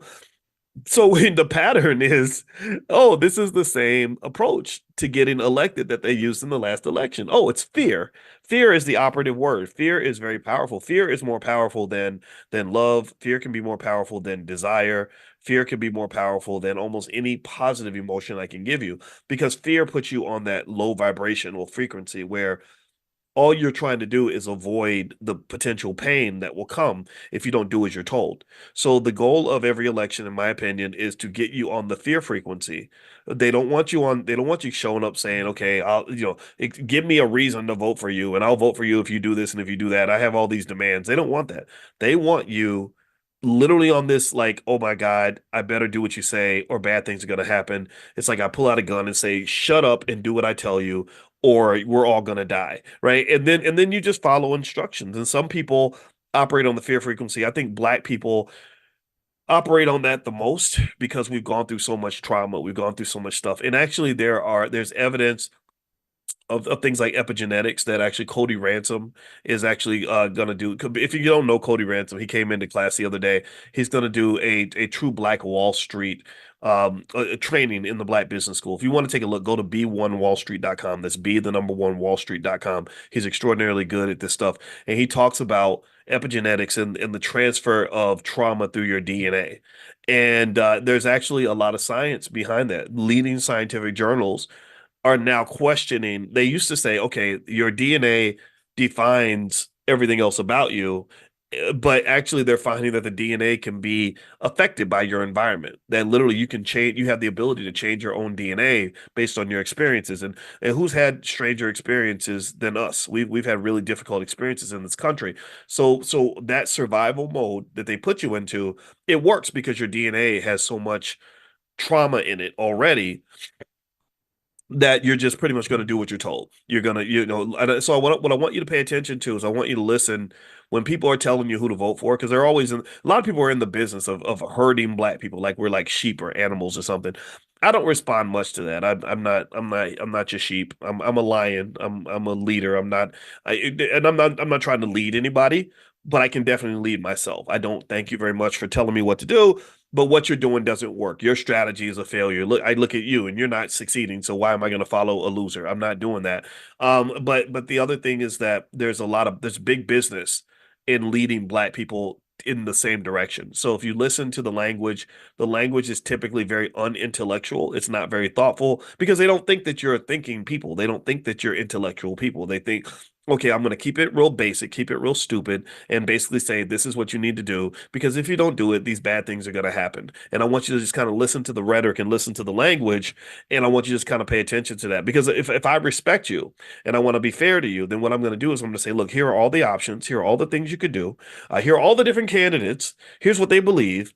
Pick the one that works for you, right? If I care about you and I respect you, that's what I'm going to do. But if I don't care about you and I don't respect you and I have a hidden agenda, I'm going to say, here's the option, follow this path. If you don't, then I'm going to ostracize you or I'm going to make you afraid of the consequences of not doing what you're told. So that's just kind of a type of slavery. And that's pretty much what you get, whether you're talking about the people, and it happens on both sides. I mean, the people that tell you to go vote for Trump, I think the same thing happens. So anyway, I don't want to even get into that too much. Let's talk about investing just a little bit. Now, so the Black Investors Cup starts tomorrow. I wish I could invite you guys to join, but we're all filled up for this cycle. So there's no more space. If you go to blackinvestorscup.com, you'll see the information, but you can't sign up now. I gave you guys in Money in the Morning first dibs, first access. So hundreds of you signed up. Now we're kind of full. So we'll let you guys know when we do another competition. This starts tomorrow. The cup is really big. I have to hold it like this, and I'll mail it to your house when you win. And also, you get lifetime access to the Black Business School. So here are some thoughts in terms of investing strategies, in terms of how you approach investing. First thing is with investing always involves a risk. You cannot, it's very difficult to invest and make money without facing risk on some level. And there's two major types of risk. There's what they call systematic risk, and there's what they call idiosyncratic risk. Idiosyncratic risk is risk that relates to the particular company. Systematic risk is risk that involves bigger stuff like the whole economy or whatever. Like, so last week you had systematic risk that pulled down the stocks of most major companies. And that's because the jobs report came out and the jobs report wasn't so favorable. So the whole market kind of took a dip. You saw that last week where you had this big panic. Oh my God, stocks are, crashing because of whatever. Well, the recovery happened. I just went and I bought a bunch of stock and now I've made money because when everyone's running away from the market, that's when you want to be running toward the market. At least that's the conventional wisdom. So if you want to think about systematic versus idiosyncratic risk, you can think of it like boats on an ocean. So imagine that you're looking at the ocean and every single boat represents a company. So all these boats are on the ocean. Now, so they all have one thing in common. The one thing in common that they have is that they're all on the same water. Do you understand? So if a big tsunami comes through, it's going to hit all the boats. The rising tide will affect all boats, right? And so you've heard, you heard Obama say that, right? But there's reasons why some people, if you don't have a boat, then the rising tide means you already drowned. So that's the problem with being Black, is that you don't really have a boat. So anyway, so the rising tide, the changing tide will affect all boats. But here's the thing: every boat has its own idiosyncratic or specific factors. So every boat has a different size. You have some boats that are really big. You have some boats that are tiny. Every boat has a different captain. Some captains are really experienced and very good at steering the boat in turbulent water. Some captains don't know what the hell they're doing. Every boat has a different age. Some boats are brand new and shiny and strong, and some boats are a little old and tired. Some boats are headed east Some are headed west, some are headed north, some are headed south. The direction that the boats are going will affect how the tide affects them. Do you follow me? Do you get the analogy here? That's idiosyncratic risk. Idiosyncratic risk is the individual stuff that affects an individual company that doesn't have to do with other companies. Okay. So part of the reason that you diversify, you spread your money out, is because you want to get rid of as much of that idiosyncratic risk as possible. This is why a smart investor does not go and put all their money in one stock or in a couple of stocks. That's not smart investing because you got too much idiosyncratic risk. You diversify so that you can get rid of the idiosyncratic risk, but then the systematic risk is very, very difficult to get rid of when it comes to stocks. The other thing too is that during the Black Investors Cup, and it maybe you're not going to do it this time, but maybe next time, I would encourage you to dig in and to start researching the companies that you're looking at, right? So use this as an opportunity to kind of get an idea of what you're getting into. Here's the thing, the research does not help you predict the movement of the stock price. So make that clear. Like the research does not tell you what stocks are going to go up and which ones are going to go down. So don't believe any of that stuff. I know people on the internet are going to disagree with me, but then after they disagree, I want you to ask them, do you have a doctorate in finance? And they'll probably say no. And that means that maybe at the very least, you might want to hear what I have to say. I'm not telling you not to listen to them. I'm just telling you that there is a difference, right? I teach experts. I've taught people who have PhDs now. So there's a different level of analysis. There's a different level of depth. You're talking about, spending 6-7 years studying stock market investing 10 hours a day. Like that was my life, right? And then another 13 years of doing nothing but research on stock market investing. I was a workaholic. I would work 12, 13 hours a day consistently when I was at Syracuse. So basically this notion that somehow you can look at a stock's reports and predict what a stock is going to do is pretty much wrong for the most part. There are some things that you can predict over time. So, for example, the $5 a day investing plan, which you can find at blackwealthmasterplan.com. That's blackwealthmasterplan.com, which is totally free. The $5 a day investing plan does typically work. It's worked all throughout history. This is something that has worked consistently like clockwork. It's a diversified portfolio where you're consistently buying a certain amount of stock over a long period of time. And then voila, after 10 years or less, really, you have more money, more wealth than most people. After 30 years, you're booming. At 30 years, you're talking about generational wealth. You're talking about passing down a multi-million-dollar empire. You're literally shifting the culture of your whole entire family. See, what I want you to understand is that culture impacts wealth, but wealth impacts culture. It is what they call a recursive relationship. So a lot of times wealth does not grow because we have bad culture. I write about that in my book, The 10 Commandments of Black Economic Power, that if you look at Black culture and what is presented to us as Black culture, it's just not wealth related. It's not, it doesn't create strong families. It doesn't create businesses. It doesn't create strong economics. But then what happens is that if you break away from that culture and you start to embrace a culture of building, a culture of wealth, a culture of unity, a culture of family, a culture of wealth preservation, then what happens is that the wealth starts to grow. And then what you find is that it becomes a full circle process. Now, instead of the culture impacting the wealth comes back and impacts the culture. So it's like wealth and culture are two people and they're giving each other a big hug. They're in this great relationship with each other where the wealth says, I love you. And the culture says, no, I love you too. And the wealth said, no, I love you more. And the culture said, I love you too. And it becomes a feedback loop. Do you follow what I'm saying? It becomes a feedback loop. And the feedback loop is this. Here's what's going to happen. Blackwealthmasterplan.com. Write that down. Somebody type that in the chat so everybody can get it because sometimes people miss the URLs. And I say it 2 or 3 times, but after the third time, I'm not going to say it anymore. So just type in the chat so everybody can see it. So you go to blackwealthmasterplan.com. Here's what happens. You do something basic like the $5 a day investing plan. You're just chugging along, buying stock. You don't know a lot about investing. You're just buying because you're shifting to a wealth builder's culture. You let go of the BET culture. You let go of the sexy red culture. You let go of this goofball culture that they're feeding you, and you have a culture of wealth building and wealth preservation. So then what happens is after 20 or 30 years, now you're sitting on some money. Now you're sitting on $200,000, $300,000, $400,000, $500,000. You've got wealth. You've got money now. So what happens then now is you have to change things. You can't be a wealthy family and live a ghetto culture. culture. You know, no disrespect to anybody who's born in the ghetto. I was born in the project, so I'm as ghetto as they come, but I don't want to be ghetto for life. So don't think I'm making fun of anybody who either lives in the ghetto or was born in the ghetto. I'm just saying I don't want you to stay in the ghetto. So I hope that that's okay. I hope I can say that without being accused of being elitist. I'm not being elitist. I'm just saying I don't want to embrace I'm not trying to make love to the negative parts of your life or the trauma. Sometimes we hug the trauma. We like the trauma. We keep it close because we feel like that's a part of being black. There's nothing about being black that's connected to the pain that you're going through. Being black should mean that you're happy, prosperous, successful, and connected. So anyway, with that being said, once you have this wealth, once you've got this money, and you're doing better than everybody else, you're doing better than most black people you know, you're doing better than most white people you know, well, then at that point, it changes things. You can't really, you're not, it, how can I, a person who's got $1 million in assets doesn't have to send their child off to go work a job that's going to pay them $1,000 a week to just pay their bills. They don't have to do that anymore. Because you're making, you can make that amount of money from your investments. So you don't have to sell your time, your precious time on this earth just to make enough money to get by.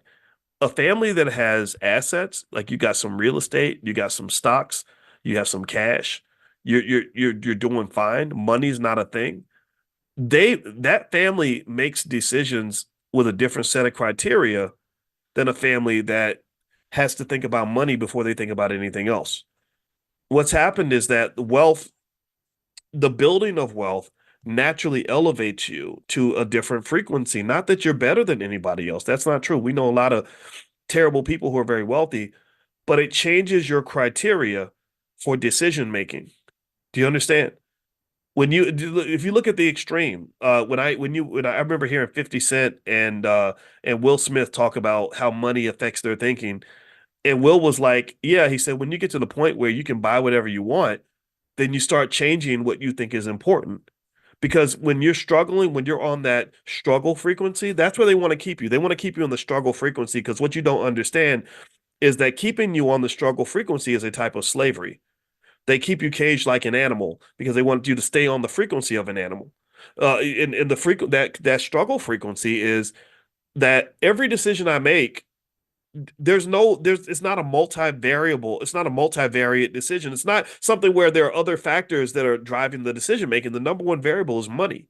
Which one is going to make the most money? Or I want to do this and do that. Well, I can't because I don't have enough money. Or what am I going to do? Am I going to do this or do that? Well, I got to do that because that's going to pay me the most money. Do you understand? So money just kind of becomes this abusive partner in this relationship where every time you're trying to decide what your next move is going to be, every time you're seeking happiness in your life, the money barges in and says, "Oh, hell no, get out, back up. I'm making the decision right now." That's what money does. That's what can happen. That's the power of money.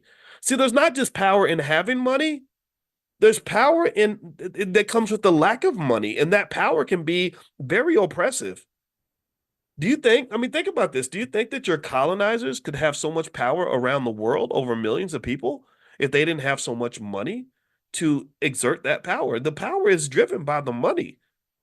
The money becomes just the Debo of your life. If you remember Debo from Friday, he would show up every time, you say, "I got $5." And Debo said, "No, I got $5." Right? So basically, the Debo in your life is money. When you are broke, when you are struggling, when you are on the brink of financial collapse, every decision you make is driven by money. And that is a terrible life to live because what that's done is it's taken away your ability to be a thoughtful, a thoughtful, critical thinking human being where you can look at all the different variables that shape your happiness. And instead, everything's got to come down to the money. Well, who am I going to date? Do I date the man who's nice to me, the man who sings to me, the man who truly loves me, or do I pick the man who has the most money? A lot of women will pick the man who has the most money. And that's what's really interesting. They'll look at men and the man who has the most money is in their mind the best man. And that tells me that you're operating on a certain frequency that I think is beneath what God intended for you to be. I don't think the universe and God intended for you to be a one-dimensional thinker, but that's what happens. When you get on the struggle frequency, you become one-dimensional. Everything's about the money. Which job are you going to take? The job that you love or the job that pays the most money? Or I got to go for the money. Where are you going to live? You're going to live in the place where you got the best social life and you're meeting wonderful people and your kids are happy? No, I got to go live in the place that pays me the most money. And so what happens then is that people that have the money are able to control you like Pinocchio on a string. All they got to do, they say, oh, I want you to do something different with your life. So I'm not going to force you to do it. I'm just going to offer you more money. I'm going to financially incentivize you to go right when when everything in your soul was telling you to go left. So when you have money, here's the point. Here's what's going to happen when you build that generational wealth for your kids. What's going to happen is that you're going to give them something in mathematics. We refer to this as degrees of freedom. You're going to give them, or another way to say it in a term that I've used before, is you're going to give them options. People who have options operate differently from people who have no options. Chris Rock said that. Everybody remember that? How many of you remember when Chris Rock says that money just gives you options? Money makes you say, oh, I can actually do A, B, C, D, E, F, or G. Whereas when I grew up poor in the hood, I knew I only had option A. You understand? So when you have money and you have options, it does change your culture because you're making decisions based on different criteria. You're not just saying, okay, I'm going to do it this way because I can save $20. You say, no, I'm going to do it that way because it makes me more comfortable or it makes me happier. Or I'm going to take a flight and yeah, I could save $200 by flying coach, but my back hurts and my legs are long, so I think I'm going to go ahead and get the first class ticket. Or I could save $100 if I wait till Wednesday to fly, but really I'm going to get to my mama's house a day early, so I'm going to go ahead and pay the extra $100 and fly on Tuesday instead of Wednesday. Do you understand? So when you get that financial security, you'll find that it does shape your culture. Even when you have conversations with your kids about what they want to do when they grow up, you're not just going to be stuck on which profession pays the most money. That's the thing. When I have conversations with our kids about what they want to do when they grow up, I just make it really simple. I say, well, I kind of want you to be happy. That's it. I just want you to be happy because I don't care if you have a $70,000 a year job or a $60,000 a year job. If that $70,000 job is stressing you out to the point where you are depressed, sad, drinking yourself to sleep at night and damn near suicidal, I don't want you to take that job. I don't care if it was a $200,000 a year job. Nothing is worth your happiness. Nothing is worth you trading your well-being. So, but I can say that because because years before they were born, I was already planting seeds to have that financial security. I didn't know what my life was going to look like as a dad. I didn't know that I was going to marry a woman that had 3 kids and all this other stuff that I did. I mean, I'm glad I did it. But I didn't know what my life was going to look like. But one thing I did know as a young black man is that money was going to be important. I also knew when I was 25, I said, I don't know who my kids are going to be. I don't know what my life is going to look like 20 or 30 years from now, but I do know that it's going to be easier for me to make optimal decisions if I have money than it will be if I don't have money. It'll be easier for me to make the right move if I'm financially free versus if I'm financially incarcerated. So effectively, I started to invest long term, not just to have money, but really to just sort of be in a position where I could be the kind of leader and father that my children would need instead of a guy who says, hey, you know what? The 20 years before you were born, I completely wasted all that time and didn't do anything constructive with my life. So now you're going to struggle because I'm just sitting here trying to play catch up. I didn't want that to happen to me. And that was not any type of genius to help me to see that. It was just me disconnecting from this sort of instant gratification culture and thinking about delayed gratification. There are cultures around the world that already embrace these ideas. When I see Aisha Verzi's in here, she's Nigerian like me. I'm 33% Nigerian. I don't know if y'all know. I'm very proud of that because the Nigerian culture was actually labeled as one of the most financially and educationally successful cultures for a few reasons. One, they really value family. Two, they really value education. And three, they have a tremendous amount of pride in who they are in terms of maintaining, I'm Igbo or whatever, right? I like they're proud of who they are. So they have a standard. Do you understand? There's a standard there. And the problem that you have as African Americans that you really got to fix is that they don't give you any standard. They don't. Tell me if I'm lying. Tell me, do you agree with me? Think about this. They don't give you any standard that comes with being black and African American in terms of traditions that you have to uphold, structures that you have to maintain, institutions that you've got to protect. Like they don't give you any of that. It's like, well, you just a lowly Negro and you ain't nothing until white people decide they want to invite you in and give you a fancy job, and then we start walking around all proud, like, well, I'm doing better than you because the white man gave me a $80,000 a year job and he only gave you a $40,000 a year job, and it's kind of beneath us. It's kind of pathetic, honestly. It's kind of embarrassing, right? So my question is, what's the standard? Do we have a standard? And if we don't have a standard, how do we get those standards? Well, a lot of that standard formation comes from culture, which comes also from education. I think that not educating our kids is the multi-trillion-dollar mistake that we make every generation that we don't actually realize. It's going to take about 2 or 3 generations for us to realize how much we're giving away when we're letting colonizers educate our children, and because they spend all that time teaching them basically that you're really nothing, and that the only chance you have to be anything in this world is if somehow integration accepts you. And then later on, that's when you have the Civil War. You have the conflict between those who've been colonized psychologically to believe that we can't do anything without white folks. We can't move forward. We can't move an inch. We can't breathe. We can't talk. I can't think without a white man giving me his blessing or somehow providing a pathway for me, versus those who say, no, no, actually, we can do what we want to do. Why are we sitting around bowing and praying to these other people when they're no better than us? They're no different from us in terms of what we can accomplish. And so then that's when you have the Civil War. That's why you have these issues with these elections, which again, I don't tell people who to vote for, but what I do have a big problem with is when people tell me that the only way I can actually survive as a black man is if I do what this politician tells me to do. And that's when I just get off the boat and I say, screw you, to hell with you. You're not going to tell me that this other person decides if my family's going to be good, or if my family's going to be healthy, or if I'm going to be successful, if I'm going to succeed. No, that's not where we're at. That's not where we need to go, in my opinion. So what you're going to find, circling back full circle to the point I was making earlier, what you're going to find is that once you start building wealth, it's going to really shift your culture, because it's going to shift the variables that matter when you're making critical decisions in your life. It's going to affect what kind of relationships you form. It's going to affect when and how many children you have. If you have children and money's not an issue, that's going to be a different decision than someone who has kids and says, gosh, I have to abort this baby because I can't afford it. I'm not nothing against that. I'm not judging your choices in that area, but I am saying that it is kind of unfortunate that when you get on that struggle frequency, you have to make these really heavy decisions based on money, just solely based on money. And that kind of makes me sad. I don't want you to live that kind of life. I want you to live a life where you're free to explore all the dimensions of who you are, all the dimensions that are going to make you healthy, whole, and powerful, without money kind of always deboing into the conversation and saying, no, no, I am the sole determinant of whether or not you can date that guy. I'm the determinant of whether or not you can live in that city. I'm the determinant of whether or not you can take a day off next week. No, the money should not be the number one variable in your decision making. So sometimes when we talk about money, when we do our financial consciousness every morning, people get confused. They think that because I am a financial expert, technically that's what I am, I guess.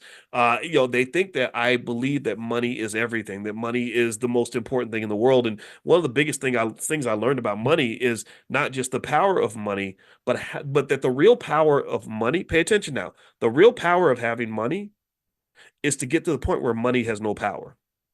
Do you understand? Do you follow what I'm saying? I want to say that slowly so everybody gets it. The real power of money, the real power that comes from understanding money, is when you can get to the point where money has no power. And that is what you call financial freedom. Financial freedom. What is financial freedom? Financial freedom is not where money drives all your decisions. Financial freedom is not where you're sacrificing everything that matters to you so you can get more money. That's not financial freedom. That's financial slavery.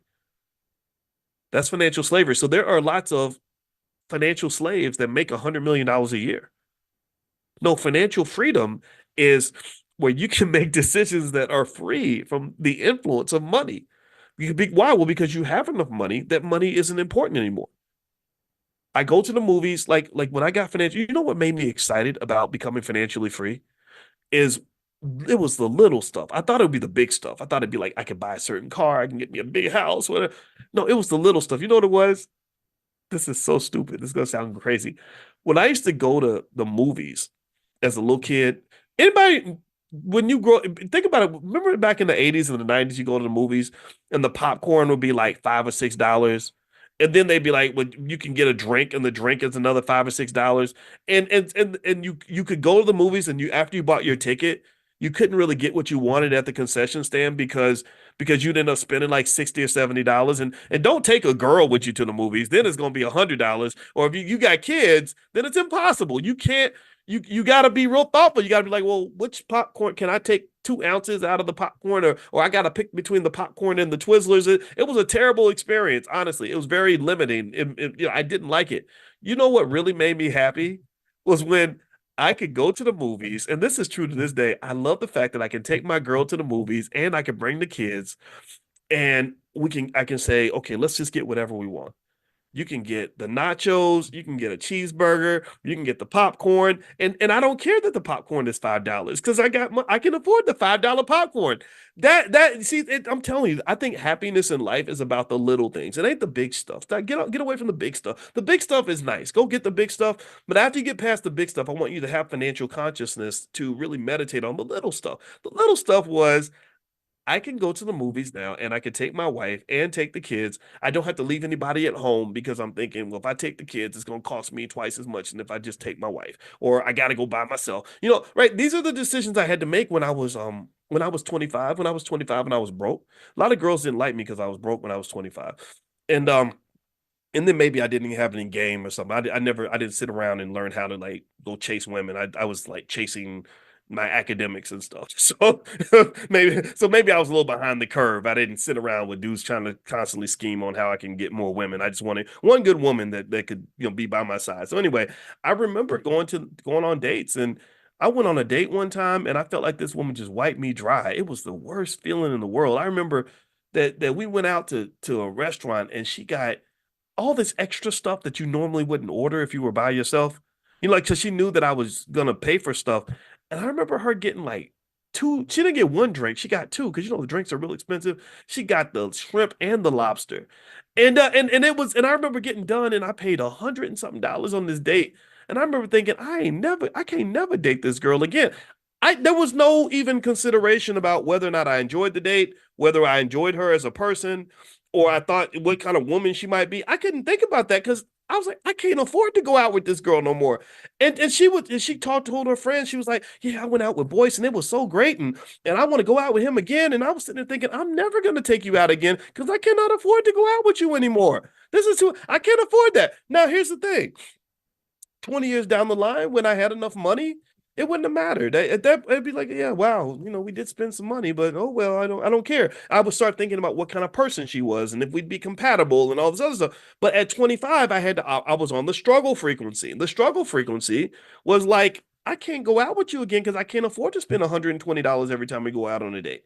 And who knows, maybe in her mind she was thinking like, "Ooh, he was so generous, I'm gonna go give him some." But I didn't even know about that. I've never even understood this idea that you would trade your body and go, pick up some STDs just because somebody bought you a nice meal. I never understood that. Or people who think, well, because I took you to Red Lobster, you owe me the access to your womb because I took you out to we had a nice trip to Olive Garden, so now I get to be your baby daddy. I never understood that at all. I think that logic is just crazy because, I think that your body is precious. I think that your reproductive organs matter. I think that who the father or the mother of your children is going to be is a $1 billion decision. And the fact that you're making $1 billion decisions over a $100 trip to Red Lobster or whatever, or $80 trip, because Red Lobster ain't that expensive, that's crazy to me. That's the culture. That's what I'm talking about when I talk about the culture, getting you on that struggle frequency where you're thinking, oh, well, because he took me to Burger King, I got to give him some. I don't understand that. And I think that is beneath you. And I really think that this is something we have to reassess. So one of the benefits of having economic security is I think it can elevate you off that struggle frequency where you can really start thinking about things a little bit more.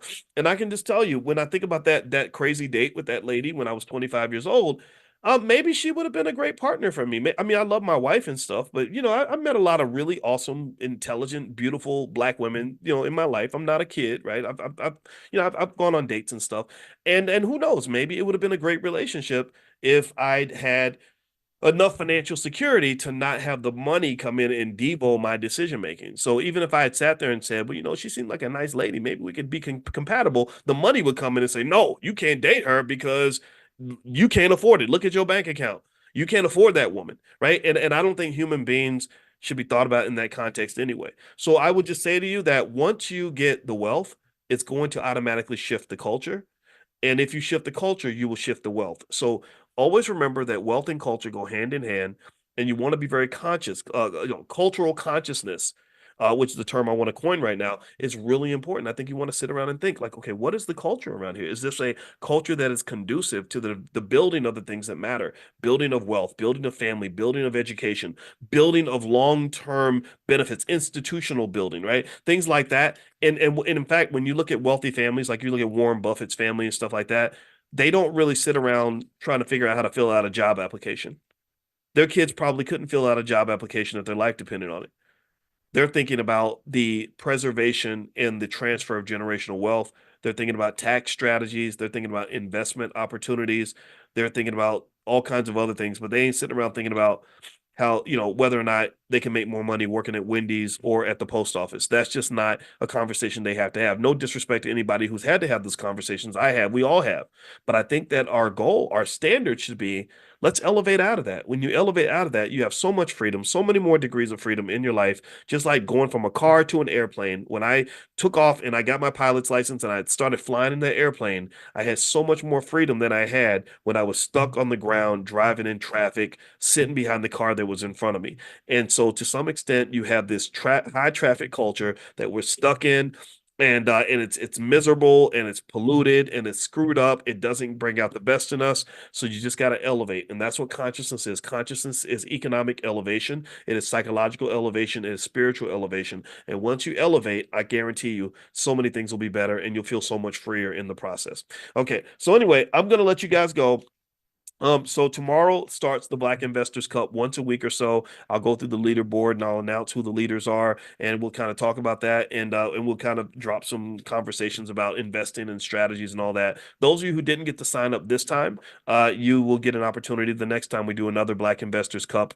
It's going to be 6 weeks. It starts tomorrow, so I'll keep you guys posted. BlackInvestorsCup.com is where you can sort of take a look and learn more. Second of all, if you want to be invited to the private Zoom for our Money in the Morning financial consciousness training. We do this every single day, 7 days a week. Feel free to text the word morning. Just text the word morning, MORNING, to the phone number 87948. Text morning to 87948. Also, Cody Ransom's class on the true history of Black Wall Street is starting in the next couple of days. And if you'd like to take a look at that class and see if you'd like to join, feel free to go to b1wallstreet.com. That's B, the number one, b1wallstreet.com. And at b1wallstreet.com, you can see what the class is about and what they're doing. One membership, you can bring anybody in your family, so you don't have to buy multiple memberships for people in the same household. So it's sort of buy one, get one free. So feel free to go to b1wallstreet.com. All right, I'm out of here. Have a great day, everybody. And stuff like that. I try to stay in the 5 a.m. club. I was not in the 5 a.m. club this morning. I was in the 6 a.m. club because my wife's boot camp slowed down, and she I guess they had their graduation or something. So I don't have to get up and be out of the house by 5. So I sleep until 6 now, which is quite wonderful. And anyway, so I got up and I was listening to what's going on in the financial world and what's happening in financial news. I like to try to stay on top of that as much as I can. And one thing that I saw that was really interesting that I think is an important kind of economic consciousness exercise that we can start the day off with, because I actually have as a whole other topic I was going to hit, but this comes to mind. How many of you have heard about the population issue? Has anybody, give me a yes if you've seen the discussions that have occurred about basically the world's population is not growing fast enough. Has anybody seen that? Especially in places like Europe and Japan and other places, the one of the challenges that they have is that people are just not having babies anymore. And there's I guess this what they call, I guess, the replacement rate, where they need a certain number of newborn babies to make up for the people that are dying. And what they're finding is that the numbers are not aligning, that the number of replacement people is not high enough to replace the people that are dying. So what happens in a country when you don't have a high enough birth rate is that your productivity drops. It's a wealth thing. Your wealth in your country drops because a lot of your wealth is related to productivity. Productivity comes from having young people getting up and busting their butt, going to work, making things happen. So here's what I want to kind of reflect on for a minute. And I think this is really to me very telling. I literally came to this conclusion today. Um, so let me ask y'all this other question. How many of you remember, how many of you are old enough to remember when it was the opposite? When all of the discussion was in the other direction, where they weren't talking about not having enough people. They were saying that we have too many. Anybody remember that? You only got to go back like 20 years to find a time where the whole conversation was completely different. The discussion was not, how do we replace people? We don't have enough humans. Oh my God. It was, the population's growing too much. It's going to explode. We can't feed everybody. And then you have people like Bill Gates, going around, and they were like going to African countries and trying to convince African people to have fewer kids. And they were introducing, and it was mostly sort of, it had a little bit of a feminist angle to kind of tell the women, like, hey, you don't have to have kids. Like, you can be in the factory working. You could be next to massa all day, like making a minimum wage instead of actually being with your children. And I really fell for it. I was listening to that and I was hearing them tell us how we were going to have too many people and that I guess people will be falling off the edge of the earth or something because maybe the earth is flat. I don't know. I'm kidding. And it would just be too much and we'd all just die from starvation. So I just find, isn't that fascinating though? I mean, let's just reflect on that for a moment. I promise this gets back to the economics and really I want us to go to the higher purpose of really understanding the difference between God's plan, your plan, and masses plan. Yeah, in fact, let's put it in that order. You got Master's plan, your plan, and God's plan. And here's what I want to go, here's what I want to dig into. I think it's so interesting that some of the so-called smartest scientists on the earth 20 years ago were telling you that our biggest problem population-wise was that we were going to have too many people. Now those very same scientists, just a few years later, are saying the exact opposite. They're now saying that we don't have enough people. And so even in big countries like China, which there are things to admire about their leadership, things to not admire. They had that for many years. They had their biggest problem was, oh my God, people are having too many babies. There's too many Chinese babies being born. So let's impose what they called the one child rule, where they literally made it a law that you can only have one kid. So the people are like, oh, okay, well, we want to help China, so we're going to have fewer children. And then suddenly they're like, "Oh my God! Whoa, wait, slow down, reverse the bus. We don't have enough babies. Oh, what are we gonna do?" Now they're going back and they're trying to convince people to start having kids again.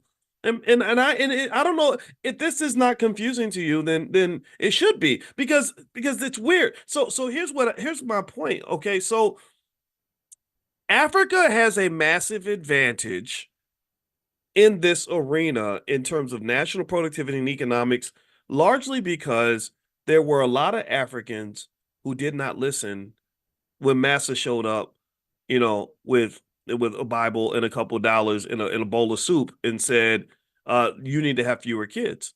There are a lot of Africans who still kept having babies because I think that they inherently understood that maybe God's plan is for you to have kids and for you to prosper. And again, I'm not trying to get hyper religious or anything like that. I don't even go to church. So I'm very spiritual, but I'm not religious. So you ain't talking to Dr. TD Jakes. That's not who I am. I love TD. I like TD. I think TD Jakes is a wise man, but I'm not trying to be him. I can't be him. It's impossible. What I am saying though is that I think that one of the strengths that we have as Black people, by the fact that we are spiritual, is that when you are connected to the universe, to God, to the higher purpose, which really is what economic elevation is all about. That's what consciousness is all about. Sometimes you just know when something just don't add up. So, sometimes you say, they're telling me I need to do this, but it just doesn't make sense. Let me know if you know what I'm talking about. And that's an instinct. That's an instinct. I think the instinct popped out, for example, during the pandemic. I'm not telling you guys what you should have thought during the pandemic. I'm not judging whether you got the jab or not. I promise you I'm not. But isn't it fascinating that now that pandemic is over, You're starting to see a whole bunch of people do a whole 360, like Chris Cuomo. Well, I used to say ivermectin was a horse tranquilizer, and I cussed people out because they used it and thought they were crazy. Now I apologize. I was just wrong. Oh my God, I was dead wrong. He's literally doing that. Dr. Fauci's in these hearings now. Again, I'm not telling you what you should think, but I am telling you that what my wife and I did, because my wife and I are both spiritual.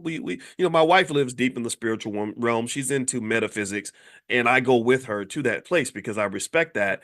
We just said, okay, when the pandemic started, we said, okay, let's just sit back and watch. Let's just really try, because we don't trust the government on that level. We don't hate. We're not conspiracy theorists, but I know that there are conspiracies. I mean, it's been proven. If you look throughout history, there have been many, many conspiracies where the goal is to control people. Right? Again, Massa's plan. Massa always got a plan for you. Rockefeller had a plan for the public education system. He clearly stated, he said, I don't want a whole nation full of people thinking for themselves. I need a whole nation full of people that are going to get up and go to work every day. So there are always people who operate on that higher level that are playing chess because their consciousness is different from the rest of us. They're looking down at us as a collective instead of sort of being in the trees. They're not in the trees. They're not one of us. They're up here. So they're managing the bulk of us. Do you understand? So to some extent, and this is the beast of capitalism, you become kind of a commodity. So here, let's circle back to the whole population control issue. I would argue that part of what was going on in terms of them telling people to stop having babies was probably driven in part, at least in the United States for sure, driven by this idea that said, if we can get more mothers to come out of the house and come to work every day, then guess what? Our national productivity goes up, which means we make more money. Again, not to say there's anything wrong with women working. I mean, I support all of that. That's fine. But what I really support is you doing what works for you, what makes sense for you.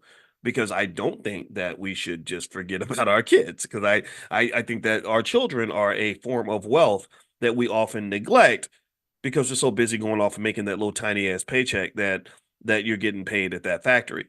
And in fact, actually, in other areas where I think social movements were used to manipulate capitalist outcomes was actually also, let's just, since we're talking about feminism or women and things like that, I do know for a fact that there was a time when they were trying to make more money and they were trying to get women to buy cigarettes. So what they did was one of the marketers, he said, I got this uncle in Germany who's struggling for money. His name is Sigmund Freud, and he understands the subconscious mind. So what he said was what Freud suggested was he said you can manipulate the subconscious mind to get women to smoke cigarettes by realizing that the cigarette can be shaped as a phallic symbol. It is a symbol of the man's power because it's kind of shaped like a penis. So if you use certain messaging, you can convince women that they're taking power from men by smoking cigarettes. That even though one has nothing to do with the other, but by smoking the cigarette, it's an act of defiance where you've taken away the power of the male by taking away his genitalia.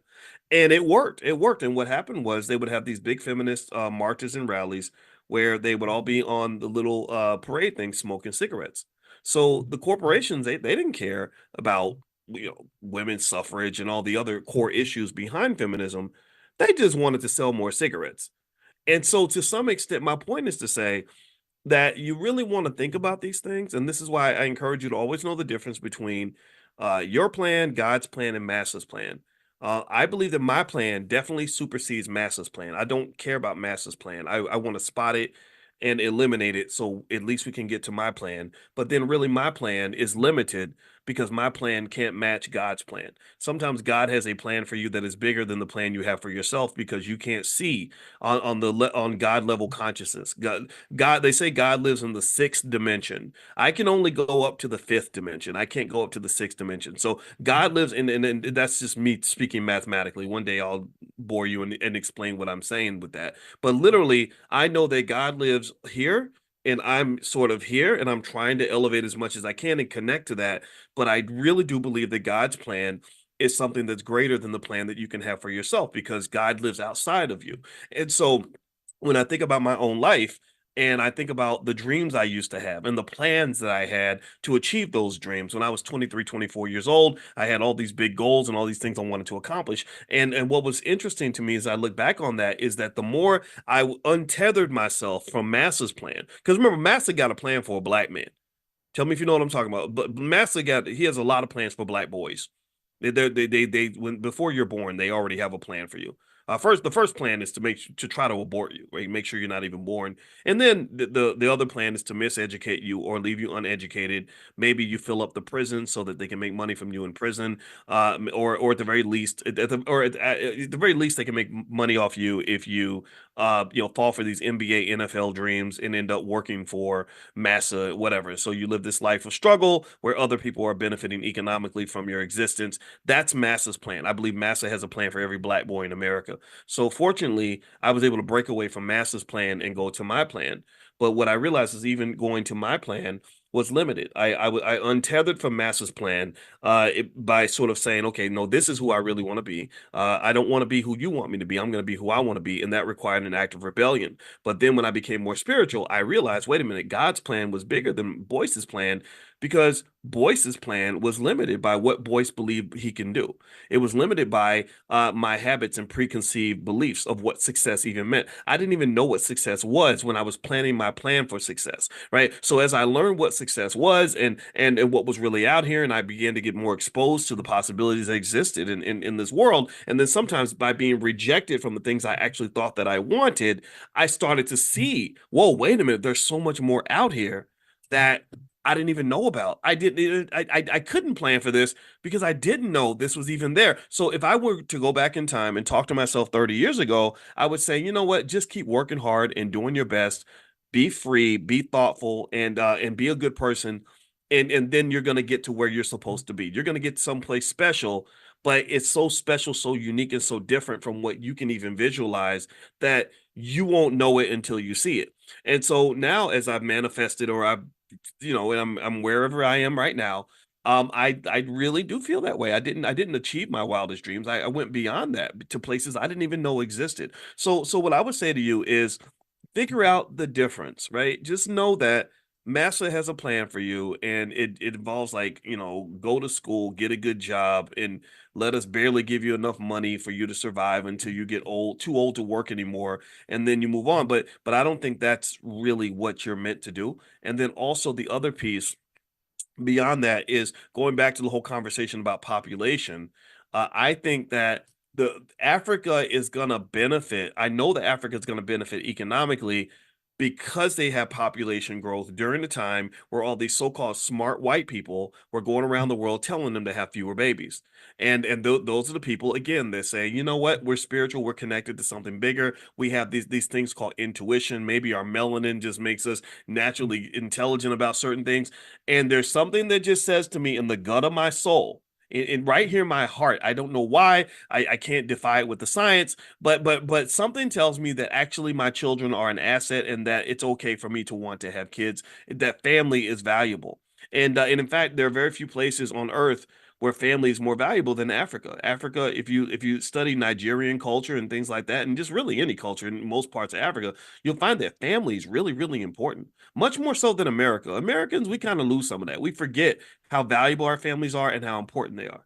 We do. And I think also, again, this is part of Massa's plan, because if they can detach you from the family, then they can control you with the government and with the corporation. Just look at some of the social policies that they implemented in the black community. If you have a man in the house, then you don't get your welfare check. So the welfare check becomes the replacement for the man. And then you see what's happened with our families. And now what happens is that when you don't have that unity of family to support you and protect you, then everybody's out here struggling on their own. Everybody's out here drowning as an individual because you would have been strong as a collective, and the collective was chopped into pieces, because it's much easier to exploit a detached, disconnected group of people than it is to exploit a unified group of people. Another example where they do this in the economy is labor unions. When workers are connected and defending their rights as a group, and negotiating as a group, and operating as a group,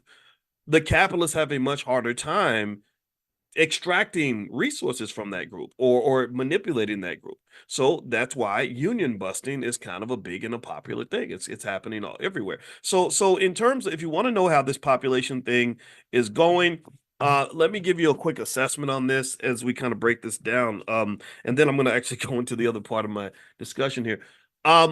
So right now, basically, again, the scientists are worried that we're not going to have enough babies. I think that worry is ill-conceived. I think that it's premature. I think that a few things are going to make up for that because we human beings are pretty adaptive.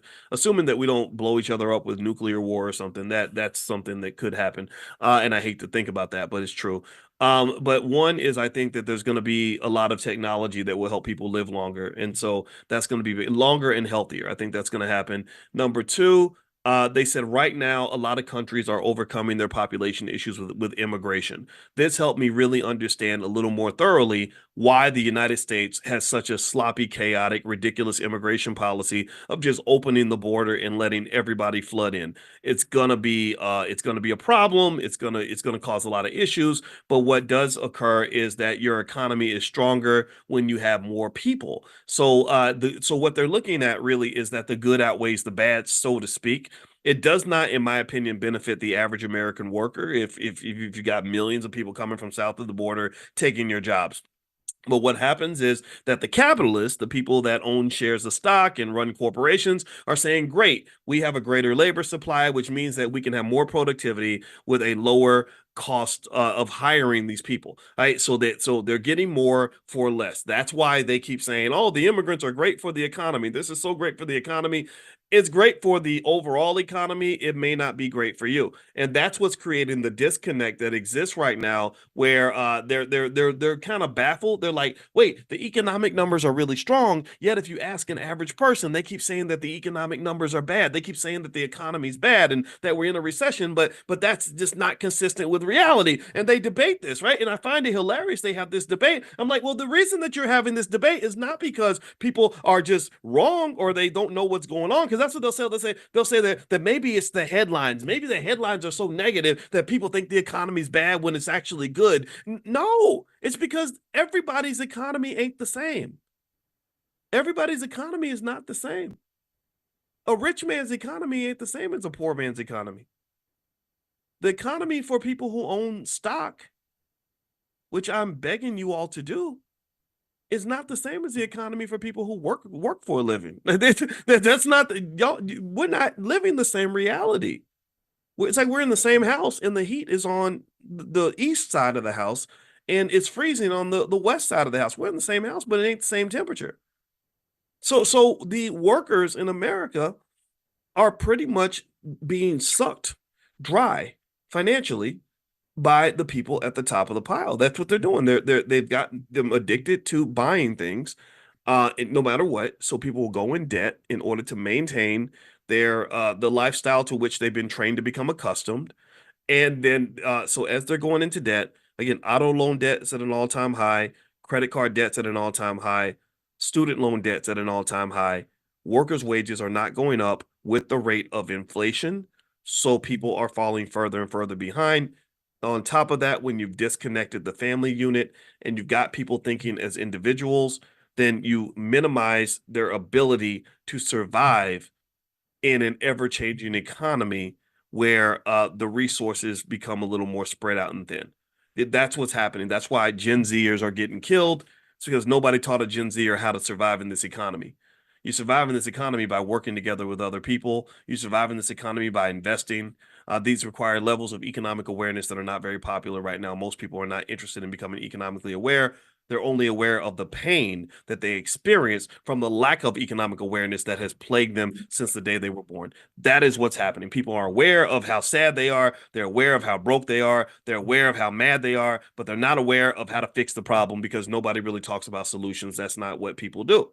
So, with that being said, the other way that they're going to overcome this whole issue with the population is robots. AI and robots is another area where from an economic standpoint, they're going to overcome the deficiency in the population is they're just going to have robots everywhere and lots of AI everywhere. And that's the wave of the future. So just as an FYI, because we're solution oriented, I do have a list of AI stocks that I sent out to a lot of you. If you haven't gotten it yet, just pull out your phone, text the word stock to the number 87948. Text stock to 87948. I'll send you the AI stocks and I'll also send you links to profit alerts. I did one this morning where I talked about an investment I'm making right now in copper. And the ticker symbol for the ETF, the copper ETF that I like is COPX, COPX. So COPX. So feel free to go take a look at copper COPX. And if you want to really learn more about stock market investing and want to share a membership to my stock market class with your entire family, just go to drboycestockmarket.com. The first 30 days are 100% free. So you go to drboycestockmarket.com. There's hundreds of lectures, thousands of hours of material. It's easy to understand at any level.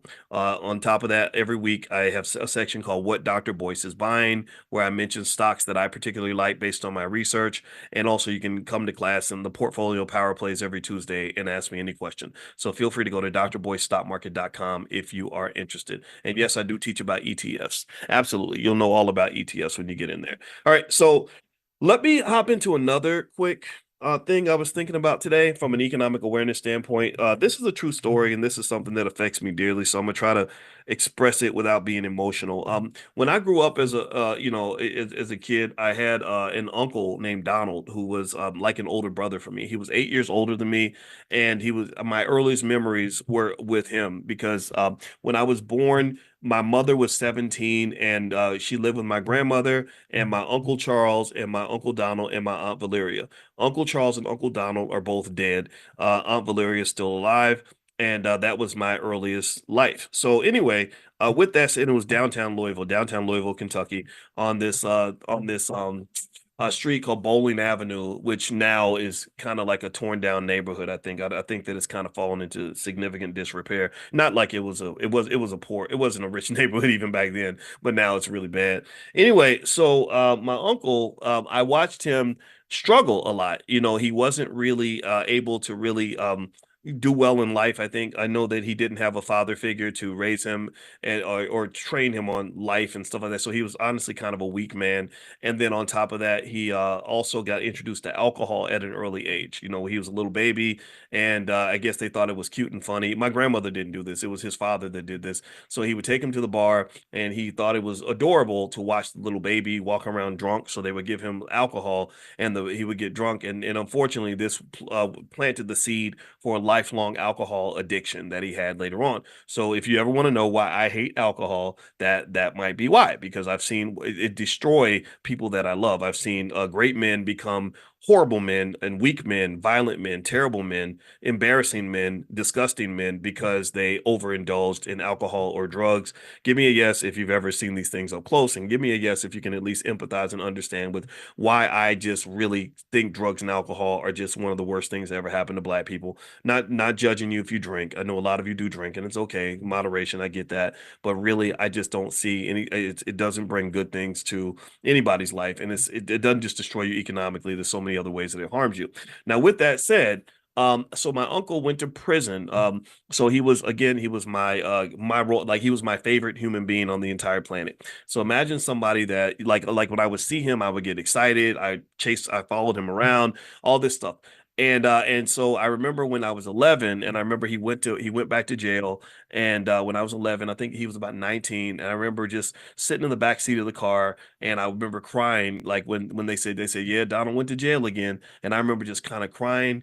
And as I was crying, like nobody, I remember just kind of feeling like nobody cared. You know what I mean? Like this is another reason, another thing I'm very passionate about is mass incarceration, because I remember how hurt I was, you know, because this person, like I loved him, you know, and I was sitting in the back seat just kind of crying, and nobody, I felt like nobody cared, you know, like nobody could feel what I was going through. And so anyway, I struggled in school, and like eighth grade, I remember I would sit there in the eighth grade and I would just write him letters, you know, in jail. And anyway, so oh God, I'm so sorry, guys. I didn't damn. I didn't know I was gonna have this reaction. I apologize. but I'm gonna keep going. I'm gonna keep going. So anyway, so my time with him was like really mixed. And eventually there was a point where maybe about 13 or 14, it switched. I went from being the little brother to being the older brother. Like I was the one who, like, because I remember just kind of saying, okay, this guy is struggling. I can't really follow behind him. You know how you want to look up to somebody, but you can't. You can't look up to somebody who's shorter than you, so to speak. And because he was not built a certain way, and I don't know if it was his fault of his own. Like I had to kind of talk to my therapist to kind of figure out how to give him grace. But I remember in a way there was like an anger, like man, I was so disappointed in you. I needed you to be my hero, and you weren't. You couldn't be, So anyway, I kind of became the older brother. And so in my 20s, I remember him calling me. He'd call me to borrow money and stuff like that. And it was hard. It was weird, and it was more like I got to the point where I was sort of becoming more of myself, more of the person I am now. And I have a really strong father. My father who raised me is a very like disciplined, determined. He's a veteran. He doesn't take any shit. He believes you if you want something, you go for it, you fight for it, you don't back down, you do your best. You take responsibility, and these are values that my father was giving me. He wasn't my biological father, but I love him. And anyway, so I was kind of becoming that guy, right? Whatever that guy looks like, I was becoming him. Whereas my uncle was still kind of lagging behind. And the thing about prison that really bothers me is we don't talk enough about the mental health crisis, the mental health issues of just what happens to people when they get incarcerated. We don't talk about how their children feel, when their father's being taken away. We have so much empathy and so much sympathy for everybody else's pain, but we don't have any empathy for our own. We don't talk about just how painful and traumatic. Think about this. I'm 52 years old. I'm a grown ass man. I'm sitting here crying as I'm reliving how I felt when I was 11. It's hard and it's embarrassing, by the way, to do this in front of so many people. But I'm gonna keep going because God is telling me to talk. So, as we got older, and I promise we got to circle this back to economics because I know this is about economic awareness, and this is why I brought this up. So, as he got older, there was this constant drain of him always borrowing money. I watched him not just disappoint me, I saw him disappoint his children. I saw him disappoint my grandmother, who got older and could not keep bailing him out every time he went to jail or helping him every time he struggled. And so I learned from watching this. Like I watched this behavior, I watched this dynamic as this man who never learned how to become a man, right? He was always a little boy. And it's not so much his fault, right? Because there was no man to really show him how to be a man, right? And so he stayed a little boy even in his 20s, his 30s, and his 40s, and he would go to my grandmother, when she's in her 60s and 70s, and he would borrow money. Like, he wouldn't show up to help her. He wouldn't show up to help pay bills. He wouldn't show up to cut the grass. He would show up to borrow money. And he was also plagued by these mental health issues from incarceration and other things he went through, as well as drugs and alcohol. And so it got to the point where he became that relative that a lot of us have. A lot of us have a relative like that. Give me a guess if you have somebody in your family that reminds you of this, where they just can't get it together, where you just kind of feel like you can't depend on them. You can't, you're going to have to bail them out. They're never going to be there to bail you out. That's the dynamic. That's what happens. And these people are built like the world society builds that. Malcolm X, his bodyguard was talking about how it felt to be around Malcolm, and he started to cry. And they said, "Well, why do you feel that way?" He said, "Because Malcolm encouraged us to be men, and America wants the black male to remain a little boy." That's what he said. He said they want us to be little boys, and that's why. So if you ever see me get real pissed off when I see rappers or anybody encouraging black men to be immature and ignorant and ridiculous and backward, that's what it comes from. It's like we don't need little boys in the community. We need men. We need men that are going to lead. We need men that are going to build. That are going to want to think strategically, not these little cartoon characters that they give us in the media. And I think that's all by design, right? Because men build things, men create things, men break down barriers, men open doors, men protect, provide all these other things. Little boys just sit there and let things happen to them. They don't pay attention, or they don't try hard enough, or they give up easily, right? So long story short, I became kind of the older brother to my uncle, who became my like a little brother, who would call me and ask me for money and all that. And then one day, things just kept getting worse and worse. And then he became homeless eventually. And one night when he was homeless, and so he'd go to the liquor store and stuff. And one day he got hit by a car, and I don't know if the driver says he was laying down in the middle of the street. I don't know if he was doing that or not. But that's what the driver said. And he got hit and he got dragged like 100 feet down the street. And he ended up, he didn't die. It was interesting. He had significant brain damage, and he also became paralyzed from the waist down. So he ended up in the hospital getting brain surgery and spinal cord surgery at the same time. He died on the operating table twice. And so, but again, because I loved him, I came to see him and did my best to help out however I could. It was really, really hard. And so here was this guy who didn't have any health insurance, any plan for the future. Like, nothing was there where he could actually take care of himself in this really fragile state. And it was heartbreaking for me because again, he was my favorite person on the planet. So it's really hard. Some of you have seen this where you have to watch your favorite person on the earth suffer, like in these horrible ways, just not being able to clothe yourself or feed yourself or use the bathroom, by yourself, just stuff like that. And so then eventually, after about 3 years, I think he eventually got an infection in the hospital, and he ended up dying. And I think about his life a lot because it shaped me. I was very close to him, and it made me really think about preparation in terms of how you want your life to go. And it made me think about how many of us are not trained to prepare for things like this. He wasn't prepared at all for the expense of being in a wheelchair. There was no insurance at all on anything, and he wasn't prepared in terms of education or no saving, investing, none of that. It was like he was just kind of surviving from day to day. And I think sometimes that stress and struggle of just surviving can keep us from having the consciousness to sort of make these long-term plans and to say, okay, well, what if this happens, or what if that happens? Or how do I provide for these other people in case something goes wrong in my path?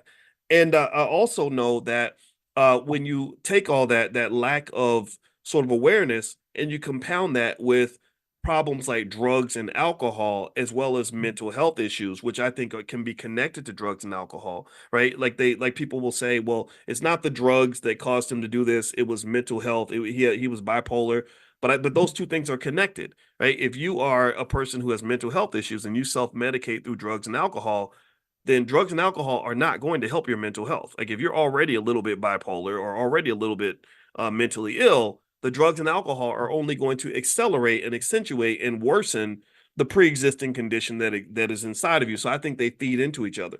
So long story short, um, I saw this man who could have and should have been somebody's husband and father, could have and should have been an asset to his own mother, could have and should have been a role model for me.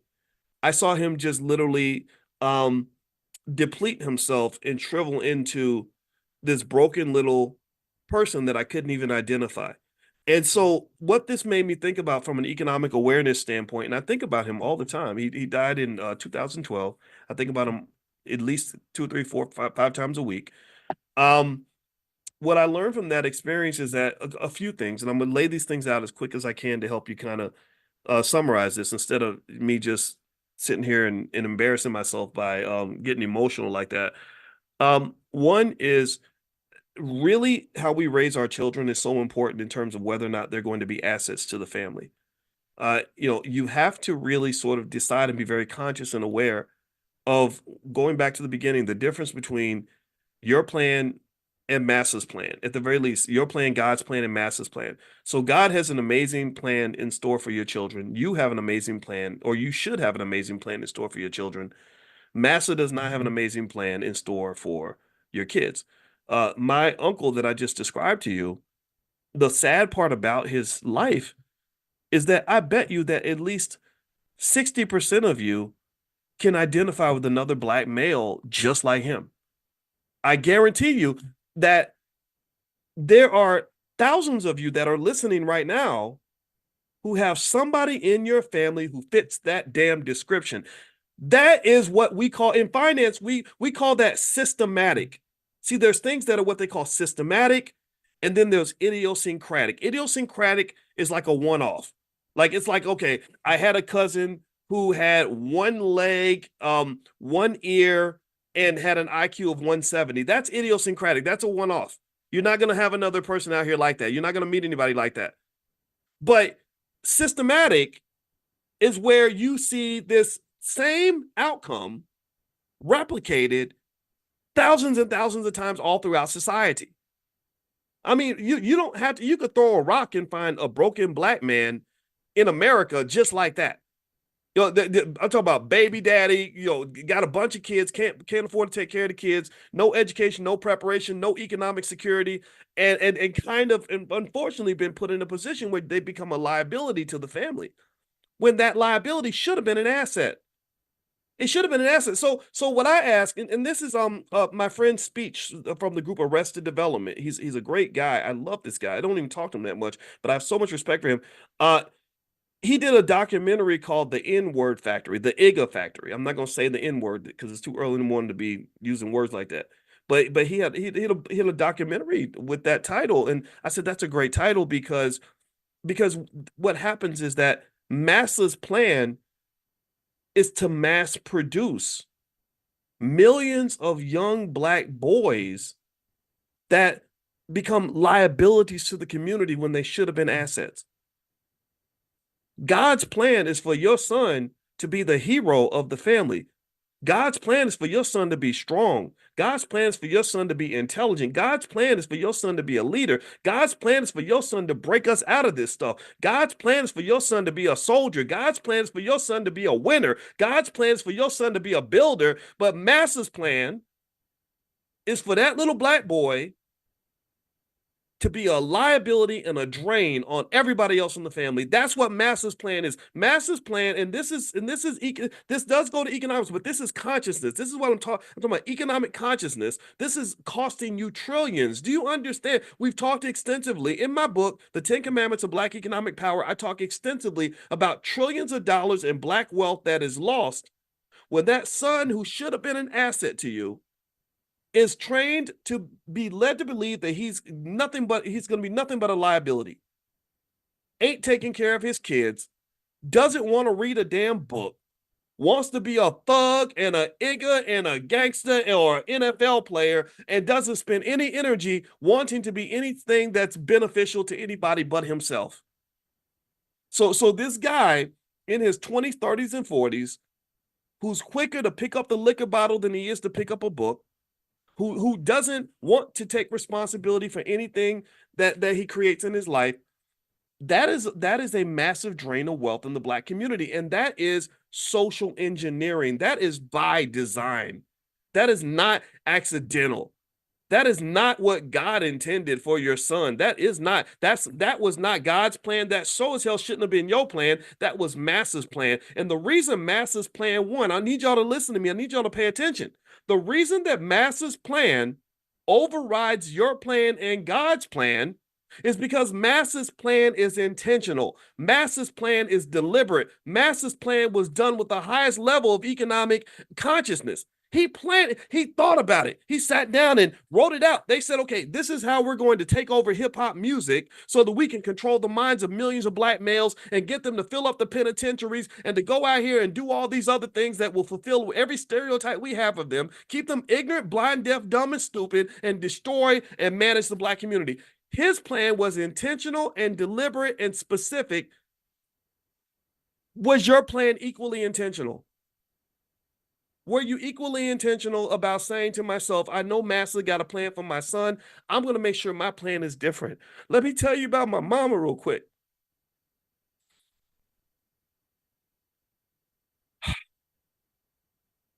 When I was 5, I've told y'all, some of y'all this story before. When I was 5, there was a white lady that was my elementary school teacher or my preschool teacher. And she sat my mother down and she said, I need you to understand how your son operates. She said, he's very active. He gets up, he walks around, he makes noise, and he doesn't follow rules very well. But she said one day I saw him doing that and I wanted to embarrass him. So I went and I kept on teaching. I kept ignoring him as he was getting up, walking around, singing songs and talking to the other kids. And the way I was going to embarrass him was I was going to ask him to repeat back to me every single thing that I had put on the board. And she said, "Do you know that when I did that and he got up and walked around and did everything he normally does?" And I said, "Okay, Boyce, I want you to tell me everything that I was just teaching everybody." She said, "Do you know that he told me every single thing that I had been teaching? He was listening while he was walking around appearing to be distracted." So what she said to my mother, she said that when your son gets to the public school system, they're going to try to medicate him. They're going to diagnose him. They're going to do all these things. They're going to tell you that something's wrong with him. And this lady, I'm not a person who walks around thinking that every white person tries to be evil. I don't think that way. This little white lady told my mother, "Do not let them put him on any medication. Do not let them diagnose him. Your son is fine. He just has a lot of energy. A lot of boys have energy, and that's it." And do you understand how critical that was when my mother years later intentionally, specifically, and really vehemently defended me when they tried to diagnose me or put me in special classes and do all these other things that would have derailed me. If my mother had not been specific and clear and intentional about pursuing her plan for me over Massa's plan for me, I would not be standing here talking to you right now. I would not be the man that I am right now. So what I'm really saying here is this. The world tends to move out of the way for people who know who the hell they are and people who know what the hell they want. So part of the reason that it's so important for you to be conscious on every level, and we talk about economic consciousness, and the economics certainly folds into this, but you got to be intentional about everything. You got to be intentional about everything. And if you don't know enough to have that clarity and intentionality, then this is where little things like meditation come into play. This is where you got to sit down and figure out who the hell you are, what the hell you want, what you want for your family, where this ship is going to go. You got to be clear. And when you are clear, the world will move out of your way. Part of the reason people don't mess with me is because they know that I'm clear. I ain't scared of nothing. I know exactly who I am. I know what I'm talking about, and you ain't gonna pump me out of nothing. And so I encourage you to understand the same thing. Because when you're not clear, what you do is you say, "Well, I don't really know what to do with my kids educationally." So you just hand them over to these other people and you trust these other people who don't have your child's best interests at heart. They don't have your best interests at heart. They're thinking about other stuff. "Oh, well, I don't know what I want to do financially, so I think I'll just take this job so I can pay a couple of bills." And okay, you go ahead and do that, but just know that they're not thinking about your long-term economic security. You have to understand these things. So again, I end on this final simple note. You got God's plan, your plan, and Massa's plan. So because God's plan is it has more clarity and more relevance and it's more accurate than your plan because he knows more than you do, then consciousness means elevation. Elevation means you're getting closer to God. God lives inside of you. That's a fundamental belief a lot of people have. And so the God is inside of you. You got to listen to that. You have to, that's where you sit in silence, you meditate, you disconnect, you think about things, process things. And then once you've done that and you gain that clarity, then you make sure that your plan got to override Massa's plan. Because Massa ain't got nothing good planned for you or your black son. Nothing. your black grandbabies. Massa ain't got no good plan for none of them. But what is your plan? What is our plan? And don't tell me all day about what white folks are doing. I don't care about that, honestly, because I truly believe that when we really know who the hell we are and what we want, nothing can stop us. Nobody can get in our way. Nobody can. And that's what I want to share with you all today. And I hope that this fit. I did not know I would end up sniveling and crying and stuff. I didn't plan on that. I was really mixed about whether or not I should talk about my uncle because I'm real sensitive about that. And honestly, that experience was so significant for me that it drives a lot of my beliefs today. I'm really, really deeply offended by what they've done to our greatest men. They've locked them up. They've ruined them. They've either locked them up physically or locked a lot of them up psychologically. And this is something I'm determined to fight against because I think that we can do better than that. I think that God meant for something better to be for us, and I think that we can go get that. So I'm gonna finish up for today. Quick reminder, if you want to get reminded when we do economic consciousness every morning, just text the word morning to the number 87948. Text morning to 87948. Later on today, we're going to do the portfolio power play. We're going to I'll answer a million questions about the stock market. The stock I mentioned earlier that I'm going to buy, the ETF, I'm actually going to buy some more shares right now because the market's about to open. It's COPX, COPX, because the price of copper is expected to go up because the demand is going up, which is going to outstrip supply. And I think that's an opportunity.